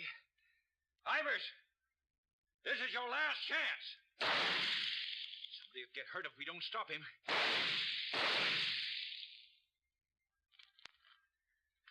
That did it.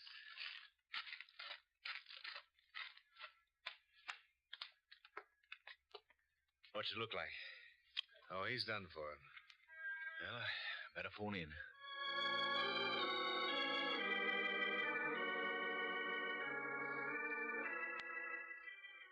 Jack Ivers, one of the suspects connected with the burglary of the National Savings and Loan Office, died instantly while attempting to escape arrest. While we waited for the coroner's men to arrive, we searched his body and found $12,000 of the stolen money concealed in a money belt around his waist. I accompanied Lieutenant Benson to the Alden Hotel, where we learned from the desk clerk that Ivers had checked in the previous day using the name of David Ward. The clerk said that he shared the room with a man who'd registered as Charles Daly. Daly was still in the room, as far as the clerk knew. We went upstairs. Well, if this is Chick, it's been a good day's work. Yeah. 210. Yeah. Here we go.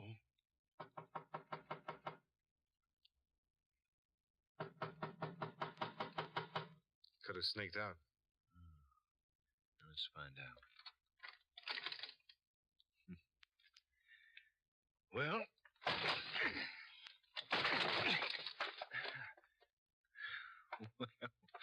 I'll be.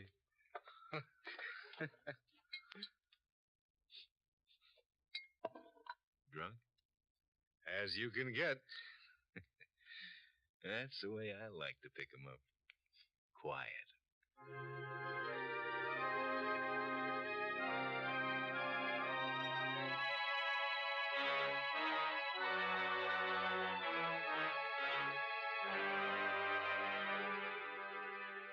The man passed out in the hotel room was identified as Chester Dameron, Toledo, Ohio. A check with authorities there revealed he had a criminal record covering 17 years.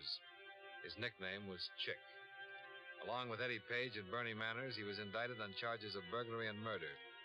The remainder of the stolen money was found in his hotel room.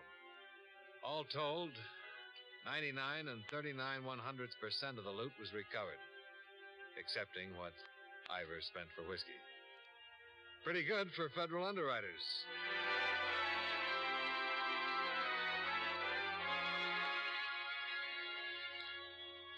Expense account item 5, $63.30. Miscellaneous while in San Francisco. Item 6, same as 1. My plane fare and incidentals back to Hartford. Total expense account, $551.10. Yours truly, Johnny Dollar.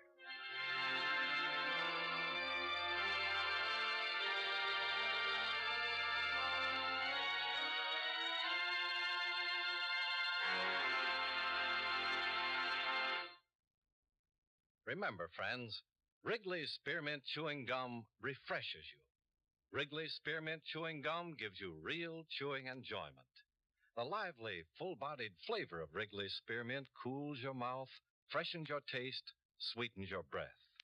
The smooth, pleasant chewing of Wrigley's Spearmint helps keep you feeling relaxed and satisfied, makes whatever you're doing more enjoyable. Yes, for refreshment plus chewing enjoyment, treat yourself often to Wrigley's Spearmint Chewing Gum. Millions enjoy it daily.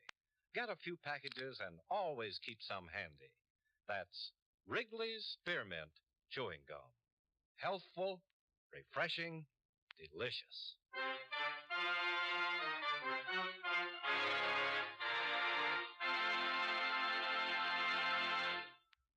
Yours truly, Johnny Dollar, brought to you by Wrigley's Spearmint Chewing Gum, stars John Lund in the title role and was written by E. Jack Newman with music by Eddie Dunstetter. Featured in tonight's cast were Bill Johnstone, Clayton Post, Bill Conrad, Peter Leeds, and Howard McNear. Yours truly, Johnny Dollar, is transcribed in Hollywood by Jaime Del Valle.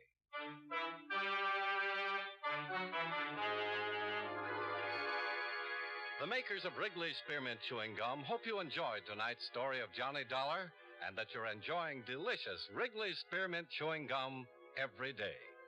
This is Charles Lyon, inviting you to join us again next week at this same time when, from Hollywood, John Lund returns as... Yours truly, Johnny Dollar.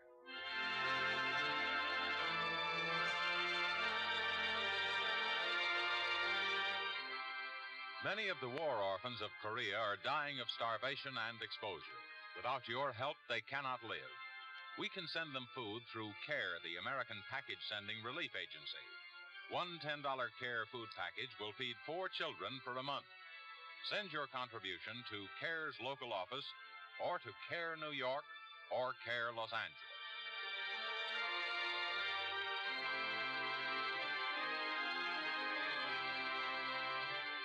This is the CBS Radio Network. Wrigley's Spearmint Chewing Gum, the refreshing, delicious treat that gives you chewing enjoyment, presents for your listening enjoyment John Lund as Johnny Dollar. Ed Quigley, Johnny. Are you free? If you mean am I available, yeah. What's up, Ed? Remember Mark San Antonio? The bootlegger? Yeah, sure. What about him? Well, somebody shot him this morning. Shot him to death in St. Petersburg, Florida. Oh, yeah? Great Eastern Fidelity set up a trust 2 years ago for San Antonio's daughter. They'll want a full report before they come across. I see. They know who killed him yet, or why? No, not a thing, Johnny. Just that he's dead. When can you leave? As soon as I can get a plane. Good.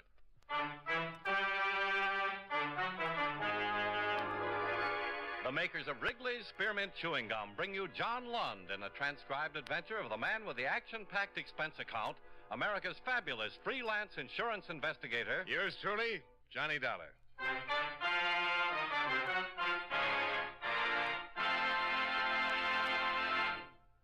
Wrigley's Spearmint Chewing Gum refreshes you.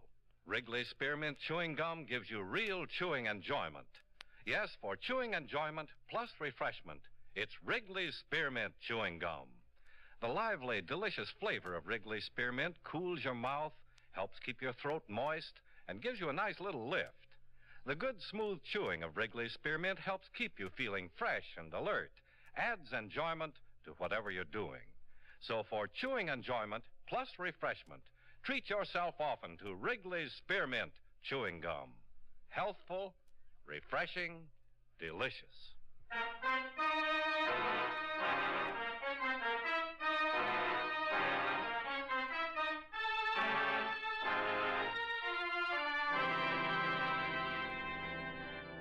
Expense account submitted by Special Investigator Johnny Dollar to Home Office, Great Eastern Fidelity and Life Insurance Corporation, 6th and Jordan Avenue, Hartford, Connecticut. The following is an accounting of expenditures during my investigation of the San Antonio matter. Expense account item 1, $162.03. Transportation and incidentals, Hartford to St. Petersburg, Florida. I arrived exactly 10 hours after I received the call from Ed Quigley. The rainy weather there was as bad, if not worse, than the weather I just left.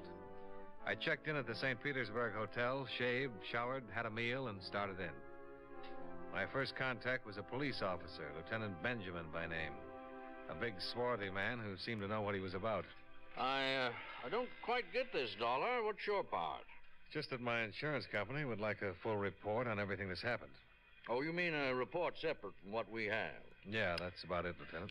Well, it's their dough. They can spend it any way they want to. What can I do for you? Well, maybe we can help each other, Lieutenant. If you'll sort of let me tag along and see what's what on the case. We'll see. Well, San Antonio bought a big place over on the south end of town 11 years ago, just after he was released from Alcatraz. He's lived there ever since. Quiet, minding his own business, keeping his nose out of trouble. Yeah, so I understand. Well, as long as a man does that, even a man with a background like San Antonio, as long as a man does that, we don't bother him, he doesn't bother us. Well, today was the first peep we ever got out of him. What happened? Seems at 6 o'clock this morning he phoned into the station and said that somebody was watching his house. Prowl car went out to have a look around. He told the officers that 2 men had been hanging around the front of his house, but they got away just before the car showed up. Uh-huh. He give a description? Yeah, both about 6 feet, dark, wore dark overcoats and hats. San Antonio didn't recognize either of them. The officers put the description on the air and tried to find them, but they didn't have any luck. Now, San Antonio wasn't the kind of a bird to get excited about a couple of guys staking out his place. He pretty well knew how to take care of himself and handle trouble. Yeah, but you say that he hadn't been in trouble or asked for any around here. That's right, too. And I'm sure he didn't want any either. So his call was treated like any other prowler call. We investigated, didn't find anything, and promised to keep our eyes open. Mm-hmm. The cook came on duty about 8:30. She went in the kitchen, made him some breakfast, took it up to his room, and she found him dead. He'd been shot twice with a Luger. The lab has the slugs now. It was a close-range job. Well, then the surest bet is the 2 men that San Antonio reported watching his house, huh? Well, that's about it. Wish we could find them somewhere. What about the cook? She just worked their days fixing his meals and taking care of him. San Antonio must have been past 60. He was 67. I guess he was beginning to show a little tread. A man who's lived the kind of life he has and done the things he's done is bound to show some wear and wants some rest sometime in his life. According to her, he spent his days painting. Painting? Yeah. Mark San Antonio? Every room in the house covered with pictures he's done these last few years. Oils, pretty good, too. And when he wasn't painting, he was listening to records, all kinds of heavy stuff in the way of music around the place. Now, you hardly figure a bootlegger like San Antonio thinking of anything like music and art. Hardly ever. Yeah. And all the time he was in action running booze up in New York and getting himself in trouble with the tax people, he was bound to step on a lot of toes and get himself a lot of enemies. The kind of people who wouldn't forget. You talk to him much? Oh, yes. Now and then I'd meet him on the street or in a store. He seemed pretty gentled up. How'd he live? Apparently he saved something from the old days. A house he paid for in cash. The Bank of New York used to send him a statement every month. I suppose he had some arrangement with them. Well, that's about it so far. I see. Well, I sure appreciate the information. It's okay. When I get any more, I'll let you know. Crime Lab's still working on some of the stuff in his room. Maybe we'll get something there. Mm-hmm. Say, do you mind if I talk to that cook? Oh, that's your privilege, Dollar. Her name's Olson. She's staying at the San Antonio house during all this. Okay. San Antonio's daughter blew into town this afternoon. She's at the house, too. What did she have to say? Oh, nothing. She didn't even know Mark San Antonio was her father until your insurance company told her. Didn't know? No. She's been living in Philadelphia all these years with an aunt. All very legitimate. The girl's been using the name Randall. Edith Randall.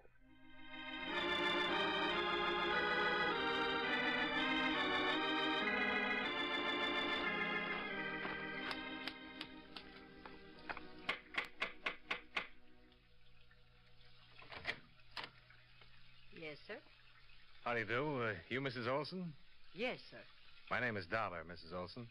I'm from the Great Eastern Fidelity people. You suppose I could speak with Miss Randall? Oh, I don't think so, sir. She's not feeling well. All of this been quite a shock to her. I see.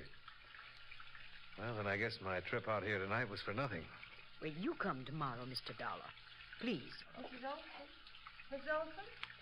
Yes, Miss Randall. Who is it? It's Mr. Dollar. He's from the insurance company. Insurance company?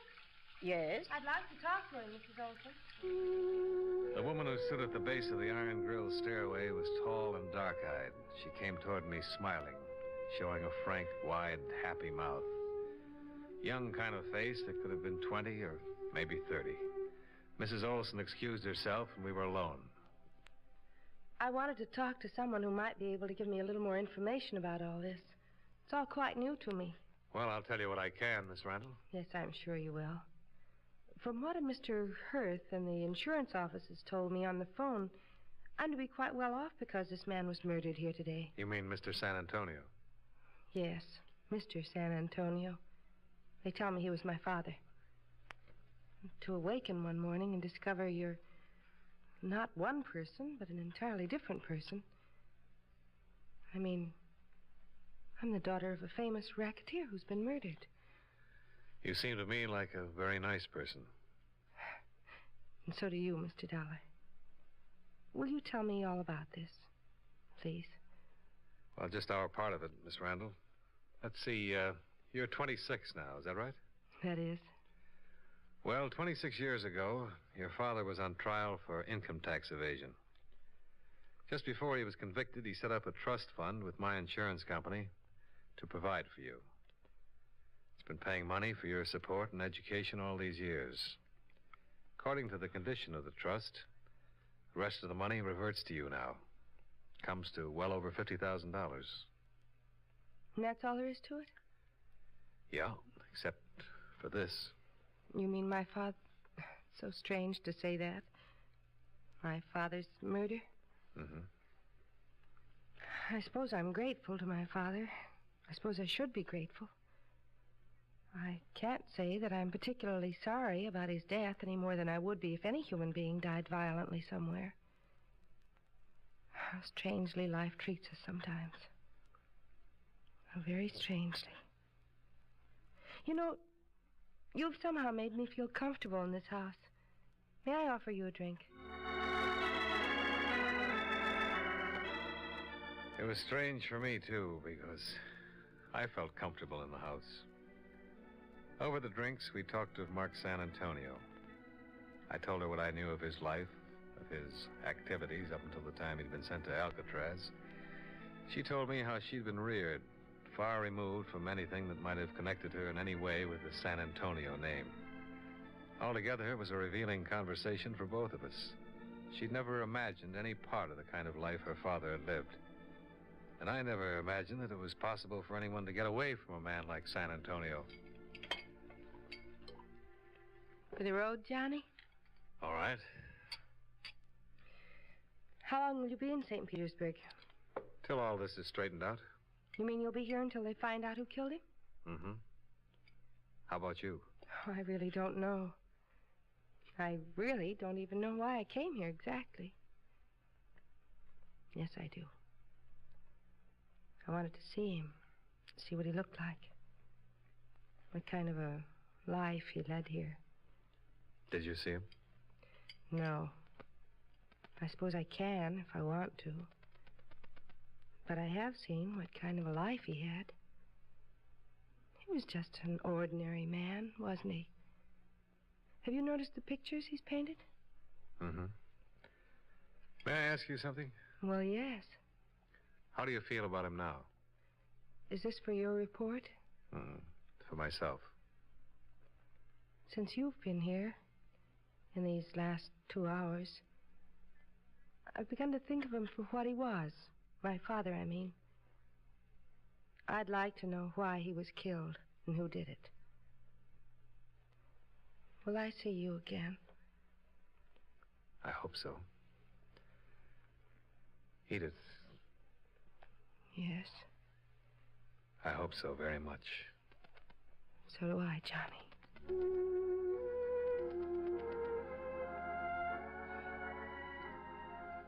I left her at the door that night with a warm sensation inside of me. Something I certainly hadn't expected in the routine business of investigating a murder case. The next morning, I was back at the house talking to Mrs. Olson. She gave me all the information she could remember about San Antonio's activities up until the time of his death. Same information she'd given the police. All of it accurate, but lacking in any possible clue as to the identity of his slayer or slayers. I had breakfast with Edith there and then went back downtown to spend a solid 12 hours in the company of Lieutenant Benjamin, who had still not located or identified the two mysterious men. However, there were other developments. Say, this may be something. Oh? San Antonio's partner in the old days, Palalici, was murdered in Newark last night. Timmy Palalici? That's the one. Any details? No, just that he was shot to death with a Luger. When the slugs taken from San Antonio's body were compared with those that killed Palalici and were proved to have been fired from the same gun, the case took on new proportions. Every available bit of information regarding the two ex-big shots of the 20s was located, read, and reread. It meant activity in such cities as St. Louis, Chicago, New Orleans, and Buffalo. But no new information as to the identity of the killer. Johnny. Hey, what is it? You're shaking. Hold me. Hold me, please. I suppose I'm being a terrible fool about it all, Johnny. But they've been after me all day. Cheap little things. A newspaper syndicate wants me to write my exclusive story as the daughter of Mark St. Antonio. Fairy princess, daughter of racketeer. Hey, now take it easy, honey. Even Hollywood called. Some producer saw my picture in the paper and offered me a contract. He says he has a script all ready. Come on now, come on. I'll try. Women are fools, aren't they? I shouldn't have come here. I shouldn't have shown up at all. Then what would I have done, Edith? And what would I have done? Mix yourself a drink, Johnny, and I'll put on a new face. It had become apparent to me in the 5 days I'd known her and the 5 days that she'd known of her father that she'd grown to love him, or the memory of him. She stated it very simply. Everyone needs a father. If you find out you have one, or had one, really, well, you love him. We were walking up the gravel path of the house when she said that. I suppose I was thinking of how nice it would be to kiss her at the door when I heard someone behind me. I twisted, trying for the gun in my inside pocket, but there was nobody to shoot at. At least nobody I could see. Why me? Why me, Johnny? Why? Edith died right there, and I lowered her to the ground.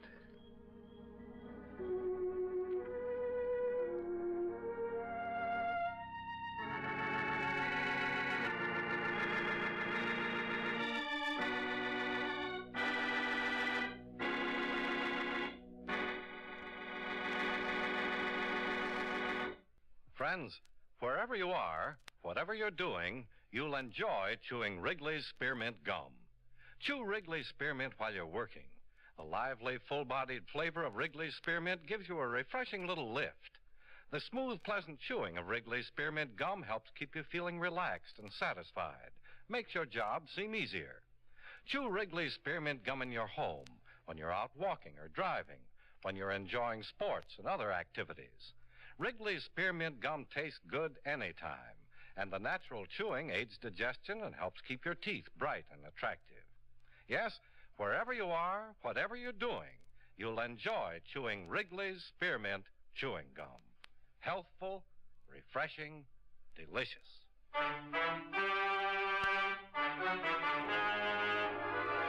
And now, with our star, John Lund, we bring you the second act of yours truly, Johnny Dollar.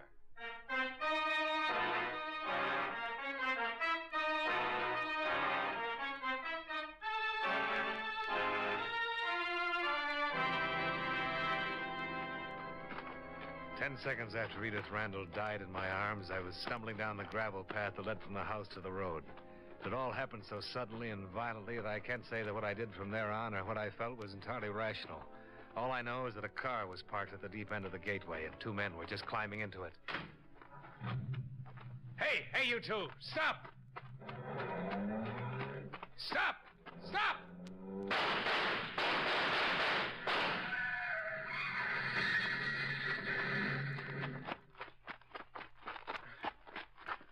Get out of there.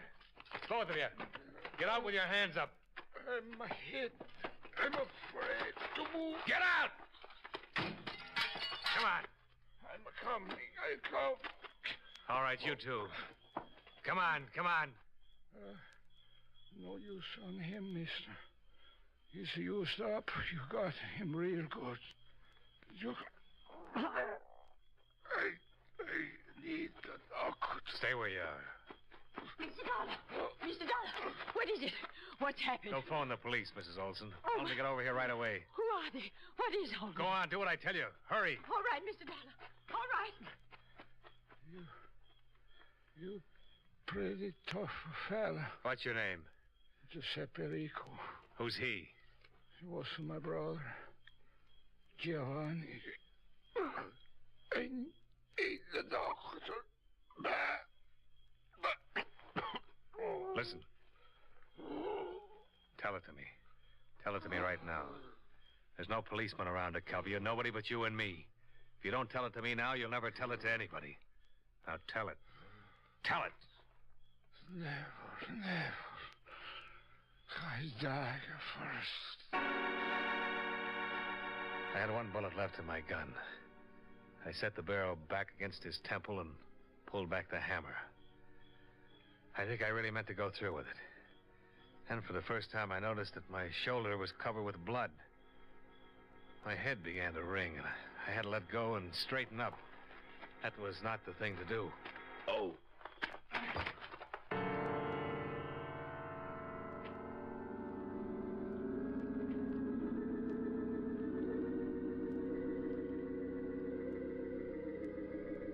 Hello there, Dollar. Huh? Oh, Lieutenant. Yeah, quite a night, this one, huh? Yeah, but... Oh, you stopped one, boy. You were sure curled up when we got there. Edith?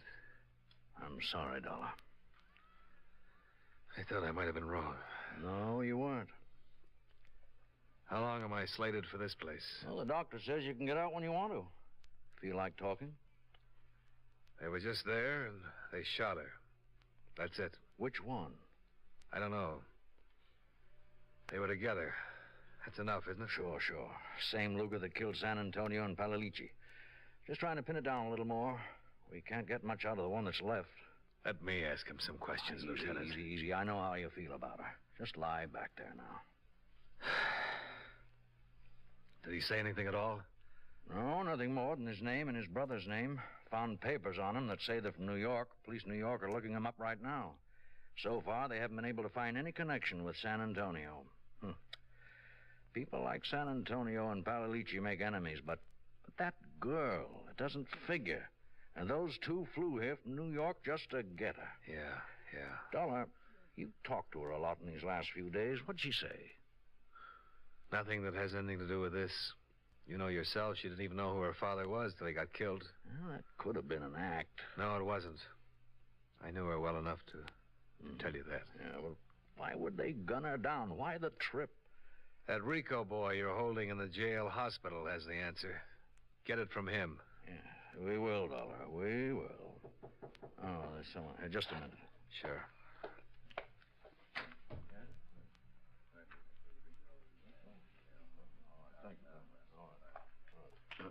Oh, Dollar. Huh? Maybe I spoke too soon. Rico died 5 minutes ago.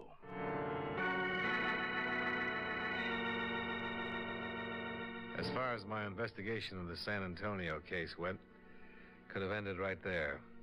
The Luger found on the dead Rico brother was the same gun that had fired fatal bullets into all 3 victims.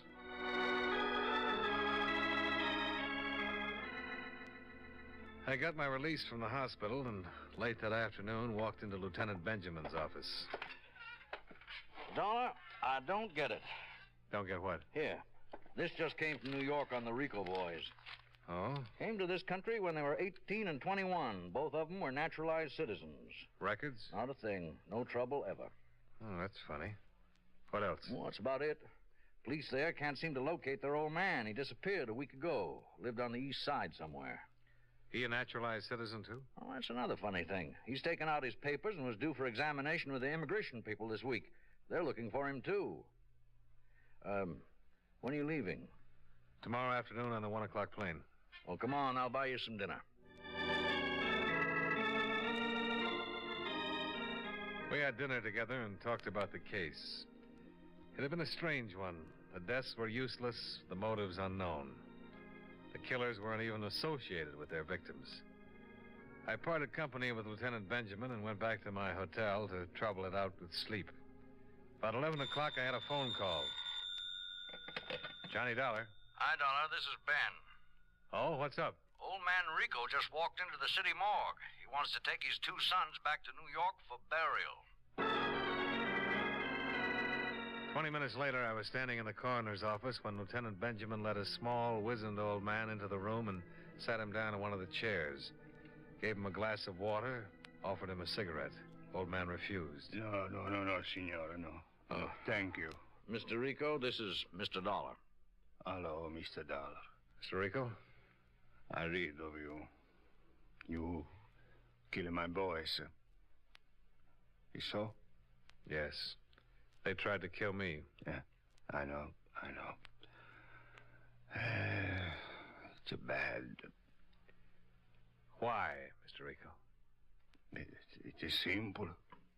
You was in the way. I don't mean about me. I mean about Edith Randall and Pagliacci and Mark San Antonio. Why? I take the water now, please. Why? Do you know why? See.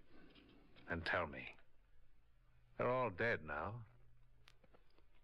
I'm still alive.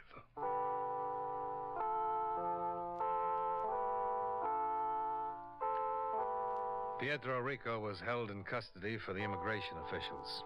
He refused to talk about his sons or any of their activities. He just stayed in his jail cell, silent, non-committal to all visitors, including the chaplain. I don't suppose we'd ever have gotten the story of it, except that the will of Mark San Antonio disclosed that before her marriage to him, his wife's name had been Maria Rico. Yeah. More questions, Mr. Dollar? No, I've got some answers. Mark San Antonio's wife was your daughter, wasn't she? Wasn't she?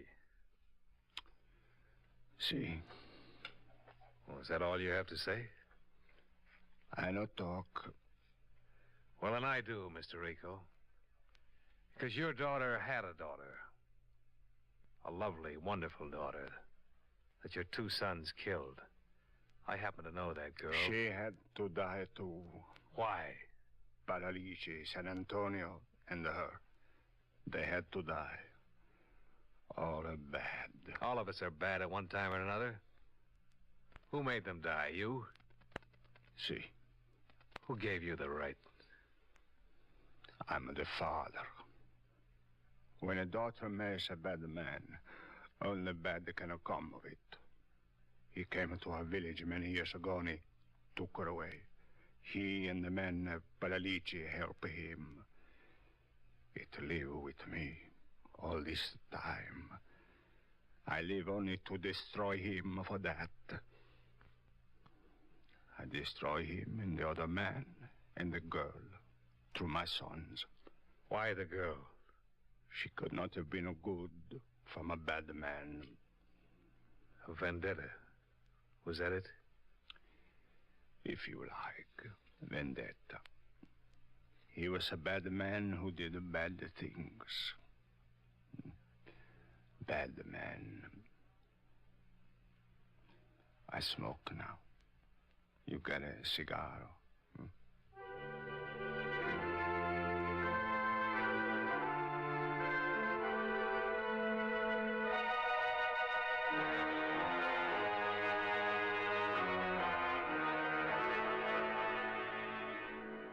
The disposition of old Pietro Rico is up to the immigration authorities. I didn't stay around St. Petersburg for all the complex examinations that would have to be made to test his sanity. I had enough of St. Petersburg.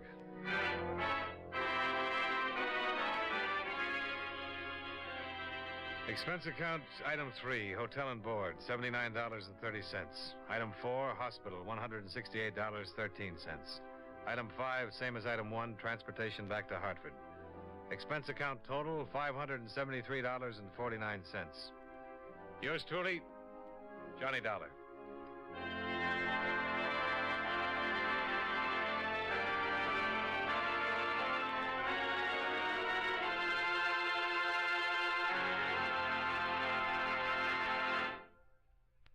Remember, friends, Wrigley's Spearmint Chewing Gum refreshes you.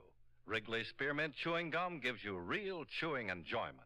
The lively, full-bodied flavor of Wrigley's Spearmint cools your mouth, freshens your taste, sweetens your breath.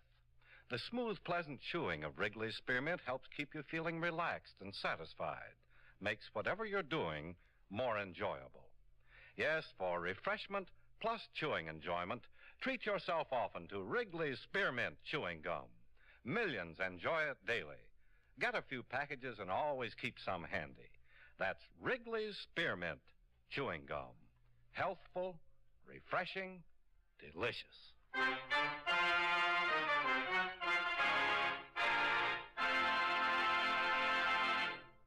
Yours truly, Johnny Dollar, brought to you by Wrigley's Spearmint Chewing Gum, stars John Lund in the title role and was written by E. Jack Newman with music by Eddie Dunstetter. Featured in tonight's cast were John McIntyre, Joe Kearns, Jeanette Nolan, Virginia Gregg, and Jay Novello. Yours truly, Johnny Dollar, is transcribed in Hollywood by Jaime Del Valle.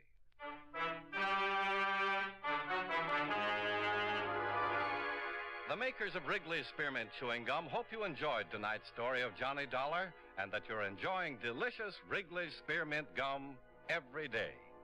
This is Charles Lyon, inviting you to join us again next week at this same time when, from Hollywood, John Lund returns as... Yours truly, Johnny Dollar.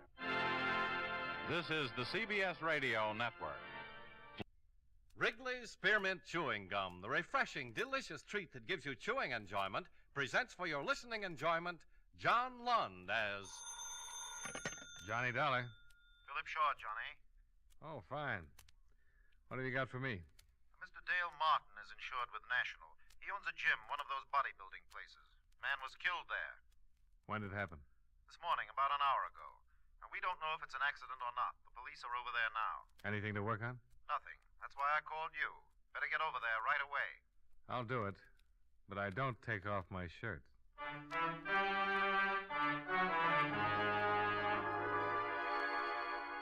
The makers of Wrigley's Spearmint Chewing Gum bring you John Lund in a transcribed adventure of the man with the action-packed expense account, America's fabulous freelance insurance investigator. Yours truly, Johnny Dollar.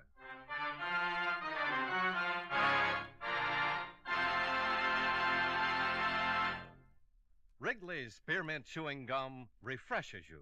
Wrigley's Spearmint Chewing Gum gives you real chewing enjoyment. Yes, for chewing enjoyment plus refreshment, it's Wrigley's Spearmint Chewing Gum. The lively, delicious flavor of Wrigley's Spearmint cools your mouth, helps keep your throat moist, and gives you a nice little lift. The good, smooth chewing of Wrigley's Spearmint helps keep you feeling fresh and alert, adds enjoyment to whatever you're doing. So for chewing enjoyment plus refreshment, treat yourself often to Wrigley's Spearmint Chewing Gum. healthful, refreshing, delicious.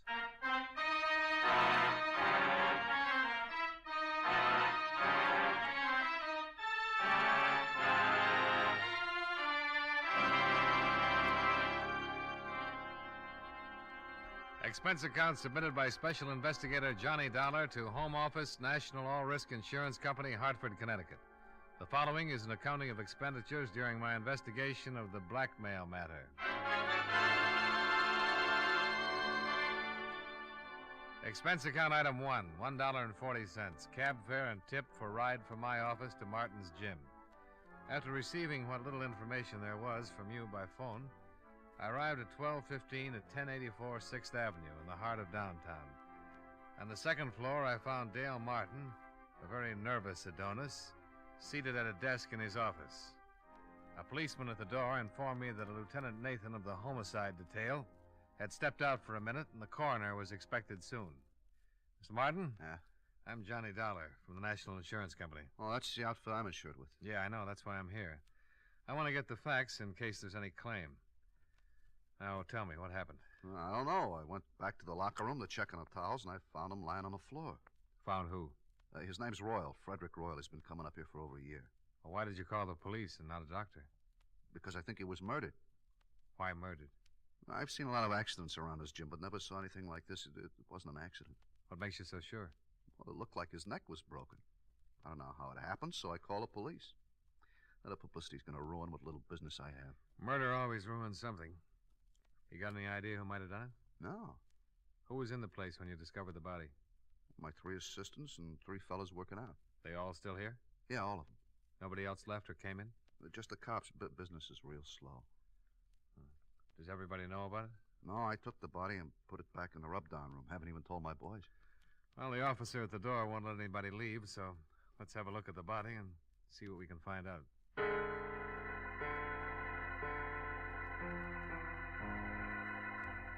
Martin left one of his boys to answer the phone, and everyone else was keeping busy wrestling with weights as he led me through the locker room.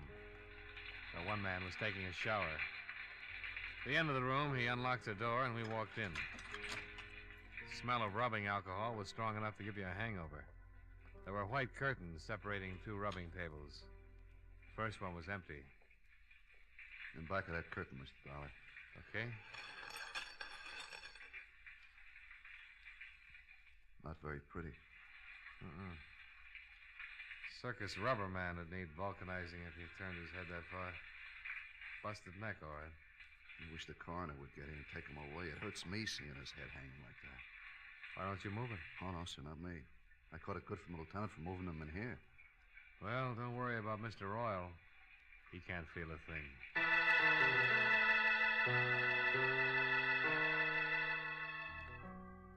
Lieutenant Nathan arrived with the coroner, and the latter confirmed our diagnosis. Nathan had Martin keep his clients and assistant muscle men busy. They started comparing biceps and forgot anybody else was there. Nathan was an old friend, so I didn't have to convince him that I was there on business. You saw the corpse, huh, Dollar? Yeah, it took a pair of pretty strong hands to do a job like that. Yeah, that makes everybody around here a suspect. Got any ideas? You'd have to know a man pretty well to let him get that close to you without starting something. Yeah, somebody could have been rubbing a kink out of his neck and got carried away with his work. Yeah. Why don't we start asking some questions? Yeah, I'll go out and round up everybody. Might as well start at the beginning.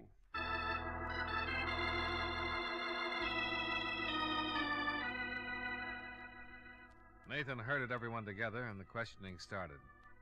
The men were very unhappy. This bad publicity that couldn't be helped. Mr. Robert Wells, songwriter, Mr. Michael Darling, car salesman, and the third and last, Mr. Patrick Mullins, jeweler.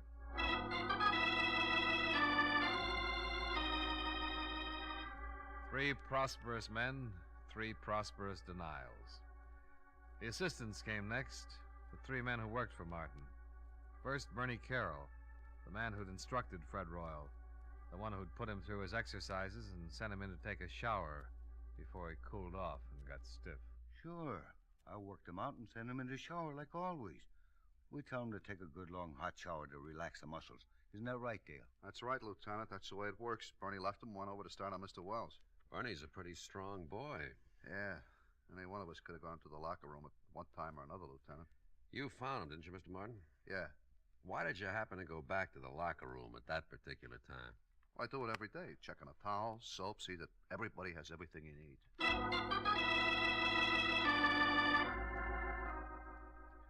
Question after question, trying to nail down alibis, trying to make them stick or tear them apart.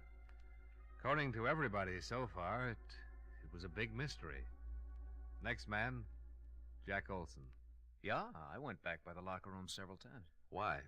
Well, there's an electric coffee maker on a table against the wall back there. I wanted to get some coffee. Mm-hmm. The other times? Well, once to look at the appointment board and see what's coming in, later to get some chalk for my hands. Chalk for your hands? Yeah. Keeps your hands from perspiring and making blisters, you know, when you're working with heavy weights. You're fairly new here, aren't you, Jack? 3 weeks. How'd you know that, Dollar? Well, the other boys all have heavy calluses. They don't use chalk. You know quite a bit about this weightlifting stuff, huh? Oh, sure. I used to lift candy bars when I was a kid. All right. Call in the last one. The last man, Johnny Morgan, and his story was no different than the others. Yes, he'd walked back past the locker room. No, he had not slipped in and popped Mr. Royal's neck while he was preparing to take his shower. The coroner removed the body, and all the rest went down to the precinct to sign formal statements. They were all released and sent home, pending further investigation. I hailed a cab and rode home with Dale Martin. Would you like some apple or carrot juice? Well, I'll try anything once. Good for you. Yeah, I figured that. You didn't kill him, did you, Martin? Don't be silly. He was the best customer I had. I wouldn't kill off my business. Here. Thanks. You have any ideas, Dollar? Nope.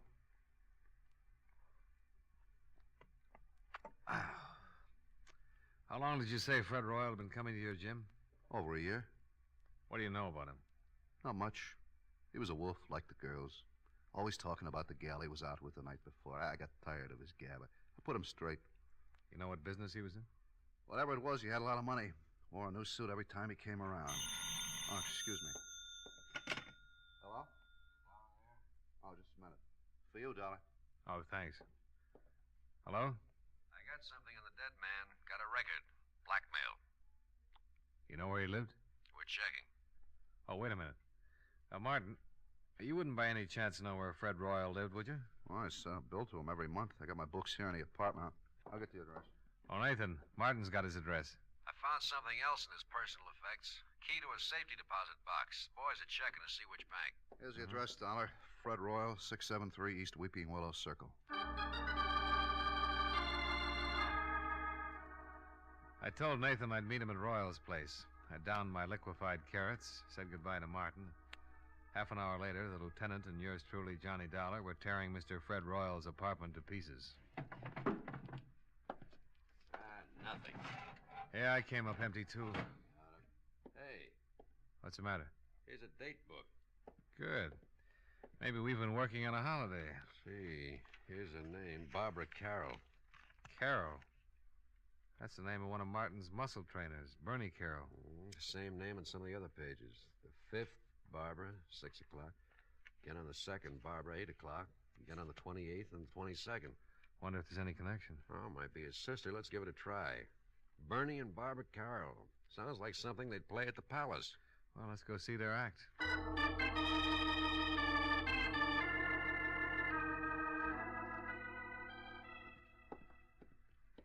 Here's the apartment. They live with that new fella. Jack Olson. Yeah, the quiet one. Police. Yes? I'm Lieutenant Nathan, homicide. This is Johnny Dollar. How do you do? How do you do? We'd like to talk to you, Miss Carroll. Well, certainly, Lieutenant. Come in. Thank you. I was just making some lemonade. Would you like some? Yeah, thanks. It is pretty hot out. Maybe you'd like something stronger. No, thanks. The lieutenant's on duty. I guess you've heard about the accident. Like your lemonade sweet, Lieutenant?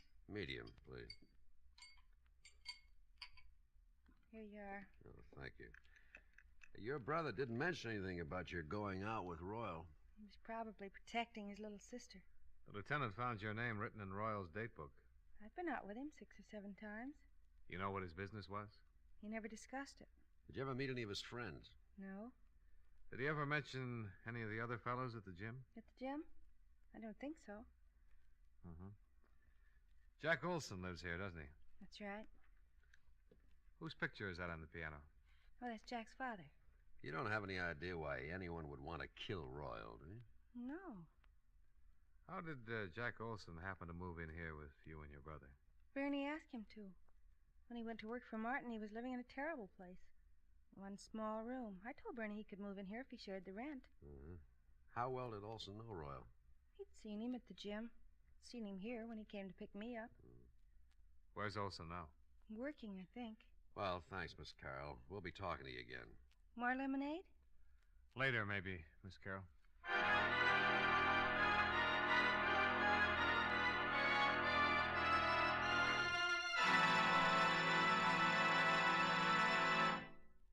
Friends, wherever you are, whatever you're doing, you'll enjoy chewing Wrigley's Spearmint Gum. Chew Wrigley's Spearmint while you're working. The lively, full-bodied flavor of Wrigley's Spearmint gives you a refreshing little lift.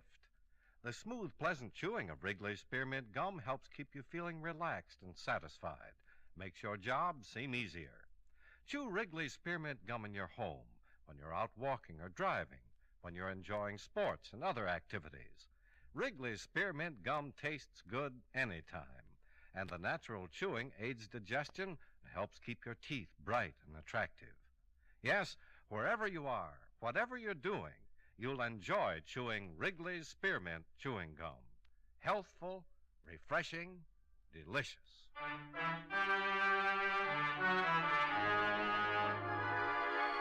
And now, with our star, John Lund, we bring you the second act of Yours truly, Johnny Dollar.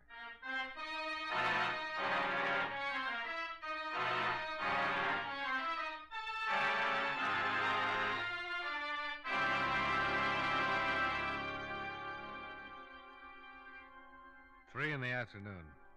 Out of Barbara Carroll's cool apartment and down in the blistering street. The thermometer crowding 90, and the humidity sticking to us like a steaming blanket. I feel awful. Terrible day to solve a murder. I want to go look through some newspaper files. What for?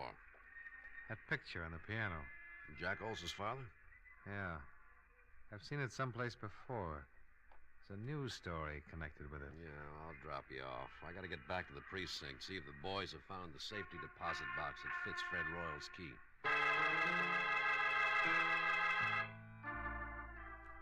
Nathan dropped me off at the newspaper, and I went down to the morgue to do some hunting. The air conditioning made the job easier, and by 4 o'clock I was headed for Nathan's office.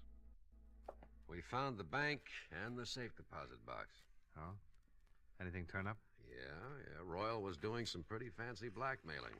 Here's a bundle of evidence and a list of names. Mm-hmm.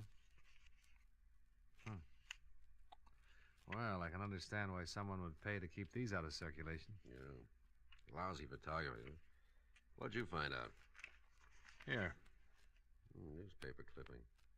Oh, picture of Jack Olson's father. Same as the one on the piano. Prominent banker leaps to death.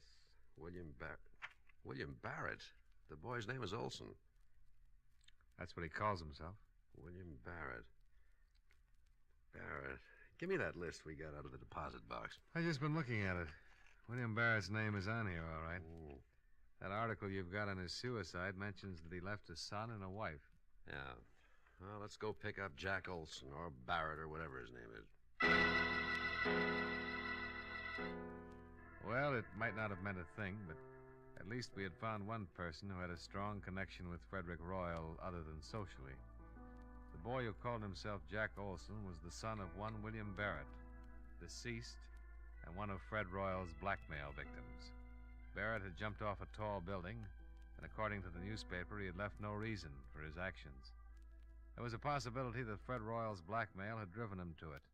And if that was so, his son would have had a very strong reason for wanting to break Mr. Fred Royal's neck. We climbed into a squad car and hurried back to Barbara Carroll's apartment, where Jack Olson lived as a boarder.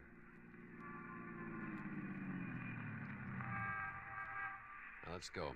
Hey, wait a minute. Oh, what's wrong? Jack Olson, coming out of the building. All right, we pick him up on the street. He's hailing a cab. Come on, let's see where he's going.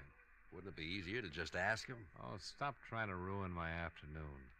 You know, there's nothing more relaxing than a pleasant drive through quiet, peaceful old New England. We started tailing Jack Olson's cab. Across town. Along the Merrick Parkway. Across a bridge. He's headed for Long Island. Well, your Connecticut badge won't be much good over there. We kept going across the Sound, past the outskirts of a couple of waterfront towns and onto a long highway. Pretty expensive cab ride. Pretty expensive. Pretty important. Yeah. Oh, they're turning off on that road. Hope we don't lose them.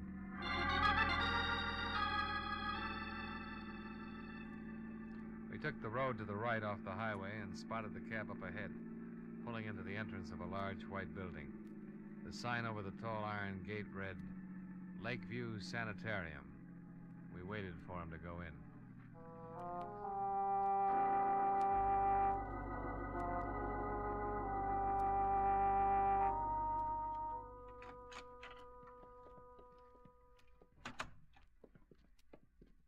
Yes? Is there something I can do for you? I'm looking for a man. Oh, any particular man? Oh, who's in charge of this place? Dr. Feder. Well, run him out, please. I want to talk to him. Which one of you is the patient? Patient? Can't you tell? Look, just go get Dr. Fodder. Feder. Oh, Feder, okay. Go get him and tell him Lieutenant Nathan wants to talk to him. Lieutenant Nathan. Of the cavalry. What? Oh, well, I'll get him right away. Lieutenant. You think that's funny, huh? Oh, well, I liked it. Let's see what kind of a reaction it gets out of Dr. Feder. Cavalry. Nice thing to say in a place like this. Lieutenant Nathan? Yeah, that's right. I'm Dr. Feder. Oh, this is Mr. Dollar. How do you do? How do you do?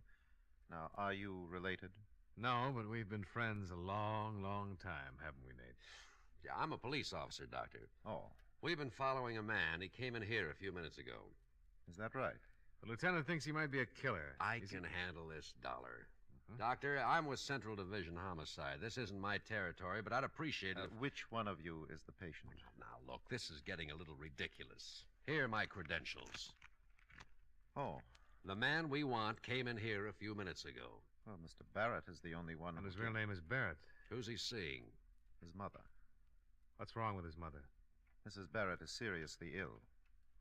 Have anything to do with her husband's suicide? Everything to do with it. I doubt if Mrs. Barrett will ever recover. We went back out to the car and tried to put it all together. Jack's father had jumped off a roof. He was being blackmailed and couldn't take it. The shock of his suicide had driven Mrs. Barrett into a permanent breakdown, and Fred Royal had been responsible for the whole thing. Motive enough for Jack to get a job with Dale Martin so he could get his hands on Fred Royal's neck. Cavalry. Oh, stop groaning. Tell me what you think of my theory. We still need a confession. We'll get it. Mind if I make a pest of myself and ask how? Let's ride back to town and see Dale Martin.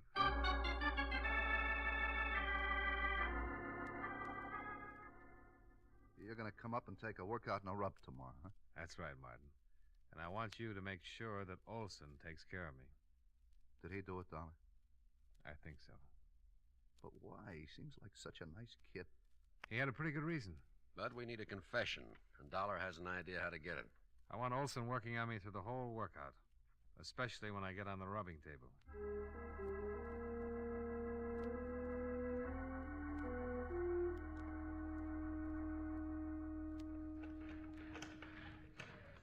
You're in pretty good shape, Mr. Dollar. Well, I'm carrying a few extra pounds. I will knock that off of you in a hurry. Don't try to talk while you're using the pulleys. Hi. Hi, Martin. He's in pretty good shape, Mr. Martin. Now, let's see. Better not do too much on the stomach the first day. I'll see you later, Mr. Dollar. Nice fella, Martin. Yeah, very nice. Tell me, have you found out anything about Mr. Royal's death? Oh, the police have got a few ideas. Lieutenant and I went up to see your roommate's sister. Yeah, Barbara told me. I hope you don't suspect her. She kind of liked Mr. Royal. She wouldn't have any reason to kill him. All right. Let's go back to the rub table before you cool off. Huh?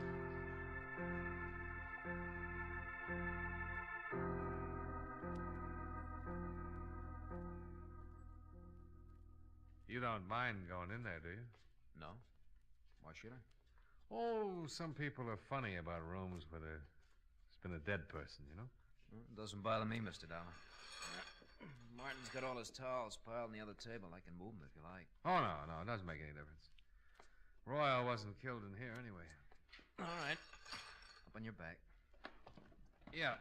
Give me a good brisk rub and let me relax for about 10 minutes. All right, slide down a little. Yeah.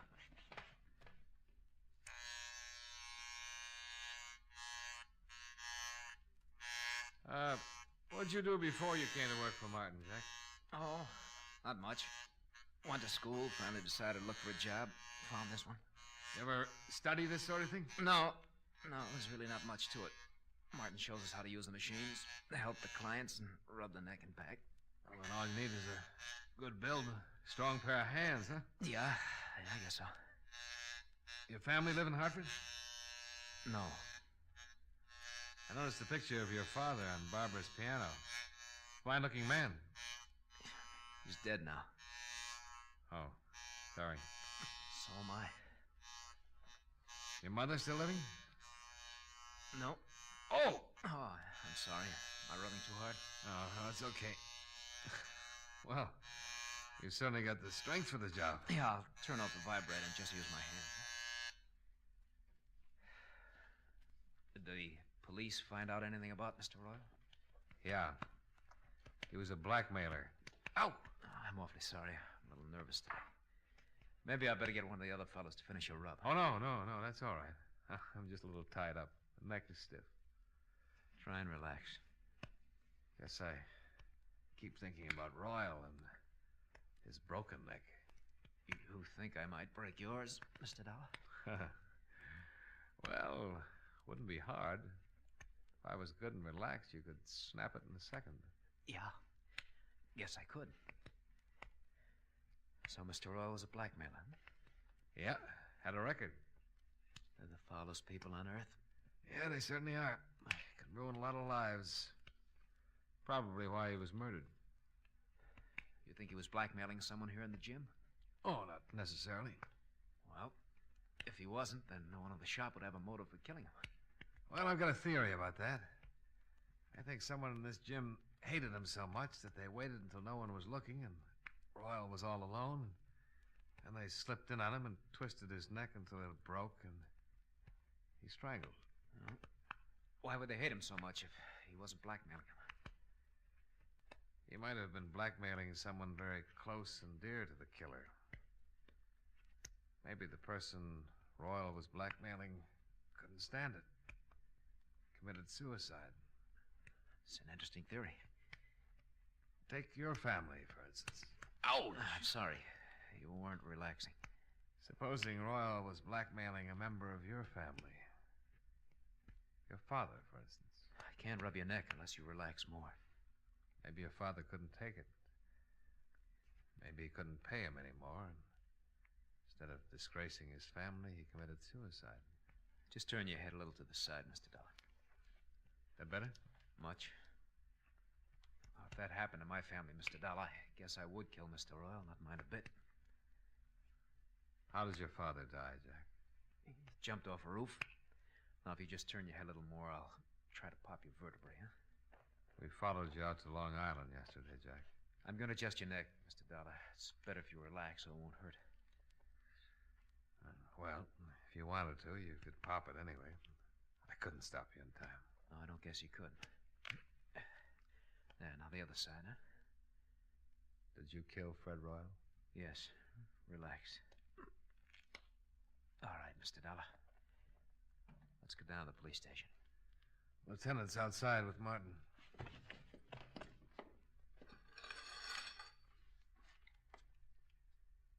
After you, Mr. Barrett.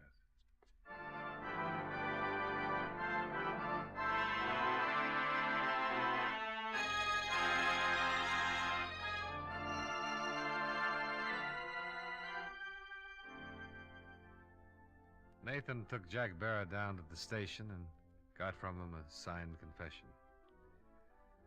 I went with Martin, and with every drink I saw another Barrett.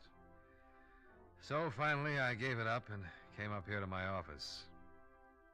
Expense account. Item 2, $4.53. 1/5 of very dry gin.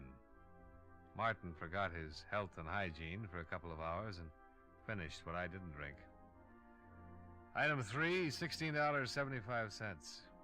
Cab fare for a ride up through the country, all by myself.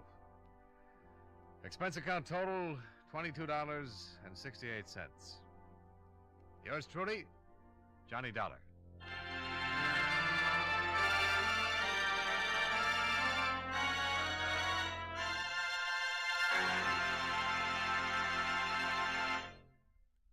Remember, friends, Wrigley's Spearmint Chewing Gum refreshes you. Wrigley's Spearmint Chewing Gum gives you real chewing enjoyment. The lively, full-bodied flavor of Wrigley's Spearmint cools your mouth, freshens your taste, sweetens your breath. The smooth, pleasant chewing of Wrigley's Spearmint helps keep you feeling relaxed and satisfied, makes whatever you're doing more enjoyable. Yes, for refreshment plus chewing enjoyment, treat yourself often to Wrigley's Spearmint Chewing Gum. Millions enjoy it daily. Get a few packages and always keep some handy. That's Wrigley's Spearmint Chewing Gum. Healthful, refreshing, delicious.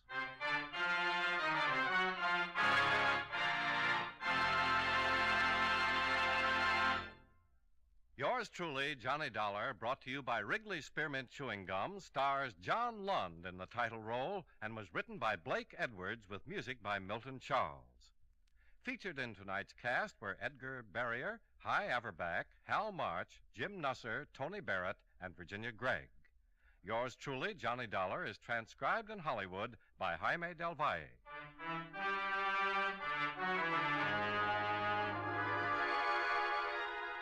The makers of Wrigley's Spearmint Chewing Gum hope you enjoyed tonight's story of Johnny Dollar and that you're enjoying delicious Wrigley's Spearmint Gum every day. This is Charles Lyon, inviting you to join us again next week at this same time when, from Hollywood, John Lund returns as... Yours truly, Johnny Dollar.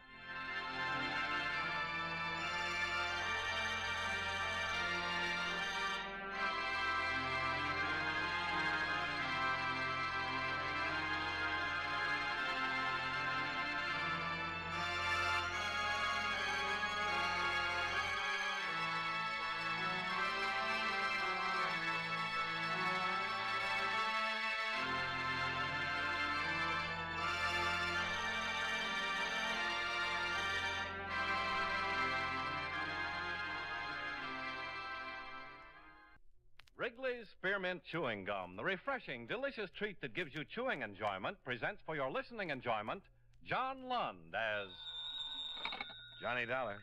New York Police Department calling. Mr. Dollar, will you accept the charges? Yeah, put them on. Just a moment, please. Ready with your call to Hartford, Connecticut. Go ahead. Hello, Dollar? That's right. This is Sergeant Papish, robbery. I have a notation here. You're the one to contact in the case that came up. Allied Adjustment Bureau? Well, I've done a lot of work for him. What's it about, Sergeant? Well, we've recovered a mink coat you were looking for about 6 months ago. Oh? Yeah, stolen from a party named Jacoby in Rochester. The Jacobys are in Europe right now, but the furrier's already identified it as the one he sold to him. Jacoby? Rochester? Yeah.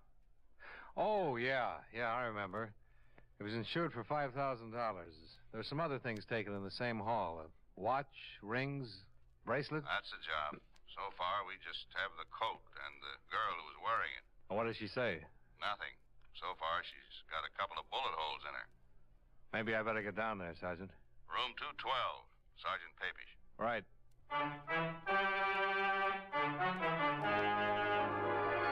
The makers of Wrigley's Spearmint Chewing Gum bring you John Lund in a transcribed adventure of the man with the action-packed expense account, America's fabulous freelance insurance investigator. Yours truly, Johnny Dollar.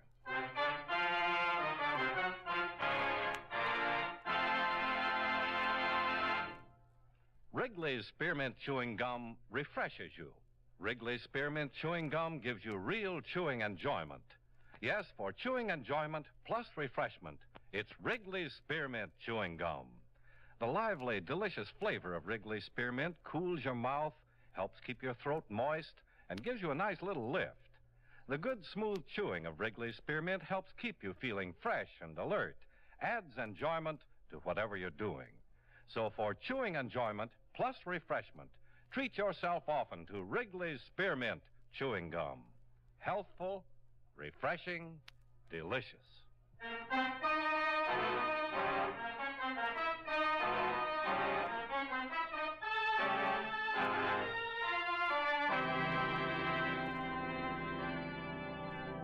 Expense account submitted by Special Investigator Johnny Dollar to the Allied Adjustment Bureau, Markham Building, Hartford, Connecticut. The following is an accounting of expenditures during my investigation of the Rochester theft matter. Expense account item 1, $1.65.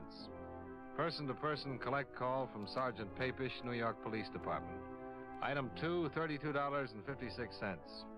Train fare and incidentals between Hartford and New York City after clearing authority to resume on the Jacoby case. It had been stalemated 6 months before when the Rochester police and I were unable to recover any part of the items stolen from the Jacoby residence. I arrived in New York at 1:35, dropped my bags off at the New Weston, then went directly to the Metropolitan Police Station.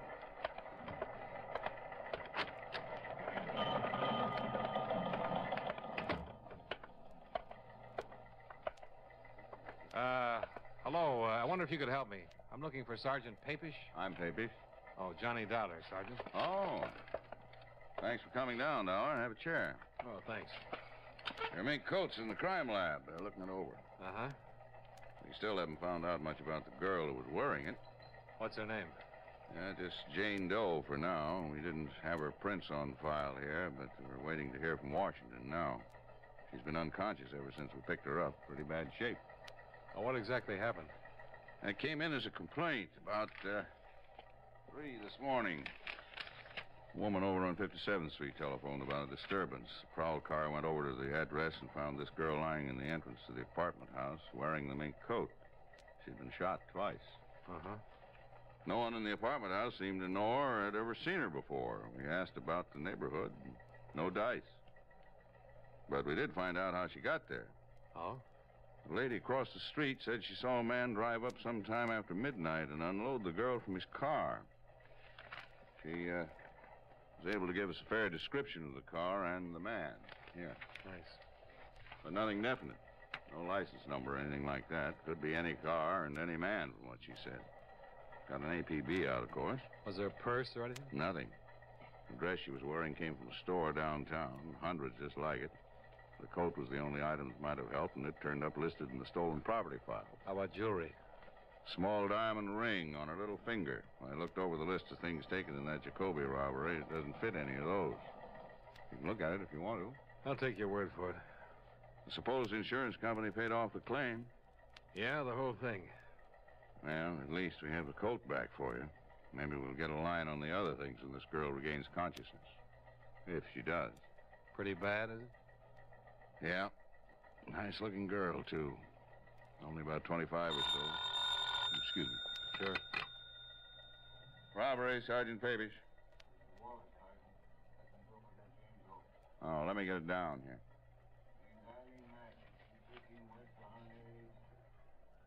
213 West. Right. Okay, see you there. Bye. Just got an answer from Washington.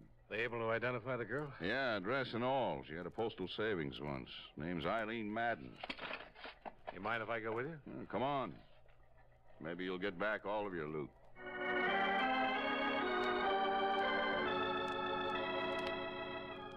I accompanied Sergeant Papish to the address for Eileen Madden. Turned out to be a fairly nice apartment in a fairly nice neighborhood. By the time we arrived there, a full crew of technicians were at work giving the place a complete check. Sergeant Papish introduced me to a tall, heavy-set man. This is Mr. Dollar from the insurance company, Walt. Sergeant Walters. Hi. How are you, Sergeant? Oh, fine. I'm afraid we haven't done any good for you so far. Haven't found anything here to go with that mink coat. Oh. Have you talked to anybody around here yet? Just getting started on it. The lady who lives across the hall might be able to help us. Where is she? In there. Her name's Ethel Stromberg. Mrs. Okay. I'll take it here. Right.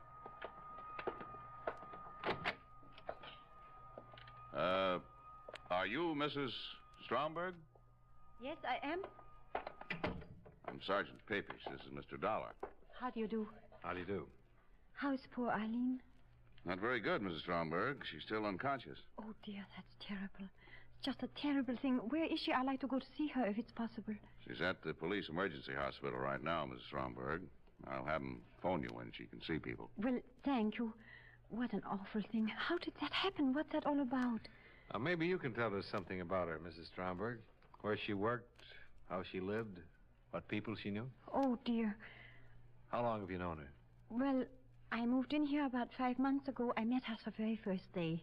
Mm-hmm. Nice girl? Oh, yes, very nice girl. Quiet, minded her own business. Do you know where we can contact her family? No, I can't help you there, Sergeant. I know they live somewhere in California, but that's about all. She talks about them now and then. How about her friends here in town? What about them? Did she talk about any of her friends to you? What do you mean? Well, she's a pretty girl, young. Boyfriends, maybe. Yes, she did talk about them now and then. You suppose one of them had something to do? Mrs. Stromberg, Eileen Madden was dumped from a convertible last night after she'd been shot. A witness described the car as possibly blue or black in color, white top, white sidewalls. She said it was a late model Cadillac or Buick. Do you know if any of Miss Madden's friends drove a car that comes near that description at all? Why, yes. Yes, I saw him pick her up one night. I was just coming home. Saw who pick her up, Mrs. Stromberg? A man she called Bill. Bill who? I really don't know his last name. She didn't introduce me to him. But she talks about him. He drove a black Cadillac. Can you tell us what he looks like? Well, he seemed very tall. As tall as Sergeant Papish here? So about your height, very nice looking. He seemed quite big. Husky, sort of. Very nicely dressed, too. What color was his hair? I don't know. He always wore a hat. I think it was dark, though. His eyes? I don't know. About how old would you say? Oh, I'm no good at this, but I say between 30 and 35. Seems to fit what we have from the witness. Yeah. This Bill, would you say he had money? Oh, yes, I would say so. He drove that nice big convertible. He always dressed so nice. And he gave Eileen pretty nice things. Do you know if he ever gave her any jewelry? I don't know. I don't think so. Eileen would usually run across the hall and show me when he sent her something nice. I don't remember her ever showing me any jewelry. I just talked to the hospital. How is she? Just coming around. I think you better go over there and talk to her if you're gonna. Is she bad? They think she's dying, Mrs. Stromberg.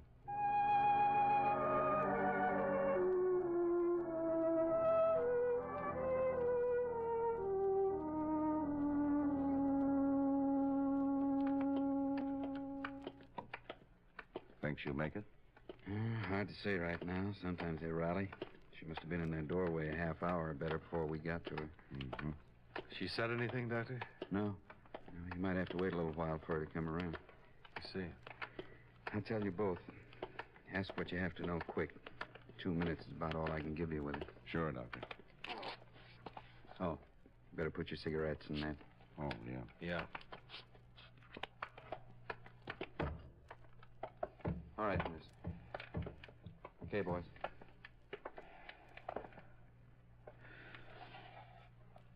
Is she conscious? Yeah, she can hear you. Are you Eileen Madden? Is Eileen Madden your name?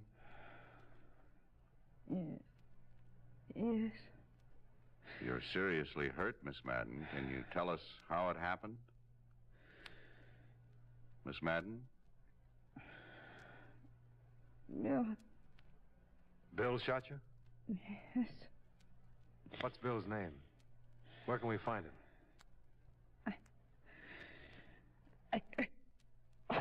Doctor, watch it. Nurse, hand me that.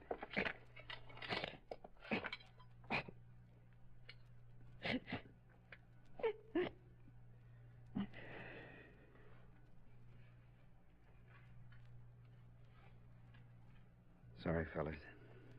There was nothing I could do.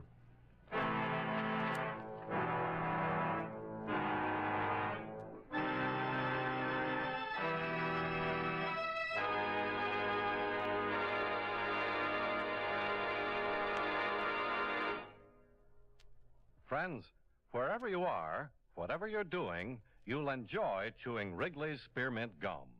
Chew Wrigley's Spearmint while you're working. The lively, full-bodied flavor of Wrigley's Spearmint gives you a refreshing little lift. The smooth, pleasant chewing of Wrigley's Spearmint Gum helps keep you feeling relaxed and satisfied. Makes your job seem easier. Chew Wrigley's Spearmint Gum in your home, when you're out walking or driving, when you're enjoying sports and other activities. Wrigley's Spearmint Gum tastes good anytime, and the natural chewing aids digestion and helps keep your teeth bright and attractive.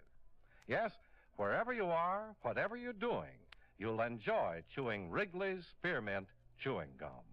Healthful, refreshing, delicious. And now, with our star, John Lund, we bring you the second act of yours truly, Johnny Dollar.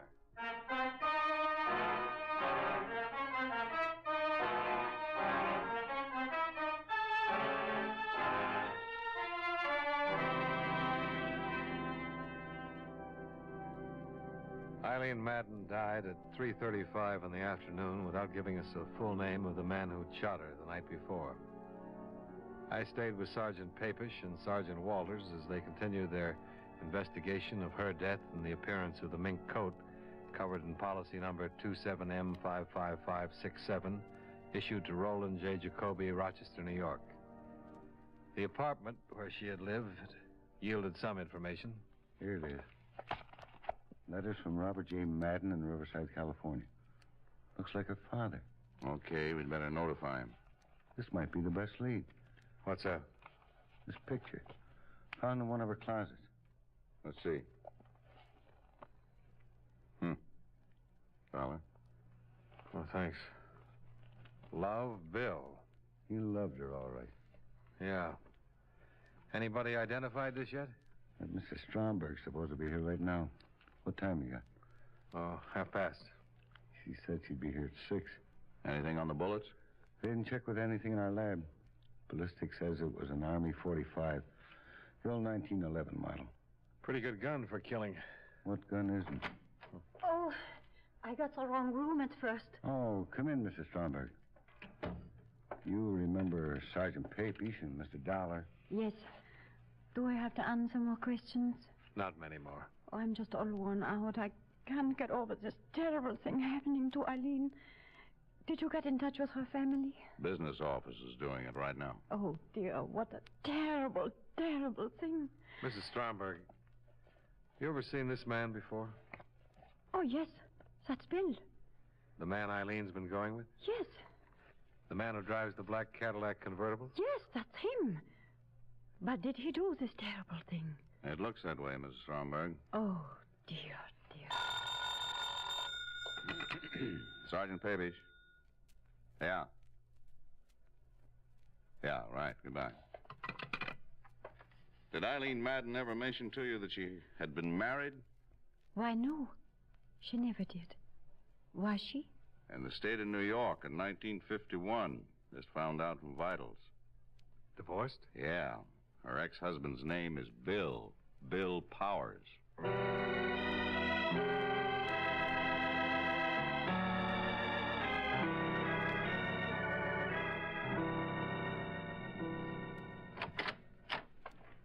Sergeant Papish, this is Mr. Dollar. How do you do? What's the matter? May we come inside, Mr. Powers? Sure. Well, what's this all about? Do you know a woman named Eileen Madden, Mr. Powers? Yeah, sure. We were married once. Why? Eileen Madden was shot to death last night, Mr. Powers. Eileen? Yes. What? Are you sure? We checked her prints. Oh.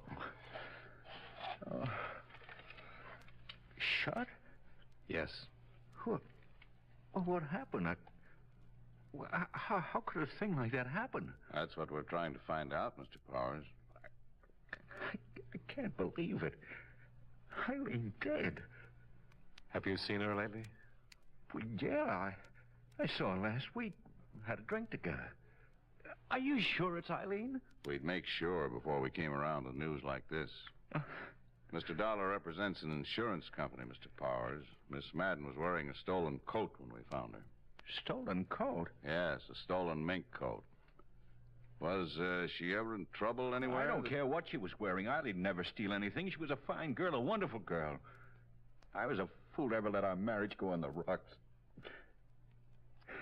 Can you come with us, Mr. Powers? Where? We need a positive identification. Sure. Sure, Sergeant. I'll be right with you. Want to smoke? Thanks. Well, he isn't the bird in the picture. No. Did you see the car in the driveway? Yeah. 51 Caddy, black convertible.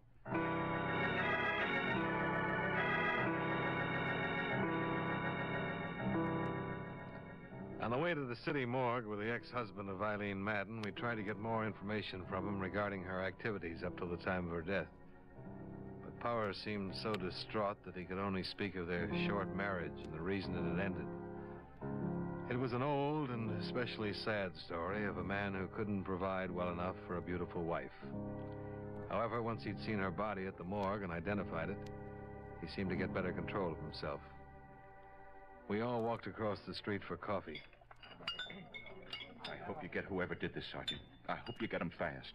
We sure want to, Mr. Powers. Why would anybody do that to Eileen? Why?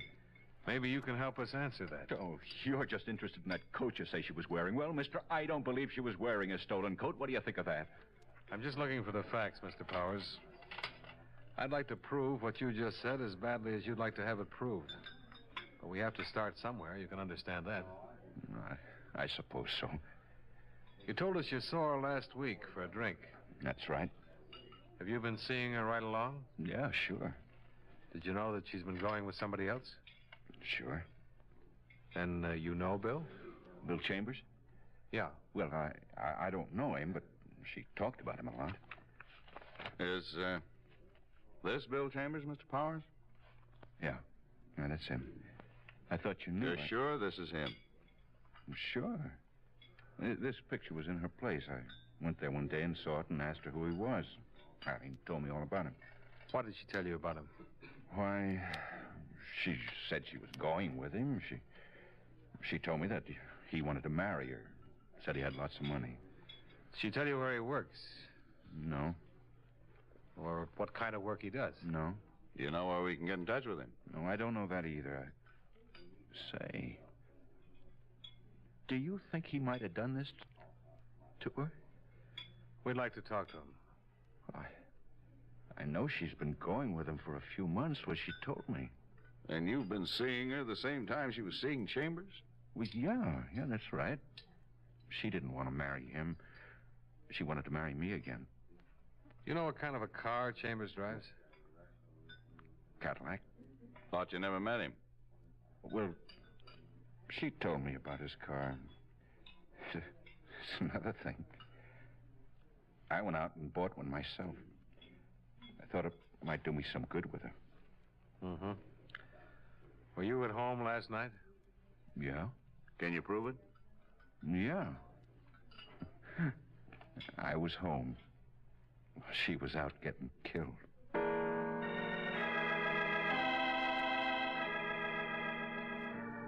The name William Chambers was checked through the New York police files. They listed 24 persons who more or less fit his general description. Took 2 days to locate and talk with all of them. Neither Mrs. Stromberg nor the witness who had seen the body dumped from the car could identify any of them. An all-points bulletin regarding the suspect and his car had been issued as soon as we learned his name. Same results, nothing.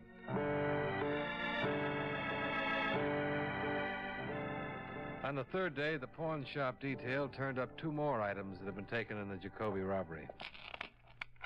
There they are. Huh. Watch and ring. Jacoby stuff? Case numbers on the watch checkout. The ring's engraved. Where'd they wind up? Shop on 3rd Street. The proprietor says it was sold yesterday. Man who sold them signed the buy book James of Jennigan. How about his description? Fifth chambers down the line. Well, at least he was still in town yesterday. Yeah, but the stuff's been on the hot sheet for a long time. If he's had any experience at all, he knew he was taking a chance trying to unload it. Probably trying to raise cash to get out of town. That's what I was thinking. Gave an address on Polk Street, a vacant lot. If he keeps on trying to unload it, I'll have all the loot back. If he keeps on trying, we'll keep on trying. Well, they found his car. Where? Used car lot in the Bronx. He sold it at 10 o'clock this morning.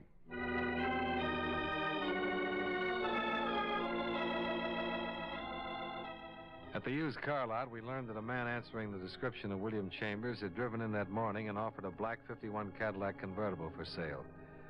The used car lot manager had finally settled on a price and made out a check. He reported that the man had seemed extremely nervous and anxious to make a quick deal. The car was impounded and examined. A full set of fingerprints on the steering wheel and dashboard gave us a positive identification of William Chambers.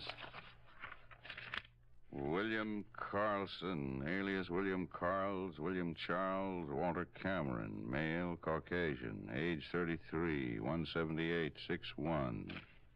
Let's see, 14 arrests, 2 convictions, both car theft. Quite a lad. Aren't they all? Doesn't look like a killer, though, does he? I don't know. What's a killer supposed to look like?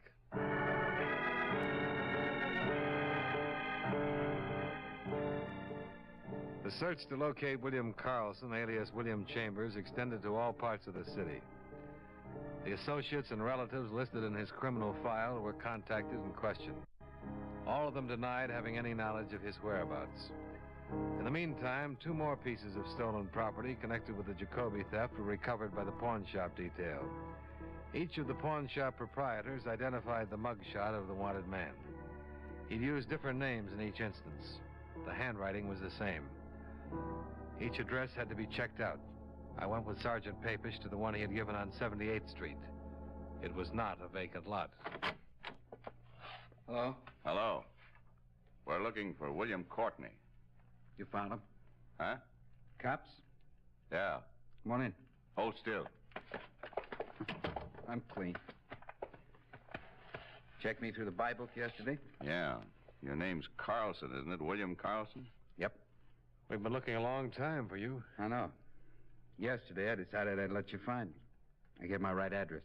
You want to get your hat? Sure. Look, I didn't mean to kill Eileen. I didn't mean to at all. I want you to know that. Let's talk about it downtown. No, we won't. I'm not talking to anybody downtown. I'm talking to you two right now, and that's it. So you better listen. Okay. I've been doing pretty good with these house jobs. Real good. Enough to buy myself a nice car, get some clothes, get around a little bit. I work all alone. I met her. I liked her. I wanted to marry her. I did. I really did. We went out the other night, and I gave her the mink coat for a present. I thought that'd cinch it. She didn't want to take it. She told me she was going to marry some guy she'd been married to before. I let her have it. That's all? That's all. That's it, mister. I could have run. Sold my car. Getting rid of a lot of odds and ends I have around. I decided not to, after all. I don't want to run. Okay, let's get with it. Remember, I let you get me. I wrote my address right down where I knew you'd check it out. Okay. And there's no more talking. You two got it all straight. What's the matter with you, anyway? You got it all? I mean, about everything? Yeah, I've got it. Okay. Hey, wait a minute. You guys are too late. I took it when I heard you knock on the door. Where's the phone? It's too late, I tell you. It's in my stomach now. It's too late. Not for me, brother. I handle plenty of babies, just like you. That's too late. Grab him, Ned. I got it. Go. Look out. Shut up. You're going to stand trial, baby. Sergeant Papish had handled attempted suicides. A lot of them. And in the 5 minutes before the arrival of the emergency ambulance, he managed to force William Carlson to take an antidote that saved his life.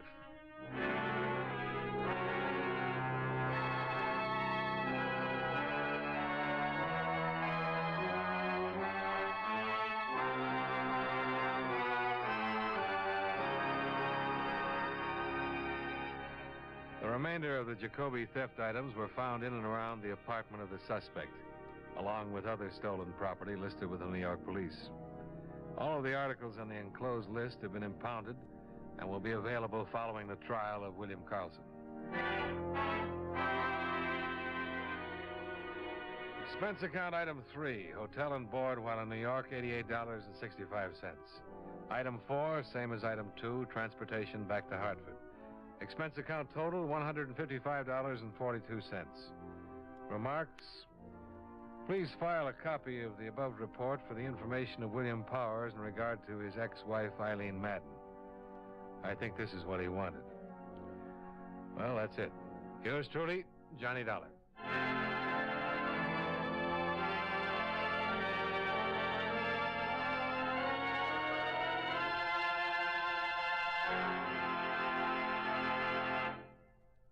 Remember, friends, Wrigley's Spearmint Chewing Gum refreshes you.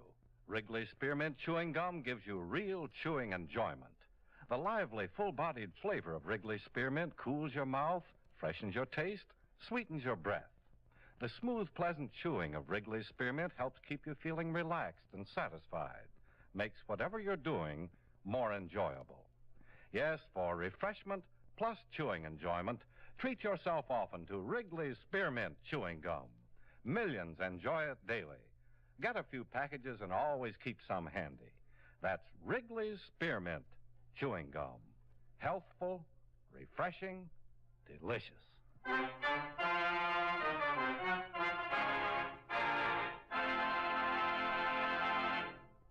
Yours truly, Johnny Dollar, brought to you by Wrigley Spearmint Chewing Gum, stars John Lund in the title role and was written by E. Jack Newman with music by Eddie Dunstetter.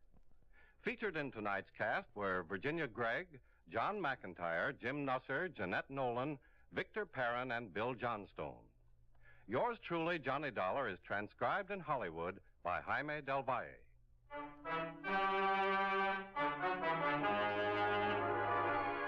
The makers of Wrigley's Spearmint Chewing Gum hope you enjoyed tonight's story of Johnny Dollar and that you're enjoying delicious Wrigley's Spearmint Gum every day. This is Charles Lyon, inviting you to join us again next week at this same time when, from Hollywood, John Lund returns as... Yours truly, Johnny Dollar.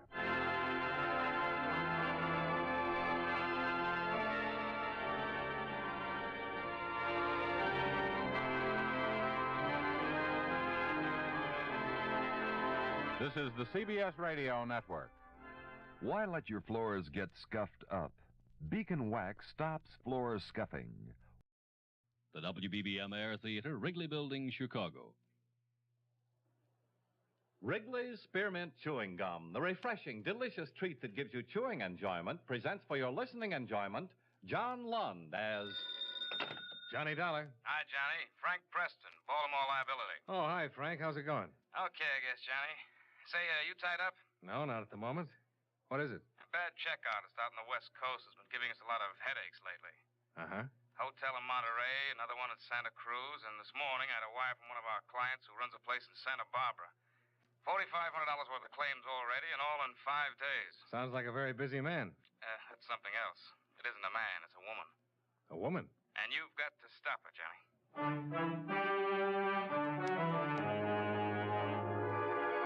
The makers of Wrigley's Spearmint Chewing Gum bring you John Lund in another adventure of the man with the action-packed expense account, America's fabulous freelance insurance investigator. Yours truly, Johnny Dollar.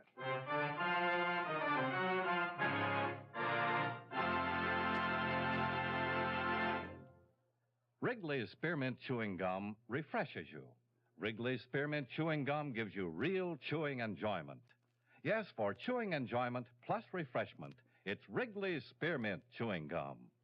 The lively, delicious flavor of Wrigley's Spearmint cools your mouth, helps keep your throat moist, and gives you a nice little lift.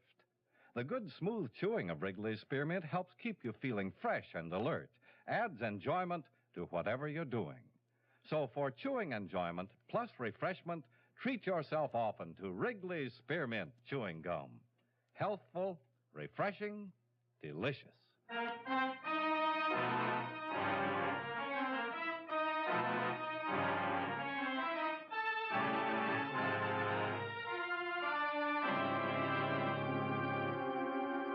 Expense account submitted by Special Investigator Johnny Dollar to the Baltimore Liability and Trust Corporation, 418 Virginia Boulevard, Baltimore, Maryland.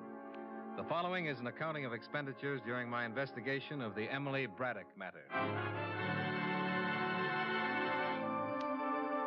Expense account item 1, $158.16. Plane fare and incidentals, Hartford to Santa Barbara. My mid-morning arrival was timed for the sun and the sea to show off a sizable and pleasantly crowded harbor, some sprawling hotels, 2 lush green golf courses, and acres of snug, expensive homes. At the police station, my contact, a Sergeant Lopez, was out, so I went over to the Harbor Inn and met the victimized hotel operator, Glenn Sheridan.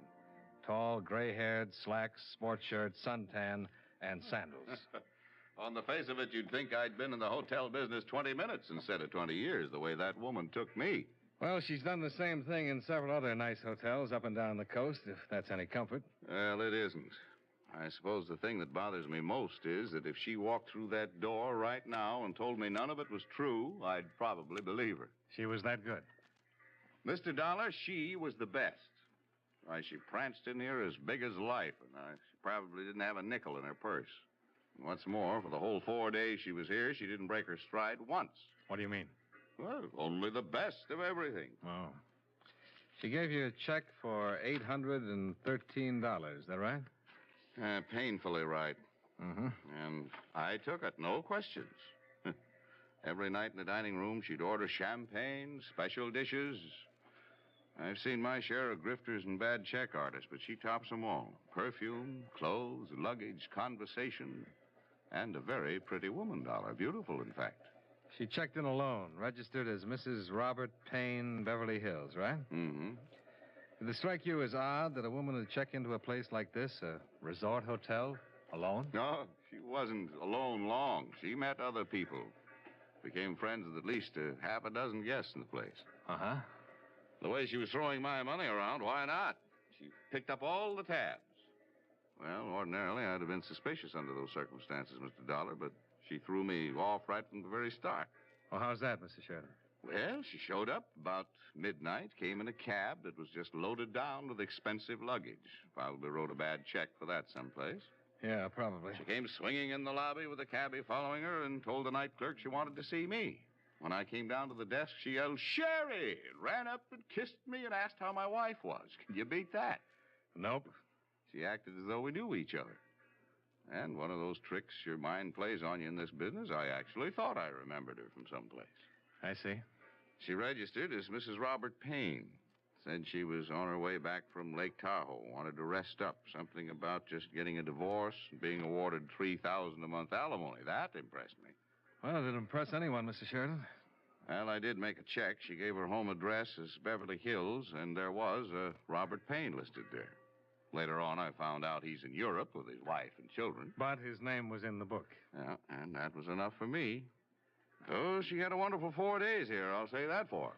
Getting back to that part about her looking familiar. Well, there's nothing in that, Dollar. I did think I had seen her before, and of course she helped me think it, but I was too embarrassed to press the matter with her, I guess. Do you have a copy of her hotel account? I'd like to look it over. Yeah. The police have the check she gave me. It was drawn on a bank in Beverly Hills. Was it personalized? No. Maybe I should have thought something of that, huh? Well, here's this much. I can't stand to look it over. It makes me kind of sick. $813.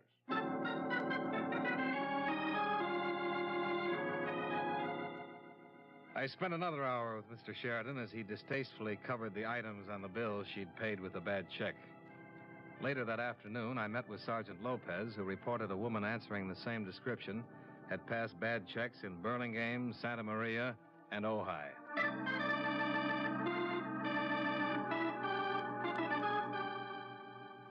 Expense account item 2, $114.85. Transportation to Monterey and Santa Cruz, where I interviewed the other 2 clients who had filed claims. Their stories were much the same as Sheridan's.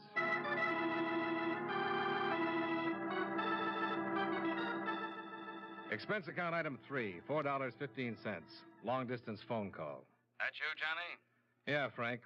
All the claims are pretty solid. The police have no line on this... Don't come home. Oh? Hop down to Malibu Beach. She's done it again. At a place called the Seaside Inn. The guy who runs it found out it was bad 15 minutes after she left. That was this morning.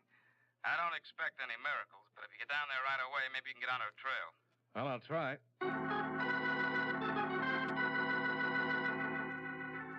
Expense account item 4, $38 even. Transportation Santa Barbara to Malibu. I didn't even bother to listen to a disgruntled hotel proprietor repeat a story I knew so well. I went directly to the sheriff's station and Sergeant Pell's. Well, that's about the picture. She was at the inn for 4 days and checked out this morning. She used the name Bradley. Ellen Bradley. She can't be too far ahead of you now. No? There might be a break on this one, too. While she was at the inn, she took up with one of our local residents, a man by the name of Garland. Lives over in the colony. He drove her into town this morning. Have you talked to him? I can't find him anywhere. He has a house over in the colony. The colony? Yeah, that's down the road a piece. They call it that because a lot of movie stars built beach homes there a long time ago. Movie colony, you know? Oh, yeah. Is this Garland an actor? Yeah, when he gets work, which isn't very often, I guess. Mainly, he keeps suntanned. We're trying to locate him now, and as soon as we do it. Oh, excuse me. Sure. Sergeant Pell. Yeah, right away. Garland's home now.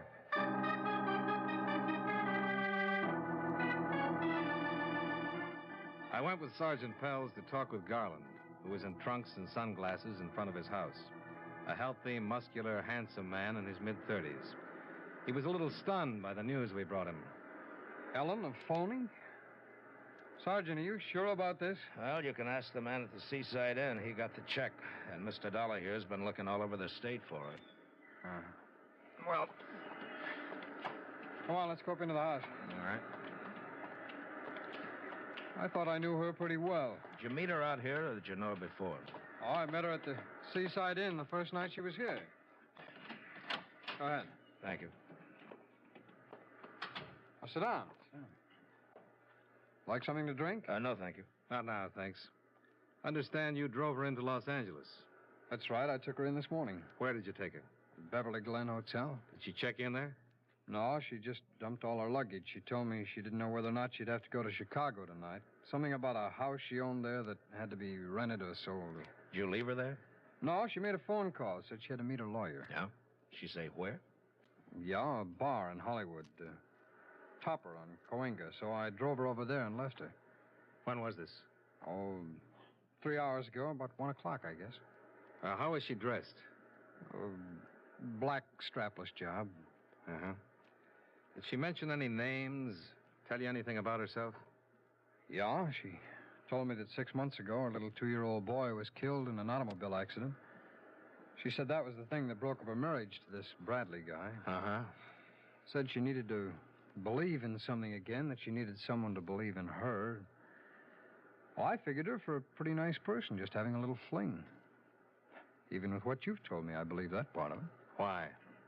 Because she told me, and she cried a little when she was telling me. Oh, I don't care how you look at me. I don't think anyone could invent a story that tragic without some sort of basis. Well, maybe you've got a point, Garland, but a good liar can see a story in a newspaper, adapt it to his own needs, and maybe even cry a little about it. Well, I still believe it. You know, Mr. Dollar, you ought to try believing what people tell you sometime. Yeah, I'll try it. Next time I have 2 weeks off. What? In my business, they call that a vacation.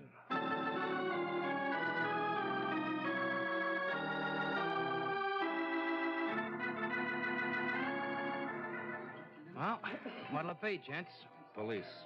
I'd like to talk to the man who was on duty here at 1 o'clock this afternoon. Oh, that's me, Sergeant.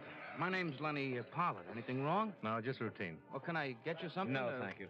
We're trying to locate a woman who's been using the name Ellen Bradley. We were told she was in here around 1 o'clock today. I don't recognize that name. About 5'5", dark brown hair, brown eyes. Wore a black strapless summer dress when last seen. 30 or under. Uh-huh. No one like that. 1 o'clock's a pretty quiet time. In fact, all afternoon's been quiet. No woman like that's been in here at all. You been here all the time? Yeah, on duty since 11 o'clock. That's when we open.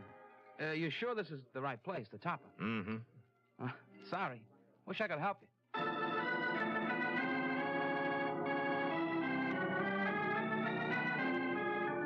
Well, When we got to the Beverly Glen Hotel, a worried clerk was still wondering what to do with the 14 pieces of luggage Ellen Bradley had left there earlier. No, she hadn't phoned in and given him any instructions. No, she was not registered at the hotel. Sergeant Pels made arrangements for a man to cover the lobby in case she showed up to claim her things.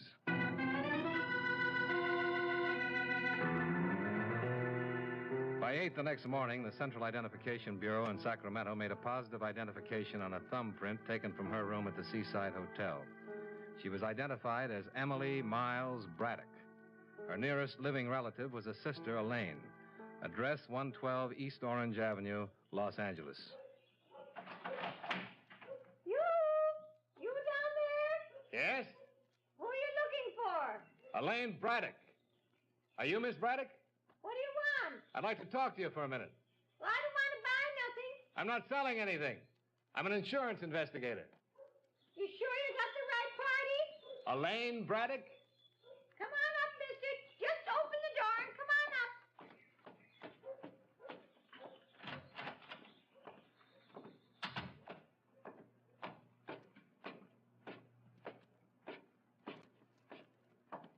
Come on in. Come on in.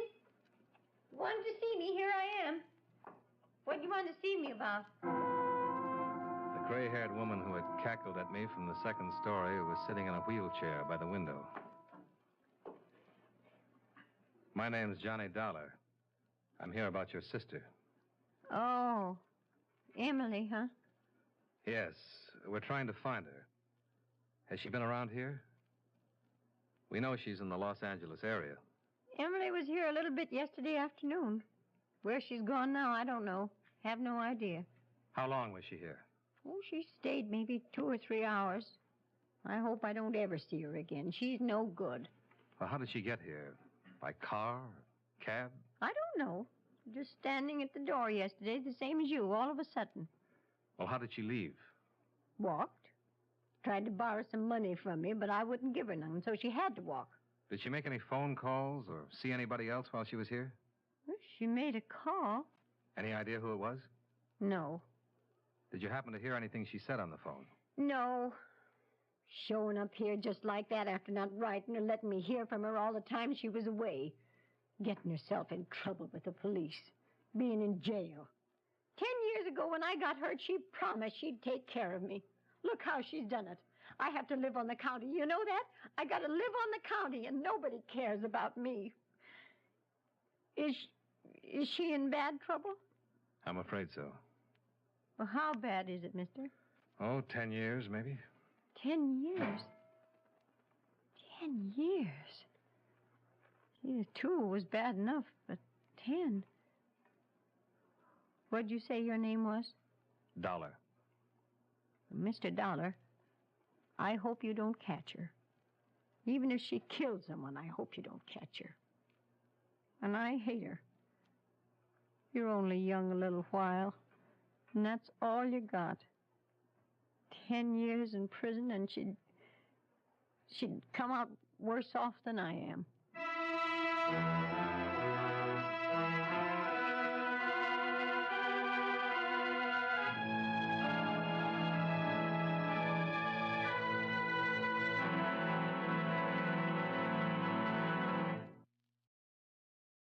Friends, wherever you are, whatever you're doing, you'll enjoy chewing Wrigley's Spearmint Gum. Chew Wrigley's Spearmint while you're working. The lively, full-bodied flavor of Wrigley's Spearmint gives you a refreshing little lift. The smooth, pleasant chewing of Wrigley's Spearmint Gum helps keep you feeling relaxed and satisfied. Makes your job seem easier. Chew Wrigley's Spearmint Gum in your home, when you're out walking or driving, when you're enjoying sports and other activities. Wrigley's Spearmint Gum tastes good anytime, and the natural chewing aids digestion and helps keep your teeth bright and attractive. Yes, wherever you are, whatever you're doing, you'll enjoy chewing Wrigley's Spearmint Chewing Gum. Healthful, refreshing, delicious. And now, with our star, John Lund, we bring you the second act of Yours Truly, Johnny Dollar.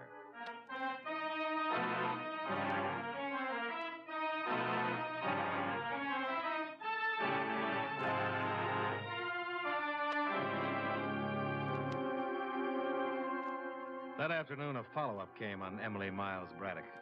The completed folder included a mug shot that showed a woman of 30 years with dark brown hair, wide-set eyes, a well-formed nose and mouth.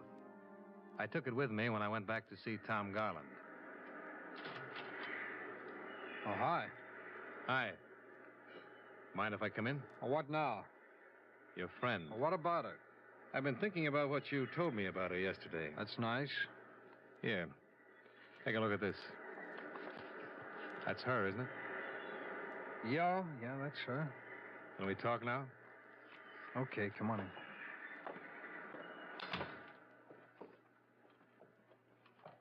Her name's Emily Braddock, not Ellen Bradley. Up until 2 months ago, she was in the state correction home for women, serving a 2-year term for grand theft. Here, take your picture back. I'm not pushing my weight showing it to you, Garland. But you're a little stubborn about what you want to believe about her. If she lost a baby, as she told you, she was in prison when it happened. I thought I'd better prove this lie. All right, so you proved it. You mind if I sit down? No, help yourself. Thanks. Well, do you have anything else to tell me? Well, I suppose I do, since you don't seem to want to tell me anything. I've been on this case almost a week now. In that time, I've talked to 8 different men who have met Emily Braddock, and 1 woman who knew her by her real name and for what she really is. Garland, every one of those people came out on the short end of things with her. Just a minute, I've looked at this mug shot. I've heard these men describe her, and I think I can understand why. It's not hard to imagine this face set off with a nice hairdo, some earrings, makeup, and the works. This sister of hers I met this morning lives in a very crummy neighborhood, a family home. She's all Emily has left, or vice versa. Emily walked out on her. Well, if it's as bad as you say it is, why shouldn't she? For one reason, her sister's a hopeless cripple. But even she would protect Emily. You're my only hope. What? This woman can get away from us right now. She's smart and clever. She can go right on doing the same thing she's been doing all along. Oh, she'll get caught eventually, But because I know her and she passed a few bad checks doesn't mean that I'm responsible in any way. You know that. You're right, it doesn't. But you're involved just the same. You're different from a hotel man who's been tilted. You're a boyfriend. True, just a 4-day boyfriend. But a woman like that can do a lot of damage in 4 days' time. Why are you here, Dollar? What do you want? I'm here to disillusion you, Garland. Because I don't think you're disillusioned enough right now. Now, wait a minute. You're a perfect stranger to me. I don't know you from a Grand Rapids chair. But I'm doing you a favor telling you that Emily Braddock is a crook and a thief and a forger, and that everything she ever told you was a lie. Now and then a woman walks into a man's life that he'd sell his soul for. But don't ever do any business along those lines with this baby, because all she'll do is give you a bad check for it. She's trouble in a great big way, Garland, and you know it as well as I do. Well, what do you want me to do? Apologize for meeting her? I'll be satisfied if you tell me why you lied. Garland, Emily Braddock never went to that bar you were talking about earlier. You didn't drop her off there. No one there had even seen her. And she's the kind who could walk into the World Series with 50,000 other people around and still be noticed. Where is she now? I don't know. I won't buy that. Not from you. Now, let's try once more. Where is she? What did you do with her after you dropped the luggage off at the Beverly Glen Hotel? Where did you take her? She phoned you from her sister's house yesterday afternoon, didn't she? Right after I'd been here with Sergeant Pells. Garland, you should see that sister. Ellen's in Santa Monica. Where? At a little hotel called El Tonquis. She's registered there as Evelyn Brady. Where's your phone? It's over there.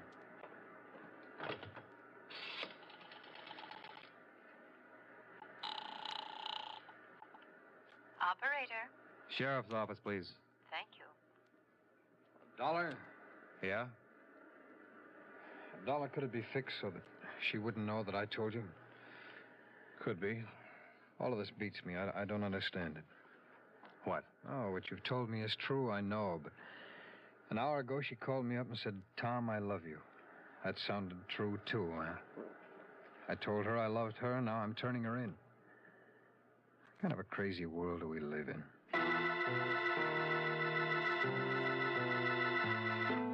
"20 minutes later, Sergeant Pells and I were in the rickety elevator in the El Tonquis Hotel. A place as dingy and old as the Spanish name it bore. A little different from the swank hotels where our suspect had lived so gaily. Pels was thinking of it, too. Yeah. Some joint this is. Yeah. What was it, 518? Yeah, it's down this way, I think. This one kind of harpooned you a little, huh? Yeah, I suppose so. There are a lot worse things than passing bad checks and telling lies. But the way she handled it, no one even raised an eyebrow. Yeah. Yeah, here it is.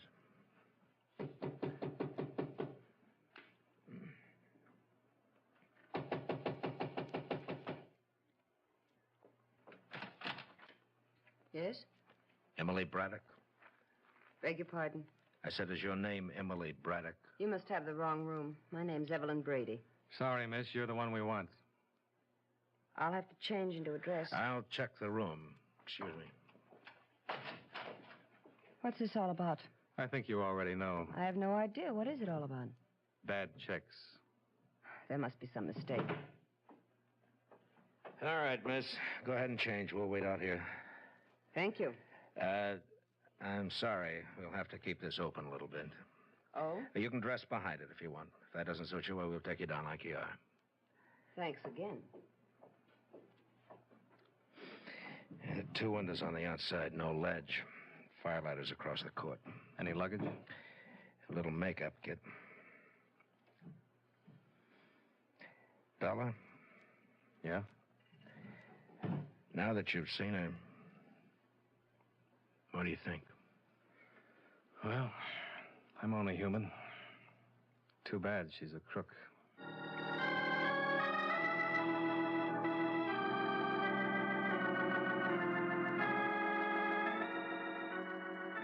Emily Braddock was held at the sheriff's office in Malibu. The officers who questioned her reported that she steadfastly refused to admit any part of some 16 counts that had been filed against her. I wasn't surprised to learn this, but I was surprised when she sent word that she'd like to see me before I left town. Hi. Here you're about ready to beat it. Uh-huh. You're the one who talked to him, aren't you? Talk to who? Tommy Garland. He told you where I was, didn't he? Sure he did. I thought you wanted to tell me something. You thought wrong. The same as all these others around here. I'm not going to tell you or anybody else anything. Police are like hotel men. You figure out their little system and then you beat it. If you say so. I don't have a lot of time. We could be pretty good friends, you and I, if this hadn't come up. I mean, a drink or something together. We'd have looked nice. Oh, look, Emily. You're the one who got him to tell where I was. And he asked you to fix it so I wouldn't know. Oh, yeah, Tommy would do that, I know. What I don't know is what you said to him. How did you get him to tell? Is that all you're interested in? It's not asking anything. Well, I told him just what you are. A thief. A crook. That sold him? Well, he told me where to find you. I guess it did.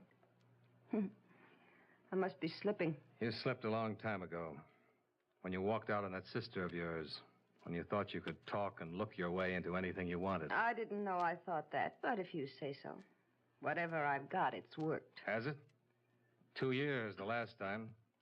Whatever you get this time will be longer, no matter what you say or don't say. I'm not in a courtroom yet. That's where it happens. Not in a lousy jail. We'll see about that. You're just as bad and just as dumb as the worst of them. Any day you believe that. Like it says in the manual. When a woman suspect is to be interrogated, remember that the strongest appeal to her is in her family connections and moral outlook. Question her regarding these. Stinking cops. Just stinking cops. You never give up, do you? Hardly ever. Stinking cop.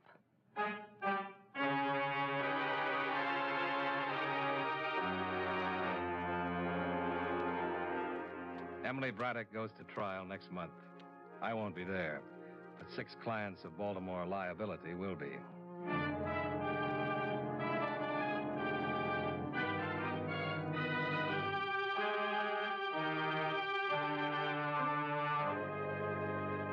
Expense account item 5.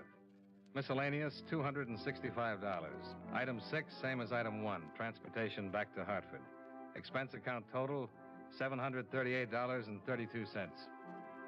Remarks: the next time I go after a check artist, I hope it isn't a good-looking woman who feels that there's no one in the world she can't dominate. This last one scared me, even if she was behind bars. Yours truly, Johnny Dollar.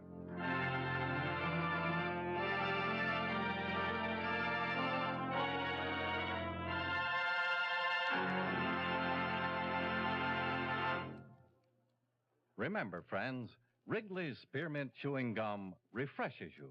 Wrigley's Spearmint Chewing Gum gives you real chewing enjoyment. The lively, full-bodied flavor of Wrigley's Spearmint cools your mouth, freshens your taste, sweetens your breath. The smooth, pleasant chewing of Wrigley's Spearmint helps keep you feeling relaxed and satisfied, makes whatever you're doing more enjoyable. Yes, for refreshment plus chewing enjoyment, treat yourself often to Wrigley's Spearmint Chewing Gum. Millions enjoy it daily. Get a few packages and always keep some handy. That's Wrigley's Spearmint Chewing Gum. Healthful, refreshing, delicious.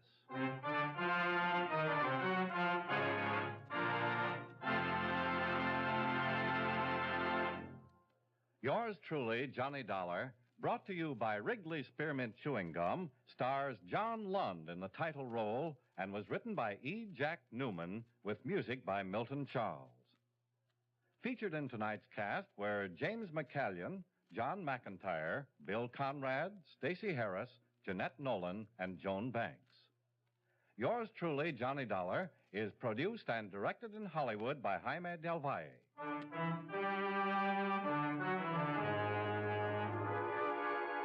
The makers of Wrigley's Spearmint Chewing Gum hope you enjoyed tonight's story of Johnny Dollar and that you're enjoying delicious Wrigley's Spearmint Gum every day. This is Charles Lyon, inviting you to join us again next week at this same time when, from Hollywood, John Lund returns as... Yours truly, Johnny Dollar.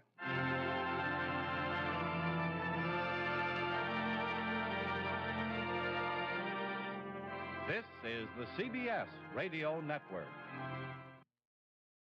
John Lund as Johnny Dollar. It is Johnny Pantella, missing person. You telephoned this office about you Brisbane, did you? That's right. Insurance, is that your business? I'm an investigator. Oh, I see. I was sent here by the company that wrote the bonding policy on Brisbane's firm. We heard he'd been reported missing. Well, that's about it. Mrs. Brisbane filed a complaint with us last night. But how'd you hear about it so fast? One of Brisbane's clients happened to be one of our insurance brokers. He reported it to us. Oh. Any leads? Nothing so far. I'm going out to talk with Mrs. Brisbane in a little while. If you'd like to come along, you're welcome. Fine. We'll return to our program in a moment. But first, I'd like to say a few words about jamming. And I don't mean Mother's Preserve. During wartime, it has frequently been the practice of an enemy country to jam our radio communication. That is, to cut into our broadcasting with broadcasting of their own so that our radio messages cannot be received with any degree of clarity. There was a time when our civilian radio broadcasts were jammed too, unintentional though it was. As you can imagine, it was quite a mess, and still could be. Can you imagine what would happen today if there was no coordination among our many radio and TV stations? Or if the telephone companies didn't cooperate?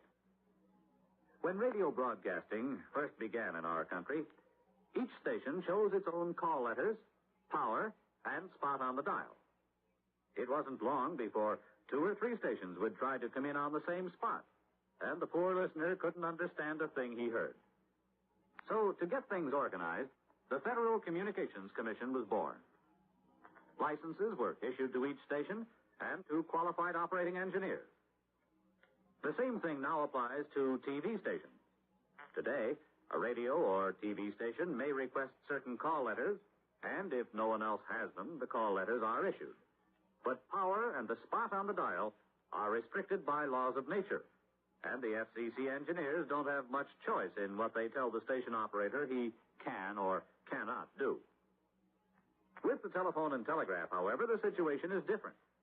The FCC makes sure the rates are fair both to the company and to the consumer, and that all of the independent companies work together so that someone in Japan or Germany, for example, can call someone else in New York with practically no delay or trouble.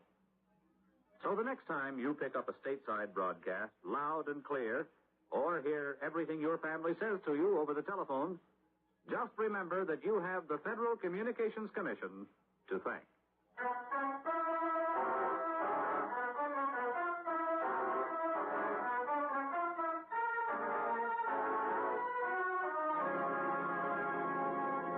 Expense account submitted by Special Investigator Johnny Dollar to Home Office, Cosmopolitan Bonding and Insurance Corporation, Cosmopolitan Insurance Building, Hartford, Connecticut.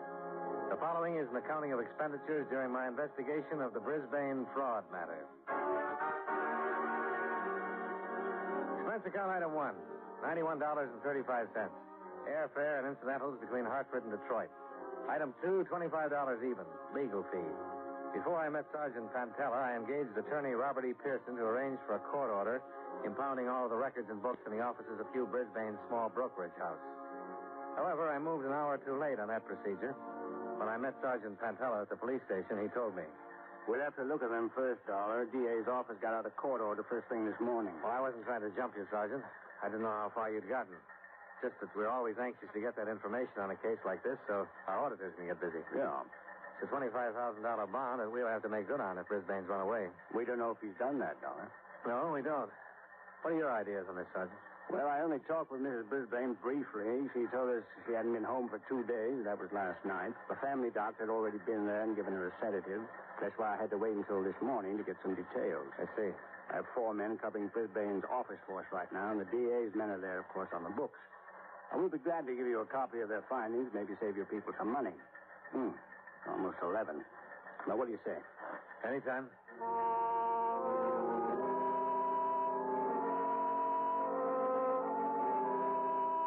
40 minutes later, I was in the living room of the Brisbane home with Sergeant Pantella. Hugh Brisbane's wife was settled on a sofa in front of the fireplace. She was a small, stocky woman in her late 30s or early 40s.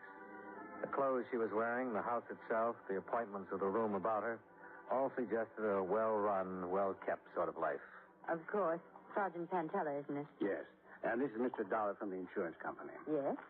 I represent the company that bonded Mr. Brisbane's firm. Oh, really? Naturally, we're interested in his whereabouts, too. Well, is there anything wrong? We don't know. It's just a matter of routine right now. I feel much better today, Sergeant. I hope I can be of some help. Mrs. Brisbane, on a case like this, there are standard questions that we want answered. Now, some of them are personal, but the information is necessary if we're going to proceed with any efficiency. Oh? I wanted you to understand that. Now, last night when I spoke with you, you said you hadn't seen or talked to your husband for 2 days. That's right. I saw him at breakfast Tuesday morning, and that was the last time. Did you know that after he left here, Mr. Brisbane did not go to his office? No. He wasn't there at any time Tuesday or Wednesday, as far as we can find out. Did he take a car? No. He preferred the bus when the weather was like this. About what time did you have breakfast with him Tuesday? Oh, before 9 sometime. He always tried to be in his office by 10:30. I don't want to frighten you, but can you think of any enemies that might want to do your husband harm? Enemies? You? Oh, dear, no. We'd appreciate it very much if you'd consider that question again, Mrs. Brisbane. It's important. I really can't think of anyone who might want to hurt him. Or perhaps in his office, in his business, there's someone, but he never discussed what went on there with me. Are you sure? It was a rule. See, this is our home.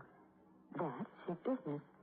We just never talked about what went on in his office at all. I see. How long have you and Mr. Brisbane been married? 18 years next July. Well, can you think of any reason why Mr. Brisbane might just walk out and not come back? None whatsoever, Sergeant. Absolutely none. You said that you saw your husband last Tuesday morning at breakfast? Yes. But you didn't report him missing until last night. Can you explain that? Well, I wasn't here for dinner Tuesday night, and when I got home it was late in the evening. I presumed he was in his room sleeping. Wednesday, I was also out for dinner and came in late. It wasn't until dinner time Thursday that I became worried. I telephoned his office, and they said he hadn't been in for 2 days, and I telephoned the police. Had his bed been slept in at all? No. The maid told me that she hadn't made it since Tuesday morning. Well, weren't the people in his office worried? I suppose so. Well, I mean, didn't someone telephone here asking for Mr. Brisbane? Oh, no. Sometimes he wouldn't be in the office for 2 or 3 days at a time. He instructed the secretary that when he didn't show up, he didn't want to be called at home either. I see. Where would he spend his time on these occasions when he didn't go to his office for a couple of days? Here, Hugh liked to read and write a little. He has a room on the 3rd floor where he spent a great deal of his time. Would it be possible to look at that room? Oh, yes, I suppose so. Well, tell me, have you looked through his bedroom? Yes? Any of his things missing? Not that I know of. Clothes, luggage, something like that. I really couldn't say. I don't know enough about his things. Well, how about the servants? Could they give us that information, do you think? Possibly. Miss Brisbane, have you had any odd telephone calls or messages since your husband's disappearance? No. What do you mean? Well, again, we don't want to frighten you, but there's always the possibility that he was kidnapped. He's being held for ransom. Oh, dear Lord. I wouldn't worry about that angle too much if you haven't had any contact. Did Mr. Brisbane drink much? Oh, cocktails before dinner, maybe 2 or 3. Ever any long drinking jaunts? No. Oh, on a weekend occasionally, but nothing serious. Hugh never went off and drank, if that's what you're trying to find out. Is he in good health? Yes, perfect, I think. Who's your family doctor? Dr. Weiner took care of you. L.D. Weiner. Okay. Now, we won't keep you much longer, Mrs. Brisbane, but about the clothing. Mr. Brisbane was wearing Tuesday morning a dark blue suit, gray hat, gray tweed overcoat. Is that correct? Yes. I remember very distinctly.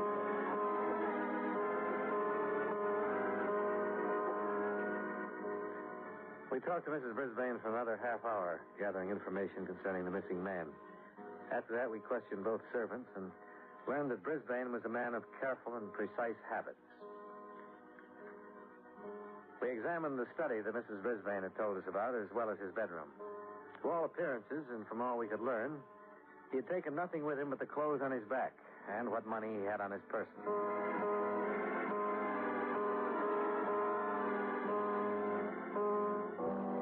By mid-afternoon, every member of Hugh Brisbane's office force had been interviewed and questioned. None of them were able to furnish a motive behind his sudden and complete absence.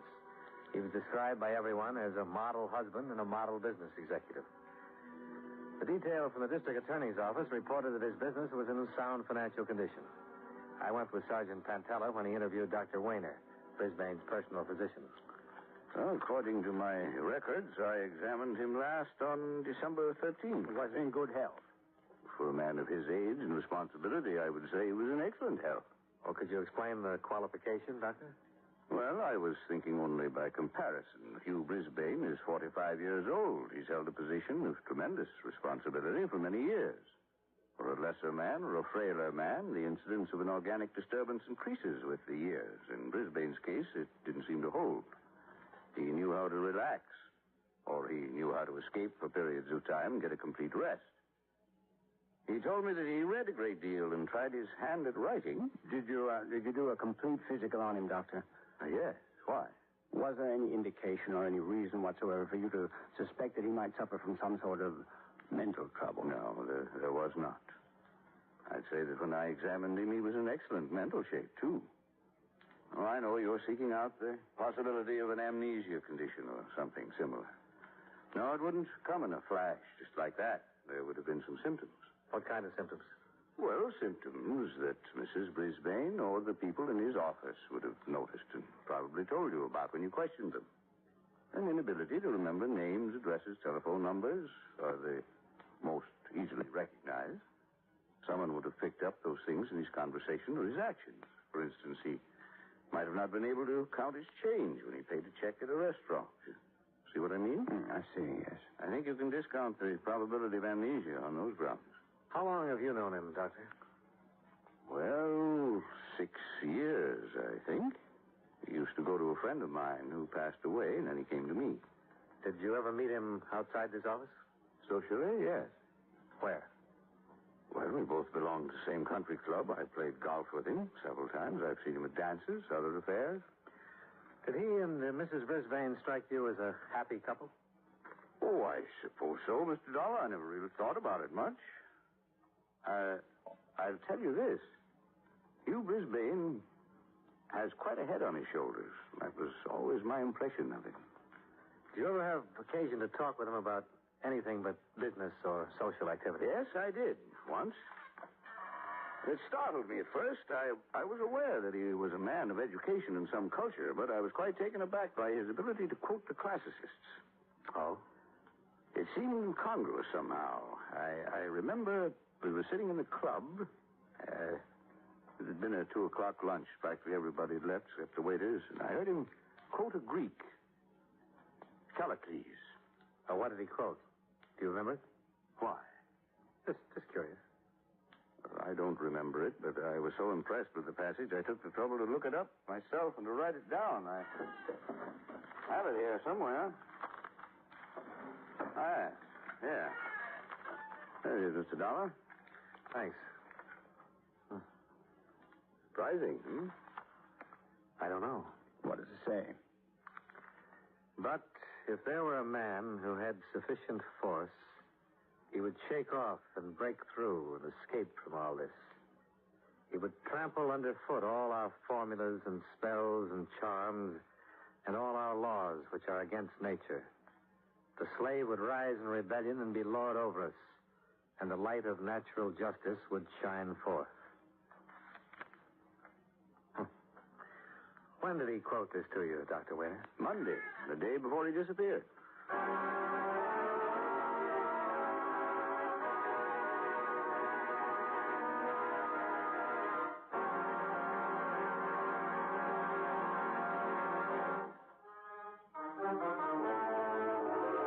And now, with our star, John Lund, we bring you the second act of Yours Truly, Johnny Dollar.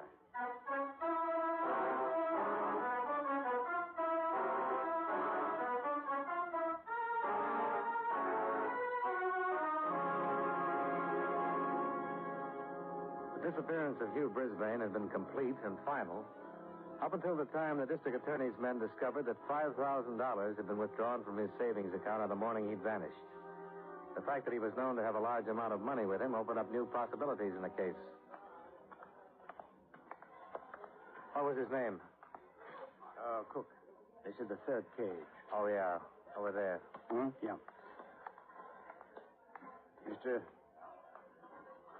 Mr. Cook? Yes? I'm Sergeant Pantera. This is Mr. Dollar. Oh, yes. You phoned me. It's about Mr. Brisbane? You took care of him when he was in here last Tuesday. Is that right? Yes, I handled the withdrawal. We'd like to see the slip on that, please. Yes, I looked it up. I have it ready for you. Thanks. You said on the phone you'd want a copy? Yes, for the handwriting man. Well, you may have that one. There was an automatic duplicate when he made out the withdrawal slip. We have that for our file. I see. Have you known Mr. Brisbane very long? Well, I've seen him the many times he's been in the bank since I've worked here. How long is that? 5 years.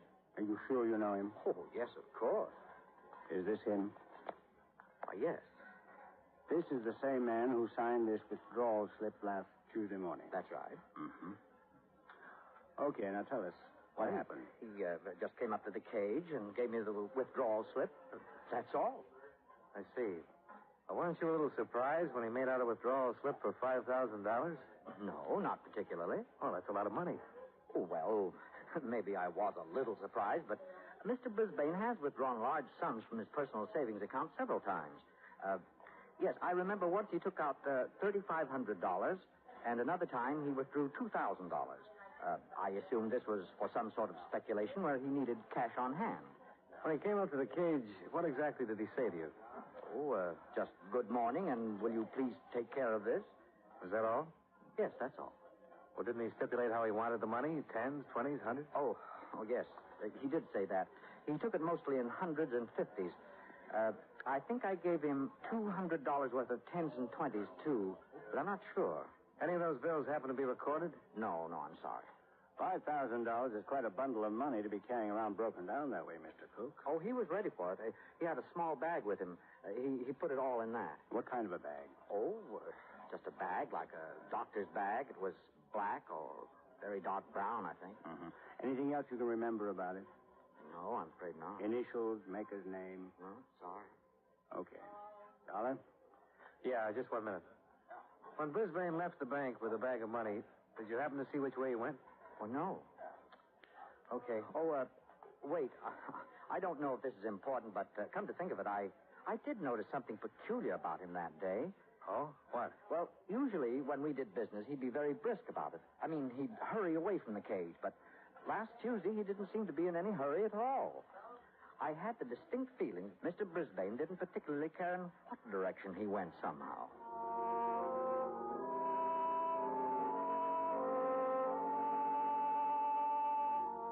A recheck with Mrs. Brisbane and the house servants established that Brisbane had not left the house carrying the bag described by the bank teller.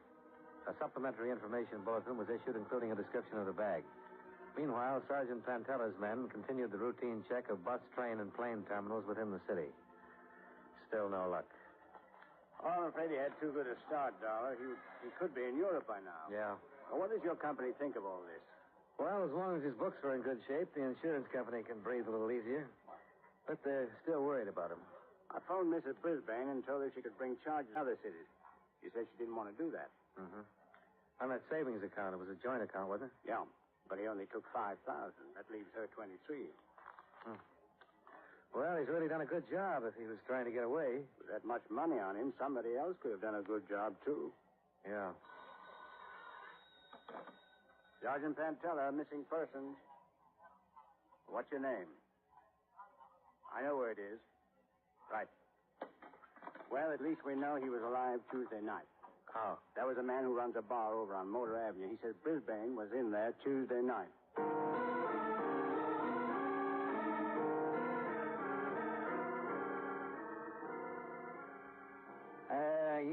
Yeah, that's him. That's the picture of the guy who was in here Tuesday night. Are you sure? Sure, I'm positive. Was he with anybody? All alone, sat right down there on that stool. How long was he here? Oh, he was here when I come on. He was still here when the place closed. Did you happen to see where he went from here? No. What kind of shape was he in? Was he drunk? No, real sober and quiet. He drank all night, but it didn't seem to affect him at all. Well, did you talk to him at all? No, I just took his orders for drinks. He didn't seem to want to talk to nobody. I see. What time did you come on? 8 o'clock. What time do you close? 2. Did you happen to notice if anybody who was in here talked to him? Oh, I think a couple of people tried, drunks, but he didn't have much to say to him, so they just left him alone. Anything else happen? No. Oh, wait. Yeah, he was making a phone call all the time he was here, a long-distance phone call from that booth right there. He sat at the end of the bar so he could hear the operator call him back. You don't happen to know where he was calling? No. How do you know it was a long-distance call? Oh, because once he handed me a 20 and asked me to change it. I gave him $5 worth of quarters. All the quarters I had, as a matter of fact. About what time was this? Well, I couldn't say exactly. It seemed to be about 10 o'clock when he started. You mean when he first placed the call? That's right. But he was still at it after midnight. I guess the operator was ringing him every 20 minutes the way they do, Do you know if he completed the call? Oh, yeah. I heard him slugging quarters into the box once. Okay. Did he have anything with him while he was here? Oh, what do you mean? Was he carrying a bag or anything? No, nothing but his overcoat.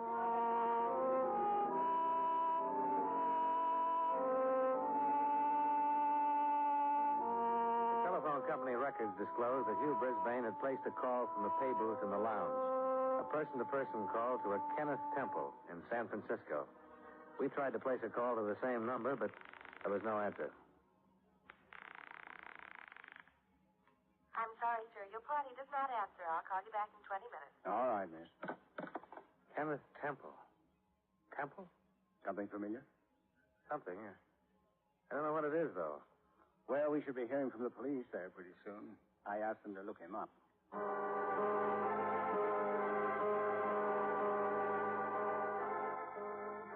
We waited another 2 hours trying to complete the call to Kenneth Temple in San Francisco. The operators were still trying when we drove out to the Brisbane residence once more.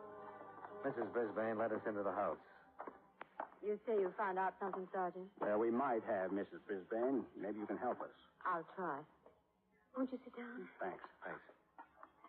Now, what is all this about San Francisco? We found out that your husband called a man named Kenneth Temple there on Tuesday night. Oh? That name, Kenneth Temple, does it mean something to you? No. Have you ever heard it before? I don't believe I have. Mr. Brisbane never mentioned it to you at all? I can't say for certain, but it's not familiar to me at the moment. Mrs. Brisbane, have you ever been to San Francisco? Yes. When? Twice. Going to and coming back from Hawaii 2 years ago. Has Mr. Brisbane ever been in San Francisco? He was on the same trip. The name Temple. Maybe it's someone you met while you were there? No. I don't recall meeting anyone there at all. We were in a group of people. We all took the same plane from here and stayed together the whole trip. I see. Oh, excuse me, please. Sure. This isn't getting us very far. I don't get it. Hello. Me? Oh, yes, operator. Just a moment. It's for you, Sergeant. Oh, thanks. Probably San Francisco. Thank you. This is Sergeant Pantella. Yes? Hello, Mr. Temple. This is Sergeant Pantella, Missing Persons Division, Detroit Police Department. We're trying to locate a man named Hugh All right. He's there now. Hugh, let me talk to him. Just a minute, Mrs. Brisbane. Mr. Brisbane, we've been pretty worried about you. Yes, I'm speaking to you from your home. She's fine. Yeah, just a moment. He wants to talk to you. Hello, Hugh. Oh, it's so good to hear your voice. Hugh, what on earth... Yes, Hugh. I'm listening.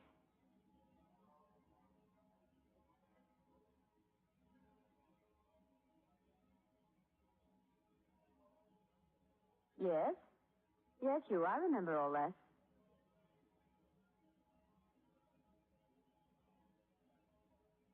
But Hugh, Yes, dear. All right. You again. Hello, Brisbane. Yes? Yes, I'm... Are you feeling all right, Mrs. Brisbane? I catch my breath. Sure that was your husband you talked to? It was you.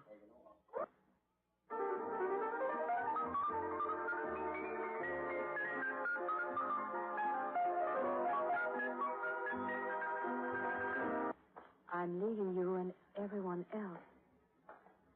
That's what he said. What? Well, he said that he was going to take a long sea trip with Mr. Temple, and that he wouldn't be back for a year, if he ever came back. He said he wrote me all of this in a letter that I should receive today. Why would he do a thing like that? He had everything here in this home that he wanted.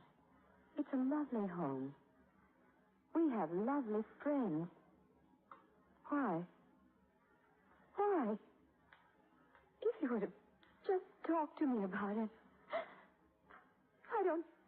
Maybe he did, Mrs. Brisbane. What? The doctor's the only one I found who ever listened to him.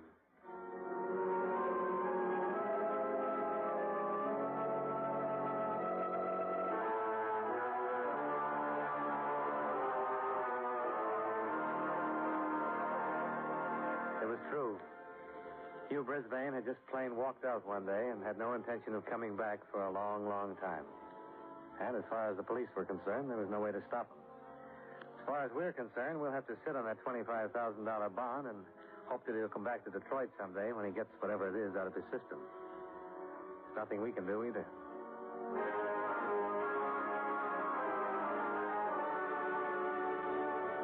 Expense account item 3. Room and board of the Chase. $78.50. Item 4, same as item 1, transportation back to Hartford. Expense account total, $286.20. Yours truly, Johnny Dollar.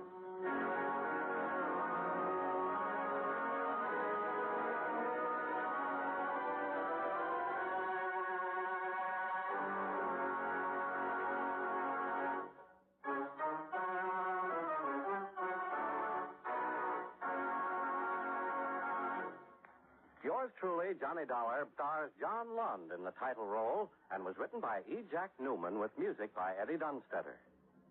Featured in tonight's cast were Jay Novello, Jeanette Nolan, John McIntyre, Joe Kearns, and Virginia Gray. Yours truly, Johnny Dollar, is transcribed in Hollywood by Jaime Del Valle. John Lund as Johnny Dollar. Hi, Johnny. Shelley Thomas at Federal. Well, you're up early today. I've already been at my desk for 2 hours.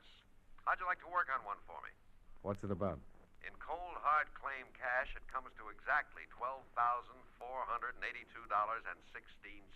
That's interesting. What does it mean? Somebody's been filching a lot of merchandise over in Toledo, and it's beginning to hurt. Could you get over there and have a look around? Sure. But it sounds like a police job to me. Well, I don't expect any miracles, Johnny. I just want a good factual report on the whole business for my clients. See you in an hour.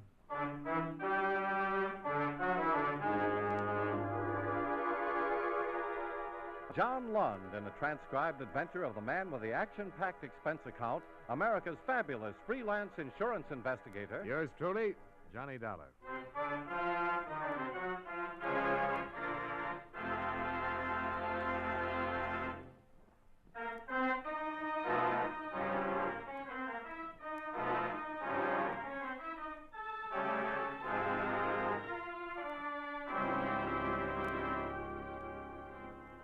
Expense account submitted by Special Investigator Johnny Dollar to the Federal Insurance and Claims Adjusters, 2044 Appalachian Drive, Hartford, Connecticut. The following is an accounting of expenditures during my investigation of the Costain matter.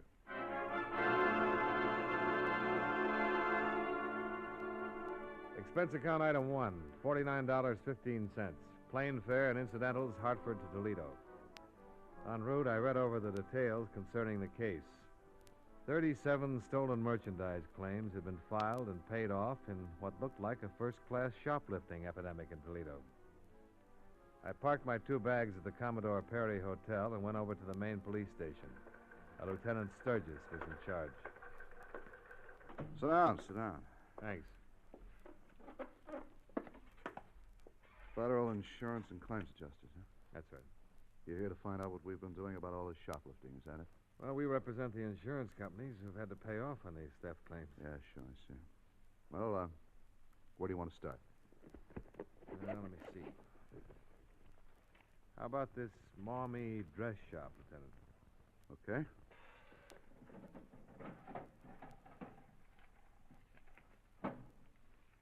Uh-huh.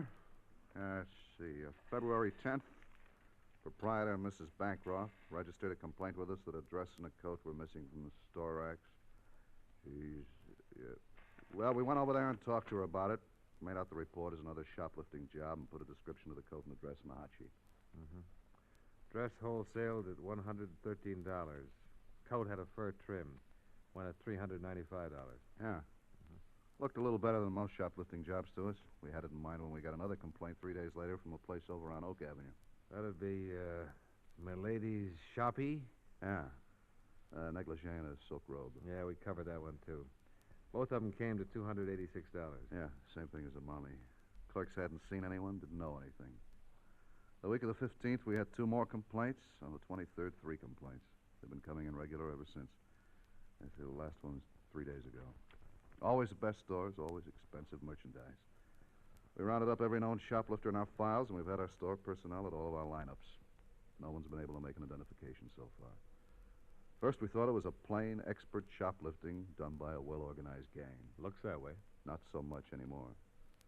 Did you notice on your list there that all of these items are for a woman? Yeah. Dresses, coats, blouses, cosmetics, millinery, costume jewelry, and so on. Now, what we didn't pick up until about a month ago is that all of the articles of clothing that have been taken are for a woman who wears a size 10 dress. That is a funny one. Yeah, and it rules out a gang right away. There's pattern to it, but I'm going to have someone else tell you about that. Yes, Lieutenant? See if Sergeant Beidler's in. Right. 99 times out of 100, a shoplifter will take anything he or she can get her hands on, regardless of cost, size, color, or anything else. So we don't think this is the work of an old-timer either. You mean somebody's just gathering up a nice wardrobe at my insurance company's expense? Something like that. If any of these stolen articles have been sold or disposed of, we'd have a lead by now. The stuff has been on the hot sheet for months. We've covered pawn shops, second-hand store... Yes? Sergeant Beidler on 2. Right. Hello, Sergeant. How's it going? Fine, thanks, Lieutenant. There's a man in my office named Dollar. I'm sending him down to see you.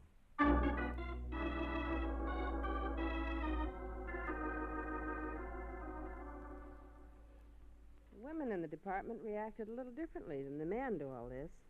How's that, Sergeant? Well, when they went over the stolen property sheets, they were first impressed, of course, by the fact that all of the clothing was for someone who wore a size 10. The other thing, though, was the good taste. Well, a lot of thieves have good taste, I suppose.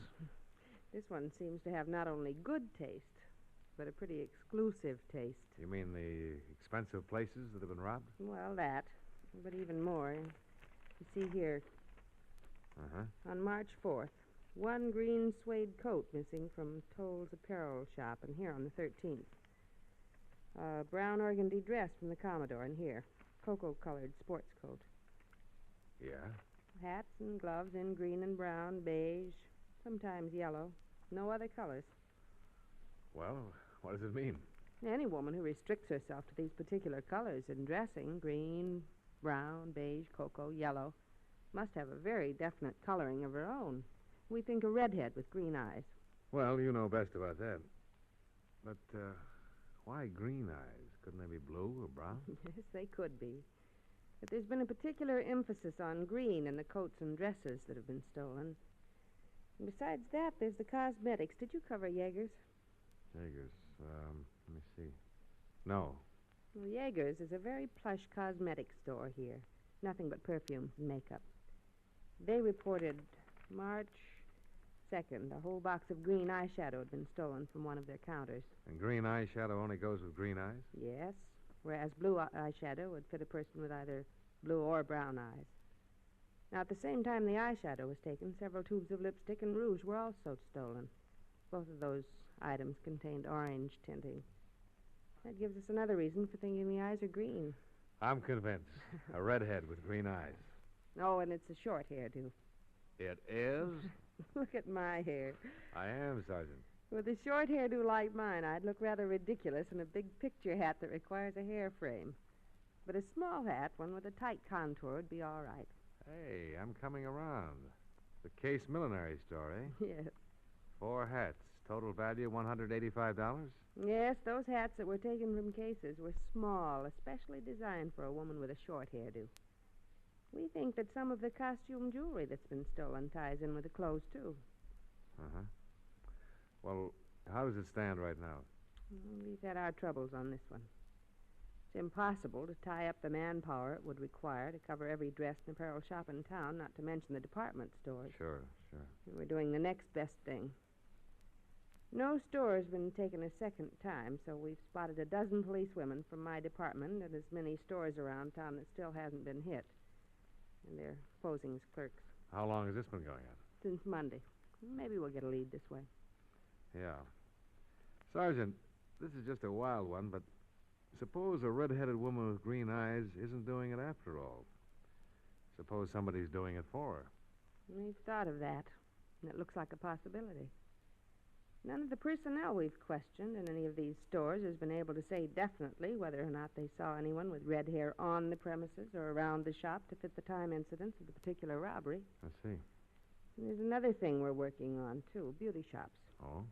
She's a redhead, and she's got all of these expensive clothes. It's a good bet she keeps herself up. You know, has her hair and nails done regularly. Yeah. We've covered about 50 different beauty salons in town, the best ones.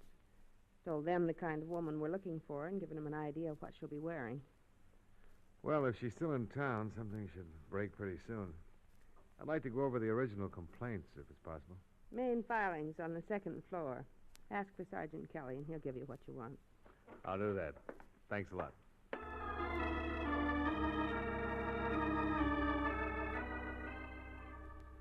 After a full day and a half of studying the crime reports, I wholeheartedly agreed with Lieutenant Sturgis and Sergeant Beidler.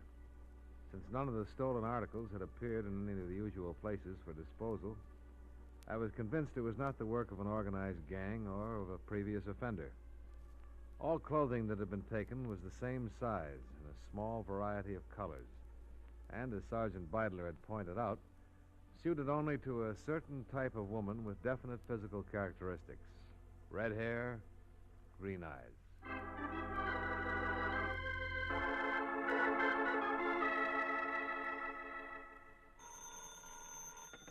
Johnny Dollar.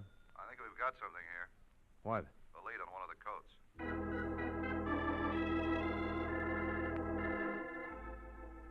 I met Lieutenant Sturgis in the police garage, and we drove over to Toll's apparel shop on West Oak Street. One of the clerks there had phoned in and reported she'd seen a woman wearing a green suede coat that had been stolen from the store a month before. The clerk's name was Alice Emerson. I'm sure it was the coat. Well, how can you be sure of that, Mrs. Emerson? Well, it was the only one like it in the entire store. And as far as I know, in Toledo, it had a gathering at the back and gold buttons. I just knew that coat the minute I saw it on her. I just knew it. Oh, this was about half an hour ago, you say? Yes, I was on my lunch hour, and I was eating at the Westgate. The cafeteria? Yes. She was about 3 people ahead of me in the line. I didn't remember at first that the coat had been from us, but when I sat down to lunch, I recalled it. Mm-hmm. I really didn't know what to do exactly. Then I thought, well, I'd better make sure it is the coat, you know. I wouldn't want to make trouble for anyone. What did you do? Well, she had a table over by the wall eating her lunch alone. So I finished my lunch, and I walked over near her, and I took a good look at the coat. It was our coat, all right. The one that was taken from that rack over there. I was going right out on the street and call a policeman, but I guess she got a little suspicious of me looking at her the way I did, and she got up and left. What did she look like, Mrs. Emerson? Oh, she was a nice-looking woman. About my size, 30 or so. Very nice. What color was her hair? Dark. Very dark. Dark? Black, you mean? Or dark brown. I don't know which. Did you happen to notice the color of her eyes? No, I didn't, but she wore glasses. Horn-rimmed. You're certain it's the same coat? Oh, I'm positive. Have you ever seen the woman before? No, never. At least I don't think I have. Nothing familiar about her at all? No. Did you happen to notice which direction she went in when she left the cafeteria? No, I don't know where she went. She just got into a taxi cab.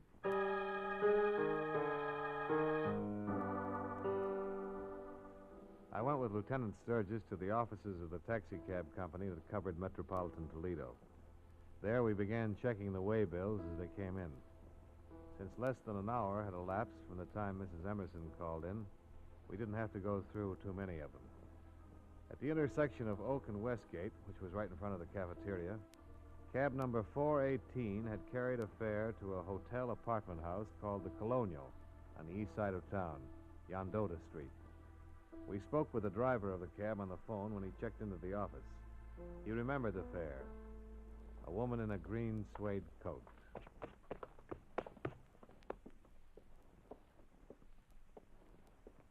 Try that. Yeah. Hello, can I help you? Police. Oh? Sometime in the last hour, a cab brought a woman to this address. We'd like to talk to her. She's about 5'4", about 30, dark hair, wearing a green suede coat. You know her? Well, let's see. Wore horn-rimmed glasses? Well, I've got 175 apartments here. Wait, a green suede coat? Yeah. Well, Miss Jones. Jones, huh? Yes, Lillian Jones. She just checked in 2 days ago. Alone? Yes. What apartment is she in? 1429. Shall I ring her? No, never mind. We'll just go on up.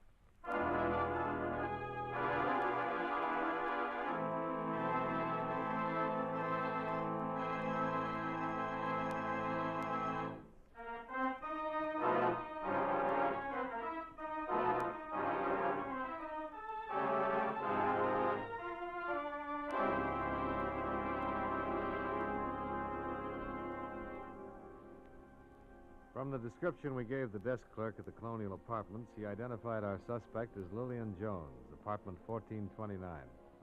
She'd come in approximately 20 minutes before we'd arrived. As far as the clerk knew, she was still in her apartment. We took the self-service elevator up to the 14th floor. Ought to be down this way. Hey, wait. 1410, then it goes to 21. Yeah. Oh, the corridor. Oh, yeah.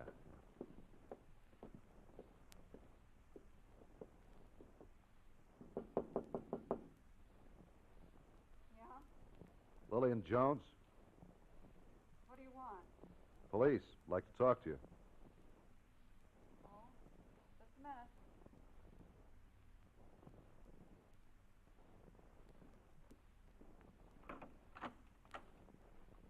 May we come in?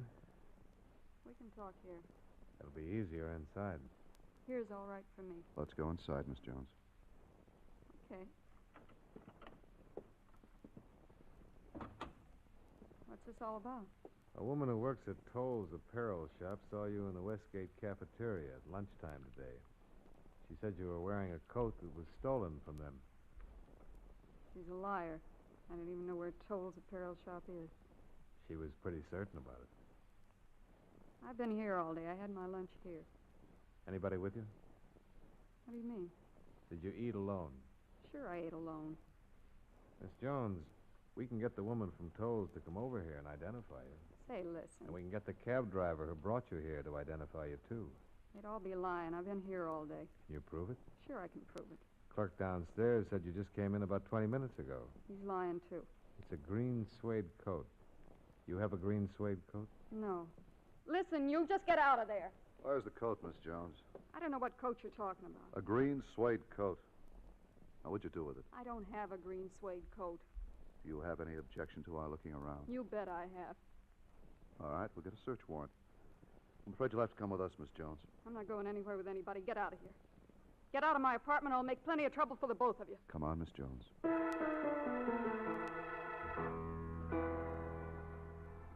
Lillian Jones had a record of one previous arrest 2 years before. The charge, grand theft. She'd been released for lack of evidence. Her profession was listed as a domestic. The saleslady from Tolles' apparel shop appeared and positively identified her as the woman she had spotted in the Westgate cafeteria wearing the stolen coat. The cab driver who'd driven her from the intersection of Westgate and Oak to the Colonial Apartments was called in. He also identified her. She still refused to admit anything, maintaining that she hadn't left her apartment all day. Lieutenant Sturgis took a detail of men to her place to search the premises. I stayed with Sergeant Beidler while she questioned Lillian Jones. Why won't you tell us what you did with the coat, Lillian? I don't know what coat you're talking about. Honest, I don't. Mrs. Emerson saw you wearing it at the cafeteria today. The cab driver saw you wearing it. The clerk at your apartment desk saw you wearing it. They're all liars. I don't own a green suede coat. You people have no right to hold me like this and ask me all these questions. I haven't done anything. What did you do with the coat? There isn't any coat. Where'd you hide it? I want a lawyer. Can I call a lawyer? Tell us about the coat. You stole it from Tolles' apparel shop on March 4th. Isn't that right? I don't know anything about Tolles' apparel shop. I told you. It's on Oak Street. I'll drop in and say hello sometime. What about the other thing? What other thing? You know what we're talking about, Lillian. Why don't you get it off your chest? We'll find out sooner or later. Who are you working with? I want a lawyer. Where's it hidden? I want a lawyer. You can make a statement now and save yourself a lot of trouble. I want a lawyer.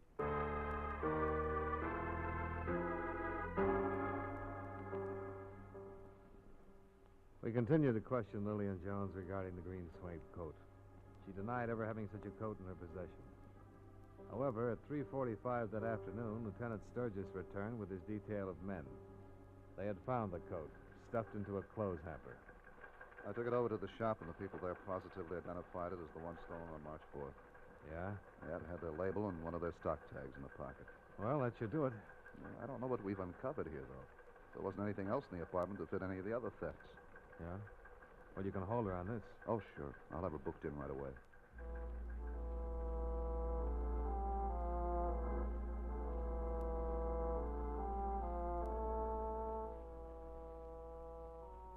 Lillian Jones was charged with grand theft. Before she was taken to the main jail, she admitted that she had stolen the coat. But not from the apparel shop. From the home of a family by the name of Costain. She said she'd been employed there for 2 weeks as a domestic servant. Mr. Costain was a civil engineer with offices in downtown Toledo. They informed us that he'd already left for his home, so we drove out there to interview him. It was a large 12-room place on the edge of town. A servant took us into the living room. A few moments later, a tall, gray-haired man in his early 50s made an appearance. I'm Mr. Costain. I'm Lieutenant Sturgis, Mr. Costain. This is Mr. Dollar. How do you do? Police? That's right. They hate to bother you around dinner time like this. Quite all right. Sit down, please. Thanks. We're holding a woman downtown named Lillian Jones, Mr. Costain. I understand you employed her at one time. Lillian Jones? Oh, the maid, yes. Is she in trouble? We're just checking her story. I see. She was in possession of a green suede coat at the time we took her in, Mr. Costain. Mm-hmm. She insists that she took the coat from your home. Why would she say a thing like that? Well, we don't know. We thought maybe you could clear that up. I have no idea what she's talking about. I fired her last Tuesday, I believe it was. That was the last I saw of the woman. Was she very angry when you fired her? Not particularly. It's just that she didn't work out here very well. I gave her 2 weeks' pay, told her to go. It's a green suede coat with gold buttons down the front. I don't know where she got it, I'm sure, but I know she didn't get it here. Funny she'd tell us she stole it from here? Yes, it is. But I don't know why. Is Mrs. Costain at home? Mrs. Costain passed away last February. Oh, I'm sorry. Do you have a daughter? No. Well, we have to check into all these things, you know. Oh, I understand. I wish I could help you. You can, if you will, Mr. Costain. How's that? Would you mind dropping into my office tomorrow and taking a look at the coat? Oh, I don't know what good that would do, but I'll be glad to do it. You just might recognize it. Perhaps it belonged to Mrs. Costain. Possibly, although I don't remember it. Room 212 in the main building. All right, Lieutenant. I'll be there in the morning. Fine. Sorry to have bothered you. No, not at all. Good night. Good night. Good night. Did you see it? The color print on the piano? Yeah. A red-headed woman with green eyes.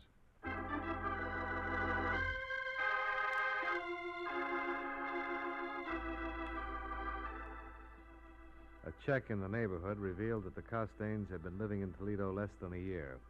Before that, they'd lived in Detroit. Financially, they were in the upper income bracket.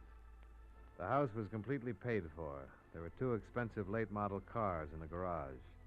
The Office of Vital Statistics informed us that Mrs. Costain had died on February 6th of a heart condition.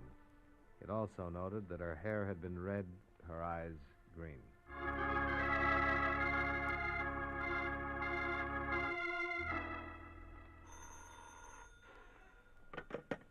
Lieutenant Sturgis, robbery. Oh, yes, of course. I see. Well, are you going to be home? Fine. Arnold Costain. Yeah? Yeah, he just changed his story. He said he did know that Lillian Jones stole that coat when she left the house. You give any reason for not admitting it when we were there? No, just wants to see us.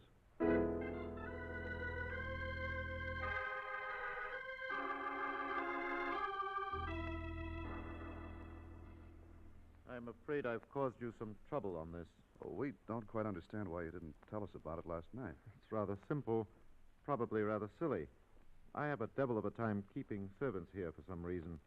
If a notice got in the paper, I'd accused one of them of theft. Well, I'd have a difficult time getting another one. They're that way. That coat's worth over $600, Mr. Costain. Yes, I know. It belonged to my wife. And you let it go like that? Oh, I'm insured for personal loss. Did you report this to your insurance broker? Oh, yes. Did you file a claim? Yes.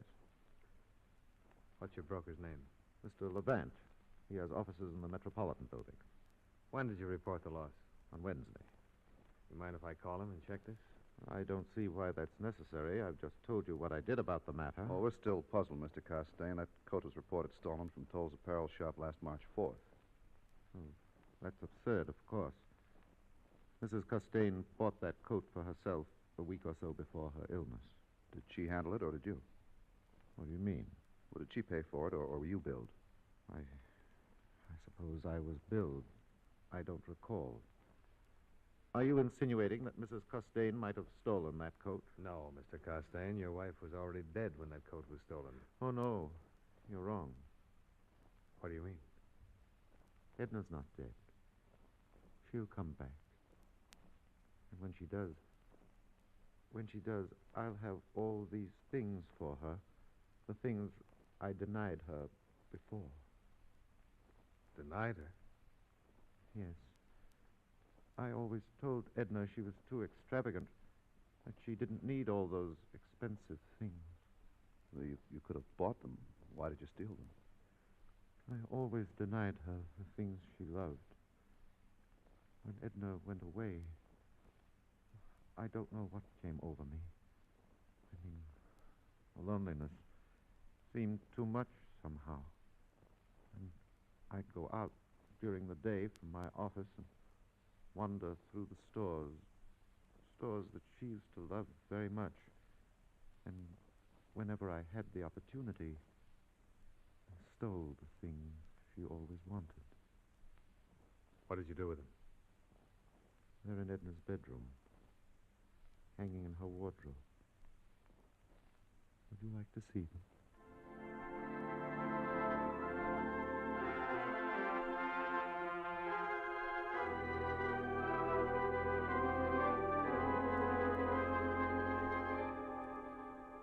Expense account item 2, $75.25, board and room while in Toledo. Item 3, $62, miscellaneous. Item 4, $41.10, plane fare back to Hartford.